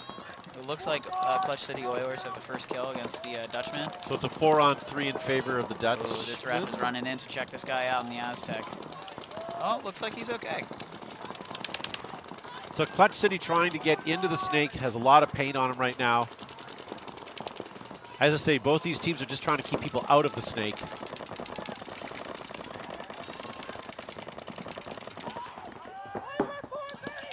Super hard to see players from across the field, but I see your player, the Dutchman, in that 50 snake, shooting cross field. And he's just probing. I think that he should probably just like get around, go to work, you know, moving forward. It's not. I don't really feel like he's doing all too much right here, you know. All right, a couple moves. This guy's slipping out, but it looks like he just got bounced. Slipped out from the Aztec into the Dorito. Just waiting to get checked. Okay, shooting from the inside. And where's it? Yeah, and you got another one coming out in the back corner, I see. Yeah, Clutch City just, you know, playing some really dominant long ball here. Yeah. You know, from the back line, just clapping people out of their bunkers. Well, after the first point they lost, they went back to the pits and screwed on some sniper barrels, and they're going long range right now. That was definitely it, Todd. Player 27 now. Sniper barrels, that's the secret to their success here. Hey, it's a minor upgrade, but you know what? It makes a big difference. Yeah. Another dominant point for Clutch City. Well done. They got that like wake up slap in the face. And I felt bad for the first point, but I'm glad that they kind of woke up and went, "Hey, what the hell?" Yeah. So, That's going to take Clutch City 2-1 over Lost Dutchman so far. But again, 13 minutes left on the clock. We're seeing some real fast points here. Yeah. I have a feeling we're going to see some high scores too. Absolutely, yeah. I mean, 3 points have been played in the first, like, I guess, few minutes. Yeah. It's like 1-2 minute points. I think it'll get even faster as the match goes on. Now that you're in here and the glue is set on your headphones, thank you for coming in. No problem. Happy to be here, Todd. Do you play today at all, or are you done for the day? We are going to be playing, yeah. I'm going to be playing the Dutchman later, and then I'm going to be playing Wrecking Crew as well. Good. Okay, so you get an opportunity to watch. That's good. Yeah, it's cool. It's a cool opportunity to be in here. I'm rarely a commentator, so this is new for me, but I'm doing my best. All right, so we got TJ Bastards out here. They're breaking out strong. Doesn't look like they lose anybody on the break. It looks like 5 on 5. But player 76 for Smoke did manage to get up to Snake 2, and he's going to get up the kill spot shortly. Here he goes, rounds the corner. Now he's vulnerable right now from drop shots on home, but no one did manage to get him. This player for TJ has got to be careful because if this guy comes up and starts rapping, it's going to get ugly. Oh, but he's looking inside. And that's a smart place to play because a lot of teams now are keying up in that position and they're going up the middle to try to negate that. Yeah, so it's a good place to keep himself safe. But you're right. As soon as he gets a chance to rap, he's going to be rewarded with treats. Yep, but getting spicy over here. This player just comes into the Dorito. I don't know if he knows. Speaking of spicy, Smoke walking off the field with the player. He just called it out. Here we go, up the highway. Wow. Well done. And he wears it from the inside Aztec, but that is he just pretty much threw a grenade at the team. Yep. Tons of Smoke players walking off But right now. because he did that, that entire side of the field is wide open. He just opened it right up for them. TJ Bastards with a full 100, able to go up the whole left side of the field if they want. And I see you guys are already on my side of the field, on the spectator side in that laydown wedge. I don't know why they have to hire such large refs to work in front of me. Oh, right there. Great shot from Kerrigan into the Aztec, closing up the game here. Just really good execution from the TJ Bastards. You know, not dropping any bodies on the break and just playing good team paintball. All right, we got the Dutchman and Clutch City out here again. I was going to just say we've got a couple of Canadians here in the booth, but you've renounced your Canadianship. Yeah, I did recently get my green card. So that's a big win for me over the last season. What's involved with getting a green card? Holy crap, man. It's just a lot of paperwork. Is it? Okay. Yeah, it's a lot of paperwork, and, you know, like I married an American, too, so, like, that was, like, how I got my stuff done. She married you. This is true. Right? I am a trophy husband. Yep, so. That's exactly it. Yep. All right, Lost Dutchman on your left, down by 1 point. Still 10 minutes on the clock. Okay, so Dutchman taking a nice aggressive push into the snake and going up the gut, but losing the player out of the Dorito side. Yep, and Clutch City coming over here to mirror up and like kind of hold this wire with the snake player making advancements. Lose the Dutchman out of the snake. And a minor penalty to boot. Oh man, that's not what the Dutchmen need right now. You know, Clutch City just coming down and kind of showing some versatility in their play too. You know, not just hanging out in the back playing that zone paintball. They're sending it, and it's working out pretty good. And Freeman here for number 19, man, giving a little extra love. He is eating on this side. Oh, and Dot's the last guy. I don't know. Would you say he's at his favorite restaurant because he's feasting? Oh, I hate that. Some of the sports analogies that you hear, yeah, it's great. All right, so that's going to take Clutch City up 3-1 so far. TJ Bastards 3-0, 11 minutes on the clock. As I say, TJ Bastards were looking really good yesterday. I don't know much about Smoke, I have to be honest. The only thing I know is that they're from Charleston, South Carolina, and they placed 22nd at Cup in semi-pro. That was their first event, playing semi-pro. And so this is their first full season of what would be hopefully them playing semi-pro. Oh, right on. Yeah. So welcome. Thank you guys for joining us here Event 1, Day 2 of beautiful Las Vegas. We're at Craig Ranch. Love this venue. TJ Bastards on the left, Smoke on your right. Smoke digging out to the small wing on the Dorito side and the Aztec. Oh, and TJ Bastards getting clipped out of Snake. Oh, all right. So it looks like it's a 5-on-4 for Smoke. Let's see how TJ Bastards manages with losing that first body early. Those bastards, one of them just got shot out again. Kerrigan, yeah. Rough death out of the center. Yes, sir. All right, so now they're playing 3-on-5. So, but you know, time and score just on their side, so they can really just burn the clock, and they'll be doing a great job, regardless if they win this point or not. Great coaching background for TJ Bastards, as well as the fact that seen them before, and they were still winning low body situations, although now they're down to 2 bodies. Yeah, it looks like a 2-on-5. Yeah. We got a player for Smoke coming up the center to start to break the cross. We got Smoke wants their first point. Side. Here comes Schroeder, number 30. I can't see what his number is there. Coming up to the kill spot. 31. And number 17 across in the midfield, in the center. Schroeder gets taken out by a crossfield shot. And doesn't make the shot on the guy in the wing on the Dorito side. I'm calling him wing, but you know, the little bunker with the nipple. Yep. Filling Schroeder's spot, we have another Smoke player. Looks like Clark, 43. This player digs out. Last player on TJ. Just gonna send it. Gonna run and gun and hopefully get some bodies. But TJ Bastards right now, he's not getting a towel. He's gonna have to eat it for his team to chew some of this time, right? Yep. Oh. Yeah. Oh, but you know what? Burn the clock. It's tough when you're the last guy. Yeah. Normally you'd be nice and give him a towel, but you know, number 7 there had to eat it for the team. They were able to take a couple extra moments off the clock. Hopefully that pays dividends near the end. So Dave's asking, is Diesel playing right now? I don't know. All I know is if you go to PB Leagues, you can follow any team that you want, all with a live view scores right now. So if you're following any team, any division, anything, you can follow them, when their schedule is, what their current score is, what their current placing is. All that great information is on pbleagues.com. Coming back on the field, we have Clutch City Oilers. Shook off the rust, now looking pretty strong against the Dutchmen.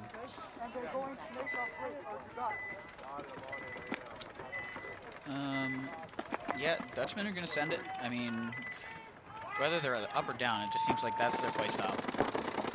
Oh, and running out to the corner and the snake on the break, the Dorito snake on the break, but losing that one player.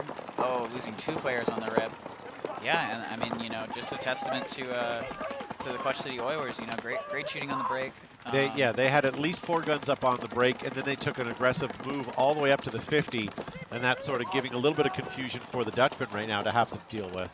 Yeah, right now I believe that the Oilers are really just trying to stat stuff a little bit, get their margin up to put them into a better position on Sunday. You know, they're already 2 wins. Low margin, right? Just like +2 currently, but. Oh, player coming in. This may be a penalty if he's been hit. See what happens.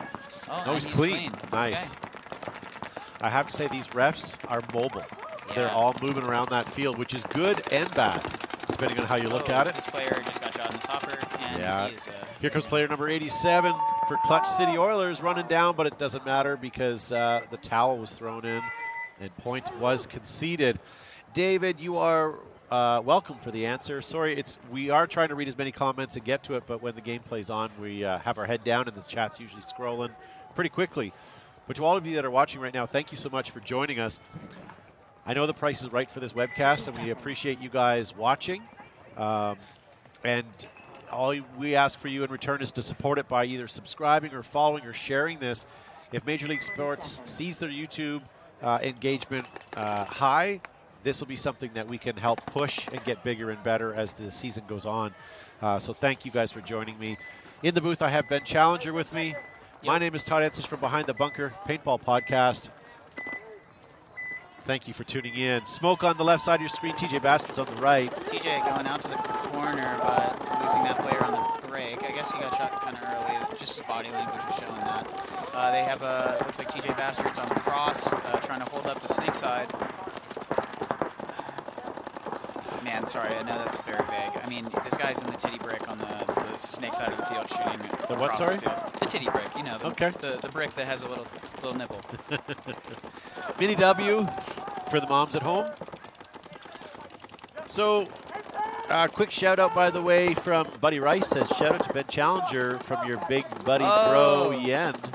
Buddy, I didn't know that you even watched paintball anymore. Yeah. That's cool. Yeah. Thanks to everyone out there for my shout outs. It's okay, Todd. It's okay. It's all right. They still love you. Yeah, I'll find a friend someday. Okay, so smoke on the left side of your screen. I have to be honest. I see one at the center. I see at least 5 alive here from my smoke friends. Nothing super huge aggression from them other than they are at the 50. We've now busted up to the snake and snake corner. Hopefully we're going to be able to feed from that Dorito into snake 1 right away. And there he goes. As long as he stays low, he should be able to get past that. And he slides down into snake 2. All right, Smoke making some really good offensive moves here through the center, getting sneaky and, you know, just pushing around this side. TJ really kind of having a little bit of a hole in their game with not getting out wide or really stopping the snake side. But, you know, they're just trying to burn the clock. They're up right now, and they're in control. Oh, great shot from this smoke player on the center tower player for TJ. Yep. It looks like Kerrigan is swinging out here to the Dorito side. Oh, bad death for the smoke player out of the center, out of the, I guess, our side snake. Smoke losing their first body here.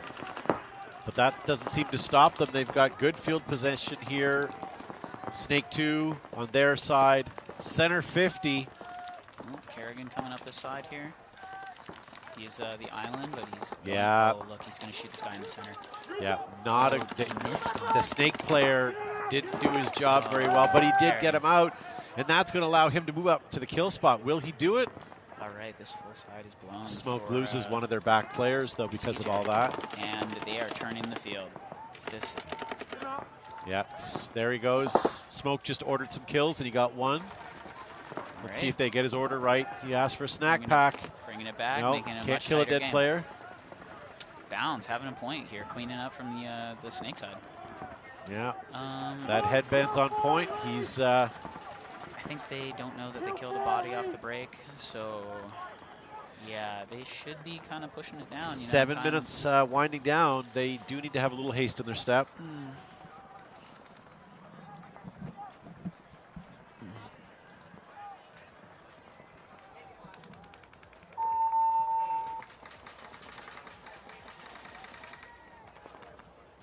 And the point's good. That's going to take it to 3-2.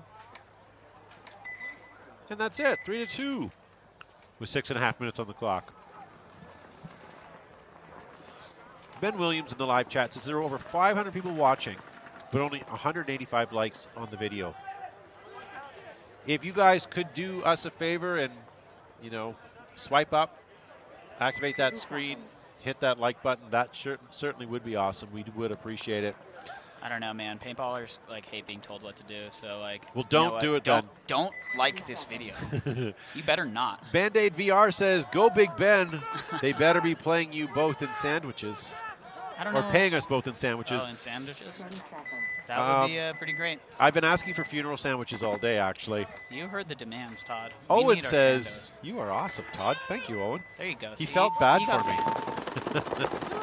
I have fan. There we go. 5 lost Dutchmen still alive. All right, Dutchman, you know, continuing to progress down the spectator side Doritos. We got Clutch City Warriors staying alive. Lost Dutchman losing a body. The announcer side. Oh, and they're up in the center. Things are getting a little sketchy for the center guy, though, because of the way that the Lost Dutchmen are progressing down the spectator side Dorito. We can see that he's in the wedge and he's shooting at this guy. He's kind of just making his life hell. Yep. Basically being a nuisance. Yeah. A wet blanket. This guy in the brick coming out and engaging with this player. Oh, and did he just shoot that snake guy or no? Oh, no. Okay. Just saw a ref signal. I guess I misread the signal. Here comes some help from Lost Dutchman. From the Dutchman, and executes the player in the center. And now is in an excellent position on this side. Going to completely shut down the Doritos as long as he stays on his gun. Snake player for the Dutchman starting to progress up. But, actually, it looks like he's just going to lay there for a little bit. Kind of maybe just get his bearings. Lost Dutchman having a very creepy, crawly, slow crawl up the snake. It's going to pop up because of his sneakiness. Unfortunately, he doesn't see anything, so he's going to have to move on. If he can get himself up to the kill spot without getting shot, looks like he's getting close. He may have an opportunity to have some feasting as well. Oh no, they do lose their Lost Dutchman player at the front. Player number 17 here for Lost Dutchman. If he can get himself on that tape, now the tape side's open wide up for him. If he can start wrapping on the outside, there are lots of goodies on the plate. Oh, they just lost two off that side. This oh, no. Just catches this guy filling out wide. He's now on the wire. Oh, and he's got help cross field, but Lost Dutchman loses their help on the spectator side. Snake. Things are falling apart here for both teams. Look at this Clutch City Oiler player. Oh, and he just waxes this Yep. And he's going to get the guy walking into the 50. Well done. See, risk it for the biscuit, ladies and gentlemen. If you're not the one going up that field, you're not the one getting the kills. Man, that is a tough point for the Dutchmen to lose. You know, they were in control of everything. They were making good moves. And really, the teamwork, I think, just like dropped. And that's where Clutch City was just excelling in this match is the teamwork and chemistry that they're playing with. You know, they're not necessarily doing anything too like flashy, but they're just playing good team paintball. Yeah, absolutely. And hey, coming up next at 1:10, we have Newbies taking on Chicago Distortion and Nasty taking on Denver Attitude. Thanks for stopping into the YouTube channel. Altitude. What did I say? Attitude. I don't like yours. I let you walk right into that, Ben. Yeah, you got me. You set me up. That was the long con there. That's it. I've been waiting all day for that one. Ladies and gentlemen, my name is Todd Ensign from Behind the Bunker Paintball Podcast. Thanks for tuning in. I have Ben Challenger with me, and I'm not going to say his team name or else I will butcher his. But thank you for being in. You have two Canucks in the booth. Yep. Got you here. TJ Bastards on the left, Smoke on your right. All right, Smoke winning the last point, but digging out hard to the spot, and it looks like they are going to lose two on the break, fully decimating this side. Wow, some great shooting on the break for TJ Bastards, you know. All TJ right. Bastards advancing down the snake side. TJ Bastards into the kill spot right now. Looks like three with his copper gun. Well done. Number 44. And coming up behind him, he's got a player getting ready to fill into the snake as well. Yeah, this player's eating right now. Oh, and he engages across field with and the he gets him. And he shoots that guy. I hope he's got an appetite here because he's certainly being served up a lot. Yep. Towel being called. Good call on Smoke's behalf to do that because TJ Bastards was running down a hill. And with that momentum, that was going to be hard to stop. Yeah. So really, I mean, it seems like if Smoke wants a chance to get back into this match, they got to start shooting a lot more players on the break because that's so far like the only dominant point that they've won is when they shoot like two players on the rip. Yeah. And I mean, TJ just sent that right back at Smoke with shooting their entire D side off the break. And I call it D side, but you know what I mean. Yeah, absolutely. So, Clutch City Oilers coming back on the field. Lost Dutchman down by 4. Two things are either going to happen here. We're either going to get a point by Lost Dutchman, or Clutch City Oilers are going to get the next point, and we are going to finish this with a mercy. What are you thinking, Todd? I'm thinking of mercy, unfortunately. I hate to say it, but Clutch City has been on fire. And, you know what, just for devil's advocate, and I like to root for the underdog, I'm going to say, Dutchmen. Because Dutchmen have fought back from, when their back's in against the wall or they're put into a corner, they can come out. And they've shown that in their match that they had against Wrecking Crew. But, you know, losing bodies early for the Dutchmen, it's not looking great. We have a player for the Dutchmen up in the center, and he's starting to wrap around, put some pressure on these players. Look for him to advance forward.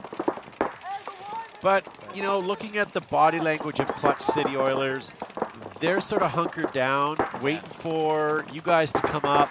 But the other thing is they also know they've got this point, right? Absolutely. Like they just, you guys got to come up the field as the Dutchmen, make a couple of mistakes, drop a couple bodies, and then the Dutchmen are going to come down and throw it in your face. Yeah, what's really tough here is that like the Dutchmen don't have any kills. They didn't shoot anybody on the break, from what it looks like.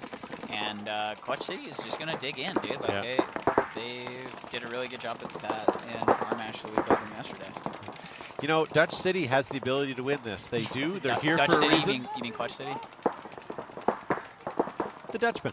Okay. The Dutchmen can still win this. Okay. Right? Yeah. I'm not saying rooting them that out. they They're can't. here in semi-pro because they deserve to be here, and it's anybody's game at this match. They all have paintball guns, so yes, I'm rooting for the Clutch City right now, but it can happen. And as I say that, we lose a Dutchman from the other side of the field. I don't have any of the Dutchmen or the Clutch City walking off the field yet. I still think I'm 5 alive. This is going rough. And what's tough for the Dutchmen is that they can't towel it because they're going to lose the match. So and like Clutch City is just letting them make mistakes. They're just like, okay, cool, we're here, we got this position, you have to come at us. So, but this guy triple move all at sweet. once for Clutch City. Takes him out in the snake, does he? Nope. Nope, but he's going to go get him. Oh, sweet move. And stays alive, player number And 87. closes the game. Very dominant win. Well done, Clutch City. So that's going to be a mercy against the Lost Dutchman. All right, we got our other match now with TJ Bastards and Smoke.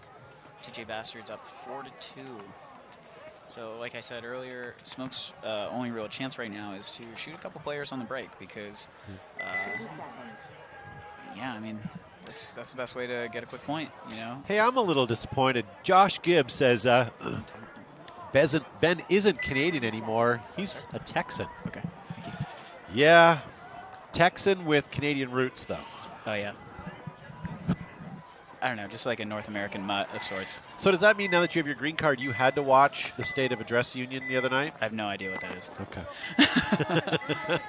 Okay, so Smoke on the left side of your screen, down by 2 points, 5.5 minutes. This player for TJ coming out to the Aztec and making a nice little... Oh, it looked like he was making a move. Yeah, he made the move up inside into the titty break.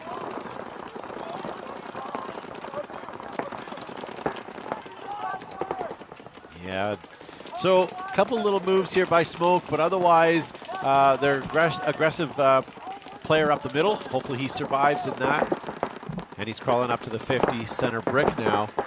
Otherwise, we're trying to fill the snake with Smoke player. All right, player for TJ crawling it up here. He is going to keep this guy alive in the center of the season. Smoke shouldn't have let him in, unfortunately. So watching back Smoke, unfortunately, because you let that snake guy get in, he was able to take out your center guy. Good for you for filling in that snake, and hopefully you're going to be able to get him out. This snake player for TJ, I mean, I guess he's a Dorito player. Number 94 over here, shooting crossfield. He has been having some great games over here on this side. Yeah, there you go. He just second kill in this point. Yep. Like, shut that dude down. Jeez. Yeah, they're trying. Smoke has two, one in the snake and one in the snake corner, trying to shoot down the tape. But unfortunately, while they're busy doing that, number 90. Yeah, he's going to get crafty here. Yeah, Look, he's looking for it. He's going to shoot inside. Oh, sweet move. Oh, but he had shot before. Nice move by Smoke. Well done. Smoke with the Spidey. The Smoke. I'm not sure how Smoke player number 76 can run with a horseshoe wedged up his, but good for him. That was a very good, well-timed run through. That was funny, Tom. Well, it's not the truth. I mean, I guess so. But yeah, there you go. That was a great point for Smoke. Yeah, turning it around. I hate to put it all on 76, but if he didn't make that move, Smoke would have lost that point. That's what turned it around. The player for TJ Smoke, number 94, he had that. Like, that was his point. He did everything right. It just, his luck was wrong when he ran down the field. With that snake player starting to wrap, like, he just caught the edge of him and was able to completely capitalize. You know, we see that a lot on this field. It was like just kind of how it's just turning like real hard. Yeah. And I mean that's because like the snake side is progressing into an island. You know, like where it's often a player can't be as aggressive on the Dorito side. Like we'll see it sometimes, but you know. We are on X Ball time right now, ladies and gentlemen, because obviously Clutch City finished the Lost Dutchman 6-1. And we still have a tight match here. I mean, Smoke just needs one more to tie it up, and then we go into overtime. Not sure if we're going to get there. And, yeah, coming up next, we're going to have Newbies taking on Chicago Distortion and Nasty taking on Denver Altitude. There you go. And then Sacramento DMG back in the field against New York Infectious, and Dynamic taking on Virginia Vendetta. Very good. And thank you guys for watching. Pro Stream is down on Go Sports right now, from what I'm being told. So if that's the case, welcome to the semi-pro field. We're as semi-good as Go Sports. So hey, you we're guys. free, And so we're you free, know, that's pretty unfortunately. sweet. Yeah. Yeah. And we're not only free, but we've been giving away coupons. Oh, wow. So.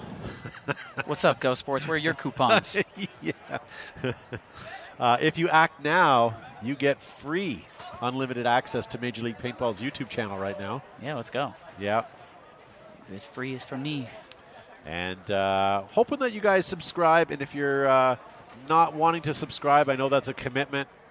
We just met, but it would be nice to have you part of the Major League Paintball family here. And you know what? If you support this and show the league that you're enjoying this and liking it, or even mildly amused enough to click on it, that'll tell them that this is worth the investment, and we'll continue to make it bigger, better.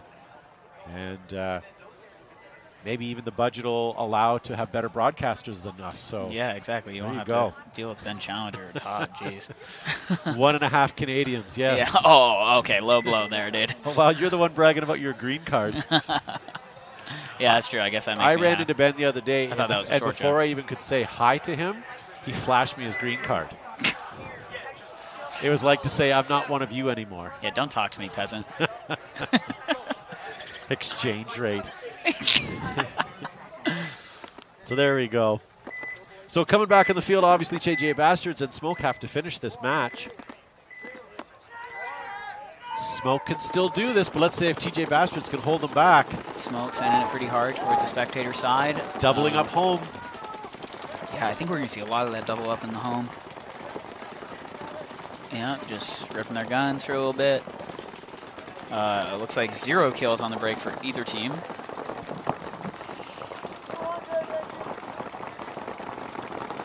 So still 5-on-5 here. So Smoke's got to get this point. They do have 3.5 minutes. Really, the concentration is just to get a point. Because at that point, they've tied it up. They can go into overtime if they need it. TJ Bastards, they're in good position to sort of lock it down right now. But I don't think we're going to see them in the home row all point here. No, as soon as they start to get a kill, they're going to be advancing down the field and, you know, applying more pressure.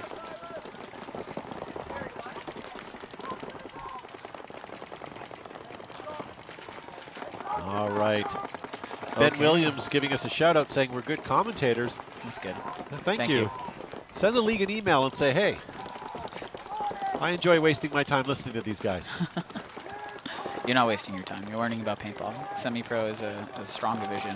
If nothing else, if nothing else, you at home are keeping me company. Yes. So I appreciate that. Yeah, you got to keep talking to Todd because once I leave, I don't want him to go crazy. I will warn you, if you watch this stream for more than 5 hours, I officially dub you one of my friends. Oh, man. What an honor. Well, I'm that desperate, let me tell you. There. 5 minutes. If you watch the stream for 5 minutes. Oh, player for Smoke getting bounced, but ref running into the inside to check him out. TJ Bastards taking advantage and moving to the snake corner, though. So TJ Bastards now in snake corner. Still doubled up on home, though. We got player 94 up in the center, probing for the spectator side snake. Live player in the little W, so what does that mean? In the titty brick? No, unfortunately not. You were just shouting out players, so I thought I would. Player number 94, though, for TJ Bastards. We've seen some great stuff from him, and he is back at the 50. Oh, great move over here for Smoke, getting up into the center. All right, TJ Smoke finally depart their home bunker, but the other one gets eliminated. So we're down to our 4 players now. Wow, only a minute and 30 seconds. Oh, great trade in the center. Nice trade. So currently Smoke up the bodies and has good position on But the spectator here's side. the problem. Number 44 here for TJ Bastards are going to get up to the kill spot, and if he manages to do that, there's wide open feasting there for him to partake in, as long as he doesn't get it from the other side of the field. He checks the other side of the field. There is a body there. He missed him. He missed him. Wow, that's so close. None of that paint's getting on him. Man, if you watch this in Rewind Smoke, you were just hitting the inside, and it was bouncing past him. And they kill. So here's the field turn. I actually have to go get ready for a game. Yeah, I will talk to you later. Thank you, Ben. So, Smoke is going to drop that body there. Number 44 is going to move over into Smoke's territory. Really putting some paint down on the Smoke player in the snake. He is out, and that's going to allow TJ Bastards now. Yeah. So that's going to be that for that. TJ Bastards are going to take it 5-3 now with only 30 seconds left. So Smoke's not going to be able to win this match potentially, but may be able to get another point to tighten up the score.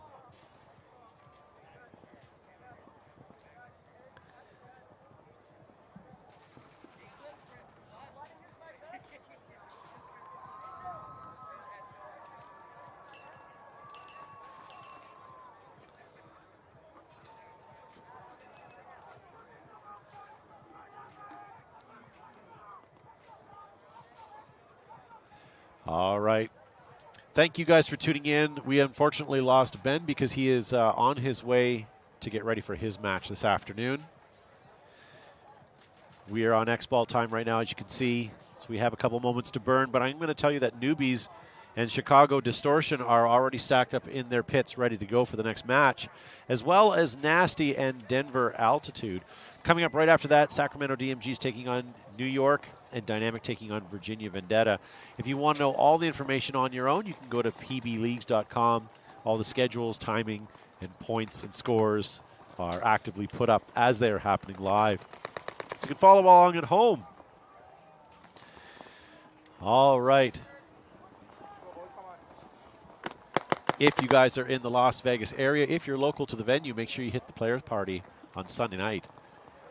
Hundreds upon hundreds of players, industry, people, paintballers in general will be descending on the Sahara.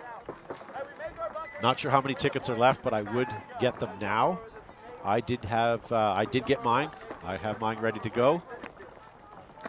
The only thing I have to do is decide what I'm going to wear. Am I going to wear sequins? Am I going to wear a cocktail dress? What should I wear? So Smoke on the left side of your screen, they're down by 2 points. They need to get at least another point or two on the board. There they go, launching, losing 3 of them off the break and losing the 4th one. Noble try by Smoke. I mean, let's be honest, 30 seconds to get a point or two is very difficult. They have one body still alive, working hard to try to at least get something done here. But unfortunately, they're not going to have enough bodies, but there's enough time for TJ Bastards to hit it, but they weren't paying attention and decided against it, or didn't get it rather. So good for Smoke for not giving them another point, but unfortunately they didn't get a point themselves. So thank you guys for tuning in. Here's what's going to happen. We're going to leave you for just a moment. Then when we come back, we'll have Newbies and Chicago Distortion, and for the rest of the afternoon, semi-pro coverage. We'll be right back, guys.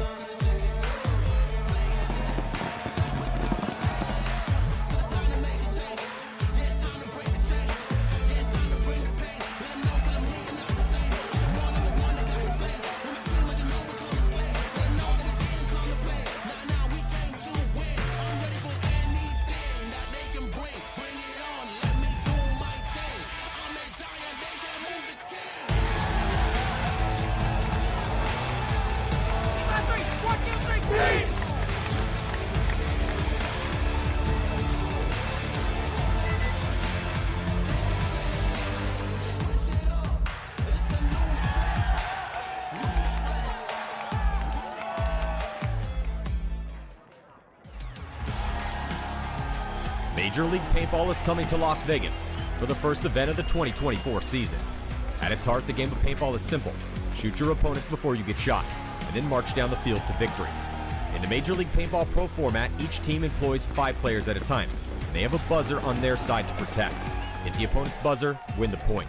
En route to the buzzer, both teams will be locked in gunfights, utilizing diverse strategies while moving up a field full of bunkers, fighting to get into critical positions. And these strategies could change given the score and the time left on the clock. There's 15 minutes in regulation. The highest point total wins the game.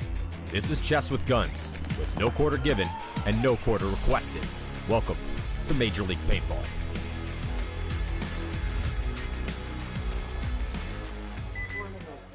The Tauntauns came out swinging in their match against the favored San Diego Dynasty at this year's NXL World Cup. And while the battle was back and forth the entire series, Dynasty ultimately came out on top in their decisive victory in overtime. With the series being so back and forth, I thought it would be a good idea to look at each point and see what lessons can be learned that we can apply to our own gameplay. Let's take a look. Point 1 goes to the Tauntauns, despite Dynasty making a strong early push up the middle. This was in large part because Ryan Greenspan was run down in an uneven trade shortly after making his move. How did this happen? Well, if we look at where Ryan and the rest of his team were, we can see that the only players who can really protect him this far up the field are either Archie, whose only chance is landing a trade with a player who comes to run him down, or from Chris Shear, who would have to look on the inside of the field from the Dorito can. In their current positioning, Shear is likely the best candidate to protect Ryan, although this would slow down their Dorito push. The lesson learned: if you plan to make early and aggressive pushes up the field, be aware of whose job it is to protect that person. There's nothing worse than going through so much effort to take ground, only to have it snatched away shortly after. Dynasty answers back in point number 2 by getting Chris Shear into the Dorito 50 early. This was likely the game plan in response to the Tauntauns applying a lot more pressure to the snake side rather than the Dorito side in point number 1. Despite the snake side pressure, Archie is able to eventually get into the snake and crawl all the way down to the Tauntaun side of the field. However, he's shot out by Axel as he wraps the outside of his bunker, leaving the snake side open for Dynasty. Despite this, Shear's pressure from the Dorito side is eventually followed by Marcelo's push up the middle, where they win the point shortly after. There's a few lessons learned from this point. The first, sometimes you gotta make something happen before it's too late. There was a fairly long window of time where Axel could have pushed into the snake to equalize the pressure they were getting from Dynasty's Dorito side. The only person stopping him was his heads-up opponent, Archie Montemayor. Granted, Ryan Greenspan was shooting cross-field towards Axel from time to time, but Archie eventually pushes down the snake side only to get shot by Axel, but it's too little too late at this point, as Marcelo and Shear mop up the rest of the Tauntauns. The second, don't take the obvious angle. I've talked about this at length in my gunfighting masterclass video, so check that out if you haven't already. It's linked down in the description below. Archie wrapping on the outside of his bunker here was a mistake, even if he didn't think Axel knew he was there. Granted, Archie was inches away from trading out with Axel, but he likely would have surprised and... All right, here we come back. So here we are, ladies and gentlemen. We have another set of split deck matches starting, and for the remainder of the day, you will only see semi-pro paintball on this field. Tomorrow, you get to see semi-pro as well as the Women's Professional League, as well as just looking at the schedule here. We're going to see some Divisional 4, Divisional 3, Divisional 2, semis, some semi-pro, semi-finals as well, so some semi-semis. So hopefully we'll have you for the whole weekend. We'll be able to capture your interest. So coming on the field, we have Newbies. They'll be on your left, and Chicago Distortion on your right. Newbies, I see Nikki Kuba over there. Yes, you do. Yeah, Nikki came over and said hello. Nice to see him this year. And Chicago Distortion placed 7th at Cup in 2022 under that name in semi-pro, but haven't seen much from them since. So maybe we'll see more of them this year. They took a break and decided to come back. You know how many times I've heard that from people that they want to take a break? Yeah. I don't like those words. But it's not you, it's me, Alex, so don't worry about it. Okay. Them newbie jerseys are fire, says Devin in the live comments. So Newbies still 5 alive off the break. Chicago Distortion is also 5 alive off the break. Newbies have an odd man out jersey. We have a red and blue one in there, but we'll keep track of that. So Newbies sort of playing shallow right now. I'm surprised at how many players in Distortion are sitting in the pocket still. Unfortunately, I hate to be that guy, but as the day has progressed, we've seen more pocket play. There they all broke out wide at the same time. But the only teams winning right now are those that are busting out. So hopefully one of these teams will start making some aggressive moves, like Distortion just did something there. Yes, they did. Newbies now in the snake 2. Going hard and fast up. Letting anybody into either snake is a problem. Yes. If they can get to the snake 3, it's basically a feast zone. Yes. And that's on either side of the field. As you know, this field is not mirrored. We like to call cross mirrored. So here we go. Oh, sorry, number 23 here for the Newbies. He's in the kill spot, but the problem is if he looks across the field too quickly, yeah, he's got paint coming down on him. Yeah, and Distortion has a guy right in the center. Yeah, this is the only way to play this, is have that person in the center as well as the corner bunker. And that paint, lots of bounce shots here coming in here as well between them. Distortion's played this before. They know what they're looking for. Looks like Distortion, the player that was in the brick, might have gone down to that snake and moved over to this wedge to get a little bit better angle on him. Oh, and there he went. He's gone. So the threat is gone for player number 22 here. Distortion's down a player. We still 5 alive over for Newbies? Still 5 alive, yes.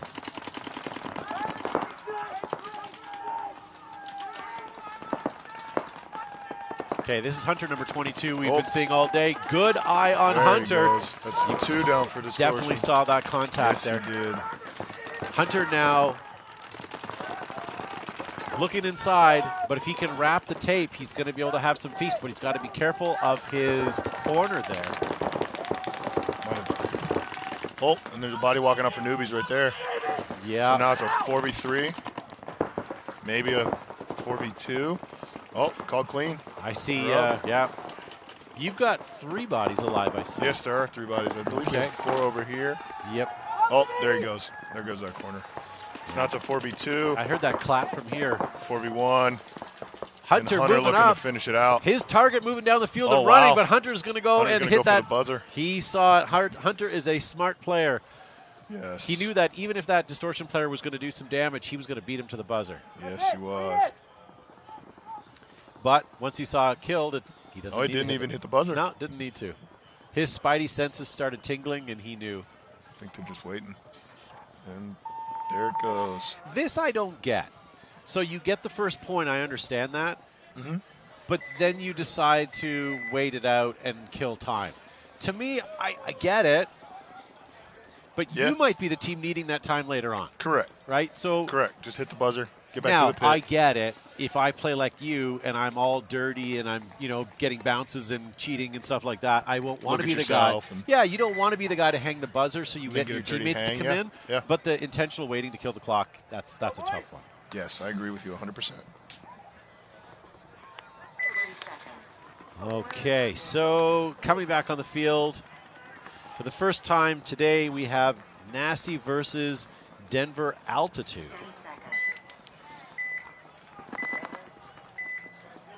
Nasty finished 4th overall in 2023 for semi-pro, just FYI.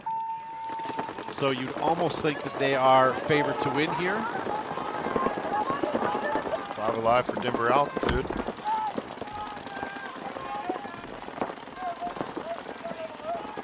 Nasty breaking short as well as leaving 2 at home. Nasty getting off their feet or onto their feet and moving up the field. 1 in the center brick and 1 in the mini W.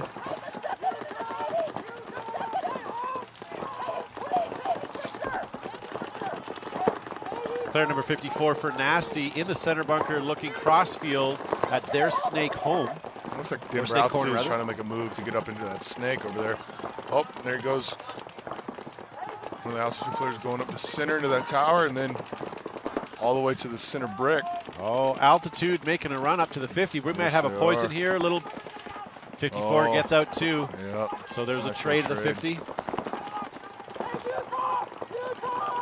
So it's a 4 Altitude on. has a player over in the snake on the far side in the snake 2. 4 on 3. Yes. So Nasty, 4 bodies alive. Player number 17 for Nasty moving up into the Snake 2 already. If he can just get up to the next Snake. I believe at Altitude's player went Snake 3. Nope, Snake he's 2. still Snake 2. Yeah.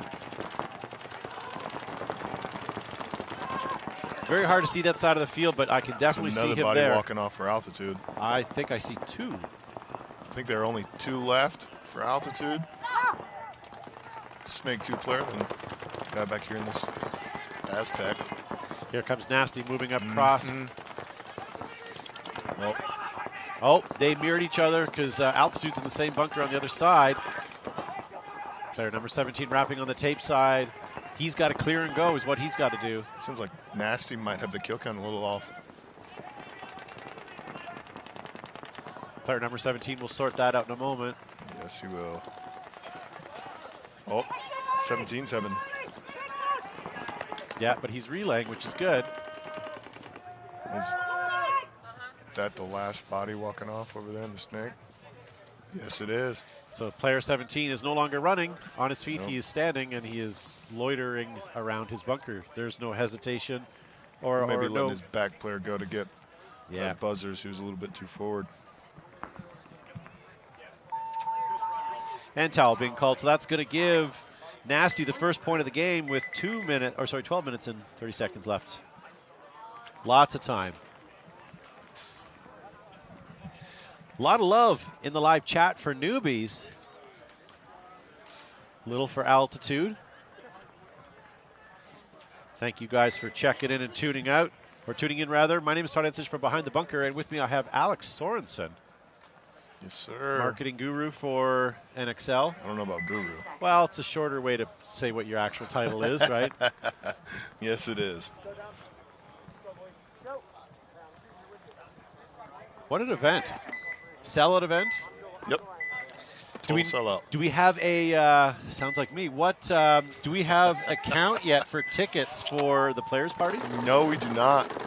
No, we do not. And part of the reason we don't have an exact count on tickets is the number of tickets that we're comping people is pretty high. I mean, any stay with the Sahara earns you a free ticket to the players' party. Nice. Tomorrow night. As well as all pro players and WNXL players get free entry. So I can hobnob? Yes. Nice. So there's a lot of bands and tickets being given away to that. So good. It's sure to be. I wonder what the capacity of that pool area is. Very large. Yeah. I don't know the actual number, but there's a lot of people that can fit in there. So here we go. We got Distortion here. Down by 1 point in this match, but in the kill zone, but having a lot of pressure put on him. I believe Newbies just sent somebody into the Snake. It might be Snake 1, possibly Snake 2. Working their way up. This is player 23 for Distortion, by the way, and you were right. There he is, cross field. He's putting that pressure on that Snake 3. Yeah. Spraying us in the process. His head's a little high, but it is still under the stream. It just makes me a little nervous. Oh, but Distortion's got to worry about the Newbies player coming up on him. Yep, he's in the wedge. So now they have 2 guns on him. Oh. Newbies nearly got shot in the back. Okay, you saw that too. I did. I like that the fact that the Newbies went up to the 50. And now he's just posted, lets that Snake guy go back to work on the wire. He is, but he's also fully exposed. He is. Right? This could be a cancel. Yep. Oh, nice job. Right on the But what he doesn't know is that Distortion is going to fill it. Guy in the Snake Yeah. too. He might miss him. Oh, but Distortion started firing. Yeah. Yep. Got his eyes back. I believe we're a 5 alive for Newbies, possibly? No. 4 alive. We lost a newbie. How many? I see 3 Distortion players. I believe there's only 3 Distortion players. We're working Nope, with Kerr. I see 4. Oh, do you? I see 4, so it's 4v4 right now. So I have player number 4, Kerr, here in the Snake. He's trying to communicate back. His position's been fully revealed, so he might as well start relaying information back to his team.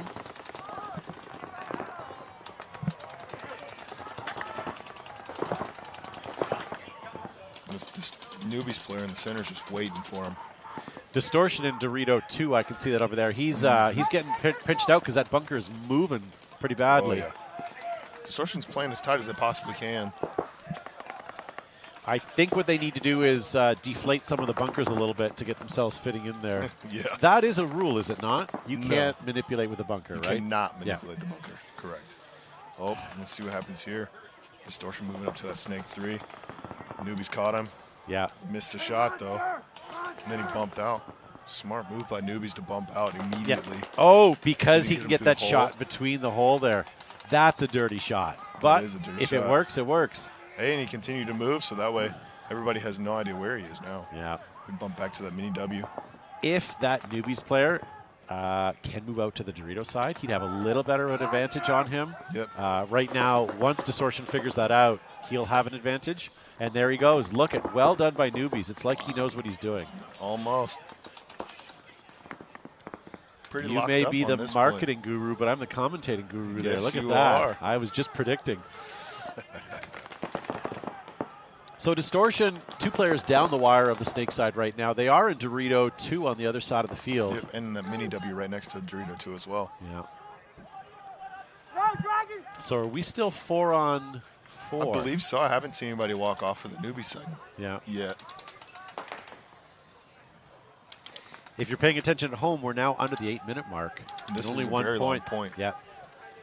Very long point. We're not at the point where we're picking paint off the ground yet, but we could be. I mean, maybe that was the newbies' idea, just kind of get in hard. Oh, there's a newbies player walking off on the far side.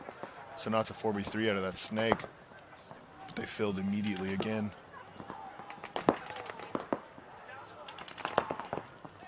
So I think they have another body back in that snake 2 over there on the far side for newbies. Newbie player walking off the field. Yep, so I think there's 3 alive for newbies. Yeah. This Dorito player, they filled the snake 2 over there as well. I love that call. Got to get the monster out of there. That is a nice one. You monster. It seems like everybody's just kind of posted up waiting for somebody to make a mistake. Yeah. And unfortunately, they're all making a mistake right now as the clocks tick down. This time is going to be asked for back once we get another point or 2 on the board.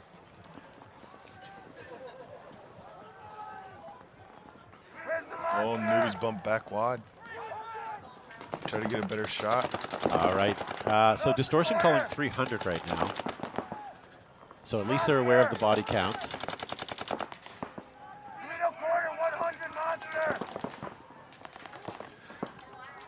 It's interesting to see how they call each bunker names. No one else is using that call. I didn't hear today. So good for them for having their own codes. Yeah.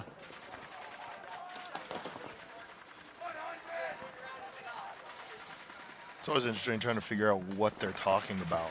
Oh, there it comes across. He knows. So Kerr's yelling. I don't hear anybody yelling back at him right now. Correct. No one's acknowledging it. No one's either listening to him or they're lost in their own match here. So here we go. Distortion Interesting filling move. snake 2. Now they should be able to hear each other. I don't know, as that player, if coming up the snake was an idea or a good idea. Picked it up immediately. The snake corner newbies player said, I think there's 2 in the snake. Yeah, I'd love to see this Distortion player get up and play the side of this bunker, protect himself from the snake, and... Oh, Distortion just lost a body, running down that snake side. Oh, and there he goes. So Distortion with 3 bodies now. So it's a 3-on-2. Yes, it is. But I believe there was a player. There he goes. So Kerr's now looking with his head up. Newbies spread the field, though. They did. I'm trying to figure out where that player that went out wide back to the snake side came from. Oh, wow. This could be Love interesting. how Newbies Yeah. doesn't give a Floating crap. in that I'm coming up for you. space. I'm going to force the Oh, fight. there it goes. We had the body count wrong. 'Cause You there's had the what, sorry? I think there's still 2 alive for newbies, potentially. Because Well, there's a player here, and I think it's- believe someone ran Okay. back to the far I only side. saw this one, but if you saw another one on the other side, maybe? I think I saw him run, and I think I see that Dorito 1 dancing kind of over there in that corner. Okay, I see 2 Distortion players right now. Potential and they for a are 2v2. yeah.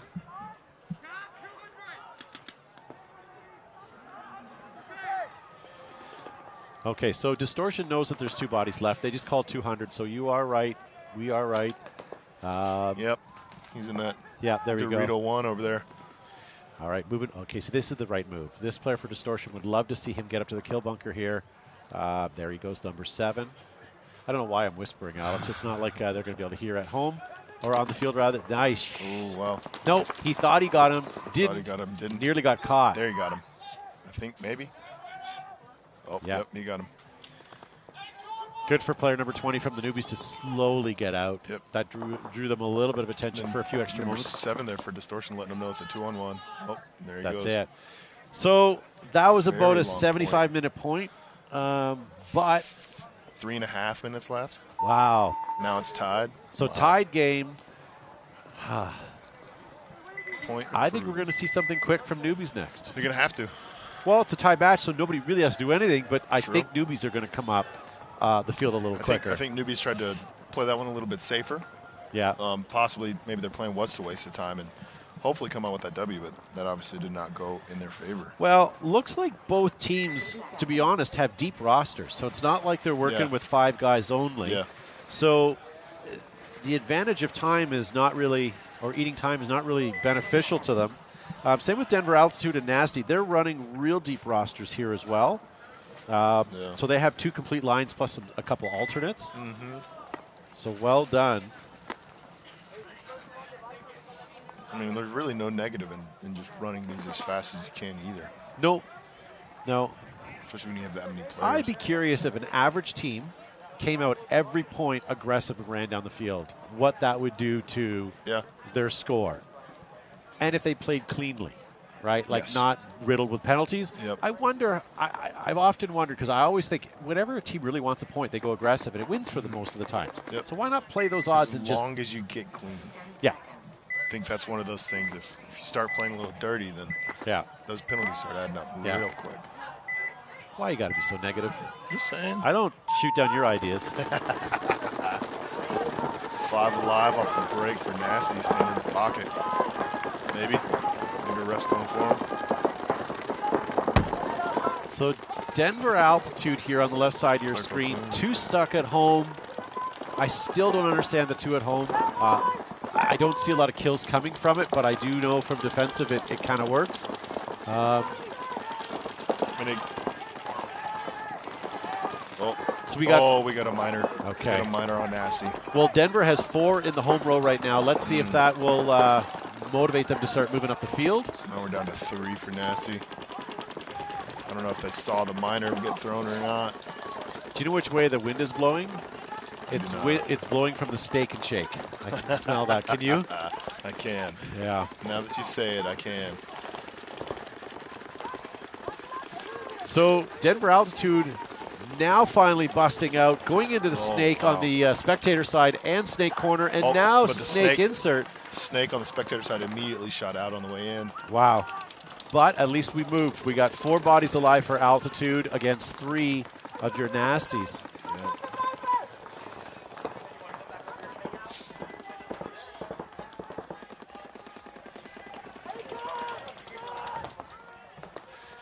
All right, so Altitude really pushing right now. And they lose their body. It's a another 3-on-3. Good for Nasty to be able to turn that body count backwards. 3-on-3. There he goes. 2v3.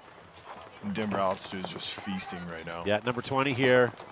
They're just trying to nearly take as got much clapped ground as they while can. he was having a look. He needs a periscope. There he goes. Oh, wow. Player number 18 stuck in the midfield there, but safe behind that bunker. Seems to be it. Well Quick done. Point for Altitude. Well done. A little sloppy near the end, but definitely good. One guy almost got clapped, just coming out sloppily. Got but, a little lucky there at the end. Yeah. Lucky, but still good. Yes. Not trying to just take away from Lucky them. to come out clean in those little bit of moments. All right. Damn, these commentators really like Newbies. I don't think we care either way. No preference. I have no skin in any of these games. I usually root for the underdogs. For that reason, we were kind of just, I don't know, the Newbies were doing what they were doing, and I think we were just both falling into it. So apologize if it sounded like we were rooting for them, But at the end of the day, even if we were rooting for them, what does that do to them on the field? Nothing at all. No.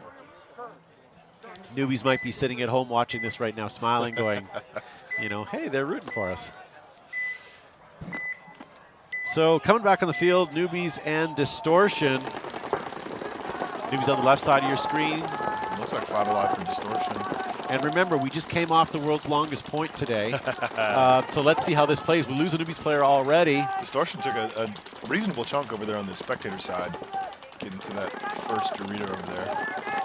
Distortion doesn't have, Newbies don't have a lot of real estate here. We're still kind of in the home back. We've now taken the Dorito side corner. Distortion pushed somebody into that center tower from the home. So they're starting to take some ground. Okay.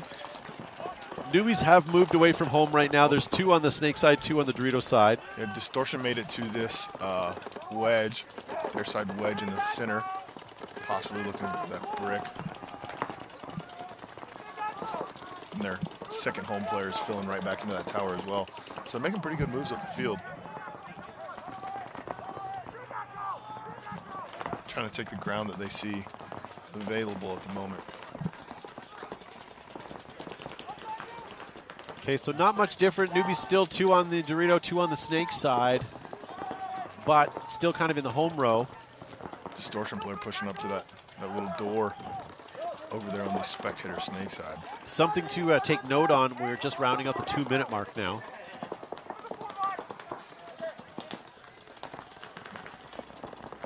Kind of things. Seems like Newbies has kind of settled themselves to a extremely defensive game plan and say, come into our guns and see if you can survive. Or Distortion's trying to take the ground. Or did the last point set the tone for the game, right? Possibly, yeah. They're both sort of not afraid of each other, but, you know. A little bit of mutual respect.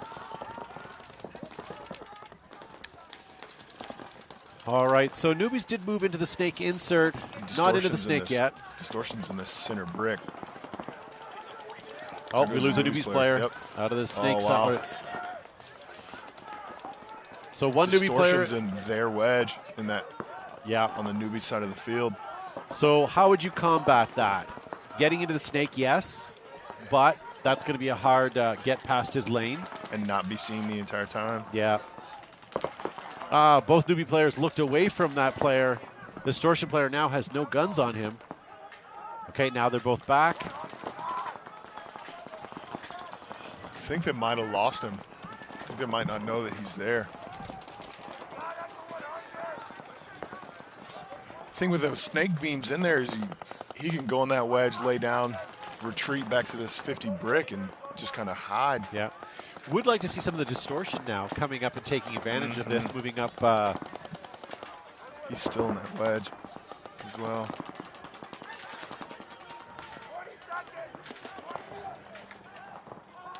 Distortion's being very methodical with how they're taking ground here.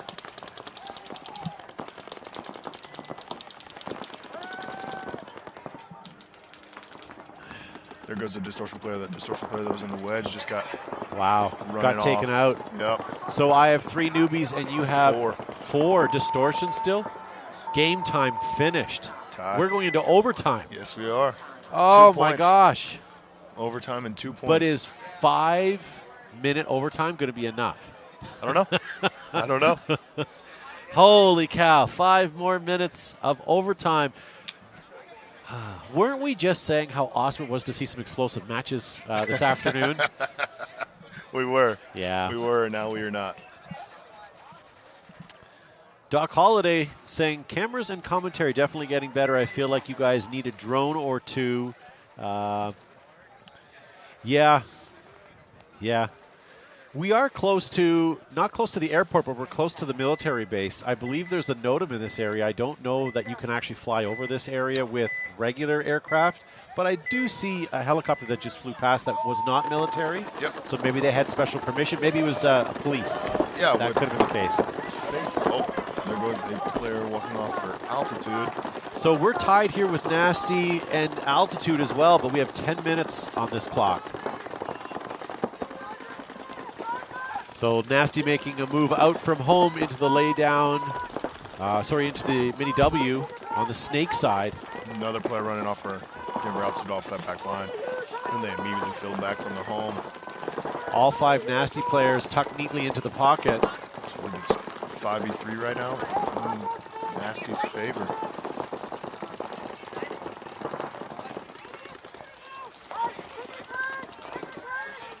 Nasty shooting their guns. No avail. Looks like you're still 5 alive, aren't you? Nope, 3. Oh, you're down to 3. Okay, good. At least they're getting something for it. 5v3.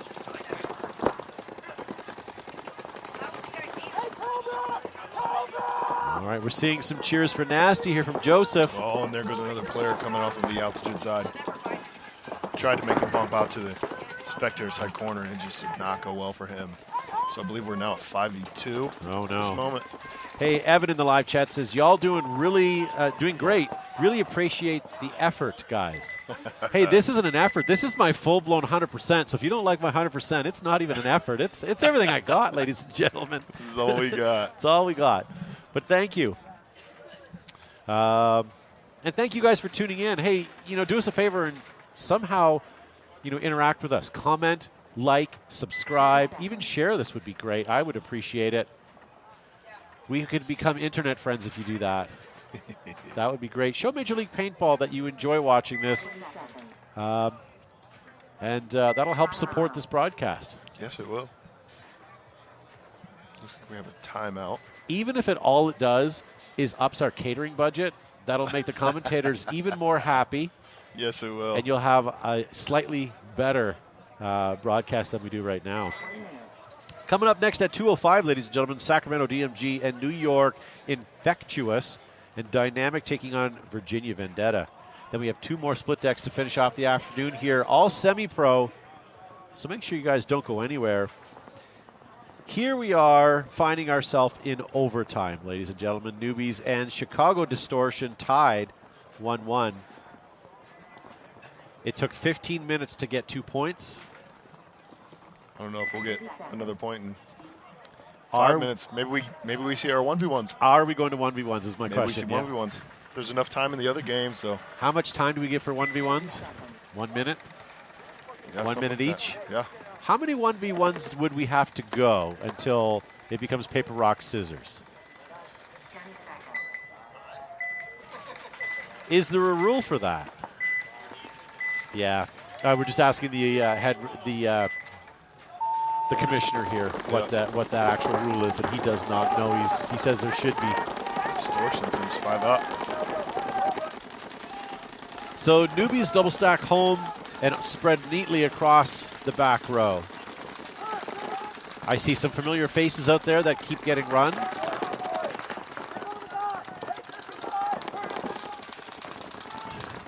Newbies seem to be playing the same several people, or the core people anyways. Distortion seems to be trying to make some move up the field.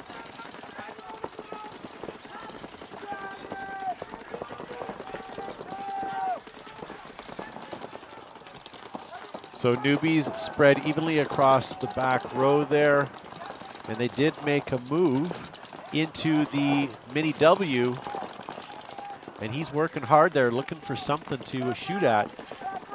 Oh, no, he moved over to Dorito 2 from there. So nice spread for the Newbies across the field. Then we have 3 players kind of over on the spectator side for Distortion. I can see from my angle, I don't know if you can, but you've got a Distortion player in the snake on the spectator side, so and he's posted. 4. Yeah, so he's 4 on that side, leaving 1 in the mini W over here on the near side for us. Yeah. Would be nice if Newbies could throw the gentleman in the mismatched jersey there, the red and blue, into the snake. That would throw a huge wrench into what's happening over here. Looks like somebody from Newbies just pushed up. Oh, and there he goes. There he goes. And I know it's easier said than done, and I know we get better views than anyone else on the field does, but that, from my vantage point, would do a world of good here. And that's player number 16 that I was talking about that has moved into the snake insert. But he's getting lots of pressure from the Distortion player in the head of their snake right now.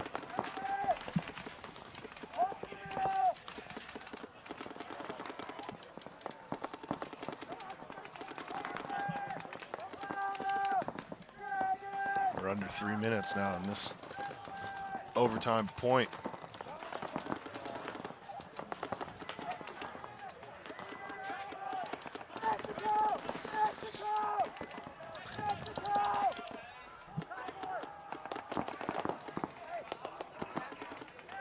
Seems like Distortion slowly trying to make their way up the field. Methodical moves like they did in the last point. And Newbies seems content with just kind of sitting on the back line in the back half of the field and let them come to them and see what happens. We're approaching the 2-minute mark left in this. I was just going to point that out. 2 minutes. I mean, at what point do you say to your team, we're in overtime, but at X time, it's a go show? You know, I don't 1 know. minute? Maybe, but 1 minute almost seems too late. It does, but on the same token, we still have lots of bodies here. Yeah. Right? I believe So we're 5 alive for both. Oh, wow, and Distortion pushed somebody into that their side wedge, making a run on the snake. here comes player from... oh, wow. This wedge is posted up on him. Oh, here we go. Here we Inside. go. But look across here, though. Yeah. We've got another problem. Distortion has filled the snake with Kerr, number 4. I like where Distortion has managed to get to. They have clawed into all of these great spots. Oh, wow, and they're on their side of the snake on the spectator side as well. They are. Oh, we lose. There he goes. So putting them in their side wedges. So Kerr is yelling out snake corner. He's trying to let his guys know. Oh, So there's a player running off on the Distortion side as well. yeah, but not their 3 key positions right now. We still have Kerr and the snake, your other snake, and that lay down wedge over there. 60 seconds now, so they really got to get after it. Distortion has better field position, but Newbies are locked in. They're not going anywhere. Next body falls is going to make the break here right now. Yep. There could be some fireworks here. 30 seconds.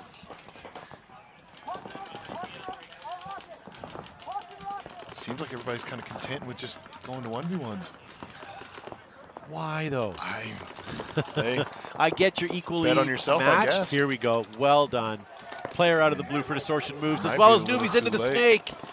Player number 0 for Distortion moving up, getting roasted. Did he Oh. take anybody with him? One.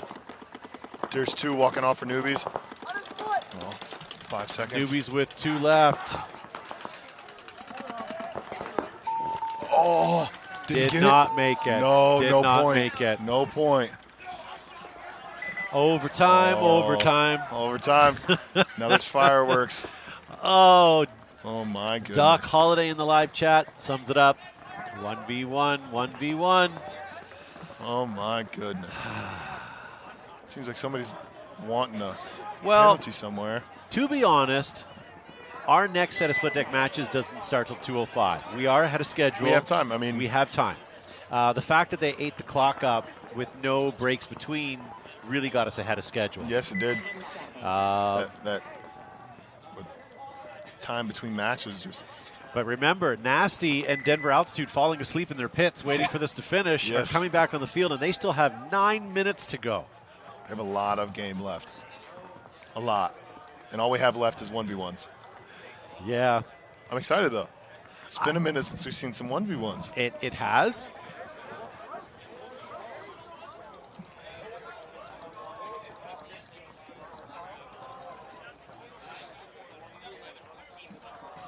Yeah.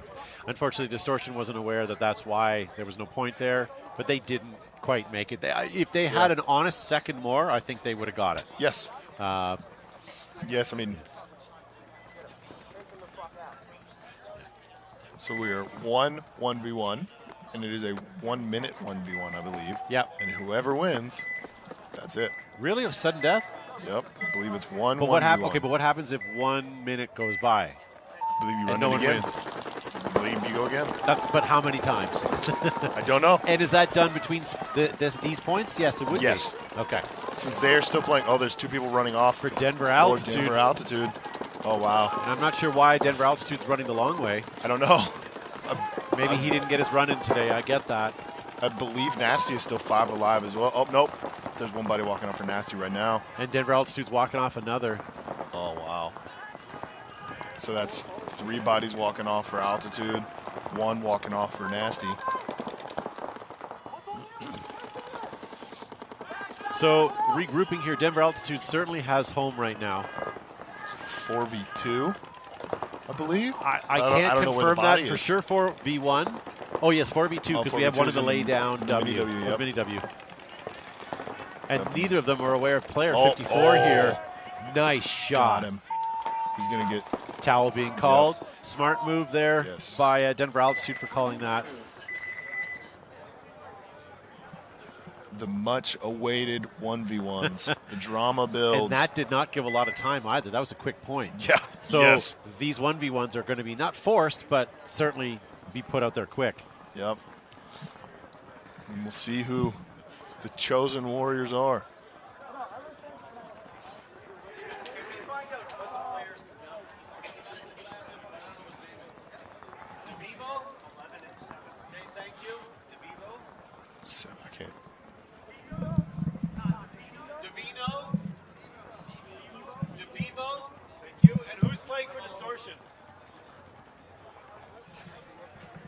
All right, so DeVivo is being sent out for Newbies. Yep.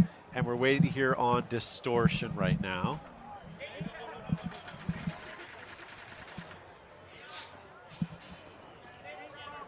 And Nate Roberts. All right, so I'll take DeVivo since he's on my side. I'll take Roberts. Oh, you get it. So they're going to go until we have a winner. Just one, the first one is yeah. 1 point. So 1-1v1, but we're going to do one between each split. Just one. Yeah, and then we go back to the other match? Yes. Yeah, understood. It didn't have to be that confusing. That didn't have to be that confusing. But yeah, there we go. So here we go. 1v1 for 1 minute. Then we go back to the other match. Correct. We go until somebody wins. Then we go back to 1v1s. That was the confusion, and it's, yeah. So, all right. DeVivo taking on Roberts. All right. Looking across the field at my player here, DeVivo's pretty tall. That's either going to work well or be a disadvantage. How does your athlete look? Robert looks about normal height, maybe a little bit shorter than DeVivo. Okay. But they both look fairly fit. Okay. I mean, they might play aggressive. I don't know. They're both right-handed shooters. Yep. The wind is in neither team's favor. It's coming cross field. Sun doesn't really help anybody. Sun's not an effect. Okay, here we go. 3 seconds.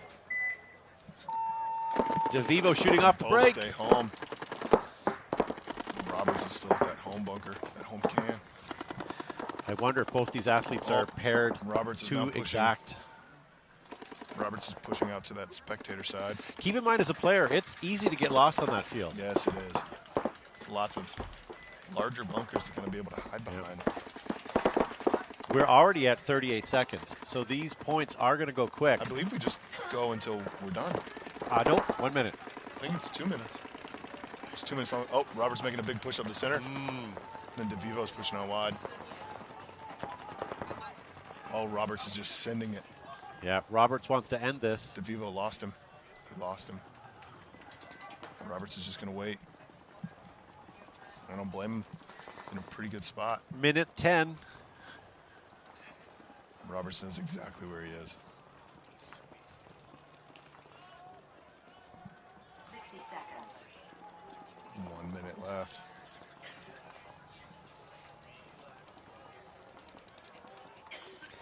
Yeah, DeVivo's at a disadvantage here because Roberts is basically posted up on him, and if he moves, he clips him. Roberts got him. Well done, Roberts. Roberts got him. Roberts basically had him, yep. And DeVivo didn't know. Yep. Gonna check him. Gonna check him. Good. All right, fastest point we saw today. Yes, sir. So, congratulations to Distortion for winning that 2-1. Distortion is very happy in their pit, rightfully so.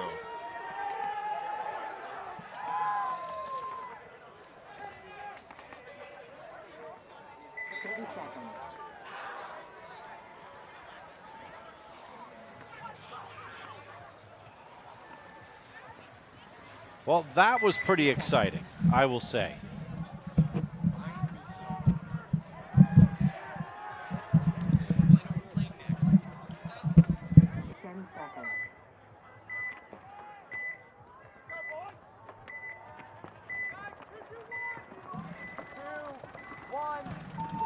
Okay. So back in the field, we have Nasty taking on Denver Altitude. So Denver Altitude made it out 5 alive. Nasty did not. We are down 1 body already. And Denver Altitude is immediately in the snake. Immediately. Nasty moving up into the snake on the spectator side. And this is our close side snake as well. It is not the far side though. Oh, Denver Altitude player got clipped right there on the mask. So I believe we are 4v4 at the moment. Altitude making moves to get back up forward on this Dorito side of this field.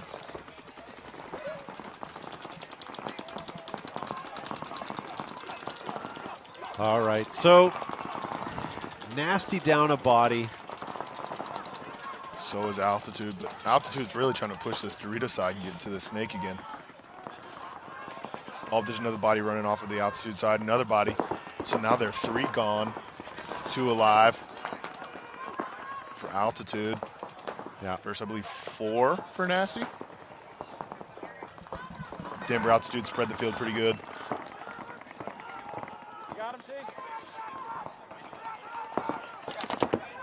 Oh, Denver Altitude got it. Oh, there we go. All right.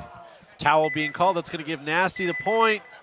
3-1. 4-1 now. And guess what? We are on X-Ball time. Yes, we are. Yeah. So the next match is set to start about 2:05. Hopefully we'll finish this match just before it. So stay tuned.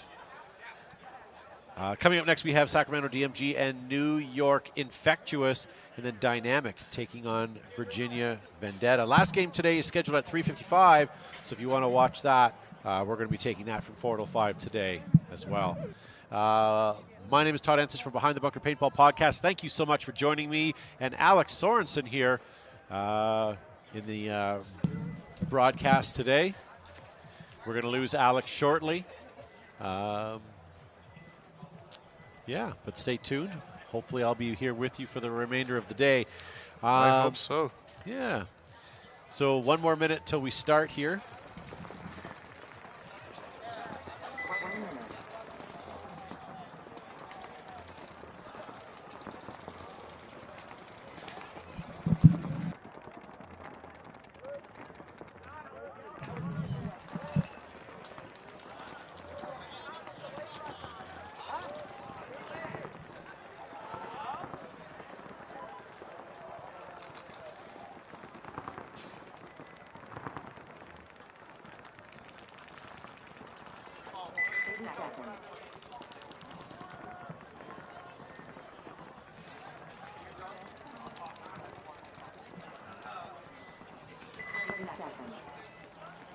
Here we go. Nasty on the right, Denver Altitude on the left. Nasty is up 4-1 at the start of this point. Let's see what Denver Altitude can do to try to make up some of this ground. Denver Altitude looking sharp in those jerseys. Nice breakout. Dorito 2 right off the break, and then going up to the 50, but I saw something hit something. Oh, that player is still clean at the 50. None of the refs saw that, but I might have saw something hit the bunker. Nasty is still 5 alive.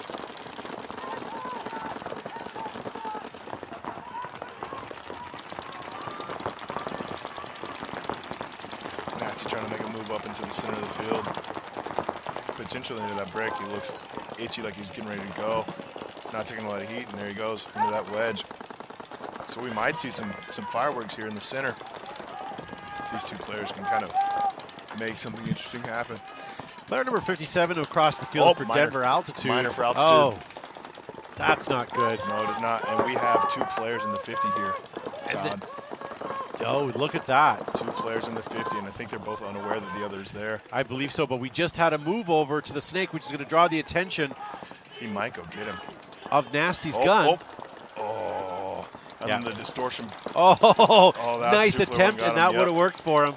Well done, player 57. But player 57 is also unaware that he lost 2 bodies off of his right shoulder. Yep. Oh, there he goes. Maybe he wouldn't have ran so far. I think it's a 4v1 right now. I definitely see one Altitude player and he just got shot as they were calling that towel. So good decision on that behalf. So that puts Nasty up 5-1 with 5.5 minutes left in the point.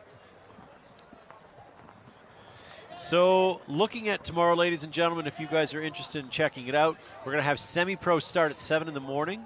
Then the WNXL are going to come over here and start at 11:30. We're going to have them here, and then semi-pro continues from noon. Division 4, Division 3, and Division 2 continue from 2 o'clock onwards, and then we're going to have this semi-pro semifinals here at 3:10 tomorrow. Lots of paintball excitement tomorrow. I thought today was jam-packed, but tomorrow is going to be full of fun. A slightly shorter day tomorrow, and we're going to start at 7 a.m. tomorrow, but with the time change, it's still 6 a.m. tomorrow. Yep. It'll be the same lighting out here as well. And if I happen to be lucky enough to be that first moron to say, don't forget to set your clocks ahead tomorrow, don't worry. I wonder if you didn't even tell me that the clocks were going ahead, and since my phone is smart enough and my watch is smart enough to know the time change, automatically. Would I even notice it? You might wake up feeling a little bit groggy. I mean, losing that hour of sleep over the night. I mean, you may not know, but yeah, that's true.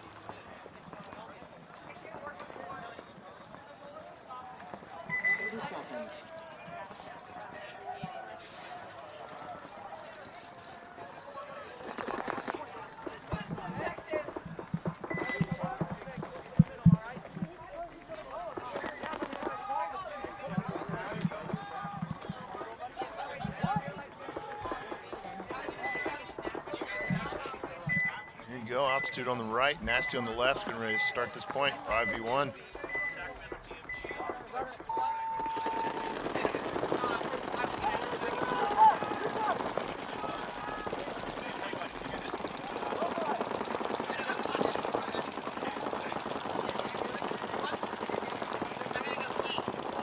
I believe we're 5 alive on both sides of the field. Ref going in and check the player on the Dorito side.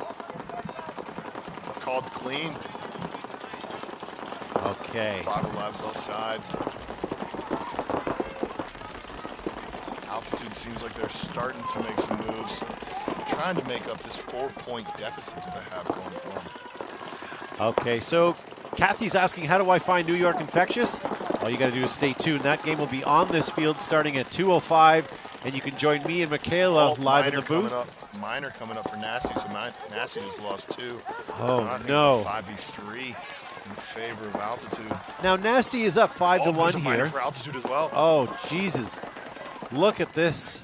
So now we're 3v3 because of 2 minors. Wow. All right, here comes Altitude up to the 50 here. Is he going to be able to do something here and open it up? There's 2 players up there. Wow, he's a tall fellow. Yes, he is. He is a... Wow, he's floating around in that dead space pretty nicely as well. He's playing a bunker that doesn't really get played a lot. No. I don't think we've seen a person play that bunker, certainly on the opposite side of it. Certainly not a tall person at that. No, but Altitude needs these points, so... Yes, they do. I mean, this is... They have no choice. Got to work for them. Oh. This is what I call fun paintball. You got to do something, so go out and make it work. Is and Altitude player still in? Oh, nope, there he goes. Yeah. The horseshoe has fallen out of him. Yes, it has. So it's a 3v2, 2v2. Wow, got one right in the gog. So now it's a 2v2. Denver Altitude's in pretty good spots here on these large wedges. We have Home and Dorito 2, I believe, for Nasty at the moment. Time is... Oh, there goes the Dorito 2. Good for them, but time is ticking down. We're getting close to that 3-minute mark. Only. Oh, and we lose number 9. Oh, there's a minor. There's a minor. That might be a no point. I was just going to say. That might be a no point. One Altitude player celebrating, Looks but like it's gonna be a no unfortunately, point. bad news is being delivered by post right now. Never check your mailbox, ladies and gentlemen. Oh, my goodness. It's like Alex says, never answer your phone on Father's Day. Oh, man. There we go. So as I mentioned, Michaela's going to join us in the booth for the next match. So don't go anywhere, guys. Lots of great paintball yet to come. We have 3 more great split decks ahead of us.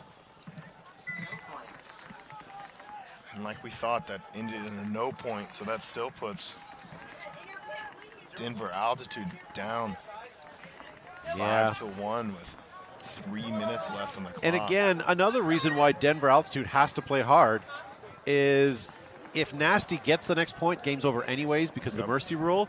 So I'm really excited to see what Denver Altitude's going to throw out again. I mean, as long as we can do it clean, we'll be pretty good. Yep. Lots of love in the chat for Nasty.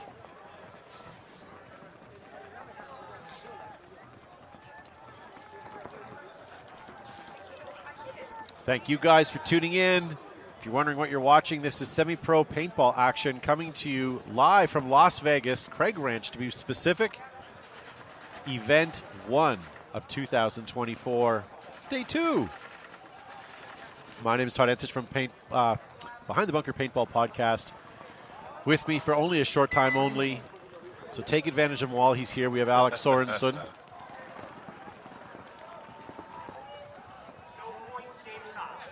So no point was scored on that last point. No, we're playing from the same sides. Yes, sir. That minor being thrown very late in the game with only 1 player alive for Denver Altitude. Yeah, so that minor penalty did clear that last body. And it's so disappointing because you really needed that point. You're running down that field. Yep. The referee's not only checked you and marking you clean, but another ref comes walking in going, I hate to break it to you. Maybe you should sit down for this. You have not been approved for this. Your application has been. Yeah. You have been denied. As he slowly rips up his application. So Nasty on your right, Denver Altitude back on your right. All eyes on Altitude. I mean, it's do or die right now. They had a brilliant last point. Can they do it again? Nasty's pushing hard in the center right now, trying to get that ground. Oh, and there he goes. So we're down a body on the Nasty side. It looks like we're still probably up for Altitude. Denver Altitude, they're kind of, here we go. Now we're seeing some movement, but I'm seeing too much footedness going on. Yeah. Here comes player 50 up the middle. The ref's looking to go check somebody in the back line. Seems to be clean still. If the refs aren't coming towards you, then start moving up that field, ladies and gentlemen. Yep. We're now down to 2.5 minutes, and your deficit of 4 just to tie it. Denver Altitude moving out, I saw on your side. Nasty getting checked at home, but he's marked clean. I believe we have 2 players in the center here for Altitude. Oh, Nasty getting shot out. As well as Denver Altitude player number 2 being pulled off the field. Nasty filling snake corner. Looking body coming out of the center for Denver Altitude. And center for Nasty too. Let the bodies hit the floor, ladies and gentlemen. I see 2 alive for sure for Altitude, and I believe it might be a 2v2 right now. We're down under the 2-minute mark, 1 minute 40 seconds. Oh, there goes another body for Nasty. I think it's 2v2 with only 1 alive. I think that might be it. I might be it for Nasty because I don't see any left. Together and get it as fast as they possibly can, and they're quickly running out of time. 1 minute 30 on the clock.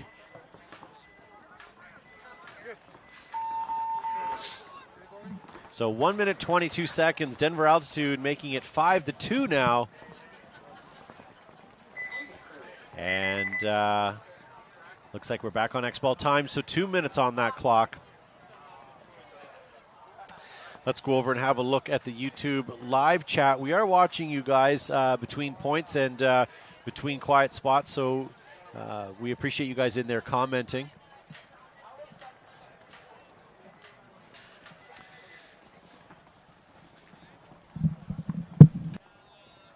All right. So this game will start back shortly in just a few minutes. Thank you. So again, coming up next, we're going to have Sacramento DMG. They'll be on the left side. New York Infectious on the right for the next set of split deck matches. That's supposed to start at 2:05, but because we ran a little overtime and we have 1v1s, we're a little, we're a few minutes late, unfortunately. But that's okay. We'll make it up in the next set of split deck matches. Then we have another one coming up at 3 o'clock and another at 3:55. That's Las Vegas time, so depending on where you're watching from. Break time went back to 2 minutes for some reason.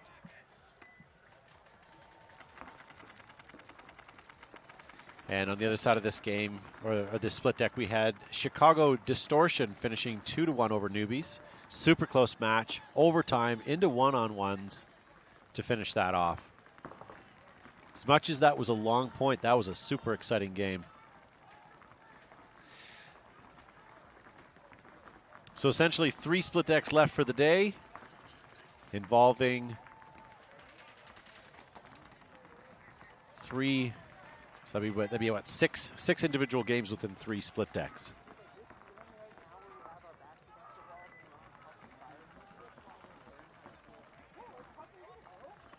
If you guys are looking for any information on any team that's playing this weekend, whether on this field or any other field, you can go to pbleagues.com, follow along with their live scoreboards. You can even check out your team's page and find out where they're placed right now. Active live scoreboards to follow other teams to see if your teams will get into the finals because of them winning or losing. All that information you can follow there.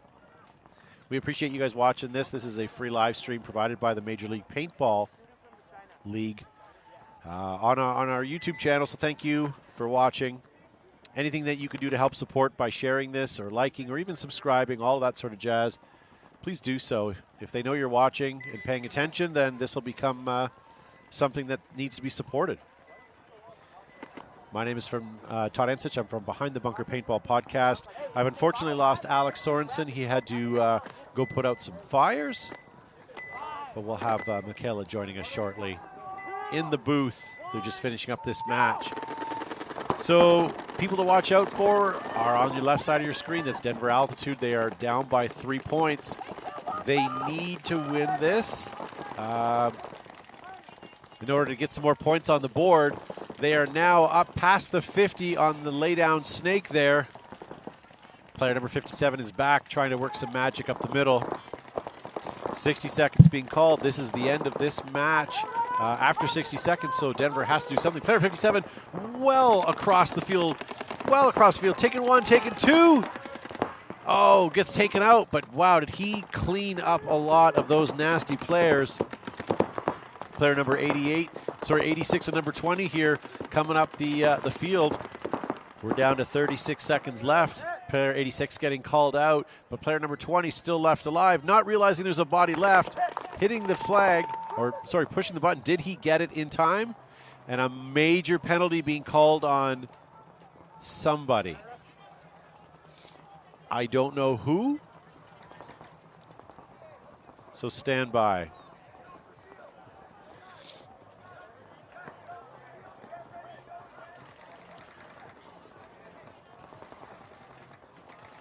Okay, here comes the results.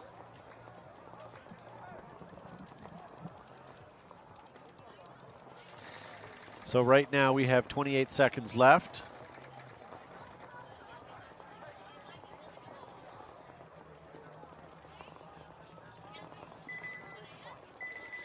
Okay, so they put a reverse point up there. Nasty's getting 6 points, Denver 2.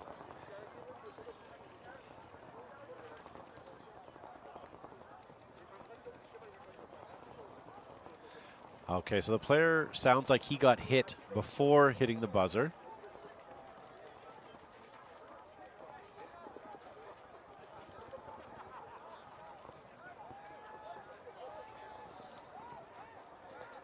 Okay, so that looks like what it is. So Nasty is going to remain with 6, Denver Altitude with 2, and there's 28 seconds left on the clock.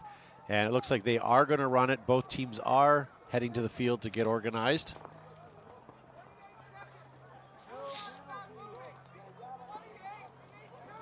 With the point spread the way it is, with a differential of 4, even if the point went the other direction, and even if for some reason there was a swing point in there, that still wouldn't be enough for Denver Altitude. They would still have a deficit of 2.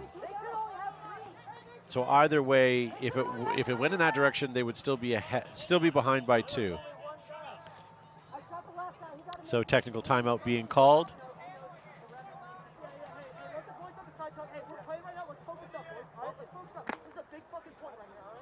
They probably just got guys out there. They already hit the buzzer.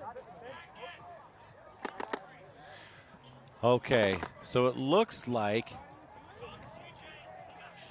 Okay, so point is not good, and Denver Altitude is going to start down 2 bodies and start with 3. Because he was shot before he hit the buzzer, he was shot, then hit the buzzer, and that's why the penalty is being assessed, it sounds like.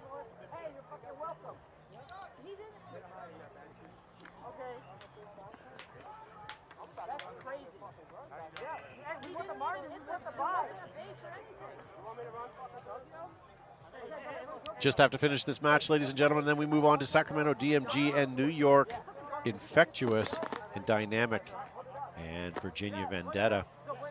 Stay tuned for that. That's coming up shortly.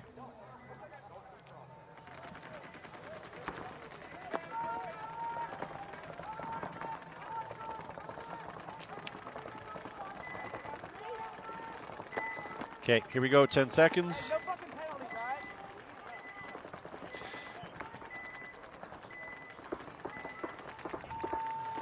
Okay, so Altitude starting with only 3 bodies. Losing 1. Denver has Backsnake Corner, who just got eliminated. We're down to the last player who just got eliminated, and that is it for players. Nasty's going to run it in with 9 seconds left on the clock. Are they going to get there on time? They are, and that's going to take it potentially 7-2, which is also a mercy. So even with, yeah, so game finished. All right, ladies and gentlemen, we're going to leave you for a few minutes. We're going to reset the field, and we'll be right back with the next set of split deck matches.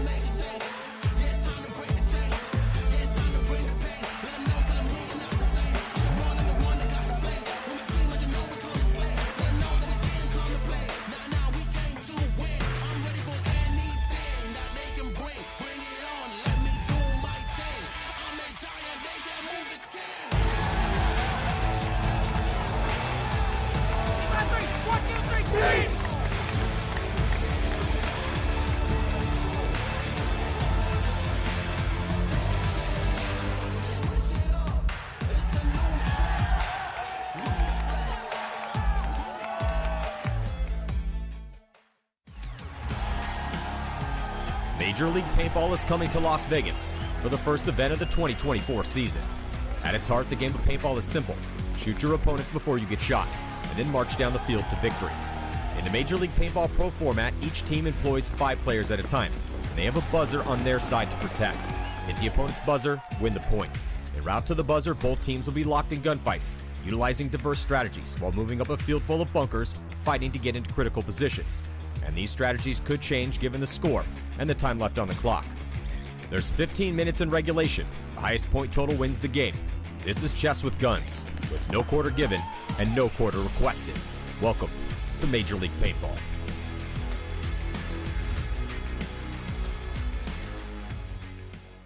The Tauntauns came out swinging in their match against the favored San Diego Dynasty at this year's NXL World Cup. And while the battle was back and forth the entire series, Dynasty ultimately came out on top in their decisive victory in overtime. With the series being so back and forth, I thought it would be a good idea to look at each point and see what lessons can be learned that we can apply to our own gameplay. Let's take a look. Point 1 goes to the Tauntauns, despite Dynasty making a strong early push up the middle. This was in large part because Ryan Greenspan was run down in an uneven trade shortly after making his move. How did this happen? Well, if we look at where Ryan and the rest of his team were, we can see that the only players who can really protect him this far up the field are either Archie, whose only chance is landing a trade with a player who comes to run him down, or from Chris Shear, who would have to look on the inside of the field from the Dorito can. In their current positioning, Shear is likely the best candidate to protect Ryan, although this would slow down their Dorito push. The lesson learned: if you plan to make early and aggressive pushes up the field, be aware of whose job it is to protect that person. There's nothing worse than going through so much effort to take ground, only to have it snatched away shortly after. Dynasty answers back in point number 2 by getting Chris Shear into the Dorito 50 early. This was likely the game plan in response to the Tauntauns applying a lot more pressure to the snake side rather than the Dorito side in point number 1. Despite the snake side pressure, Archie is able to eventually get into the snake and crawl all the way down to the Tauntaun side of the field. However, he's shot out by Axel as he wraps the outside of his bunker, leaving the snake side open for Dynasty. Despite this, Shear's pressure from the Dorito side is eventually followed by Marcelo's push up the middle, where they win the point shortly after. There's a few lessons learned from this point. The first, sometimes you gotta make something happen before it's too late. There was a fairly long window of time where Axel could have pushed into the snake to equalize the pressure they were getting from Dynasty's Dorito side. The only person stopping him was his heads-up opponent, Archie Montemayor. Granted, Ryan Greenspan was shooting cross-field towards Axel from time to time, but Archie eventually pushes down the snake side only to get shot by Axel, but it's too little too late at this point, as Marcelo and Shear mop up the rest of the Tauntauns. The second, don't take the obvious angle. I've talked about this at length in my gunfighting masterclass video, so check that out if you haven't already. It's linked down in the description below. Archie rapping on the outside of his bunker here was a mistake, even if he didn't think Axel knew he was there. Granted, Archie was inches away from trading out with Axel, but he likely would have surprised and thereby eliminated Axel for free had he come up over the top of his bunker and on the inside of the field. And the third, great game plans are made by responding to how our opponents are playing the layout, not just in what is working for us. Although Ryan survived the push up the middle in point number 1, Dynasty recognized that the Tauntauns were putting a lot of resources into stopping their snakeside push. It could have been easy for them to come up with a clear plan to get Ryan up the middle, only to protect him this time around, but instead, they opted to push the opposite side of the field hard, which paid off for them big time. Moving on. Dynasty maintains their momentum by winning point number 3 with a strong breakout that puts 3 guns snake way. This pays off when they shoot Tauntaun Snake Runner off the break and get Archie in shortly after. Archie eventually gets shot out of the snake in his signature over-the-top look, but in an incredible read-and-react moment, Ryan fills into Archie's spot immediately after and eventually shoots out enough players for Dynasty to win the point. The lesson learned, we gotta be more careful repeating our tendencies and habits, especially when we're this deep into the tournament. Matty Marshall even says as much about Archie, that this over-the-top look has been working for him, meaning that he's noticed him doing it somewhat frequently, at least enough to comment on it. And although that might have been working for him earlier in the tournament, it's something he needs to be more aware of this late into the game. So Axel now down the sidelines. Ooh, Archie gonna launch. All right, welcome back, ladies and gentlemen. So here we are. Sacramento DMG, we've been promising it for a while, but that last set of split deck matches between the overtime and the one-on-ones and the long points and the confusion has eaten up a lot of our time. So we are back here ready to rock and roll here in 45 seconds. With me in the booth, I have Michaela from Vibe and some other D2 team that we're not going to talk about, and Thomas Taylor. Yes, thank you for having me. And this is your first tournament, Tom? Yeah. Ever. I'm not really sure what those things are in front of us, but yeah, I'm just here doing my thing. Very good. All right, my name is Todd Ensis from Behind the Bunker Paintball Podcast, and thank you for joining us. We are about to watch, well, who's going to beat down whom? Yeah, New York Infectious, they're a newer semi-pro team, if I remember correctly, right? They bumped up from D2. Okay, and then DMG also kind of moving up, right? They went back down, but then they came back up, building a new program. Yep. Sorry, Tom, I thought we asked you to come in because you knew everything. Well, there's a lot of movement in semi-pro this year. There sure is. All right, so DMG here taking out one of the Infectious players from the center. DMG with 5 bodies alive. Yep, still 5. Ref running in again for Infectious to the other center player. Oh, and a minor penalty for Infectious. Going to put DMG up 5-on-2. Another minor penalty. Holy moly, that should end it. And that's going to make it be a 5-on-1 situation. If I was Infectious's coach, I would just towel it to get more time. Right. And it looks like Infectious got a talking penalty. Yeah, that's what it kind of looked like. Yeah. That's why they didn't pull 2 there. There was only the 1. Not good. All right, first point goes to DMG. That was a very quick point, too. A lot of game time left. You travel with your team, you spend all that time practicing. You'd think you'd get all the talking out at that point instead of having to get those last couple things. I mean, figuring out what's for dinner is not an important point at that point. So, coming back on the field here for the first time today, we're going to see Virginia Vendetta and then Dynamics on the left side of your field. And how are these two teams been doing so far in the event? Do we know? Don't know. Dynamic has already been across this field today, but I'm not sure how they have fared. You're asking all the tough hitting questions. Well, I figured you could run the show. I just want to come in and help out here. I only have 3 screens here. I asked you to come in because I thought you had the knowledge. I like to watch paintball. Pro yes. nothing. Yes, I like to watch paintball. But honestly, I haven't got to spend a lot of time on the semi-pro field here this weekend.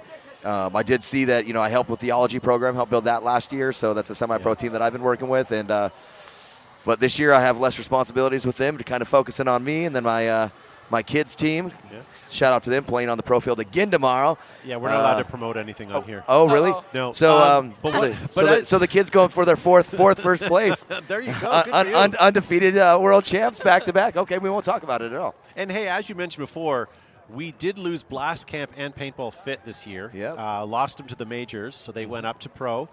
So now it is a big pool of semi-pro teams that can now fight for that.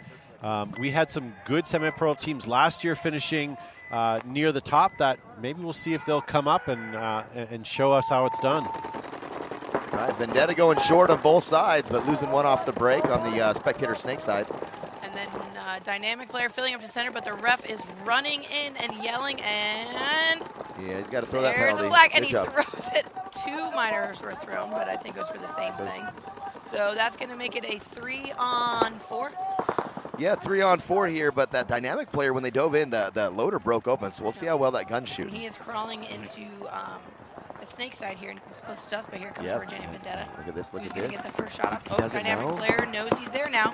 Virginia Vendetta player does not know that he is mirrored up right now. There's a lot of Dynamic spray player coming just out of waiting that and going to make the move, and he gets him. But is he hitting his pack there on the inside of his pack? Yes. Oh, and a minor on Vendetta. There's a lot going on right now. I think that might have been. I see at least 1 player for Dynamic, still 2 players alive for Dynamic. Yeah, and they're going to win that. I think he threw a yellow but pulled a major there. The Vendetta player had a goggle hit. Nice. Not just like on the side of his goggle. It was square in the lens. Bold move. Bold move. Didn't work out the way he thought it was going to work out. Nice back and forth there over here on the what snake are we going to call it? If the other side's the spectator, we'll call it the player snake or snake? The pit snake. Okay, so the snake closest to us on there was a nice little back and forth battle here. Some trade outs. Both players that dove in over here looked like they were having some gun issues though. The Dynamics player gun blew up, and then the Vendetta's player, when he dove into the Doritos, looked like he broke all his paint. He was shooting spray. So. And we're back to the DMG Infectious game. Still a lot of game time left, 14 minutes and 15 seconds. And it's good to see the DMG program rebuilding, right? They had a pro team, they'd worked their way up, and then that all disbanded, and they kind of started with that D3 squad they had, and they've been building it back up for NorCal. Yep. All right, and Infectious taking more conservative breakout, not risking any bodies out wide. Same thing with DMG over here, really playing that pocket, all crossed up, heavy guns. Yep, and it's 5-on-5. And looks like this, and the Infectious player is going to make the move out to the spectator, pit side snake. He's going to crawl. And Infectious loses their first with a minor penalty. 3 bodies coming off all at once. My gosh. Oh, wow. That's going to hurt them for sure. Yep, now DMG going to be up 5-on-2 again.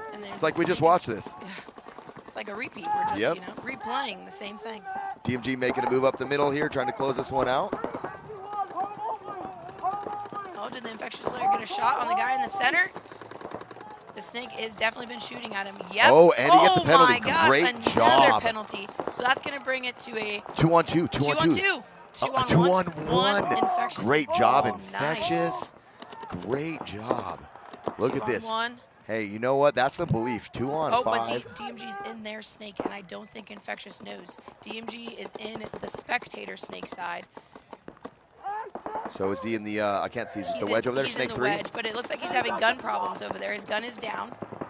Is it 2-on-2? Is there another DMG? Oh, no, now it's a 2-on-1. It was a 2-on-2. He's still in their snake. He's about to crawl onto their side. Okay. which I don't think that they know. If I was this Infectious player, just go hit the buzzer. I think he's really confused. He can't find him. I don't think they know the kill count. I think there's too much going on at once.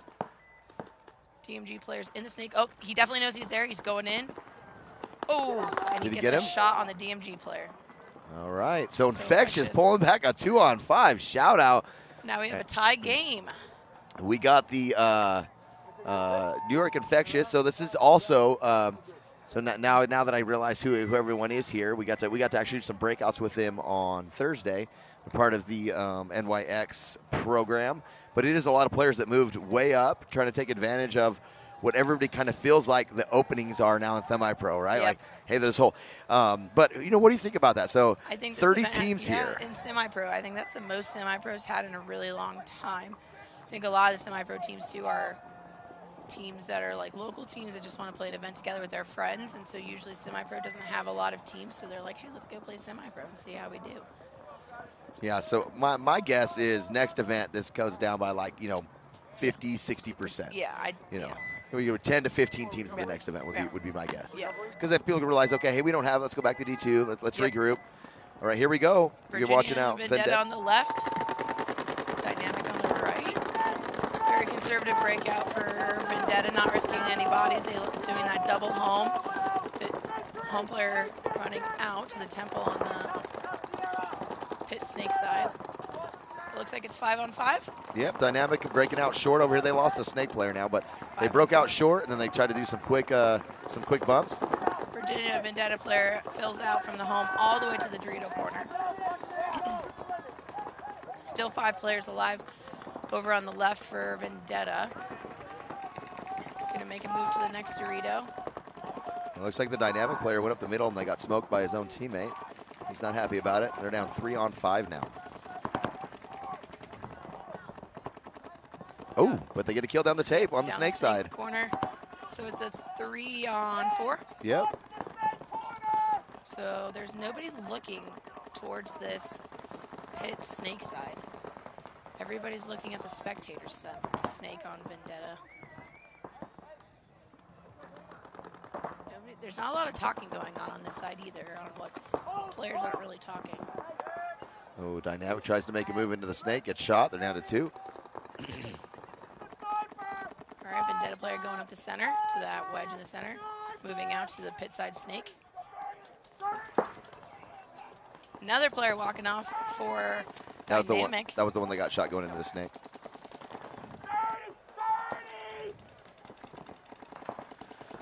I definitely see at least 3-4 players for. Yeah, it's a 4-on-1 now. 4-on-1 situation. Yep.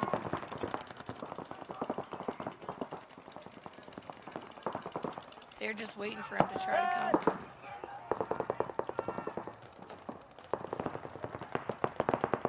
Oh, and that's going to do it. Virginia Vendetta is about to tie it up now, 1-1.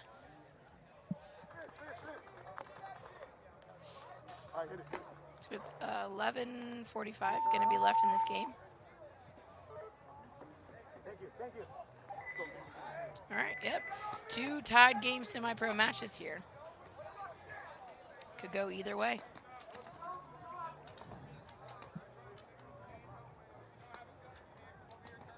And then it looks like we're going to have DMG on the left here in the purple jerseys. Infectious on the right.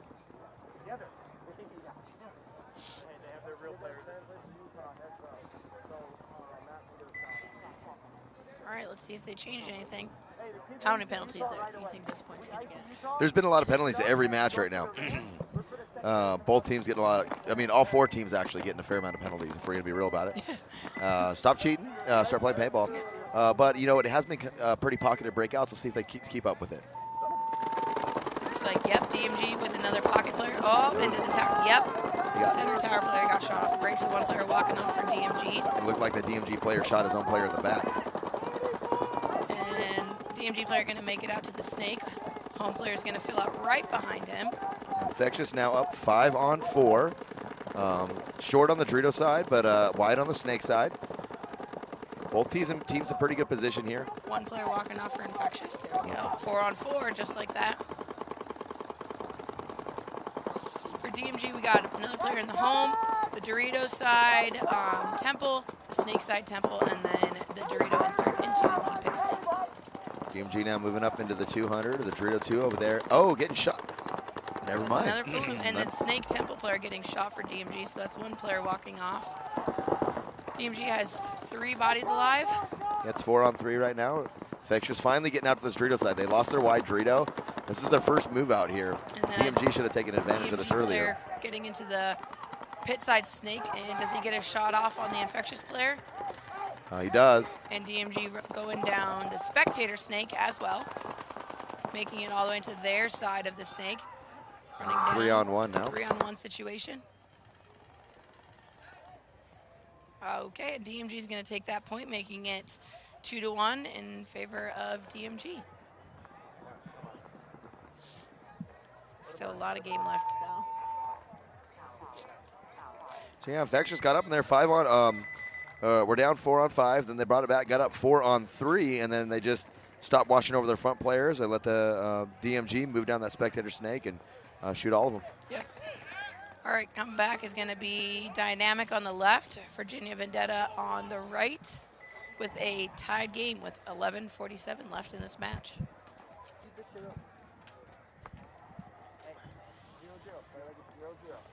All right, let's see if Dynamic continues to do those pocket plays that they've been doing with a conservative breakout, or are they going to try to risk somebody out wide to get some ground? Yeah, you know what? I mean, they're playing well in the pocket. I assume they're going to stay there. It's a 1-1 game. No reason to take any risk right now. All right, and here we go. Lining up looks like 2 runners for the 3 runners over here. Heavy Dorito snake, or Dorito push by Dynamic. And Dynamic takes the spectator snake off the break with another player going straight up to that wedge on the spectator side as well. So it is a 5 players alive still for Dynamic after that breakout. They're in great position, wrapping it around, up in the middle. Vendetta losing 2. And it looks like Dynamic is now in their side of the pit side snake. 1 Dynamic player walking off here from the snake, from the pit snake side. Dynamic coming through. One. They are 3 players are on their side. And they're down to 1 player, 4-on-1. But he gets shot. He trades. Okay. All right, and it looks like Dynamic is going to take that point, making it 2-on-1 with 10:45 left. Looks like there's a little bit of arguing going on from the Dynamic player and the Virginia Vendetta coach. Things are getting spicy. Yeah, so the player did get shot in his loader, but it's not the player he's talking to. It was the other player that was in the middle there. So you can see it's over there in his loader right there. But he was yelling at the wrong guy. He is correct. The coach is correct. The guy was shot in his loader, but it was the other one, and it doesn't matter because they traded, and they still had 3 bodies alive. And so that'll be 2-1 Dynamic. Coming back now, we have Sacramento DMG up 2-1 on New York Infectious. Infectious will be on the left-hand side, DMG on the right. There's still plenty of game time left in both of these matches, so anything can happen.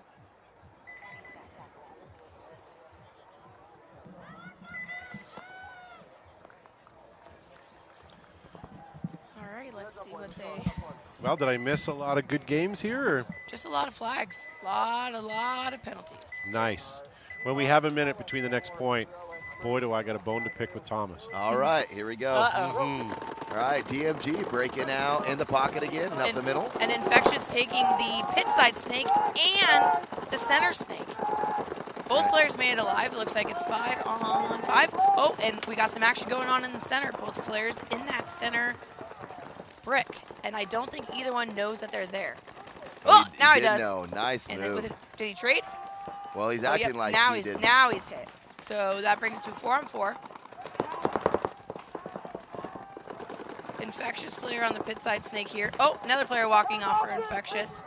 3 players left for Infectious. DMG wide over here in the snake, the Dorito side, slowing down the pit side snake. They're up on bodies and up on points, so they don't really have to do much as they crawl in to match the pit side snake. Oh, and all 3 players for Infectious are all on the pit side snake. Oh, did he get a shot? Oh, he missed.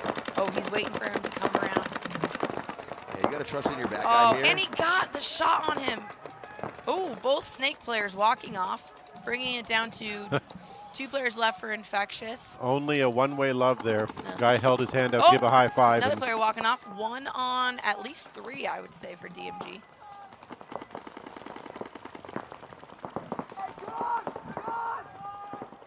I believe it is a 1 on 3. It is. Oh, here he comes. Oh, and I just got smoked. Yep. I'm out. So, just spray play on Tom. okay. I'm going to wipe that then. DMG going to take that point. So it's going to be 3-1 DMG with 9 minutes Nice. left. I believe DMG, when they were playing on this already, I believe they lost their first game. So nice to see them winning. You know, Yeah, they unfortunately lost to East Coast Effect. So Tom, I was just walking in the staging area and I stumbled across an old friend, Leds from Planet Eclipse. Oh, he's here. And oh shoot, I wasn't supposed to tell you. Oh. he's actually hiding from you. He didn't want you to. Yeah, he he should be handed hiding. me some players' cards. Okay. And asked me to choose one for a video he was doing, so I did. And unfortunately, I chose a me. Thomas Taylor. Let's go. So now that you're in the booth, I'm going to get, well, we don't have a camera, but I'm going to get you to sign it, and I will put it in my collection. I have your card already, but I don't have it signed. All right. So we're going to do that. And really, that's the only reason why I asked Kayla to have him in. I didn't want you to tell him. So there we go. Look at that. And unfortunately, he signed his signature over his name. Now I'm not going to know who it was. Yes. Oh, Virginia Vendetta player not making it to the box. Ref calling him out. He's still shooting his gun. He's trying to call it. Did not get him out. Okay, so now Virginia Vendetta player did not make it in time to touch up on the box. And Dynamic lost 2 off the break. So Virginia it's a 4 on Vendetta 3. only lost 1, so it's 4. Virginia Vendetta player making it out to the snake corner. We have the snake corner, the Dorito Temple making a move to the Dorito and the Dorito Temple. Dynamic player losing the gunfight over here on the Dorito side, so they're down to 2. Vendetta player making it to that Dorito snake insert here on the pit side, crawling down the pit side snake. There's a lot going on. I believe it is a... We're shameless. Seriously, you guys knew what I was doing and jumped right into that. Good for you. We're shameless. It's a 4 on 1 in favor of Vendetta right now. It is. It is. Excuse my It's not my cracked first voice. rodeo. Yeah, I hear you. Well, play the game while you can play it, right? Yep. Ooh, Virginia Vendetta getting that shot on the last dynamic player. And that's going to make it a tie game again with 9:20 left. Well done. So how do you guys feel? For me, I have to be honest now, maybe because of where I live in the world, but coming to NXL, it's like it's been a long time since I've seen everybody, right? When I see everybody, I mean like all my paintball friends. Maybe for you guys it might seem differently, but like walking around this venue, I'm getting handshakes and high fives from everybody that I know, and it's awesome because we all are happy to see each other, but it feels like it's been so long. You know, and it's only been, what, 5 months maybe? Not even that. You know, World Cup just seems like an eternity ago. Everybody looks a little more tired, a little older, and there's certainly a lot of youngsters playing these days. Well, it's really cool, this event specifically, because we haven't had a West Coast event in a long time. And the sheer number of teams here, you know, the largest event outside of World Cup ever. Yeah. So it's really cool. I mean, there are a lot of old faces that I've seen here. A lot of people, a lot of Yeah. conversations. It's just really cool. I'm really enjoying it. One thing I don't like about the West Coast is the time difference, but that's the only gripe I have. Otherwise, the weather's nice. It's beautiful. There's in and out. Yeah, Del and I have to Taco. deal with that time difference all year. So yeah. DMG going to do another conservative pocket breakout with the double home, the Dorito side temple, the snake temple, and then the W on the snake side. we got ourselves a 5-on-5. Both teams in the pocket, rolling their guns. And DMG, really, they're up 2 points. I mean, a win is a win in semi-pro sometimes if you want to get the point spread. But when you're up 2 points, I mean, you really don't want to let anything... Infectious making a double move on the spectator-type side snake. Getting in there. Let's see if they can do some damage. Looks like the temple player for DMG on the pit side snake here. He's trying to make a move. He keeps looking to see if he can make it out to that snake corner. And I bet he's going to try to make a move here in a few minutes to get out to that corner. Infectious now moving DMG into player the... going to go into the pit side snake. DMG with with 5 bodies alive still. They still have 2 in that home. They don't realize it's a one-bedroom apartment there. We saw that yesterday, right? It is a compartment. Just, I know you guys aren't watching. I want to point it out. Cross field on the spectator side, they have a massive tent. It's like a 40 by 20, and it's packed full of people. And if you look over your shoulders on either side, between both pits and where we are, it's packed with people watching. These are important games, and there's lots of people, not only scouting, but just, you know, hoping and cheering for their teams right now. DMG was able to make it out to that snake corner to help his player here. And I think it's still 5-on-5, right? Nobody's locked off yet. So this is definitely a longer point than we've seen. I think both teams' coaches have been like, all right, guys, that's enough penalties. Get it together. Stop cheating. Oh, and first player to walk off. Speaking of that, he should have got a penalty. DMG. He got shot, put his gun against the bunker, and then tried to run across the field. Infectious here coming into the tape side snake. And DMG losing one as they try to fill onto the tape side. And Infectious. Oh, he's going to get another kill here. He should pick that up. Oh, he missed him. You see that? He missed him. Oh, he did. So we got ourselves a 3-on-3 now. 3-on-3 situation here with 2 DMG players over here on the pit side snake with 1 player, the lone wolf, over there on the spectator snake. Oh. Vince here from Infectious getting in this side. He practices with us on New York. He's a newer player, but he's really, really talented. Here comes the DMG player to match him up in the pit side snake. We're going to see some action here. They're both waiting for each other. Oh, and a trade, bringing it on to a 2-on-2. Yeah, and honestly, DMG's in better shape now, right? Because they're wide on this tape over here. Not the best trade there, but it was a trade. It was a trade. A little sloppy. A little sloppy, but you know. Well, DMG's going to come down here onto the pit side snake. As well as DMG's going to go down the spectator snake, trying to get the shot off on that Dorito wedge. Oh, DMG player. Oh, and he got the DMG. Did he get both? Both of them. Oh, wow. And just like that, Infectious is going to, I think that's it that's for it. DMG? Yep. Yeah, it is. That's nice. It's going to make it a 2-3 game with plenty of time left. Going to keep it competitive and fun for all you guys to watch at home. So that's going to be 3-2. With Dynamic coming back on the field in a moment here, Dalton in the live chat says Dynamic is one of the most winningest divisional teams in the Southeast. What it failed to mention is Core 5 has been together for years. Look what happened to Palm Beach. Okay. So we're expecting some good things here. Okay. All right.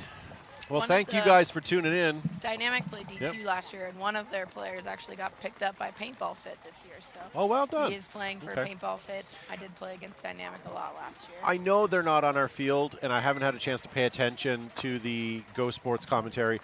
How has Paintball Fit and or Blast Camp been doing this weekend? Have you guys paid any attention? Paintball Fit has been doing good, I believe. Yesterday they went 1-1. Okay. I think they lost their first match this morning, but I didn't know they did their last match.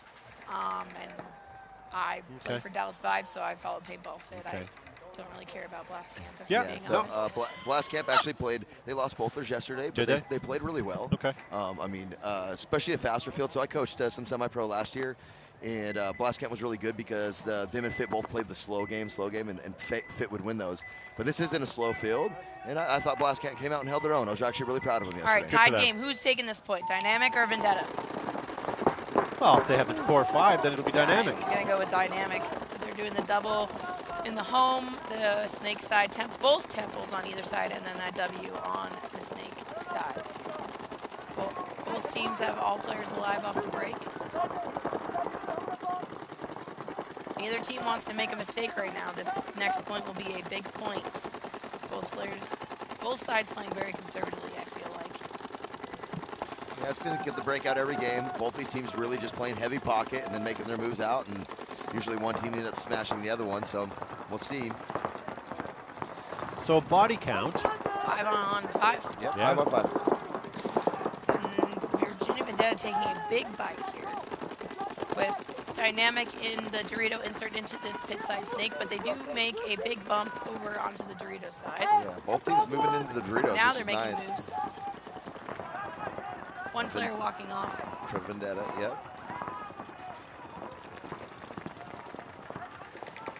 And Dynamic player going to crawl now down into this pit side snake. And one player walking off for Dynamic.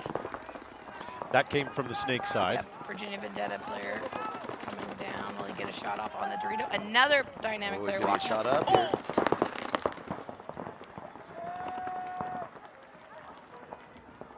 And I don't think dynamic Would you have considered that as an overshoot? Not overshoot, a spin rather? I don't think so. No, I don't think so. If anything, if this guy had a bunch of hits on him, I think he was going to get a penalty. The guy that ran him down. Yeah. Because the other player hurt his gun, switched over, protected himself well. Yeah. So I think with all those bodies walking off, I think Dynamic has 2 players left. But Dynamic is in their snake. And all the way down. And then here on Oh, but he got shot in the shoulder by the Vendetta player over here in the tape side snake. And they have, so 1 player left for Dynamic in this snake side. Maybe a 1-on-1.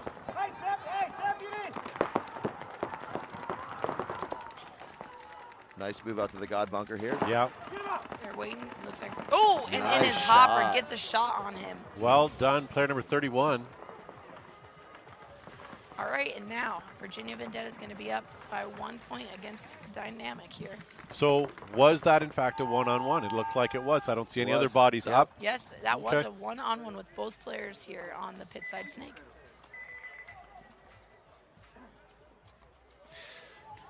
Awesome. So welcome, guys. Thank you guys for watching and sticking with us. This is Event 1, Day 2 of Las Vegas. We're at Craig Ranch Park. What a great venue. I've said it all day. It's Craig Ranch Regional Park. Google it if you get an opportunity. What a great place. I was leaving on to get my Uber last night. There's families playing pickleball. Another family, beach volleyball. People walking their dogs, jogging. There's creatives here to play on.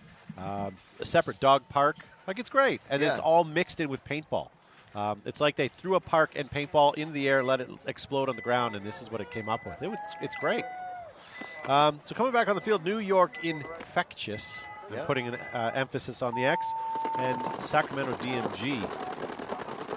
Yep. Both teams 5-on-5 playing the pocket. Actually, Infectious making it out to the Dorito too off the break. And Snake Temple, the double home. Yep, double home. And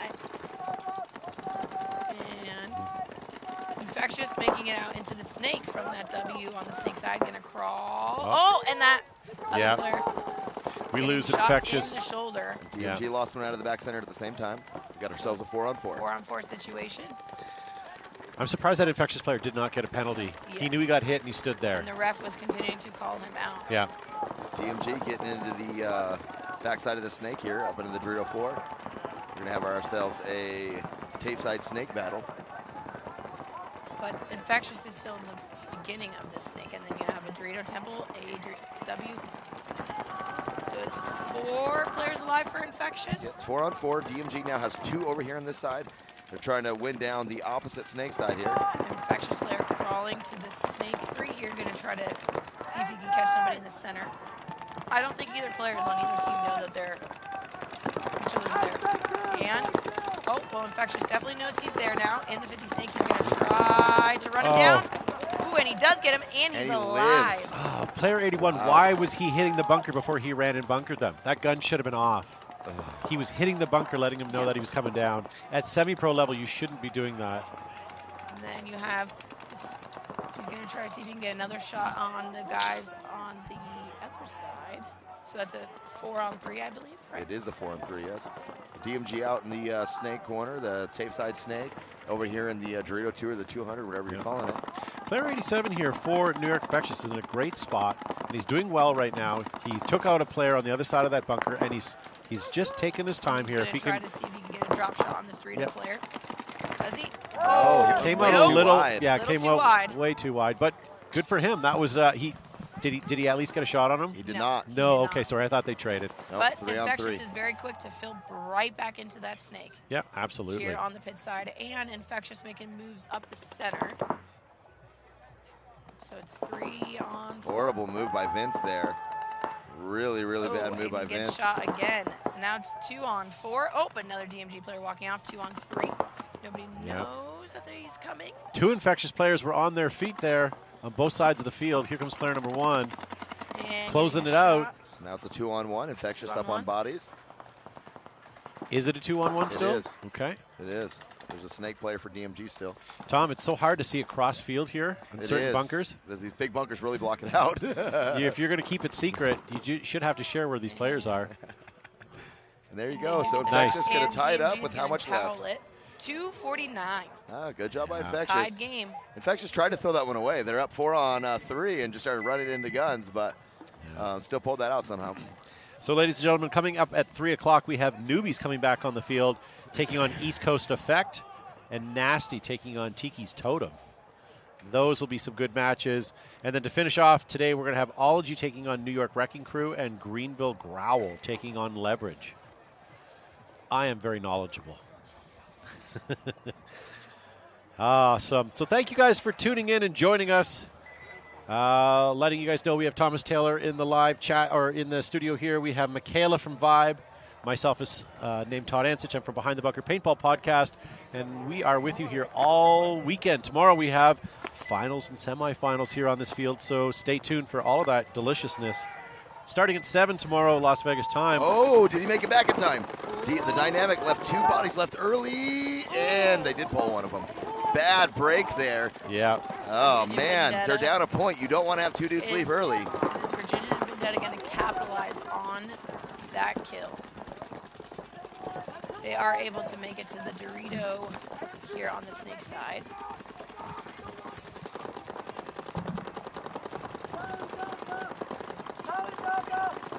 Virginia Vendetta still has 5 players alive.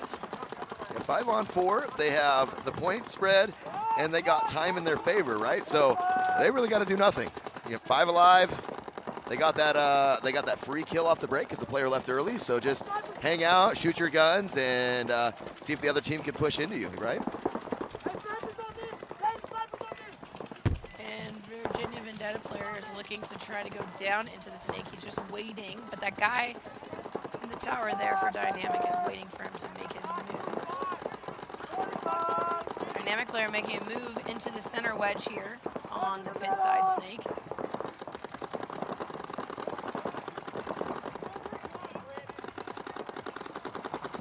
All right, still 5 players left alive here on the left for Virginia Vendetta. They are up 1 point, so I think they're just trying to burn some time off of this clock to continue their lead here.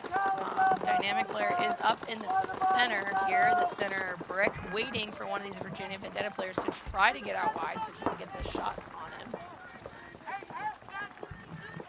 And in case you haven't seen the IG video on my page today, it is breaking the internet, so go on over there. And it's the most amount of views I've ever had in such a short period of time. And that's your Instagram is Behind the Bunker. Yes, Behind the Bunker. MK Nice. Ultra 05, right? Yeah, both of those. Or you can Google Thomas Taylor. You decide what you want to do. Either one. Whatever direction. Whatever direction. We got 40K views on that thing in a few hours. It's a pretty good one. For you. Pretty good reel. Don't you like how you can post 20 in a row and they get, a couple hundred? Then all of a sudden you get one and it's like, how did I get 20,000 on this? Yeah. You know what I mean? Like, it's such a random. Yeah. What were you doing? Were you flexing in it? Were you? Basically, but on players on the pro field. Good for you. It worked out well. It worked out well for me. For me, it definitely worked out well. No, it's a good one. It's good. I may have taken it a little too far, but that's probably why it has 40,000 views. Never take it too far. You're Thomas fucking Taylor. You never take it too far. I appreciate that. And so here we go back to the game, and it's still 5-on-4, and Vendetta is doing, guys, exactly what they're supposed to be doing. They don't have to do anything. Yeah, they are just waiting for Dynamic to make a stupid move. And on this field, you guys, you've been watching it all week, and you've been playing it. That God bunker, which is this Dorito before the snake, and that Dorito over on the other side, when those cross it up, or these little pillows, because you're wide and you're crossing it up, it's really hard for the other team to shoot anybody. That's true. Right? I mean, they could crawl all the way down here. You have nothing to shoot. Right? So, I think if I'm Dynamic, I'm going to push the envelope right now.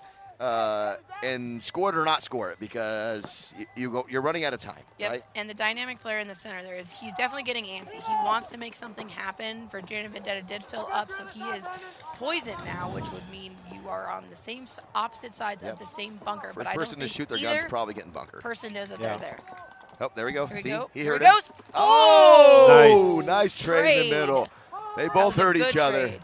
So that's gonna bring it down to 4 players for Vendetta. Yeah, 4-on-3 here. 4-on-3. Time's ticking away. We're running underneath 3 minutes like now. I said, you know, Dynamics got to move. I mean, you're running out of time. You score it or don't score it, and then you got to score some fast ones. But you cannot sit this thing, or at least get yourself in position to get some kills and see if it works out. Vendetta moved out to the snake corner now. Oh, and Dynamic you guys loses dropped their another Dorito body, players. yeah. So now it's a 2-on-4 situation. Towel it. With- Towel it, Dynamic. You'd have You're to. blowing it. You'd have to, You're and blowing then it. you'd Towel be this down. thing. You got to score 2 points now. That or send it. I would go with the send it, then towel it. Yeah. Okay, there we go. There you go, Good. with the Smart towel. move. Smart move there. Towel, and then now they're going to send it the next point to try to get well, at least one quick you know, point. that's one of those things as a player, you know, maybe that's some of the difference between semi-pro and pro. Like, you got to be able to look at that clock and be like, well, I'm going to send it because I know coach is going to blow it anyways. He's not going to be mad at me if I don't get it because either way you're going to – if you send it and you win, well, hey, that's just like a free gift. If you send it – Time management is one of the most important fundamentals to learn on that field. Right? Absolutely. After learning the rules, time management is next in line there. Yeah, you can win or lose points. Super important. Nice to see Sacramento here. Oh, they were up. Now they're tied. Sorry, I thought they were ahead of the game. Infectious coming back. So we have a tie match here with only under 3 minutes on the clock. Yeah, New York Infectious out here. If you like what they're doing, stop by the NYX booth and pick up some T-shirts. DMG with the same breakout they've been doing, which is working, so, you know, why change it? If they haven't stopped it yet, why change it? And, New York in the pocket, but they may have lost one. The ref's coming in to check him right now. 5 players alive off the break here for DMG on the left. We're second last. Oh, and Infectious gets a penalty. Minor penalty. Minor penalty. And they're probably going to continue to talk, I guarantee you, and get another one. They are a little bit of hotheads, I see, this team. You know, the problem is we're second last game of the day, second day in. If the refs are running, you know it's for a reason. Oh, yeah. Right. So that's going to be 5 players left for DMG. Yeah, they got a 5-on-3 as Infectious moves out to the God Bunker on the snake, but he gets shot 5-on-2. How much time's 2 left? minutes. I say towel it. Down by 1. Absolutely. I mean, it's 5 players left alive for DMG here. Oh. 5-on-1. Yeah, I would towel it. What are you doing, Infectious? I don't know. Towel it and save some time. Nope, still not toweling. Oh, jeez Louise. Team kill there. Player number 24 got hit in the shoulder as DMG. So that's going to be DMG up 4-3 with 1 minute 44 seconds left. Looked like Spencer shot 24 as he was trying to clear the field, and 24 ran across it. So luckily, nothing happened because of that. All right. What do we have here? Dynamic trailing Vendetta by 2 with 2.5 minutes on the clock. This is go time. So Dynamic, though, they definitely are a team that can get a very quick point. So let's see what they have up their sleeves here. Dynamic needs to screw bayonets to the front of their guns, add some wheels to their shoes, chug that Red Bull, and get out there. And get to moving. Yeah. All right, here we go. Dynamic's going to take the pit side snake off the break and the spectator snake off the break. Well done. And then they're going to launch up the center as well. Ref running in for the Virginia Vendetta players. Here comes Dynamic taking all the snakes. Pit snake, spectator snake, and the center snake. But they know they have to. They're down 2 and minutes. a minor penalty on we go. Vendetta. This is exactly what Dynamic needs. Kill 3. Now they just sorry. need to capitalize on it. I'm out, player. Oh. And he does get shot in on this guy. Dynamic player nice. running in. Well done. I would not hit that buzzer. And- I would have let someone else is- hit it. that Because you know is when you bunker a guy, you don't want it's not worth it. Yeah. It's definitely not worth it. If he has a hit on him, he's going to be so mad at himself. Risky. However, to that point, they're now under 2 minutes. And that is a point improved. And they were expected to have a fast point there. They're going to figure their stuff out on the other side, and it's going to be a little harder to get a fast point on them now. They're down 1 point with 1 minute 44 seconds.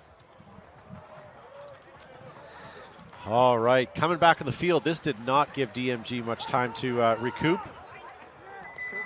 or Infectious. Timeout being called. There's going to be, oh. Little drama. Little drama. We love the drama. you know what? I don't mind drama from this end. We have nothing involved, nothing invested. We can't change the outcome. They can complain to us all they want, but it's, yeah. Huh. Awesome. Hey, guys, thanks for watching so far. We appreciate you. If you guys are enjoying this, I mean, hell, we even pulled Thomas Taylor in on this. And I'm Michaela, you know, two big guns. Hopefully you guys can reciprocate by, you know, even just hitting that like button. No one will know. You know, it'll be our little secret. Make sure you subscribe to Major League Paintball as well. You want to know a fun fact? I would. I enjoy fun facts. Thomas Taylor is the first person that ever bunkered me when I played paintball. This is truth. She's told me. I didn't remember it, but I believe her. I've been playing with him for a very long time. Was his voice still cracking back then? No. Yes, probably. And he had his bright red mohawk. Nice. That's a definite. See, I don't get why people mess with their hair. Haircut, fine, but like colors and stuff, just leave it alone. Hey, listen. You got to get noticed behind the mask. See how You I gotta threw that stand all out in there? somehow. See how I threw that all in there for you? Like that? All right, here we go. Infectious taking. Taking one to the face. They try to double up that tower. That is not not a the good move. idea. Who called that play? That is not a good idea. That was a horrible play. I wonder if there was a, there an might have been audible confusion though, because they both went to the same spot. or audible. I think it was a confusion. I bet one of them was supposed to cut over this way. Or like go run and straight cut. up to the brick and not stop. Yeah. Oh, another player walking off for So now Infectious. 3 in the middle, and that's definitely not where you want to be. I think their actual plan was to win this point. Unfortunately, they're not falling doing apart. that, they're not No, gonna win. unfortunately. DMG 5 alive over here. With 3 players Do left we for towel Infectious. it? We're just over a minute right Oh, now. No, if you're Infectious, you don't want to tell it because then you'll be down 2 points. Yeah, I think they You're got to just try to make it happen. I Try get. to Oh, make it okay. Sorry, they have. Oh, Okay, I didn't realize they had as many players as 1 they did. minute mark. 3 players alive for Infectious here. Look at this, though. We got We're a nice into movement. official Hey, they got one. overshoot territory 3 on right now. 4. It's 3 on 3 on 4. 4. But he has to be careful because he's not Infectious watching his back here. And Infectious is up in the center. Yep. Here he goes. Here's the gun now. He's going to try to get a shot on this Dorito All right, player. 40 seconds. We need to get these home row players from Now- Infectious up. Up. Ref checking him, and Good. he's clean.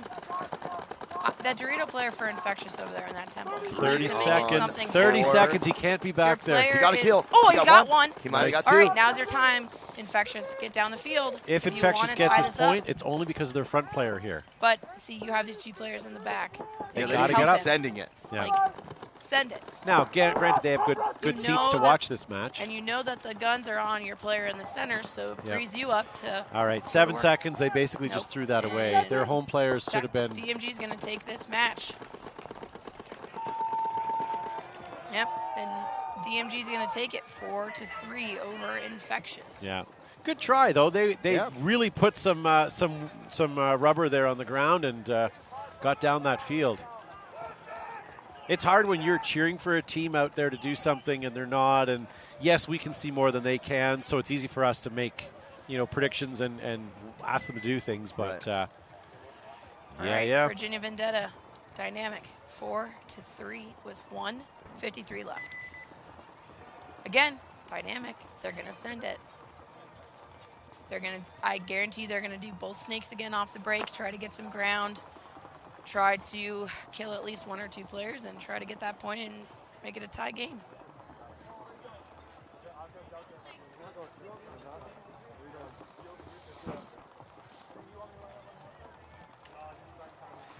All right. 22 seconds here. Then we'll see Vendetta versus Dynamic once again.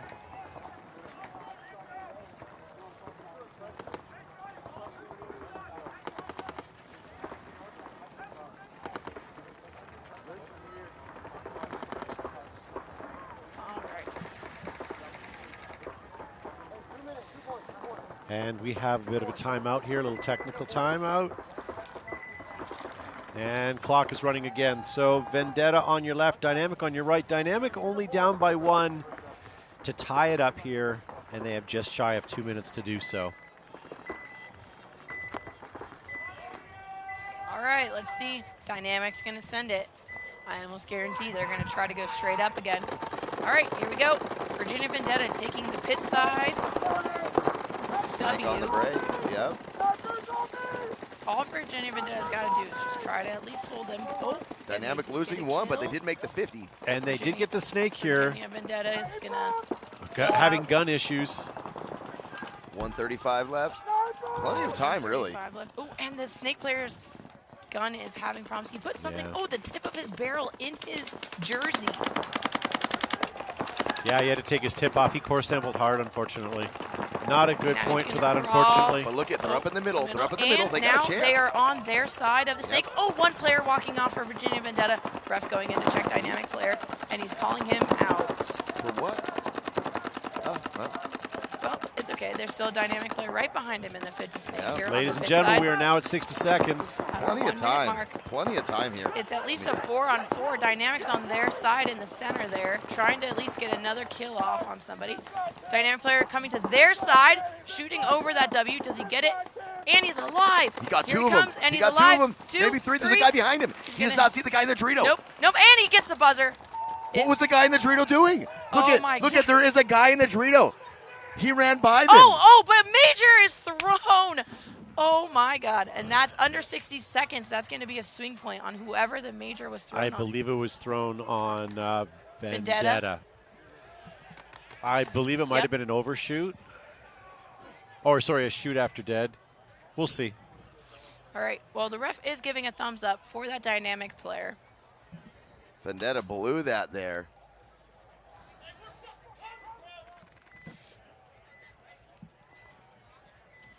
Well, we still don't know who the major was on, but the ref was giving a thumbs up. Point is, well, we're going to find out here in just a moment. Ooh, this is getting intense. So next game starts at 3. We're a few minutes late, ladies and gentlemen. When this one is all cleaned up, dusted off, and things put away, chairs stacked, we'll be right back after that with the next set of split deck matches. But we're not going to leave you hanging here. We got to tell you what happens with this penalty here. And all the refs are, it looks like they're talking. And you know what? As much as I just thought the game was over, we still have 40 seconds, ladies and gentlemen. And if the major was on Vendetta, that's an automatic swing point to Dynamic, making a tied game with 40 seconds left. No, Dynamic scored that already, so it's not going to really make a difference. Yeah, unless the penalty was on Dynamic. Yes, but if it's on Vendetta, they had no bodies left, so they would have to start down in the 4-on-4 situation, so it would help Dynamic's chance to try to score within 40 seconds. Yep. And then they take the match instead of... Yeah, because they already scored, so they're not going to give them 2 points. Yeah. They already gave them the thumbs up. That's good. So we just got to figure out, is one team starting down bodies the next point? Just waiting for that point to show up here on the scoreboard. We're going to be nosy and try to figure out who the major's on. Virginia Vendetta is taking the field, though. Dynamic has yet to go back onto the field.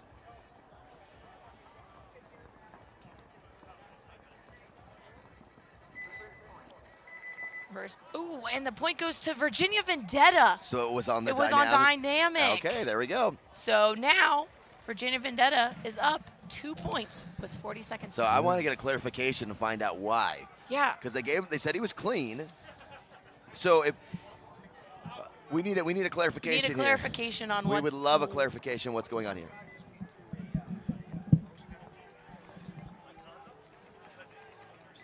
So gross penalty for unsportsmanlike conduct. So was the question, was the penalty thrown before or after he hit the buzzer?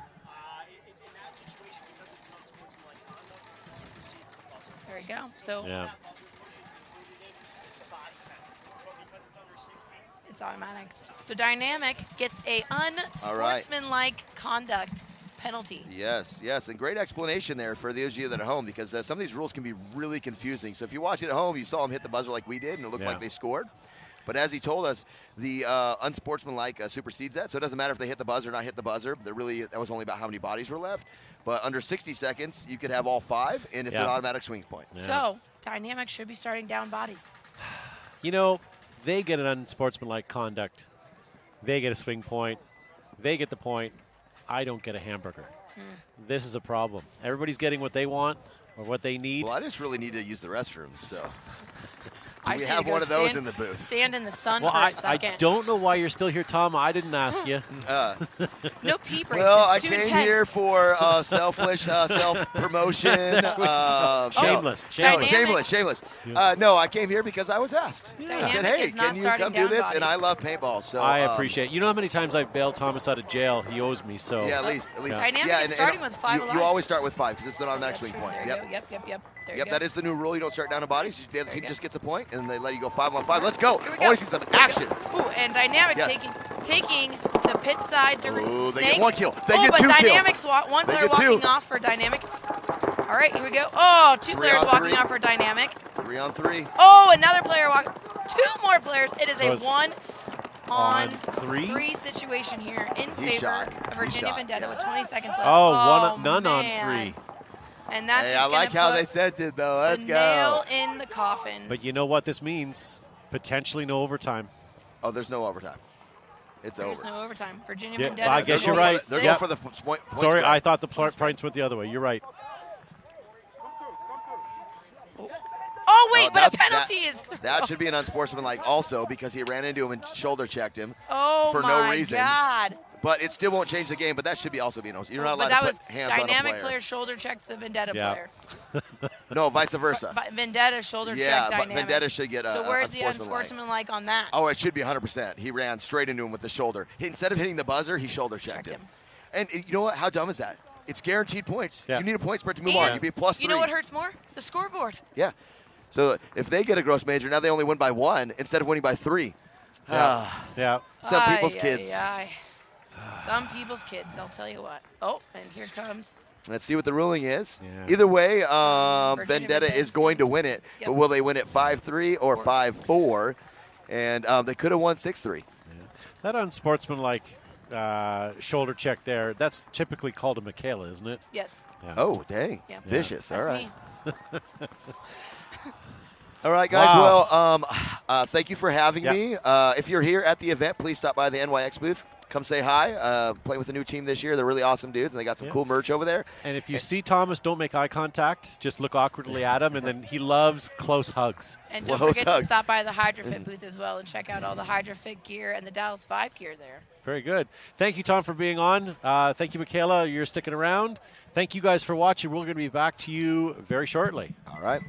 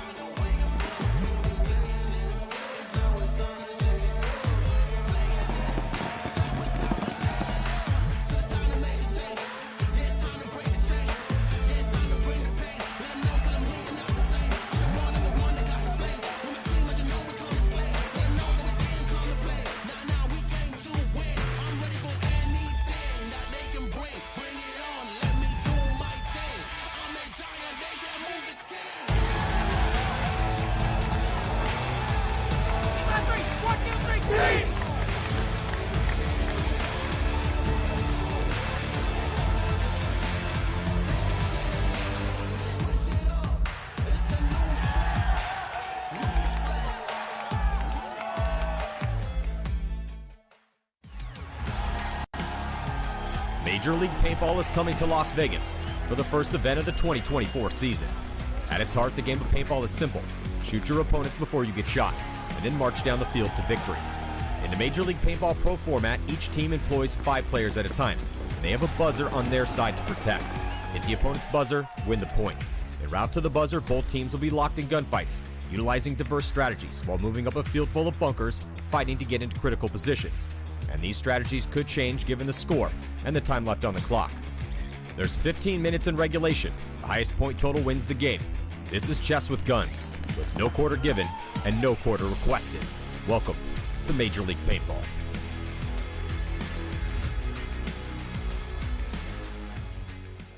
The Tauntauns came out swinging in their match against the favored San Diego Dynasty at this year's NXL World Cup, and while the battle was back and forth the entire series, Dynasty ultimately came out on top in their decisive victory in overtime. With the series being so back and forth, I thought it would be a good idea to look at each point and see what lessons can be learned that we can apply to our own gameplay. Let's take a look. Point 1 goes to the Tauntauns, despite Dynasty making a strong early push up the middle. This was in large part because Ryan Greenspan was run down in an uneven trade shortly after making his move. How did this happen? Well, if we look at where Ryan and the rest of his team were, we can see that the only players who can really protect him this far up the field are either Archie, whose only chance is landing a trade with a player who comes to run him down, or from Chris Shear, who would have to look on the inside of the field from the Dorito can. In their current positioning, Shear is likely the best candidate to protect Ryan, although this would slow down their Dorito push. The lesson learned: if you plan to make early and aggressive pushes up the field, be aware of whose job it is to protect that person. There's nothing worse than going through so much effort to take ground, only to have it snatched away shortly after. Dynasty answers back in point number 2 by getting Chris Shear into the Dorito 50 early. This was likely the game plan in response to the Tauntauns applying a lot more pressure to the snake side rather than the Dorito side in point number 1. Despite the snake side pressure, Archie is able to eventually get into the snake and crawl all the way down to the Tauntaun side of the field. However, he's shot out by Axel as he wraps the outside of his bunker, leaving the snake side open for Dynasty. Despite this, Shear's pressure from the Dorito side is eventually followed by Marcelo's push up the middle, where they win the point shortly after. There's a few lessons learned from this point. The first, sometimes you gotta make something happen before it's too late. There was a fairly long window of time where Axel could have pushed into the snake to equalize the pressure they were getting from Dynasty's Dorito side. The only person stopping him was his heads-up opponent, Archie Montemayor. Granted, Ryan Greenspan was shooting cross-field towards Axel from time to time, but Archie eventually pushes down the snake side only to get shot by Axel, but it's too little too late at this point, as Marcelo and Shear mop up the rest of the Tauntauns. The second, don't take the obvious angle. I've talked about this at length in my gunfighting masterclass video, so check that out if you haven't already. It's linked down in the description below. Archie wrapping on the outside of his bunker here was a mistake, even if he didn't think Axel knew he was there. Granted, Archie was inches away from trading out with Axel, but he likely would have surprised and thereby eliminated Axel for free had he come up over the top of his bunker and on the inside of the field. And the third, great game plans are made by responding to how our opponents are playing the layout, not just in what is working for us. Although Ryan survived the push up the middle in point number 1, Dynasty recognized that the Tauntauns were putting a lot of resources into stopping their snakeside push. It could have been easy for them to come up with a clear plan to get Ryan up the middle, only to protect him this time around, but instead, they opted to push the opposite side of the field hard, which paid off for them big time. Moving on. Dynasty maintains their momentum by winning point number 3 with a strong breakout that puts 3 guns snake way. This pays off when they shoot Tauntaun Snake Runner off the break and get Archie in shortly after. Archie eventually gets shot out of the snake in his signature over-the-top look, but in an incredible read and react moment, Ryan fills into Archie's spot immediately after and eventually shoots out enough players for Dynasty to win the point. The lesson learned, we gotta be more careful repeating our tendencies and habits, especially when we're this deep into the tournament. Matty Marshall even says as much about Archie, that this over-the-top look has been working for him, meaning that he's noticed him doing it somewhat frequently, at least enough to comment on it. And although that might have been working for him earlier in the tournament, it's something he needs to be more aware of this late into the game. So Axel now down the sidelines. Ooh, Archie gonna launch on or start. But Archie, yeah, Archie's been doing that and very successfully, staying up and over that top and not feeling much pressure, but... Point 4 goes to the Tauntauns in convincing fashion as they shoot out 2 of Dynasty's Dorito players virtually off the break. Tauntauns keep the pressure up and shoot out the rest of Dynasty quickly after and win the point outright. As they say, if you're going to lose, lose fast. The lesson learned, just like in point 2 of the series, the Tauntauns did an excellent job of focusing their guns on what was working for Dynasty, the Dorito side. Doing so landed them 2 quick kills that sealed them the point. Creating game plans that stop what was working for our opponents while also exploiting our strength is how you win games. Dynasty sends Arturo Andrade to the snake off the break in point 5. The beauty of this play is that not only was it a surprising move to send someone to the snake off the break, but that this move was supported by shooting back at the only player threatening this play, the Tauntaun's back center player. You can see that just before the point starts, Marcelo Margot is looking for where the Tauntaun's guns are shooting. He identifies that it's a double stack at home and decides to shoot at Tauntaun's only gun that was shooting at the snake. This causes Fabrice Colombo to flinch, giving Arturo the time he needs to safely get into the snake. After the breakout, the Tauntauns draw a yellow flag, which pulls 2 of their players, making it a 5-on-3. Dynasty eventually gets into red zone positions and closes out the point. The lesson learned here, support your runners by shooting at the players that are shooting at them. This can only come by having the intel to know which direction your opponents are shooting, either by scouting their breakouts, identifying their tendencies, or by simply looking at them and seeing what they're telegraphing. The subplot here is, don't telegraph what you're going to do before the point starts. Point 6 starts with a strong 5-on-5 breakout, with both teams pushing opposite sides of the field. Axel is able to get to the 50 Snake before Dynasty gets to the 50 Dorito, but Dynasty is aware of this and plays tight accordingly. With the point coming to a standstill, the weakness for Dynasty's defense is the Snake can. If the Tauntauns are able to eliminate Archie out of the can, the point will surely go to them. Axel continues to apply pressure from the Snake, while Bryce Gauden eventually makes it to the Dorito 3, giving them the angle they need to shoot out Archie. Tauntauns follow this up by shooting out the rest of Dynasty as they try to fill the holes in their positioning. The lesson learned here, playing pocket or defensively isn't just about playing tight in your bunker. It's also about being in positions that keep your players alive. Had Sheer pushed down the Dorito side, or Dynasty had a gun cross-field that kept the Tauntauns out of the Dorito 3, they would have been able to survive indefinitely, as long as they didn't die in a gunfight. Identify the bunkers that poke holes in your defense, and do what you can to keep your opponents out of them. For some reason, they play an inconsequential .7 with 5 seconds left, which ends in full time, and we move on to overtime. Now, there's a lot that happens in overtime. For one, more bodies drop off the break than ever have before in this series. Dynasty not only risks a Snake runner who gets shot, but they also manage to shoot both the Tauntaun Snake Tower and Dorito Can players off the break, making it a 4-on-3. It's still anyone's game, but Dynasty does have superior positioning after the breakout. The point eventually goes to a soft standstill where neither team wants to take big risks, especially with plenty of time left. A big reason this point comes to a halt is because the Tauntauns don't know what to do about Ryan Greenspan, who's stopping Axel from getting into the Snake. Despite this, Axel not only manages to survive running through Ryan's gun as he gets into the Snake, but he also...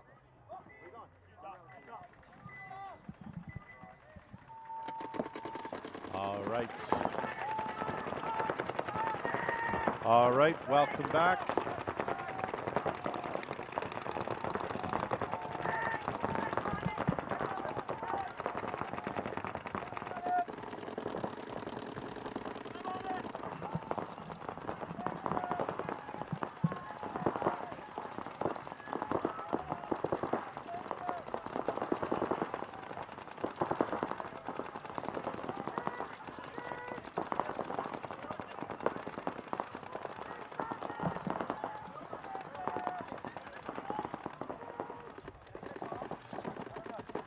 You guys know we're not on, right?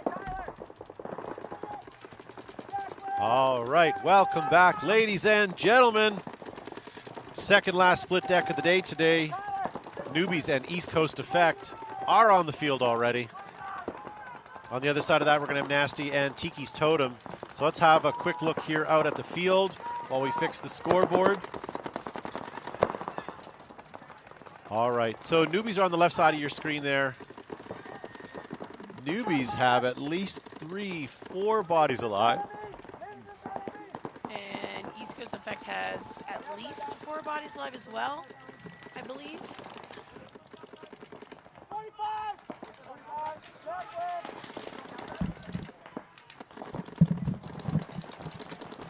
All right. Drones are flying above our head. Would love to be able to give you that image. Unfortunately, it's not our drone. Hopefully it's a friendly. So still 4 Newbies alive.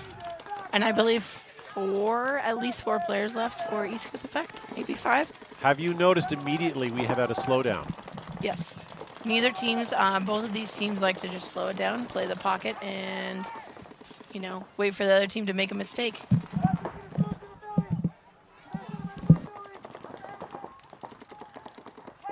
All right, here we go. So now we have some movement here. East Coast Effect now coming up to the 50. Shooting crossfield to the Snake side, not finding anybody.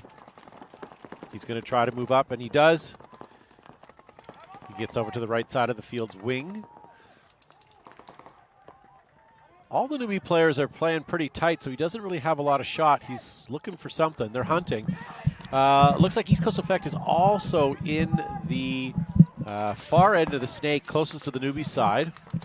And he's up there. Oh, and he's going to crawl back so they don't know where he is. Newbies are going to try to come get him. Ooh, and he gets the shot off on the Newbies player, and the Newbies player's pointing. Is that going to be a penalty?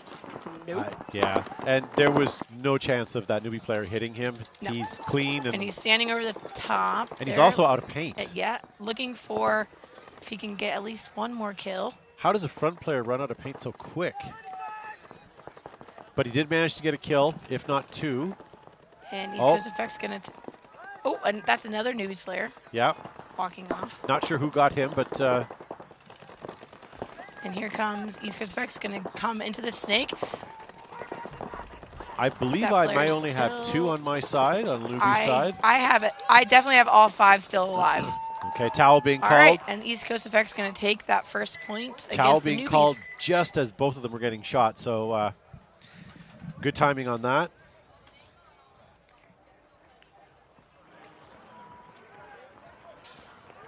Okay, so hopefully we're back up live. Hopefully you guys can hear us. Hopefully our sound is fine. The scoreboard is now back up. And we are 30 seconds away from seeing Nasty and Tiki's totem. My money's on Nasty. You're on Nasty, are you? Okay.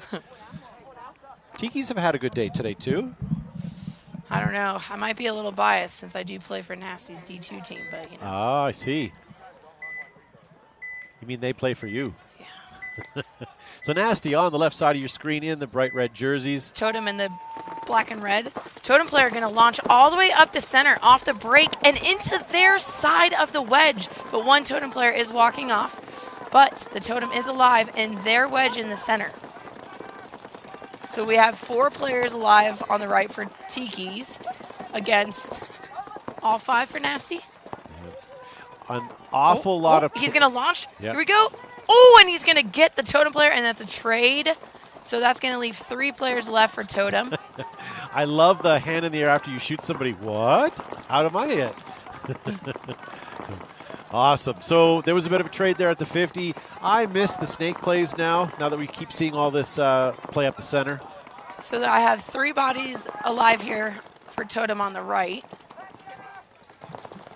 In that snake side temple, the home, and I can't quite see where the last body is for Totem, but they do have only 3 players left alive here. So it's a 3-on-4 situation in favor of Nasty.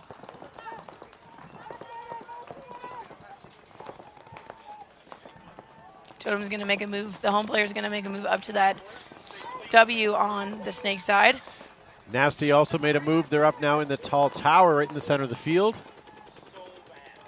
Totem player is trying to see if he can get a shot cross field on that guy in the tower. He definitely knows that he's there. He's trying to get a shot on him. So we have a home, W on the snake side. Oh, and then the temple. Oh, and he gets a shot. Home player walking off for Totem. So that's 2-on-4 situation. Nasty's in Dorito 2, center He's tower. Launch and another player shot for Totem. And here comes Nasty into the snake insert. 1 player left alive for Nasty in that W on the snake side. Nasty's going to come down and secure it. Is he going to get him? Last player shot for Totem. So Nasty's going to take that first point. Towel being called. That was a point. That was a point for sure. Nasty going to take Totem 1-0 with 13 minutes left on the clock.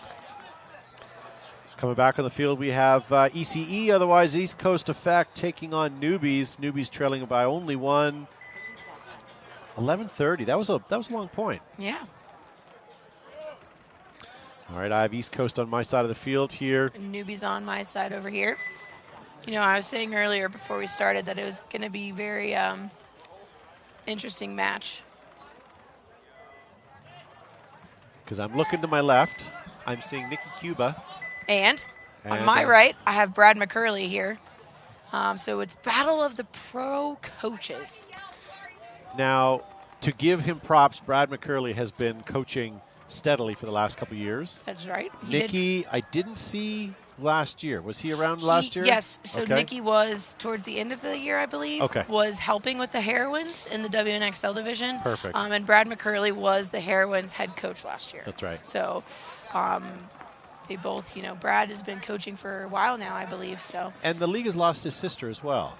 She retired. No, that's his wife. Sorry, his wife. Rosie. Rosie. Yes. Yep. She was a good player. It's yes. sad to see that she's no longer playing. Rosie was an amazing player. So hope Sorry, to see her back sister, again. Wife, my mistake. All right, Newbies on the right.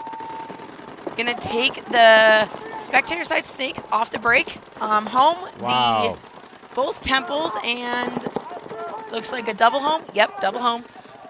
So East Coast Effect losing their first player, but losing their second now out of the spectator side And snake. Newbies is now in the spectator side snake on the East Coast Effect side of the field. Saeed. So East Coast over here, we have one at home, one in the small mine, and one in the lay down, or sorry, in the mini W. And Newbies player gonna fill here on the pit side snake as well. Ref going in to check him. Is it a 34? I believe Newbies are still 5 alive. Okay. I've not seen any Newbies players walk off, so it is 5 players left alive for Newbies. Okay, and I still have 3 East Coasts. I definitely just heard a tank. Something hit a tank, maybe? Or the post there? Maybe, yes.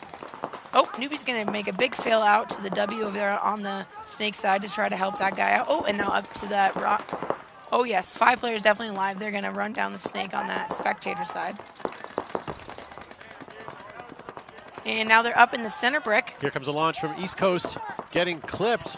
That is not going to get them the ability to fill the snake. Oh, and the Newbies player gets shot in the face. Looks like DeVivo for Newbies looking crossfield inside, taking out the home player. So that's 4-on-1 situation, right? It is soon to be 4 on none. Yep. 4 on none. Yep. And Newbies, just like that, is going to tie it up. So now we're going to have a tie game. Awesome. Oh, and East Coast is going to towel it, so that's a confirmed. So now 1-1 situation here in that match.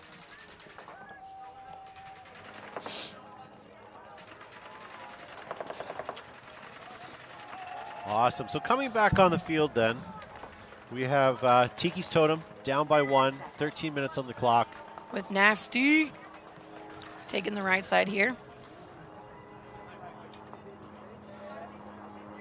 You know, number 25 there on Nasty does own his own paintball field in Severn, Maryland called NR Paintball. So if you're ever out there on the East Coast and you want to play some really good paintball at a really good field, check out NR Paintball. Nice. All right, Nasty here on the right. Let's see, they were able to get one last time. Ooh, and Nasty's going to take a big run to the Dorito corner and get shot off the break. So 4 players left alive for Nasty on the right. They're in that, 2 players are in the home though, so not a great situation. They're not really out wide on this pit side. That's going to be Kenny Frank walking off for Nasty, which is a big loss for them off the break. Tiki's and Snake 1 cross field on the spectator side and in the center 50. Also moving up to the tower. They're going to pinch that. Nasty is still 2 players left in the home for Nasty still. Yeah. But they have a W on the Snake side, and it looks like the Temple on the Snake side. Yeah, I'm still 5 alive with my Tiki friends. And I have 4 with 2 of them in the home. Not a good spot for Nasty right now. Oh, and one of the home players is going to launch, but doubling up the W on the Snake side.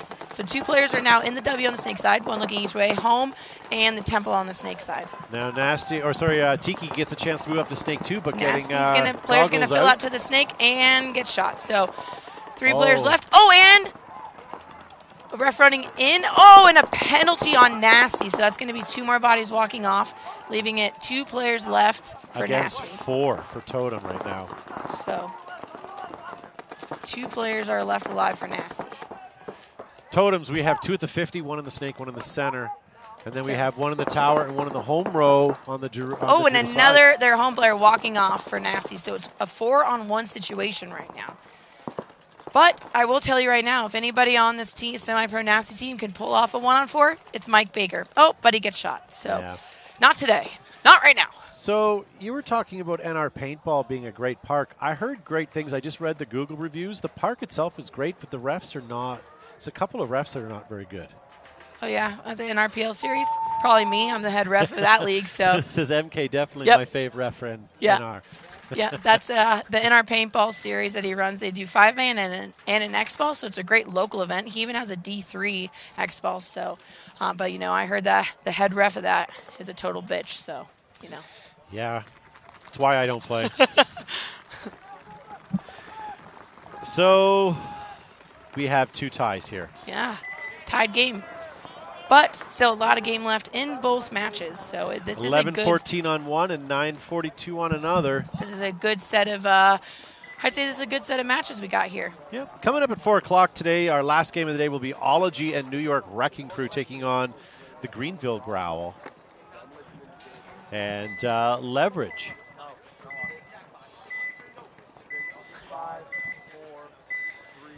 Yeah, I'm not sure how MK is not in the running for Player of the Year. I think it's just Player of the World. If only. Well, you know, this is a new year, new team. I'm going to make some big, some big statements this year, so. All right, so Newbies asking for a paint check. Looks like he's fine with 5 bodies alive. But doubling East up Coast home. Effect is in their side on the wedge, Wow. and he's going to crawl back to the center brick to not try to give himself away. You know what that center is now? It's a diagonal snake. Yes, there's snakes everywhere. I still have 5 bodies alive for East Coast over here. I have 5 bodies in my quiver as well. So 5 on 5. Again, this is going to be sitting. Who's going to make the first mistake is what they're waiting for, basically. So we got East Coast Effect up in the center. Looks like he's in the center brick there. The W on the snake side, home, and I believe the temple on the snake side and the snake corner. So a lot of players over on the far side, the spectator side, but the home player for East Coast is going to try to fill out to this temple here on the pit side and does make it alive.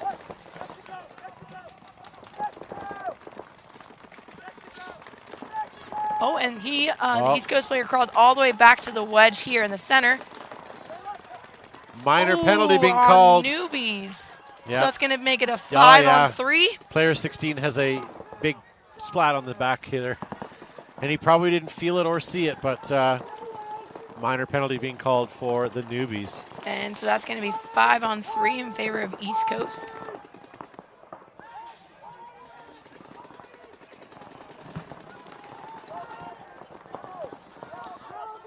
So it's 3 on 5 in favor of East Coast. So a person in the chat was asking about Player of the Year sort of thing.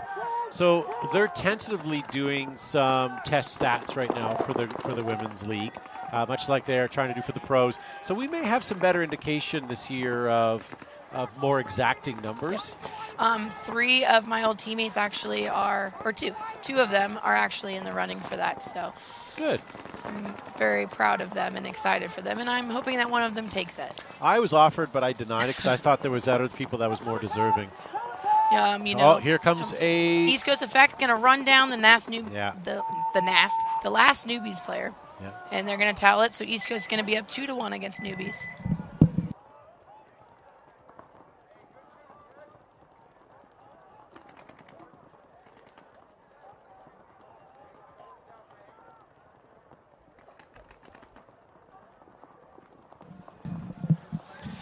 And it's the second day in.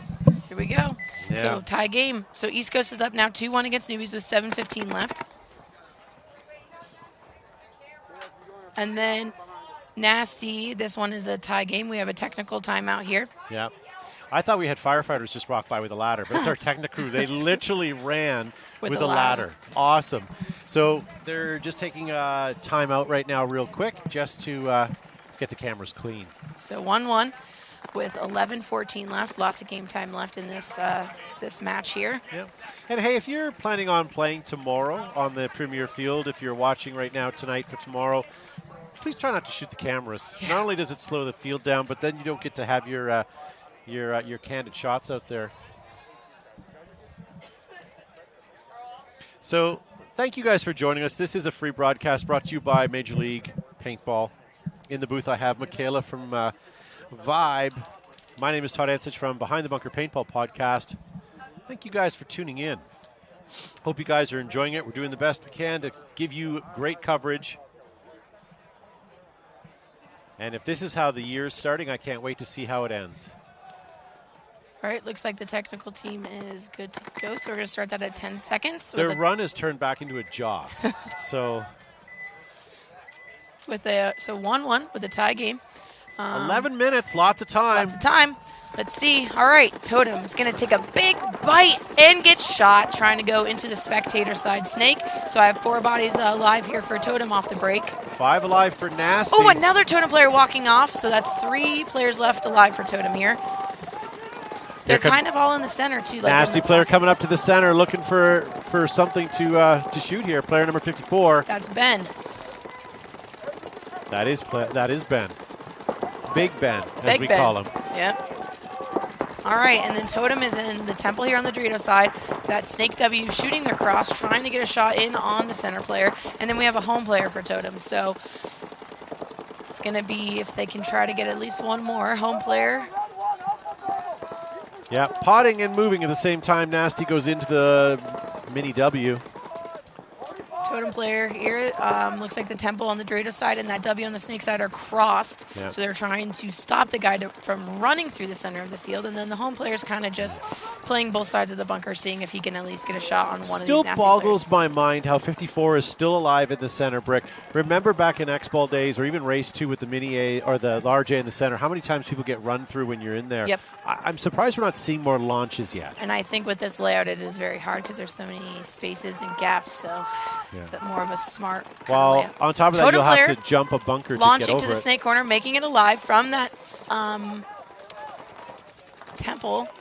Oh, but number 54 from Nasty Ben did make a move up to the wedge, trying to get a shot on that snake corner player for Totem. But Totem is making it all the way crawling into the snake here on the pit side, straight to the 50. He's going to try to get a shot on Ben in the center. Who's going to see who's there first? Oh, Ben knows he's there. Let's see if the Totem player knows. Oh, Ben. and here he comes. Oh, and Ben gets him. And he's alive. Oh, nope. Unfortunately, All right. he had to run right that past was a the good lane. move, though. So Yep. 2 players left alive for Totem. It was going to be one or the other. He might as well take the That was destiny in good, his own though. hands. So that was 54, Mr. Cunningham. Here comes another nasty player into Snake 2. Oh, and kill on the snake corner. So 1 player left alive for Totem. So 4 players for Nasty. And here comes Baker running down and gonna...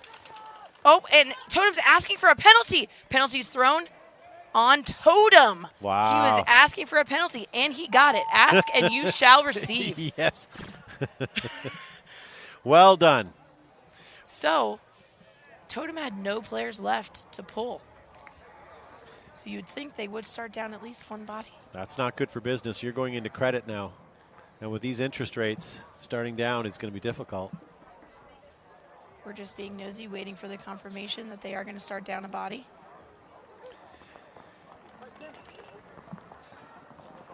Kelsey has a great question. We'll be able to watch here tomorrow. Absolutely. There'll be a new link on YouTube, a new video, but you will be able to. Go Sports will be doing the pro field. We will be doing the Totem semi-pro should and the start down ladies. 1. Yep. Perfect. So we did confirm Totem did ask for a penalty, and he did get it. So now they're going to start down 1 body for the next point for a talking penalty after he was hit in the face. Talking. Yeah. But it's hard to see when it's right in front of your eyes. Sometimes we never see what's really right in front of our eyes, do we? So. All right, taking the field again, we have Newbies and East Coast Effect. So I have Newbies here on my side of the field.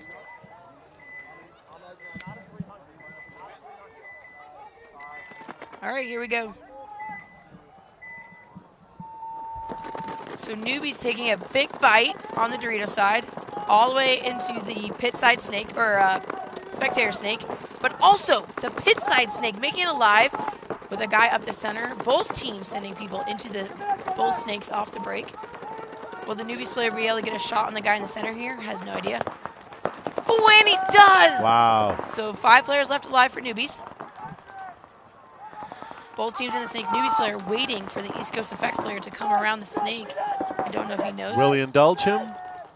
At least he's getting ready to play tight out of his bunker. So I have 5 players still alive for Newbies. Great question on my behalf. To be honest with you, I know I've lost 1. I see 1 at home. 1 Newbies here. player filling out to the Dorito corner, and he makes it alive, trying to back up the guy here in the snake. And then we have a Newbies player in the Dorito side temple, the Dorito side W, and the Newbies player walking off there from the pit side. East Coast Effect just got in and shot him out. Spectator snake, so it's 4-on-4 situation here. 4 on 3 for sure. 4 on 3. There's one in the snake over there. Yeah. The snake. And then 1, 2. Here, so 3. At least 3. At least 3. So 3 East Coast effect, 4 noob. 4 noobs. You didn't let me finish. Sure, not the only one that's ever said that. And he's going to try to get a shot. No disrespect. The Newbies player is going to try to get a shot on the East Coast player in the snake there. You know, the Newbies are a really good team. We did practice them this weekend, so they were at NR last weekend, and they're a good team, good organization. I get it. NR is a good paintball field. So here we go, player. East Coast effect. Waiting. Trying to. They're both waiting for each other. Yeah. But Newbies player does have somebody behind him backing him up. So if this East Coast player does try to run down the Newbies player, he's definitely getting shot. Yeah. You're right. They are both waiting for each other. It'll be a magical moment when their eyes meet. Newbies player trying to see if he can get a shot on somebody on the inside. But East Coast is also trying to see if he can get anybody from the inside shot. These quick head checks. They're both trying. Newbies players, I believe, are still 4 bodies. Yeah. But the Newbies player, I think, oh no, East Coast is now on the snake over there. So yeah. See if he's, I think that, oh, and now he's going to move up to the next Dorito, trying to back him up a little bit more. So East Coast effect player number 6 is doing what he needs to do, but because they're down on bodies, it'd almost be nice to see if he can launch. They are up a point. So. True enough. Right? Let the Newbies player come. They're both waiting for each other to come. And this Newbies player in the Dorito is waiting for the East Coast Effect snake player to come try to run down his player in the snake. And then you have a snake corner for Newbies. The first big Dorito, the snake. And... oh, East Coast gets clipped going over to the snake corner for protection. So there were 4. We are 3. Now 3. But 3 on 4. That player might as well have been hiding anyways. We weren't seeing much action from them. Newbies player going to move up again to back him up. So the East Coast Effect is in the snake on the spectator side. They're trying to get a shot on the Dorito player for the Newbies here. And then I believe you have the snake corner for Newbies, and I'm not sure where the 4th body is. Oh, he's going to come on the inside. He gets 1. Ooh. Nice. Oh, I thought he was going to get it. Did he miss him? Oh. I heard a hit, but that could have been... oh, and he missed. Yes. Wow. The East Coast Effect player misses. I absolutely don't see Newbies anything player. on him now that he's facing us. I think that the center player... oh, there was a snake for the Newbies, so maybe that guy shot him as he was running through on this guy? Could very well have been. So I have still 4 bodies alive for Newbies. I'm down to 2. I'm not toweling it. What? Okay, and now there's 2 people in the same snake. Newbies player crawling onto East Coast Effect side of the pit side snake here. Oh, look, this on the other side of the field. Comes down the highway, takes out the Newbie player. Does he stay alive? But now the Newbies player is going to run and take him out. So now it's a 3-on-1. 3-on-1 situation. In the back corner. In the back corner. Not a good spot to be. And here comes the Newbies player going to try to come, and here we go. Here comes run through. Oh, that was a lot of love given back. Oh, here comes... I thought that run was and they're gonna talking? Nothing? Nope. Oh, there's some pointing, too. And talking and some shoulder checking going on? I thought there was going to be something there. Yeah. Those 2, the body language of those 2 players were walking at each other. Luckily, the refs smelt that, too, and took care of that pretty quick. Tie game with 2:30 left. Woo! Yeah. 2 minutes, 36 seconds is not a lot of time, although these points are going a little quicker, thankfully. And then you have Nasty Totem, 2-1 with 8 minutes, so a lot of game left in this match for sure. Yep.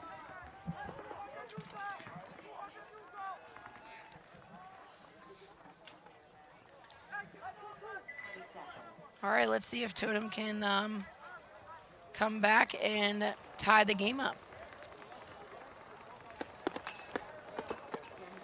All right, 10 seconds. Here we go. All right, we got Nasty on the right. All right, Totem, you're on my side. Let's see what we can do here. All right, so Nasty with a pretty conservative breakout. Oh, but they lose 1 off the break. But we only started with 4, so we've got 3. So 1 player walking in for Nasty. So we have 4 players left alive for Nasty here. Yeah. Against 3 players for Totem. Yep, right. We only had 4 in the box. So we have double home, but the home player fills out. Oh, and then they shoot one of the home players. So 3 players left alive for Nasty. It's a 3-on-3 situation now. Lose another Totem. So 3-on-2.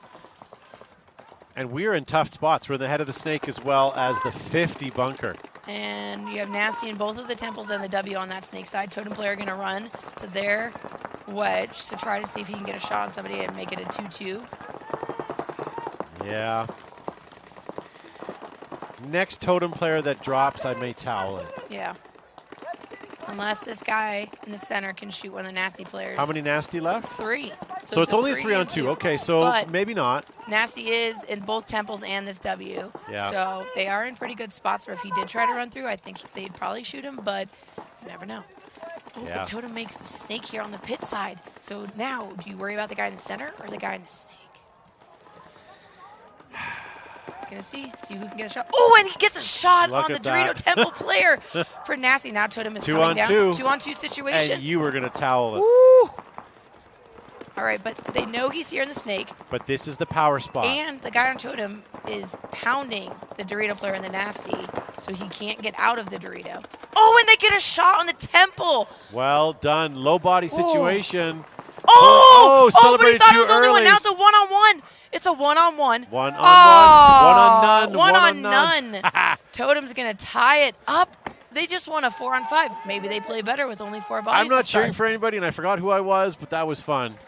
Maybe I they was should just cheering play, for the melee. Play it 4-on-5 and then 4-on-5 and then win more, because they did win 4-on-5 situation. So, another tie. Another tie.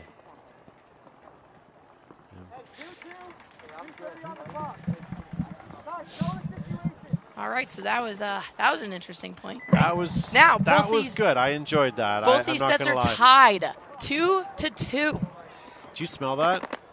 I smell overtime. I smelled 2 overtime. Yeah. 2 overtimes. All right.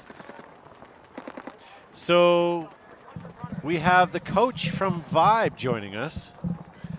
Rich in the house. Rich, do you know Michaela? Oh.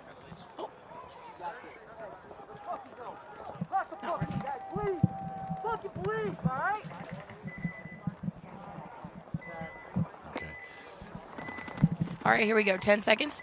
Newbies on the left, East Coast on the right.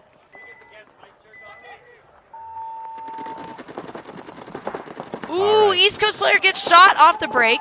So one player walking out for East Coast. Newbies player going to crawl into the pit side snake here all the way down. Okay. So we have 4 bodies alive for East Coast. So Newbies. Guys. 1, 2, 3, 4, Another 5. East Coast player walking off, so only 3 left for East Coast. Okay. Newbies have 5. Oh, nope. Snake player walking off. 4. Well, then why did you ask? Right when I asked, I seen it. Ooh, and East And Coast is towel. going to towel it. Newbies are going to be up by 1 point with 1:57 left. Intense, intense, intense. Yeah.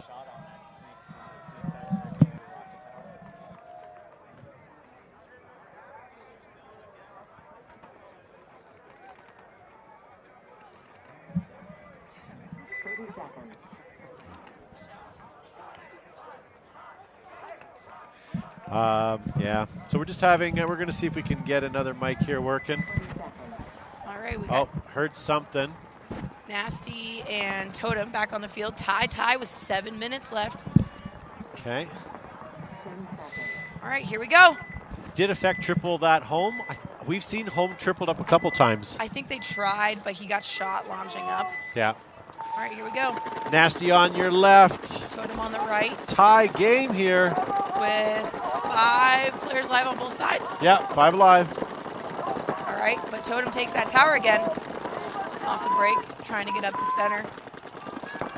We got the center tower, both temples, and I believe a double home for Totem. Oh, Totem player launching up to the wedge here. He did have success up there the last point, so why would you not send him there again off the break? I know I have 5 bodies alive. I have 2 at home and 2 in the small Mayans.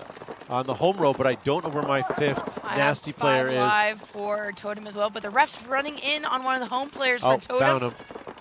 Okay, so Totem Pole moved up to the center, but the lost player is at the small wedge and the on the Totem's right going to side. make a big move into the snake on the pit side here. He's going to crawl in. And I have no snake presence for nasty yet. And we do have 2 guns heading that way. he's going to look inside, see if he can get a shot on the center player or across field. Tie match, just under 6 minutes now. 5 on 5 still. 5 players live on both sides. Another home player launching up the center. Totem player just needs to go. He's uncontested. Okay, let's see. Totem player crawling into the center. So now he's in the center wedge there. Looking to go onto Nasty's side of the field. Here he goes, crawling. Totem snake player looking to see.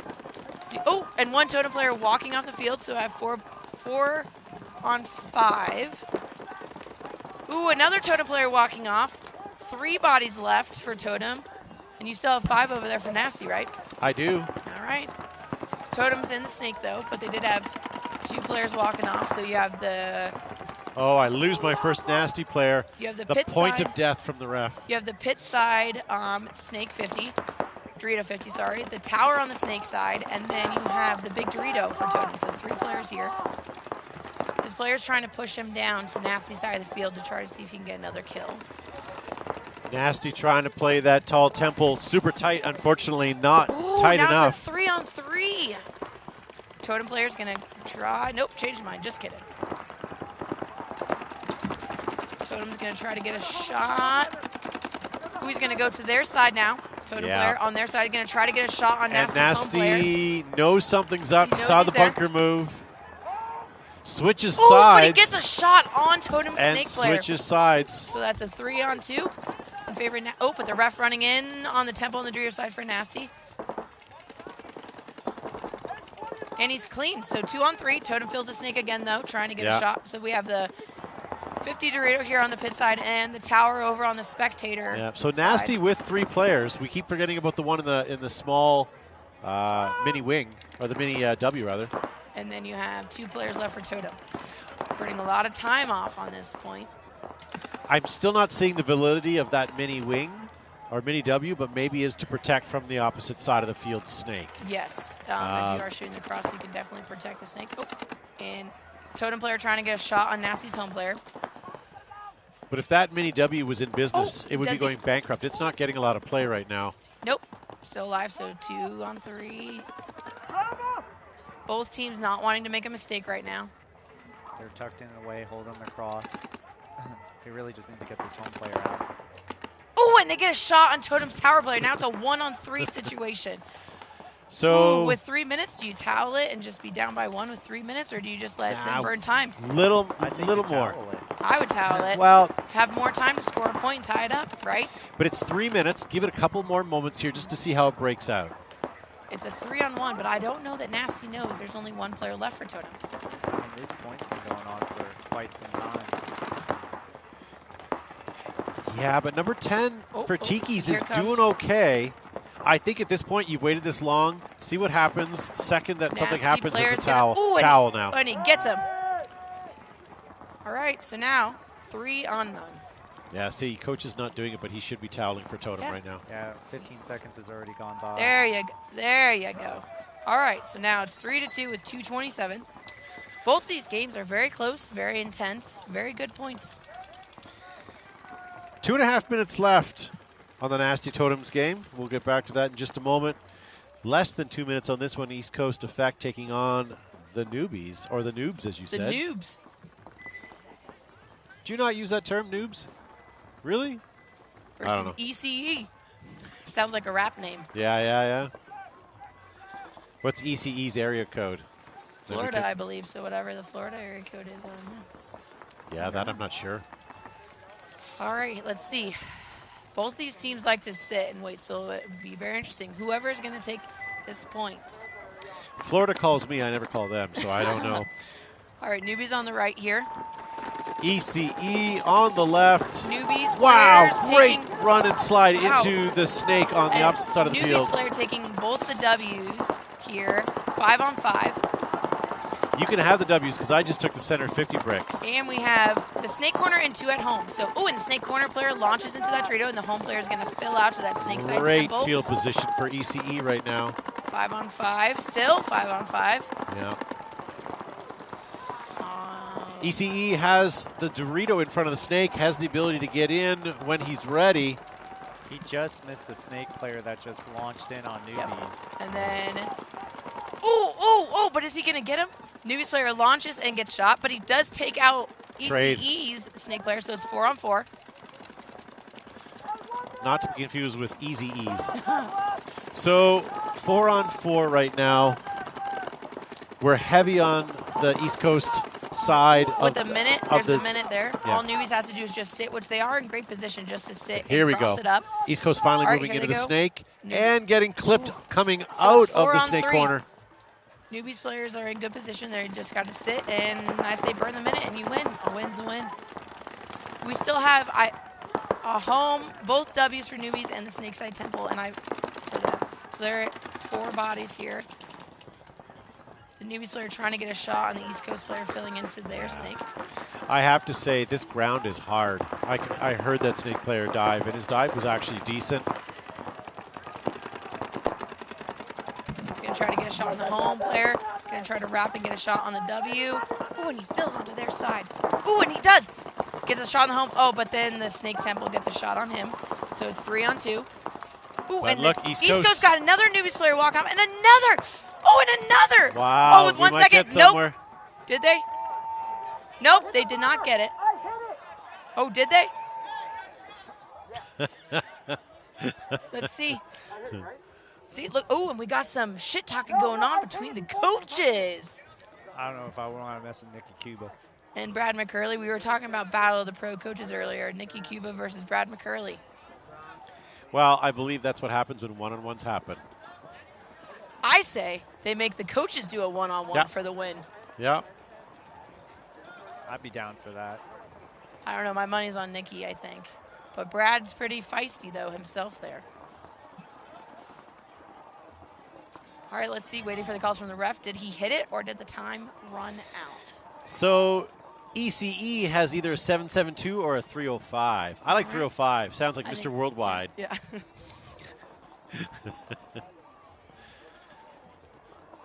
All right, still waiting on the... Oh. Mr. Worldwide. Take it from a negative to a positive. Oh, and here come the coaches. Oh, here we go. Battle of the coaches. I always say I think in paintball you should be able to send one person out from each team to fight somebody. Yeah. The conversation right now is, remember that time I beat you in a one-on-one? Make the coaches do one-on-one. So coming up next, ladies and gentlemen, when this game has settled and No the dust is points. gone, Ology and New York Wrecking Crew and Greenville Growl and Leverage, All right, so we got the confirmation. It was a no point. The time had, in fact, ran out. which we thought Which, yes, was pretty Newbies obvious, I thought. is going to take that match. 3-2. Okay. But Brad is not happy with that call. He is arguing it and arguing it. Yeah.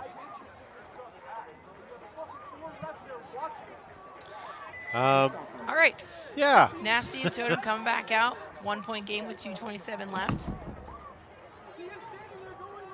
So 3:55 is the next time. So we're a few minutes behind today. Not crazy. We have 2.5 minutes on this game. Nasty up by one. And they're on the right side of your Ooh, screen. Nasty going to make a big run to the Dorito corner. And he Totem. is alive. Totem get chopped down. So they did make a big body. So 5 players alive for Nasty. They're gonna Oh, get a 1 player penalty. walking They're off. gonna get a penalty. Totems lose Ooh, 3 now, God. down to 2. And 1 body walking off for Nasty. So it's 4-on-2. Was Oh, another minor flag. being called. Oh. Or those are was for that the prior. That's for the prior pull. That was for the prior. Okay. For So the- we got 3 players walking out for Totem. 1 for Nasty. Yeah, that so was the 4. whole player that got hit in the hopper. Towel. Towel being All right. called, which is fine. There's still 2 minutes Smart. on the clock. So Nasty's up 2 points with Yeah. 2 minutes left. You know, it is possible to score 1 point in 1 minute. Yeah, and that match, unfortunately, as Stu was saying, has knocked Effect out.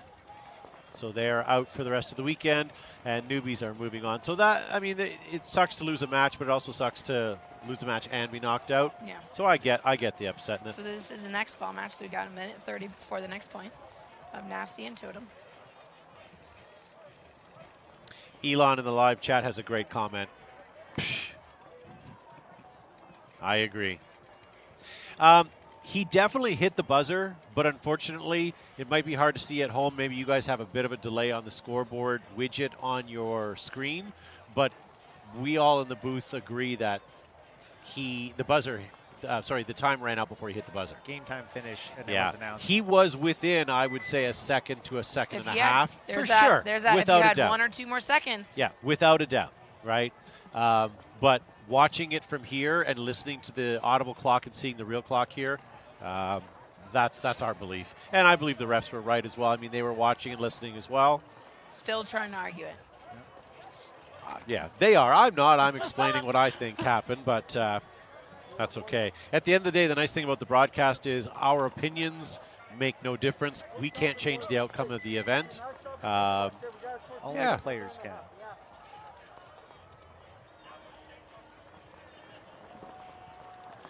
Our opinions or comments may not necessarily reflect those of the Major League Paintball or any affiliates.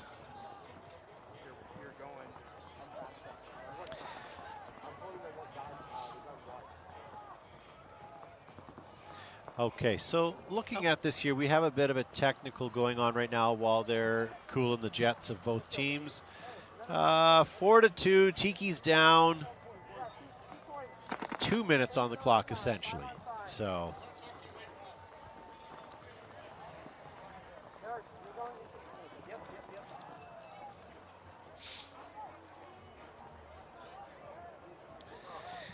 all right. Show the replay. It seemed very close. Again, so here's two things. First of all, we don't have a replay. And even if we did, nothing on this field is going to be judged on the replay. This is for novel purposes, not for reffing. It's not like the NFL. The other thing to take in mind, if you're heated at home thinking about this, again, what you see on your screen from the scoreboard widget is a bit slower than what you see because there's a lag between the scoreboard and the broadcast and whatnot. So just for what it's worth. So Nasty on the left side of your screen. Totem going to take a big bite to the rear corner by getting shot, but they do make the pit side snake off the break, so 4 players alive. Oh, another Totem player walking off. 3 players alive for Totem. How many Nasty players do you have? I got 5 Nasty players. I know what you're trying to do. But Totem is crawling onto Nasty's side in the center. Crawl all you want. I still have 5 players here, and I'm making my move, and as I make my move, I get shot. So Totem has 2 down for Nasty. So now it's 3-on-3, just It like is. that, in a split blink of an eye. Oh! No chance there, getting shot in the face. 2 players left alive for Totem, snake corner, and the center, though. All right, Nasty up by 2 points in this. They don't need to go do anything other than defend, but they are falling apart here. Now it's a 2-on-2. 2-on-2 with Totem on their side of the field in the center, and Totem is coming down the spectator side of the snake, trying to at least make this game. Oh, and there's the 1 minute mark. Yeah, there we go. Uh-oh, 2-on-1. Oh, getting clipped off. This is going to give Tiki an opportunity to get one quick point. Wow. So now, just like that. In roughly about, what, all right. minute 6 seconds? Yeah. See, so 4-3 now with 49 seconds left. Kyle D in the live chat says, it was clear that he didn't hit it in time. Again, go back, hit rewind, scrub through the video footage if you want, keeping 2 things in mind. One, that your time clock is a margin of a fraction of a second off. And I guess that we believe in the booth from what we saw, because we were all watching it intently, that it was just about a second behind. If they had 1 or 2 more seconds, they definitely would have gotten that buzzer. Yeah. And that's why game time management is so crucial on the coaches. Yeah. You know, that extra 1 or 2 seconds can always make a huge difference, especially if you're trying to make it to Sunday. Yeah. Well, here we are, ladies and gentlemen. We are even closer now with Totems down only by 1. 49 seconds on the clock. All eyes are going to be on the field watching Totems to see if they can tie it up. If they can tie it up, then we get into overtime. Do I want overtime right now? No, I want to get to the next game on time, which is Ology and Wrecking Crew, and then Leverage and Growl. They're patiently waiting right now in their pits, getting ready to go, watching everything unfold as we are. 1 minute till game time. Here we go. I don't know. Think Totem's going to score and tie it up? You know what? That was a squeaker there. I don't know if they can do it twice. I'm rooting for them because I'd like to see it tied up. But on the same token, I don't know. I would have liked to have seen Nasty push a little bit like they normally do instead of kind of hunker down. I think anytime you're on the defensiveness on this layout, it's not working for you. Yeah. Who gets the biscuit? It's the people that risk it, right? Gotta risk it for the biscuit. I would look at that Tiki's Dorito player. Quite a few times he's made it in unscathed and has been able to get to the wing and wrap and apply pressure. Yeah. Lily in the live chat says, now we got a new rivalry. Ooh. All right, here we go. Let's see. All eyes on Nasty Tiki. Doing a conservative breakout. Dorito, both Nasty temples. getting pegged off the break. Oh, one player walking off for Nasty. 2 players walking off for Tiki now. So we're down to 3 bodies. 3 on 4 here. Totem's going to try to come on Nasty's side of the field in the center. Nasty has a W on the snake side, the snake side temple, and I believe 2 players in the home. Oh, Totem player getting shot. Getting roasted. Oh, another one getting shot. Yeah.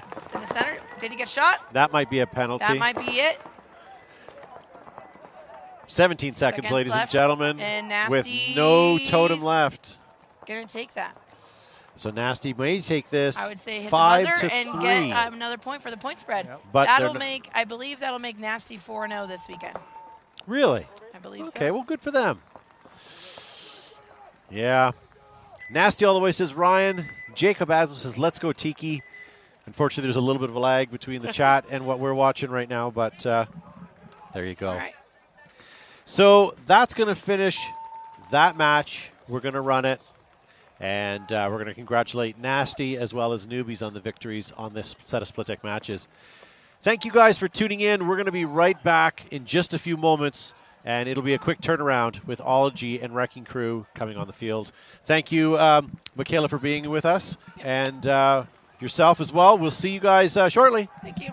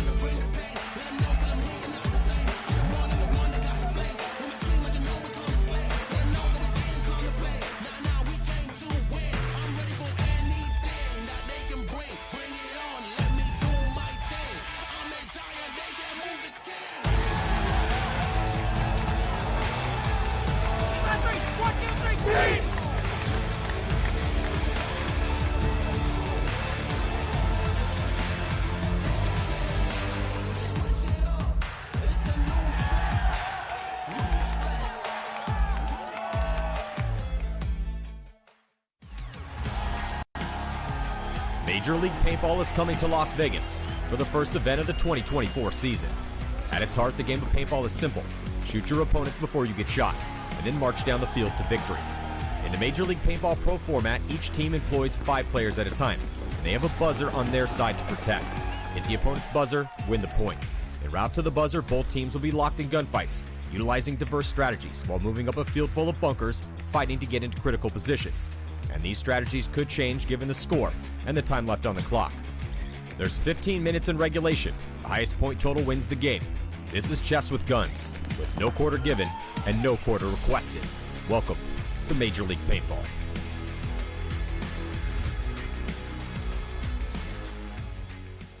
The Tauntauns came out swinging in their match against the favored San Diego Dynasty at this year's NXL World Cup. And while the battle was back and forth the entire series, Dynasty ultimately came out on top in their decisive victory in overtime. With the series being so back and forth, I thought it would be a good idea to look at each point and see what lessons can be learned that we can apply to our own gameplay. Let's take a look. Point 1 goes to the Tauntauns, despite Dynasty making a strong early push up the middle. This was in large part because Ryan Greenspan was run down in an uneven trade shortly after making his move. How did this happen? Well, if we look at where Ryan and the rest of his team were, we can see that the only players who can really protect him this far up the field are either Archie, whose only chance is landing a trade with a player who comes to run him down, or from Chris Shear, who would have to look on the inside of the field from the Dorito can. In their current positioning, Shear is likely the best candidate to protect Ryan, although this would slow down their Dorito push. The lesson learned: if you plan to make early and aggressive pushes up the field, be aware of whose job it is to protect that person. There's nothing worse than going through so much effort to take ground, only to have it snatched away shortly after.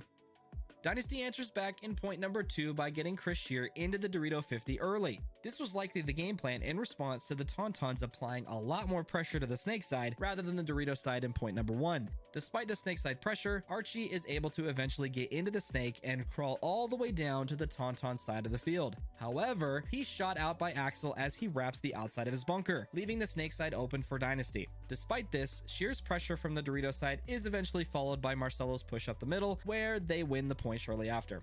There's a few lessons learned from this point. The first, sometimes you gotta make something happen before it's too late. There was a fairly long window of time where Axel could have pushed into the snake to equalize the pressure they were getting from Dynasty's Dorito side.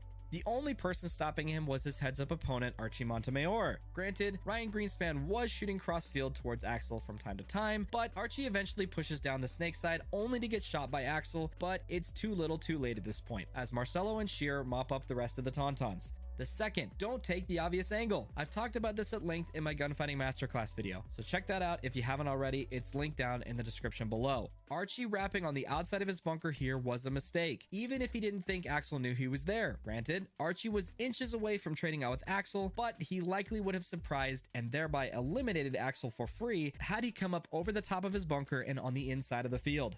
And the third, great game plans are made by responding to how our opponents are playing the layout, not just in what is working for us. Although Ryan survived the push up the middle in point number 1, Dynasty recognized that the Tauntauns were putting a lot of resources into stopping their snakeside push. It could have been easy for them to come up with a clear plan to get Ryan up the middle, only to protect him this time around, but instead, they opted to push the opposite side of the field hard, which paid off for them big time. Moving on. Dynasty maintains their momentum by winning point number 3 with a strong breakout that puts 3 guns snake way. This pays off when they shoot Tauntaun Snake Runner off the break and get Archie in shortly after. Archie eventually gets shot out of the snake in his signature over-the-top look, but in an incredible read-and-react moment, Ryan fills into Archie's spot immediately after and eventually shoots out enough players for Dynasty to win the point. The lesson learned, we gotta be more careful repeating our tendencies and habits, especially when we're this deep into the tournament. Matty Marshall even says as much about Archie, that this over-the-top look has been working for him, meaning that he's noticed him doing it somewhat frequently, at least enough to comment on it. And although that might have been working for him earlier in the tournament, it's something he needs to be more aware of this late into the game. So Axel now down the sidelines. Ooh, Archie gonna launch on or start. But Archie, yeah, Archie's been doing that and very successfully, staying up and over that top and not feeling much pressure, but... Point 4 goes to the Tauntauns in convincing fashion as they shoot out 2 of Dynasty's Dorito players virtually off the break. Tauntauns keep the pressure up and shoot out the rest of Dynasty quickly after and win the point outright. As they say, if you're going to lose, lose fast. The lesson learned, just like in point 2 of the series, the Tauntauns did an excellent job of focusing their guns on what was working for Dynasty, the Dorito side. Doing so landed them 2 quick kills that sealed them the point. Creating game plans that stop what was working for our opponents while also exploiting our strength is how you win games. Dynasty sends Arturo Andrade to the snake off the break in point 5. The beauty of this play is that not only was it a surprising move to send someone to the snake off the break, but that this move was supported by shooting back at the only player threatening this play, the Tauntaun's back center player. You can see that just before the point starts, Marcelo Margot is looking for where the Tauntaun's guns are shooting. He identifies that it's a double stack at home and decides to shoot at Tauntaun's only gun that was shooting at the snake. This causes Fabrice Colombo to flinch, giving Arturo the time he needs to safely get into the snake. After the breakout, the Tauntauns draw a yellow flag, which pulls 2 of their players, making it a 5-on-3. Dynasty eventually gets into red zone positions and closes out the point. The lesson learned here, support your runners by shooting at the players that are shooting at them. This can only come by having the intel to know which direction your opponents are shooting, either by scouting their breakouts, identifying their tendencies, or by simply looking at them and seeing what they're telegraphing. The subplot here is, don't telegraph what you're going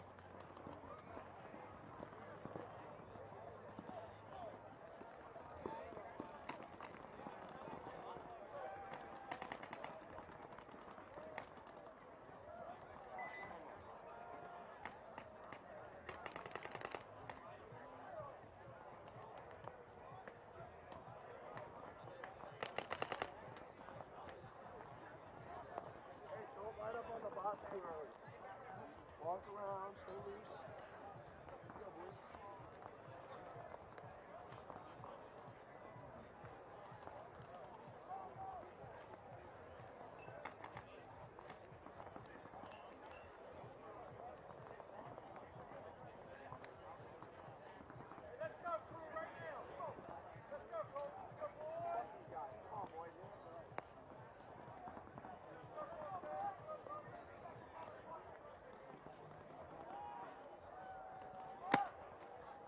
Watch yourself. Let's go, Coach.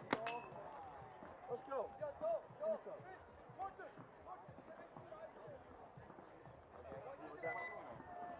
Step up. That's the guy who shoots across the middle. What do you want to do? You tell me.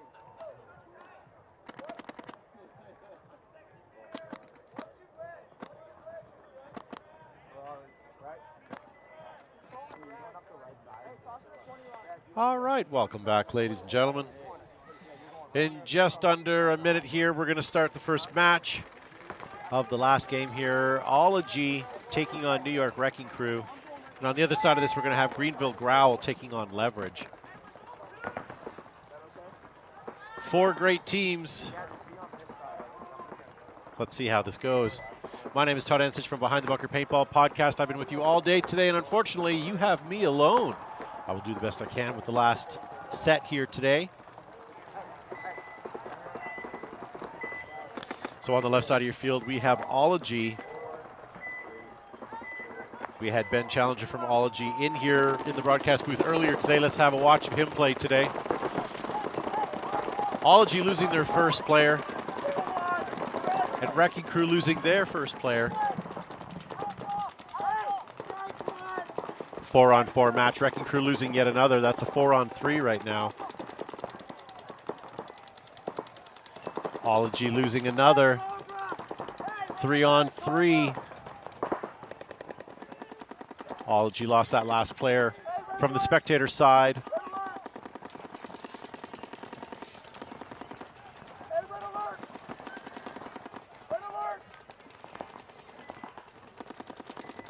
Ology bumping out to Snake Corner. Ology now fitting into Snake 1, now Snake 2, while Wrecking Crew is at the 50 center brick looking across. Is he going to get a drop shot on the Ology player in the Snake? We'll find out here if he comes around, if he pops up. Ology now making a move into the Mini W. Ology Snake player now at past the 50. He's going to creep up and have a look across the field. Does he get him? He gets him. Wrecking Crew getting eliminated by player 71 of Ology. Ology down to 2 bodies now. One in the spectator Snake and one in the Snake Corner, now moving up to Dorito 3. Oh. All right, player number 71 taking out that second last Wrecking Crew player. And that looks like it. Ology is going to finish this with 2 players for sure, 3 players alive. Towel being called by Wrecking Crew. That's going to immediately give Ology the first point.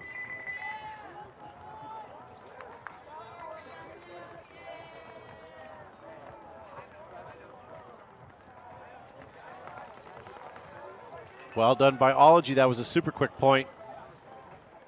Enjoy seeing those. Coming on the field, we have Greenville Growl. They'll be on the left side of your screen and Leverage on your right. Saw both of these teams already today, just not against each other.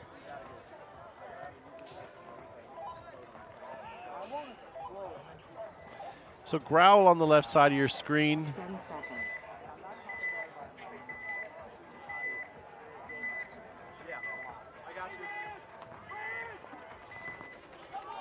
Here comes the breakout. Leverage, 3 guns up, 5 bodies alive. Oh, looks like Growl loses 1 player. Immediately a 5-on-4. Growl playing in the pocket here, still close to home. Leverage trying to do some work here. Leverage crossed the field. in the snake on the spectator side. Good field position here. A little slower pace than the last match here.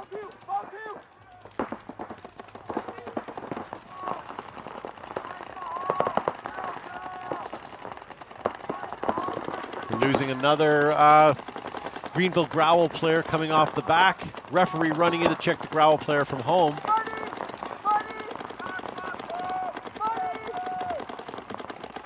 Leverage standing up on the spectator snake side. Looks like Leverage is going to make a little bit of a push here. Greenville struggling here with 2 bodies left. Here comes a run up from Leverage all the way through in the back. Takes one, takes another, but gets one. So towel being called by Greenville Growl. That's going to end this match with 13.5 minutes on the clock. Back in the field, we have Ology and New York Wrecking Crew. You're asking where Ology is from. I'm not 100% sure, but I believe it's Texas. And if I'm wrong, I apologize. But if you're looking for any specific information, you can find it all on pbleagues.com. You can find the live scores. You can find positions, rankings, where your teams are, where they're from, all that information. If maybe someone in the live chat can help me out on that, where Ology is from. Portland, I'm being told in the live chat. Portland is close to Texas, isn't it? Just kidding. I know. All right, New York Wrecking Crew going to be on the left side of your screen now. Ology on the bottom, which is the right side.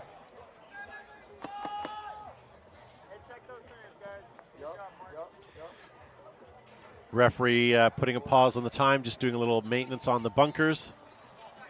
Putting a little air at home.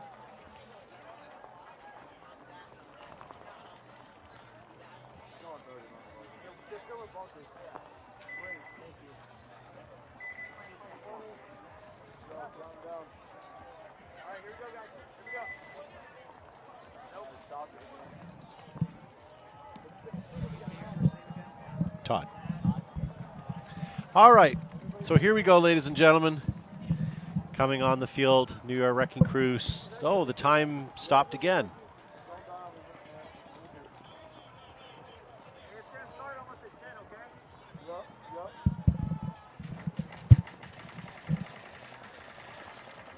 Seems like they're trying to fix or repair a bunker over on the snake side, yeah. Yeah.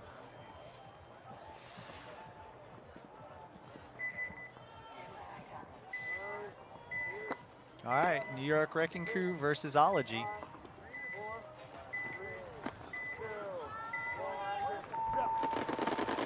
All right.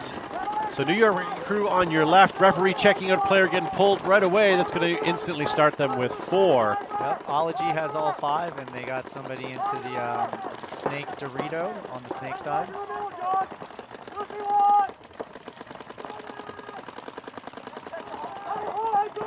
Wrecking Crew looking okay here. They've got home, mini W, and they're at the center 50 brick across there as well. Ology's in their snake is what it appears. But they're, now the Ology player just released into the snake. So it's 5v4. 5v3 now. 5v3. Yeah, we lose player number 45, Dahl from Wrecking Crew. Wrecking Crew does move up into the snake on the spectator side. Hallberg is in the wing side on Dorito, looking inside. And it's still 3v4. 3-on-3 maybe? He's the first body to drop. Okay, very good. All right. Wrecking Crew now trying to roll deep, but only at the first knuckle of the snake on the spectator side. Hallberg's applying pressure on the can. So maybe a 3-on-3 now. Correct. 3-on-2. No, 3-on-3. Yep. No, 3-on-2. 3-on-2 now. Wow, this is changing quick. So Wrecking Crew is pushing hard on the spectators' Dorito side. Wrecking Crew also has home kind of protecting the field right now, looking snake side, because here comes the Ology player. And a body in the center. Holberg's trying to make some magic happen on this Dorito side. I'd like to see the Wrecking Crew player at home make some magic. I'd like to see him maybe bump out. Yep. Holberg's doing a tactical retreat. Minor penalty being called. That takes Hallberg and an associate out. That's going to leave Ology with one body left. Yep. Here comes Wrecking Crew running down the field. Number 33, Daughtry. And looks like he's going to punch it. Well done. So that gives Wrecking Crew their first point in this match, and that's going to tie it up against Ology with 11 minutes on or about to finish up this match. Todd, I'm telling you, the aggression that Wrecking Crew had up in that center, I think it's what's needed in order to get these points going. Yeah, I agree. If you don't get up that field, you are not going to be rewarded. No one's going to walk out there and hand you it. This field is definitely rewarding those that are taking it. A in the chat is asking, can both teams please win? This is good paintball. This is good paintball. That's right.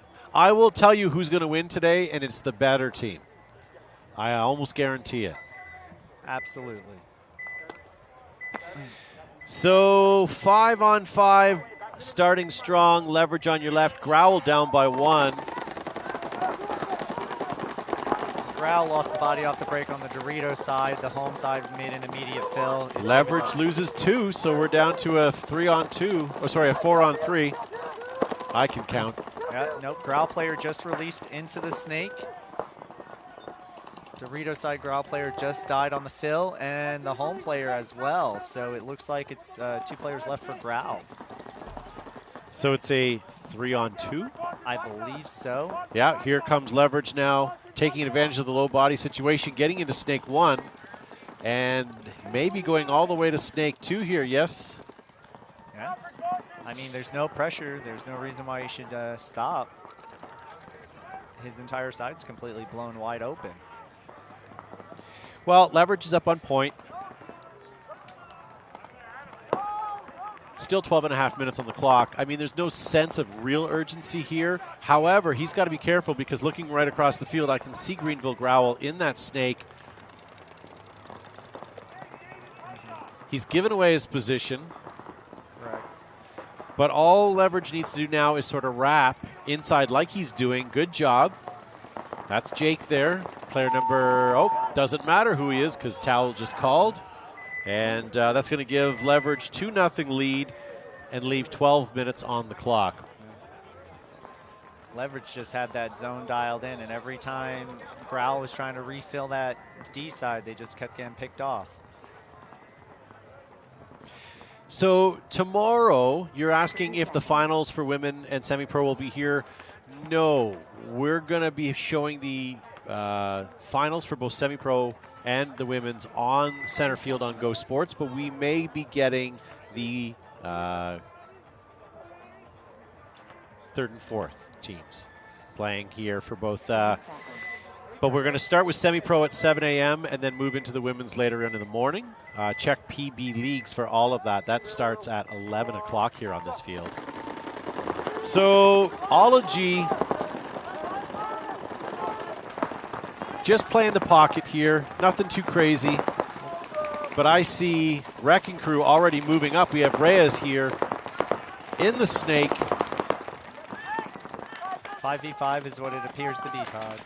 You're right. Still 5-on-5. I would give the advantage to Wrecking Crew with the body. Yeah, their positioning on the field is better. They've moved into Ology's snake side right now. This we haven't seen in a while, so hopefully this will pay off for him. I think it's going to pay off. And no one knows he's there, so if Reyes pops up right now, bam, he gets a kill, but he can't quite make the shot. Oh, gotta hit those. Didn't know. That player across the field is wondering where that came from, but doesn't know. If Reyes looks back inside, he may have another chance at that one. But right now he's battling up the tape. Yep. still 5v5. Yeah, Reyes just trying to keep that mine across the field honest. Wrecking Crew's back player is putting a lot of pressure to not allow Ology to come out and trade with this Snake player. There's what? Yeah. 3 guns. Reyes is doing very well here. His time, unfortunately, may be limited with 5 guns on him, but if he can get a couple of kills and open himself up to take some bodies, it may work out for him. He is in a bit of a gun battle right now. New York Wrecking Crew player just released into the Dorito side.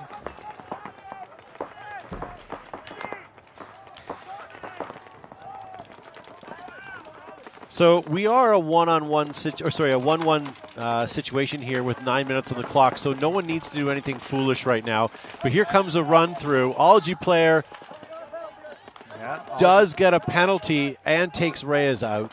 Yeah, he tried to run the highway, but the back player on Wrecking Crew is just maintaining that zone. So Ology loses 3 bodies. I'm seeing as we speak right now. Yes. And I have only the 2 small mines left, but now moving over to Snake Corner. Ooh, he's going to get checked, I think.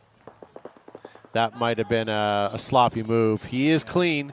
How many crew do you have left? 4. It looks like Wrecking Crew has 4. They're in 4 the on Snake. 2 for sure.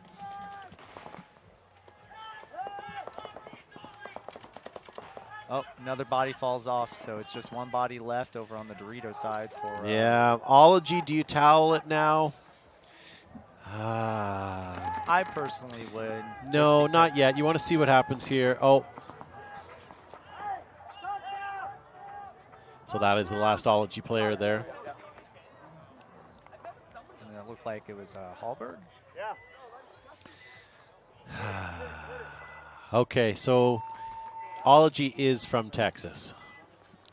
Thank you to the live chat. That was my guess, and I was proven correct. Thank you. So coming back on the field now, as Ology and Wrecking Crew leave, we have Greenville Growl with a deficit of 2 points with 0-2 against Leverage. Leverage has had some really good points there. Looking strong. Penalties for every team is being a problem today. I think it's later on in the day. You know, players are just getting a little tired and a little sloppy.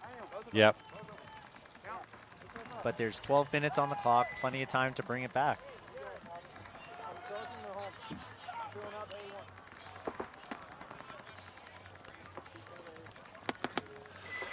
All right, 10 seconds left here, ladies and gentlemen.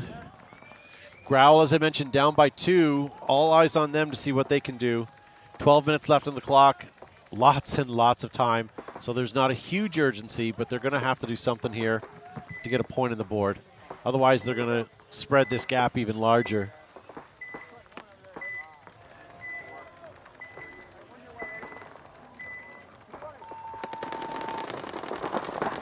Leverage doubling up the can and sending a runner straight into the Doritos. Clean. Big blatant hit on Growl there, but that could be rub from the bunker because he was just playing it. Yeah, it looks like it's just bunker rub. Wow, that was pretty nasty. Growl now moving into Snake 2. Leverage just lost a player from the can. So 5 on 4.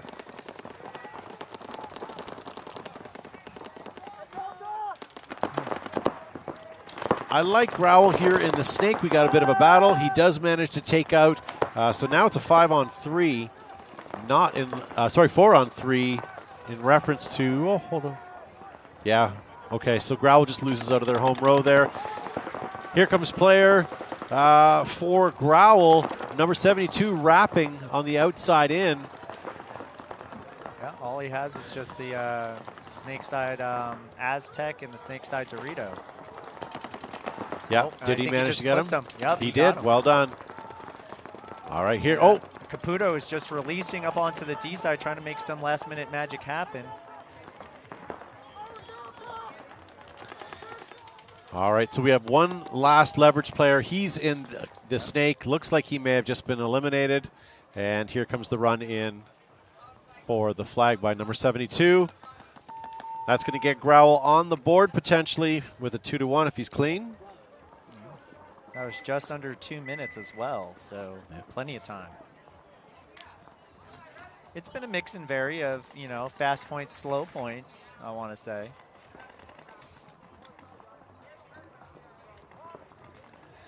All right, who's pulling my leg here? I thought Ology was from Portland, Oregon area. Okay. Well, I'm not listening to the live chat anymore.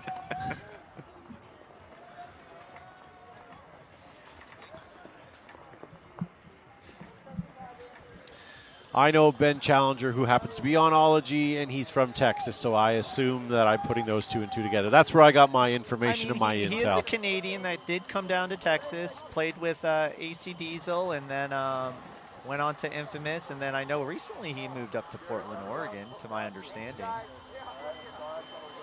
Well, this is all news to me. New York Wrecking Crew with 2, Ology with 1. Clock stopped for maintenance.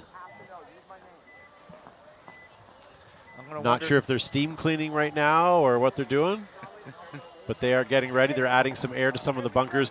Here's the thing. What happens, ladies and gentlemen, is the sun is starting to set, so the bunker and the field are cooling off, thus losing their air pressure and sort of slowly deflating. So we want to keep those things perky out there so that they keep their shape. We don't want them, being different than any other bunker out there. They all kind of have to have the same sort of pressure. Equal playing field. Yeah.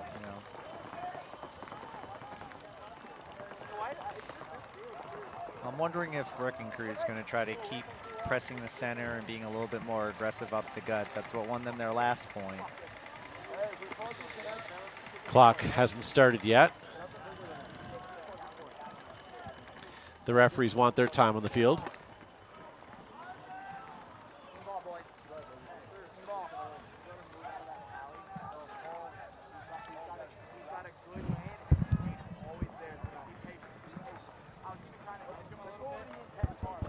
Yeah. Okay, so welcome to the booth, Mr. Williams.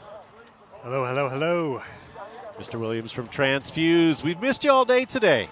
Yeah, been hectic at the booth over there. People need to get hydrated, especially on Saturdays. Hey. Yeah, I know the priority is to be in the booth, but you got to sell those hydration systems to be able to afford to be here, right? Absolutely. Got to take care of the players and take care of me. So you're just coming in at a great time here right now. As you can see, Wrecking Crew 2-1 against Ology, 7 minutes on the clock. And on the other side, we have 2-1 leverage over Growl, 11 minutes. So we still have lots of gameplay here. Awesome. Yeah. How's the traffic in Vendor Row right now? Is it slowed down? No, it's still going strong. The people, I guess, whether they're still in or not, they're still staying active. It's great traffic, a lot of action. And obviously on Sunday morning's popular, and then as Sunday goes on, more and more teams decide to go home because they have no reason to be here anymore. So I would assume that the traffic for you kind of starts slowing down. Typically, yeah. But this is Vegas, so, when in Vegas. When in Vegas, right? Yeah. I mean, the weather's been beautiful, keep hydrated.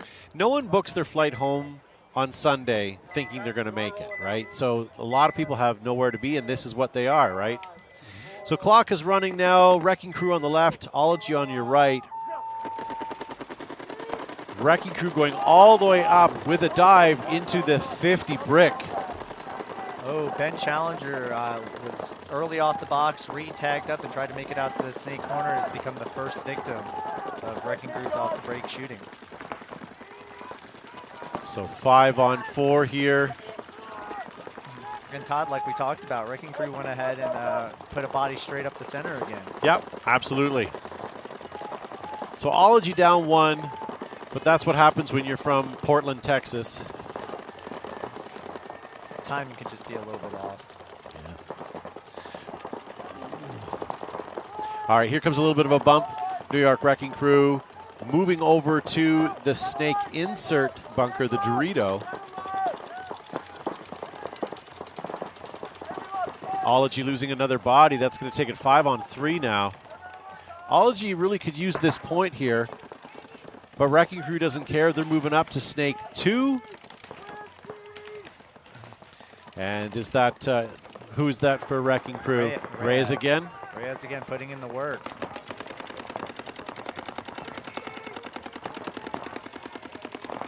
Let him eat. I feel bad for Reyes' laundry person. He's been running and diving into that snake all day. Towel being called by Ology. Smart move. That was going to get, wasn't going to get much better there. Yeah. I'm telling you, Todd, if you get into this snake and you stay low, you know, there's no reason with the way the pressure's coming in that you can't get up the field. Yeah.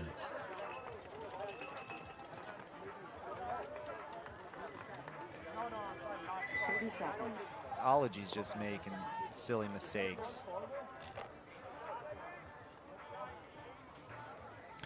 All right. So 20 seconds here. Leverage versus Greenville Growl. Oh. Steve, you haven't seen all the games today, but I'll tell you it's been all over. It's been aggressive. It's been slow. We've had 9-minute points. We've had 30-second points. People are trying to counter it's low in the trends. Yeah. All right, so Leverage on your left, up by 1. Down a body already. Greenville Growl press in the center. Yeah, we lose another body for Leverage. It's 5v3. Yeah, Leverage just playing the pocket here. Not much they can do when it's 5-on-3 right now. Yep. Not wanting to pull or hang the flag, or towel it rather, and end this. We have lots of time, so Leverage is either going to burn the clock or hope for a couple of bodies off Growl to drop and then take advantage. And as you can see, Greenville has a body straight up in that center brick, basically cutting off any access to the snake whenever these players think it's going to be clear to go. One man in Greenville is in their snake side. Number 13, he just came off of his job and allowed the fill. Leverage bumps over to the snake insert in that Dorito. Otherwise, they have both small Mayans at home taken care of.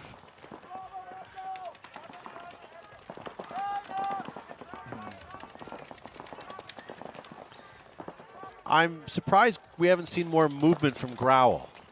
I mean, they're up in a good position. You know, they're technically up by, well, they're down by 1, but, you know, they just need one to tie it up, right? Slow and steady. But they're up on bodies by 1 at least. I think I still got 5 bodies. You still have 5? Yeah. We had lots of time on the clock. We're now just around the 9-minute mark. And in the semi-pro matches, it's 15 minutes, correct? Yeah.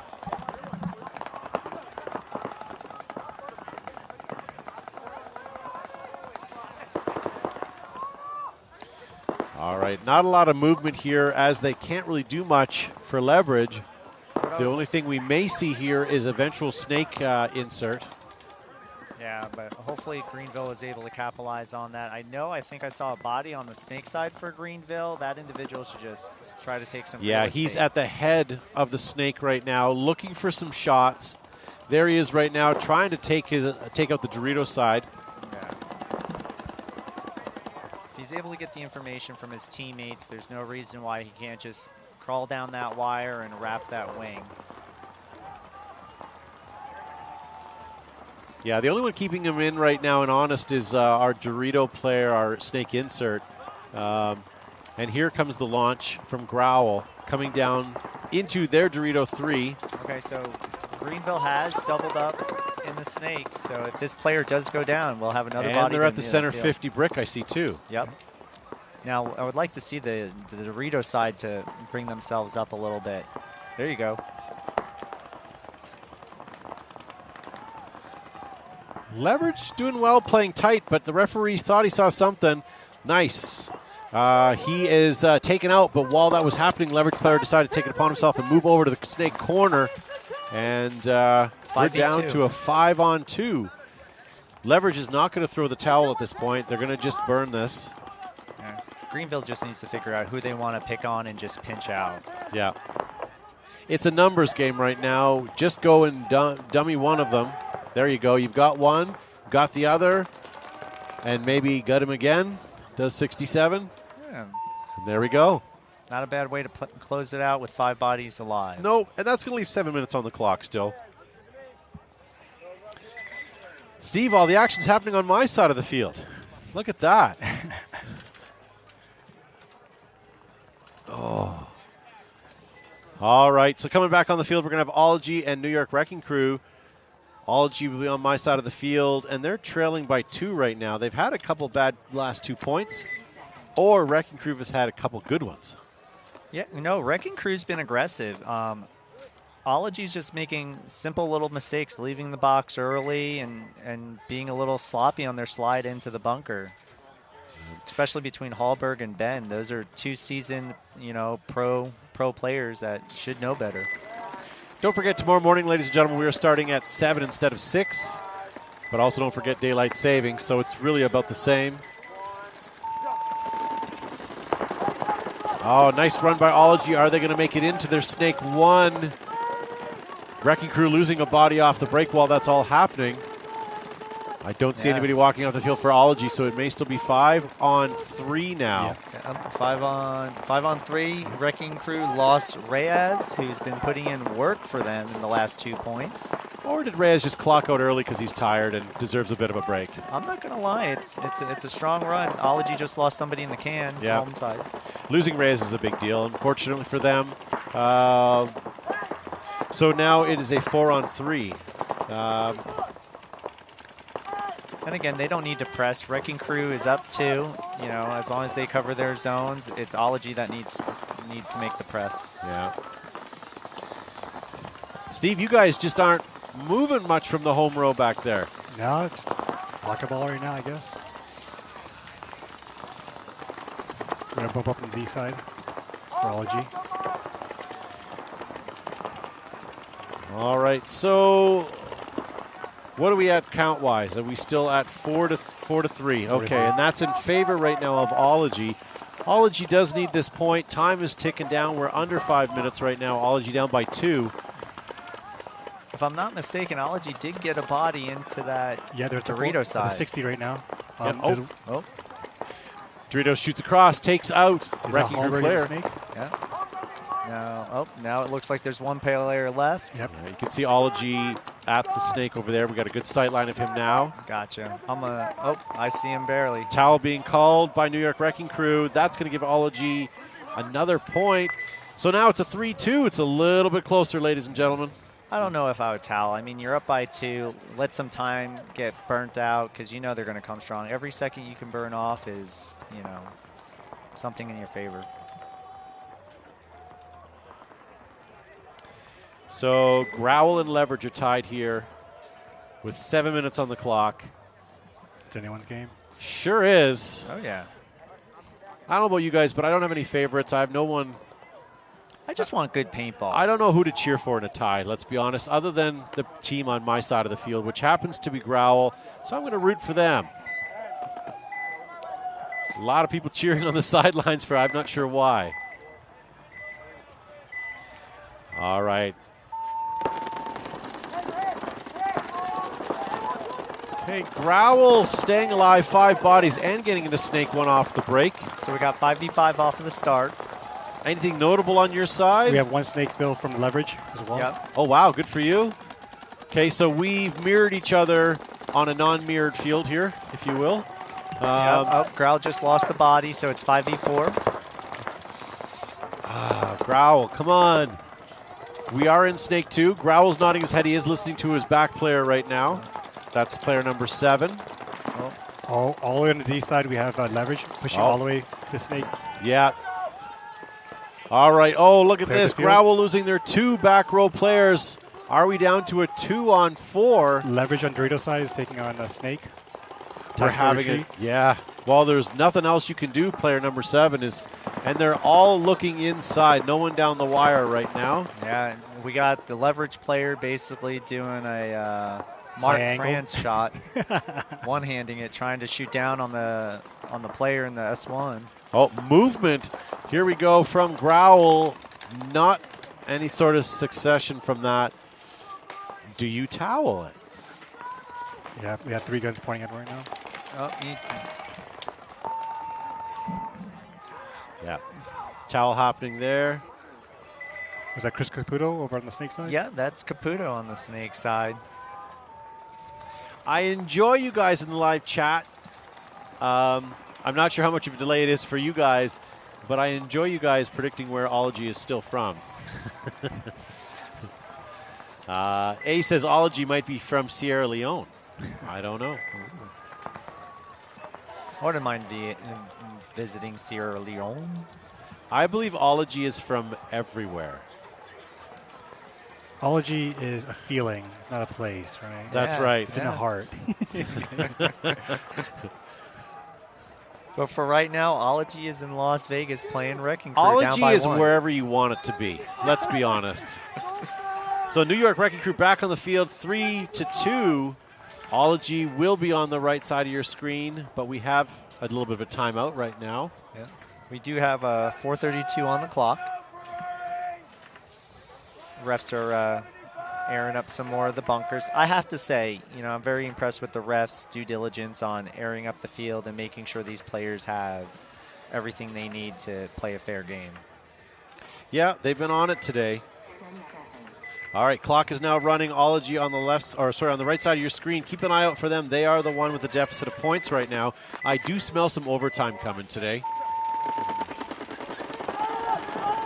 Oh, Ology getting clocked right off the break. That's Hallberg. That was Hallberg. Okay, so 5 crews still alive. They managed to get up to the 50 again in their main bunker there. Yeah, they're loving that center brick, applying pressure on that snake side, now not allowing Ology to play. Wrecking Crew getting pulled out on a minor penalty. 2 of them gone. So that's going to be a 3-on-4 now in favor of Ology. If Ology can keep their stuff together here, they have an opportunity to tie up this game. Wrecking Crew player just released into the Doritos side. I don't think Ology picked him up. There he is in Snake 1. He's almost parallel with the 50 Snake player, or with the 50 center player.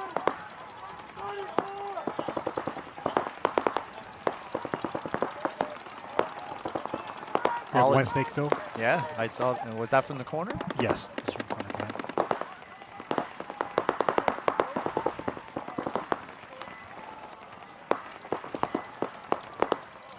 All right, not much movement happening here. We still have Wrecking Crew in Snake 1. On the spectator side, we have at the 50 Brick. That's player number 35. He's been there before. He's done well. And then we have Wrecking Crew at home. Yeah, and it's can for can, and everything's on the far side. Ology still doubled up. It's can for can. Wrecking Crew player in the center brick just went ahead and crawled down into the wing.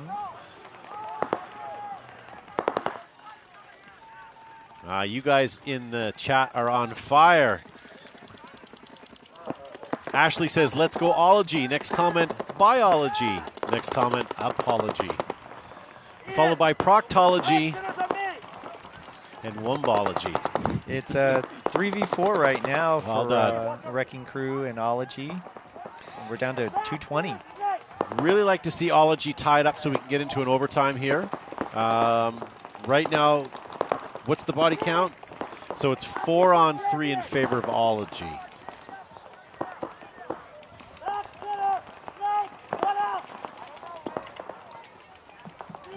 Yeah.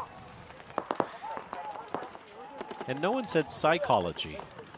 Well, can player for Wrecking Crew basically just getting a check. Ology's still doubled up at home. Yeah. Oh my goodness. They need to release We may be out. having some gun issues there. Oh, can player for Wrecking Crew just released to the corner. Corner can. I think both teams are hoping for something to happen and then an explosion because of it. But Ology's running out of time, minute 30. We're getting dangerously low. Already 3 minutes has passed in this Yeah, match. Ology's having another problem with their gun over there, squeegeeing in the Mini W.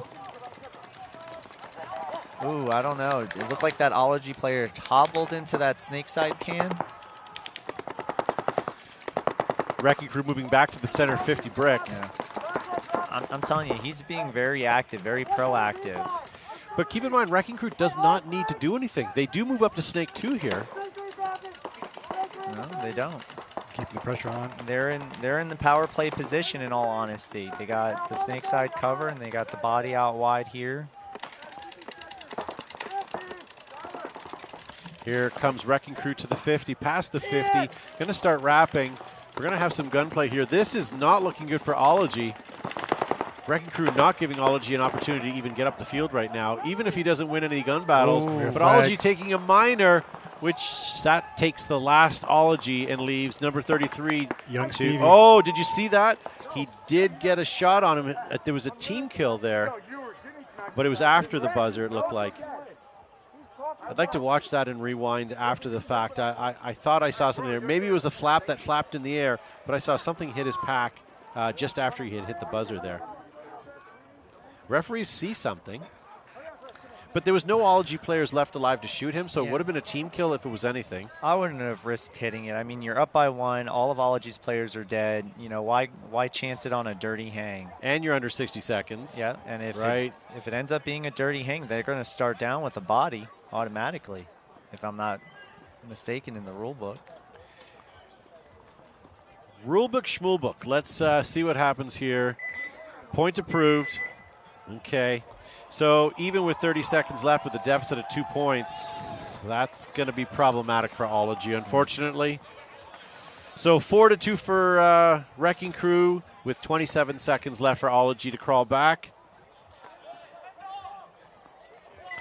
All right, shake it off, shake it off. We have Leverage and Growl. It seems like Young Stevie, the one who closed out the point, might be injured or he's out of breath right now. Oh.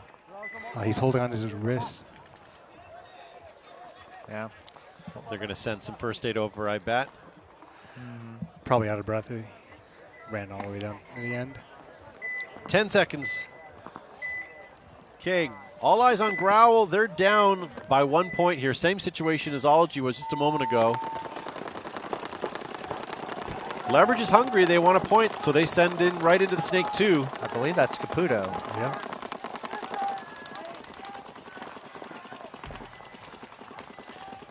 Yeah, another another Leverage player back into the 50 brick.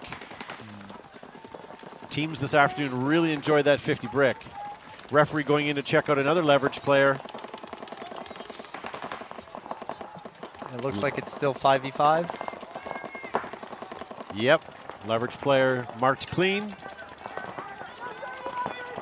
Okay, where is the Leverage player on the Dorito side? Did he get into the Snake? No, there is none. Okay, so he's in the mini W on the Snake side. Steve, are you still 5 over there? Yeah, yeah. Okay. Well, you guys got to get up that field. You have lots of time, 5 minutes, but you're down by 1 point. You really want to tie this up?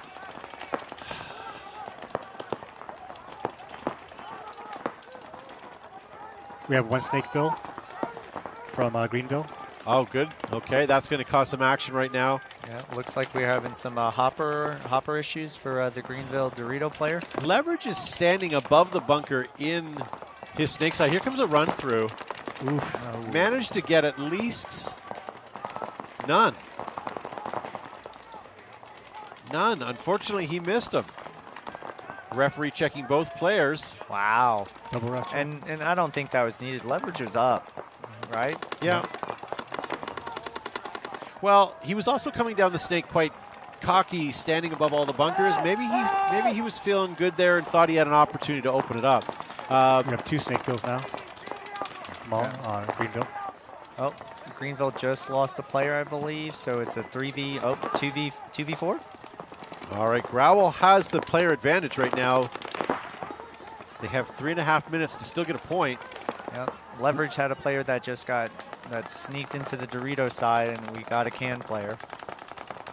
So Leverage is just locking it down here the best they can.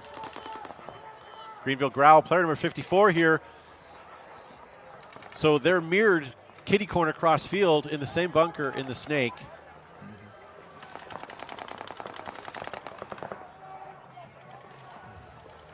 I guess that would be the right thing to say, kitty corner. Yeah. Because they are mirrored. It's a shame that brick is just blocking that view. Yeah, it'd be a brilliant shot for both of them right now.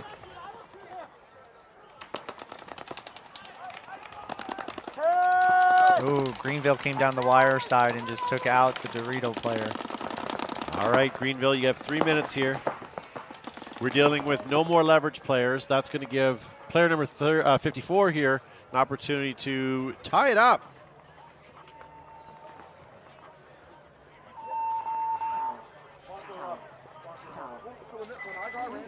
Matt Davies, I believe. That's Matt the Gym Rat, 54. Oh, is Matt the Gym Rat playing with Greenville this event? Not too sure. I just know the last name. I might be wrong.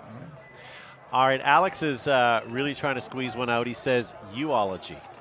Uology. Yeah. And then Ukraine says squeegeology. Well, I have seen a little bit of squeegeology going on today. People have been breaking some paint in there. Lily says gun downology. Yeah. Chris Howard says, good point. I agree. That was well played. And that's now tie game with 2 minutes and 40 seconds left. So back over here now, it is 30 seconds on the clock. Down by 2 is Ology. Can they get at least a point on the board here? Remember, we're under 60 seconds, so we could have some swing point action happening. We could get 2 up the gut from. Yep. Yeah, we lose an Ology player. We lose 2 Ology. We lose 3 Ology players. 4 Ology players. There's only 1 player left in the center. Like. Yeah, no Ology. Oh, 1 Ology still left. Yep, at the 50. Doesn't matter, though. Wrecking Crew were already past him and had the flag hung. Oh, good fight by Ology. Good point by Ology. Smith left. Now, I think that does put Ology in a predicament. I think they're a conundrum? A conundrum, in all honesty, because Wrecking Crew was at the bottom of their bracket and just basically took out the number 2 team in the bracket. All right.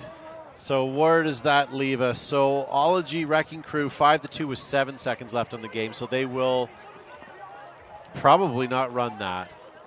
There's no reason to run that. Oh, they want to play. They want to play. Okay, so Wrecking Crew is asking to play the last 7 seconds. Oh, because they need the points. They need the point spread. Yeah. We're going to see the flying V finally, Todd.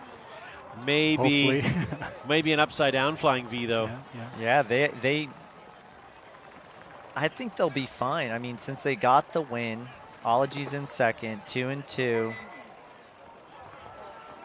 They'll win with the head-to-head on Ology. Yeah.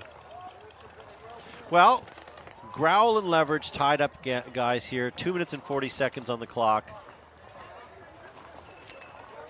Yeah.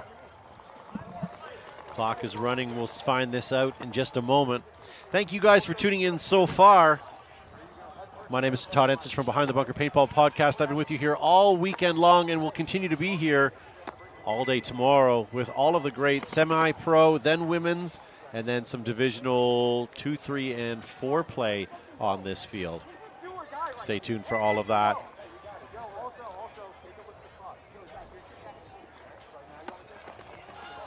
Mr. Williams, are you around tomorrow? Does your helper, is he finished with his games now? Or are they playing on? I'm not too sure, but I definitely will try to come through for sure. Yeah. Okay, Greenville Growl on the left side of your screen. It's a tie match, so I'm not rooting for anybody, but we do lose a Leverage player. Leverage just lost 2 players. So they are going to play the 7 seconds. That's fine, because they need to win to move on. Will Ology give it up? Well, they're looking for the point for the margin spread, because they're going to have the head-to-head. But how does it play? But how does Ology play out in this? Are they win or lose the next point, or this point? Does that make them go on or not? Do they need this point? Yeah. And furthermore, will they give up the point to give Wrecking Crew the opportunity to move on? I don't think they will. I mean, Ology's a very competitive team. Yeah, I wouldn't put my guns down for anybody. And even running across the field at 7 seconds, I don't think I can sprint from end to end in 7 seconds, even with my gun down and no bunkers on the field. No, I think it's going to be dicey. It's going to be really interesting 7-second point. Wrecking Crew maybe even giving it up if they accidentally get a minor or a major penalty. Yeah. All right. Sorry, rambling here. So we are Greenville Growl has 3 bodies, losing 1 now. counting 2. Oh, they just lost their home player. So we may be having the last Greenville Growl toweling the match right now, and that's going to give Leverage the 1-point lead with 1 minute and 14 seconds left to go. All right, here comes the Wrecking Crew. And Ology on the other side. Ology players shrugging their shoulders like, why are we doing this? That's great. All right, I don't have any favorites, but since Wrecking Crew's on my side, I'm going to keep a close eye on them. I'm always down for the newcomer. You know, David versus Goliath. You know, Wrecking Crew's D2 team that went ahead and stepped up to semi-pro this year. Emmy.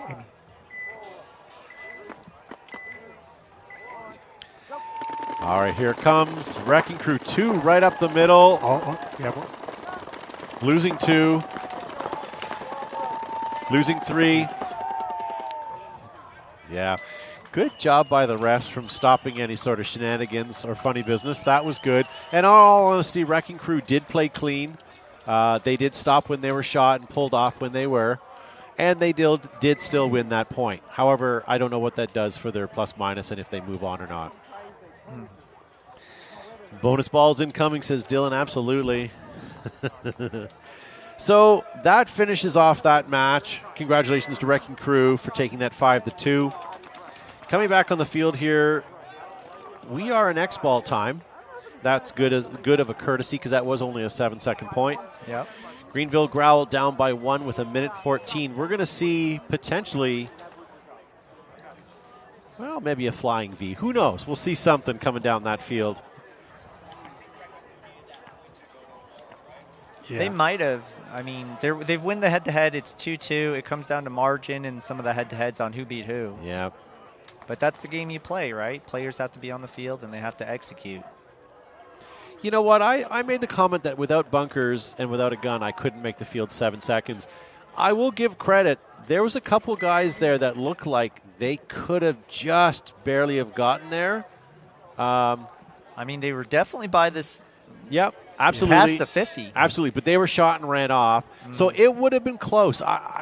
8 seconds, 9, they would have probably done okay. But again, that's running straight without anybody stopping them.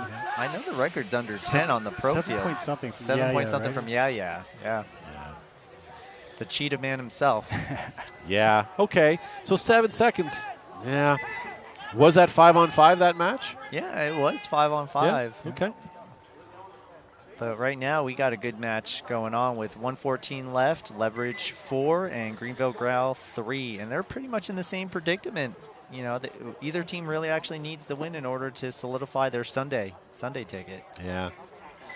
I am going to nosily watch your side of the field to see what Greenville Growl does, but all eyes on your side right now.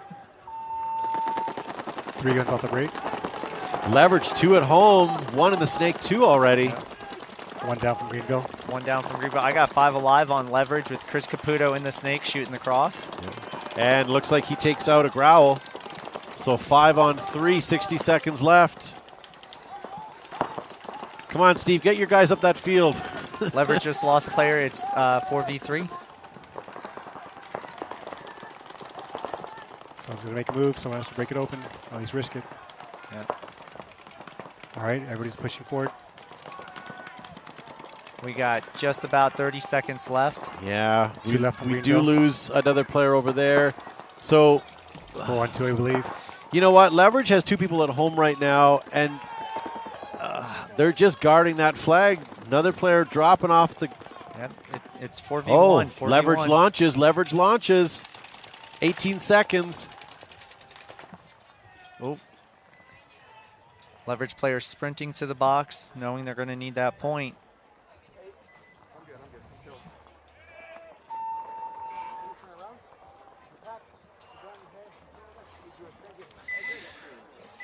Yeah, there we go. Yeah, Leverage just solidified their Sunday, knocking out Greenville Ground. And I'm going to say we're going to run this 5 seconds because we can't run the field in 5 seconds. Yeah, I would say so. Yeah. Unless, you know, we have a Keith Brown in the house. and they finished off the game. So that's it, ladies and gentlemen. Leverage is going to win 5-3 over Growl, and New York's going to win 5-2 over Ology. Thank you guys for watching at home. We're going to be back here live 7 a.m. tomorrow morning with some semi-pro action. 5th place team taking on 12th, and 6th taking on 11th place team for semi-pro. There's going to be lots of grudge matches going on tomorrow. Thank you to you guys for that. All of you that have helped broadcast over the course of the weekend. And I guess at this point we'll let you guys go. We'll see you tomorrow morning. Have a great day.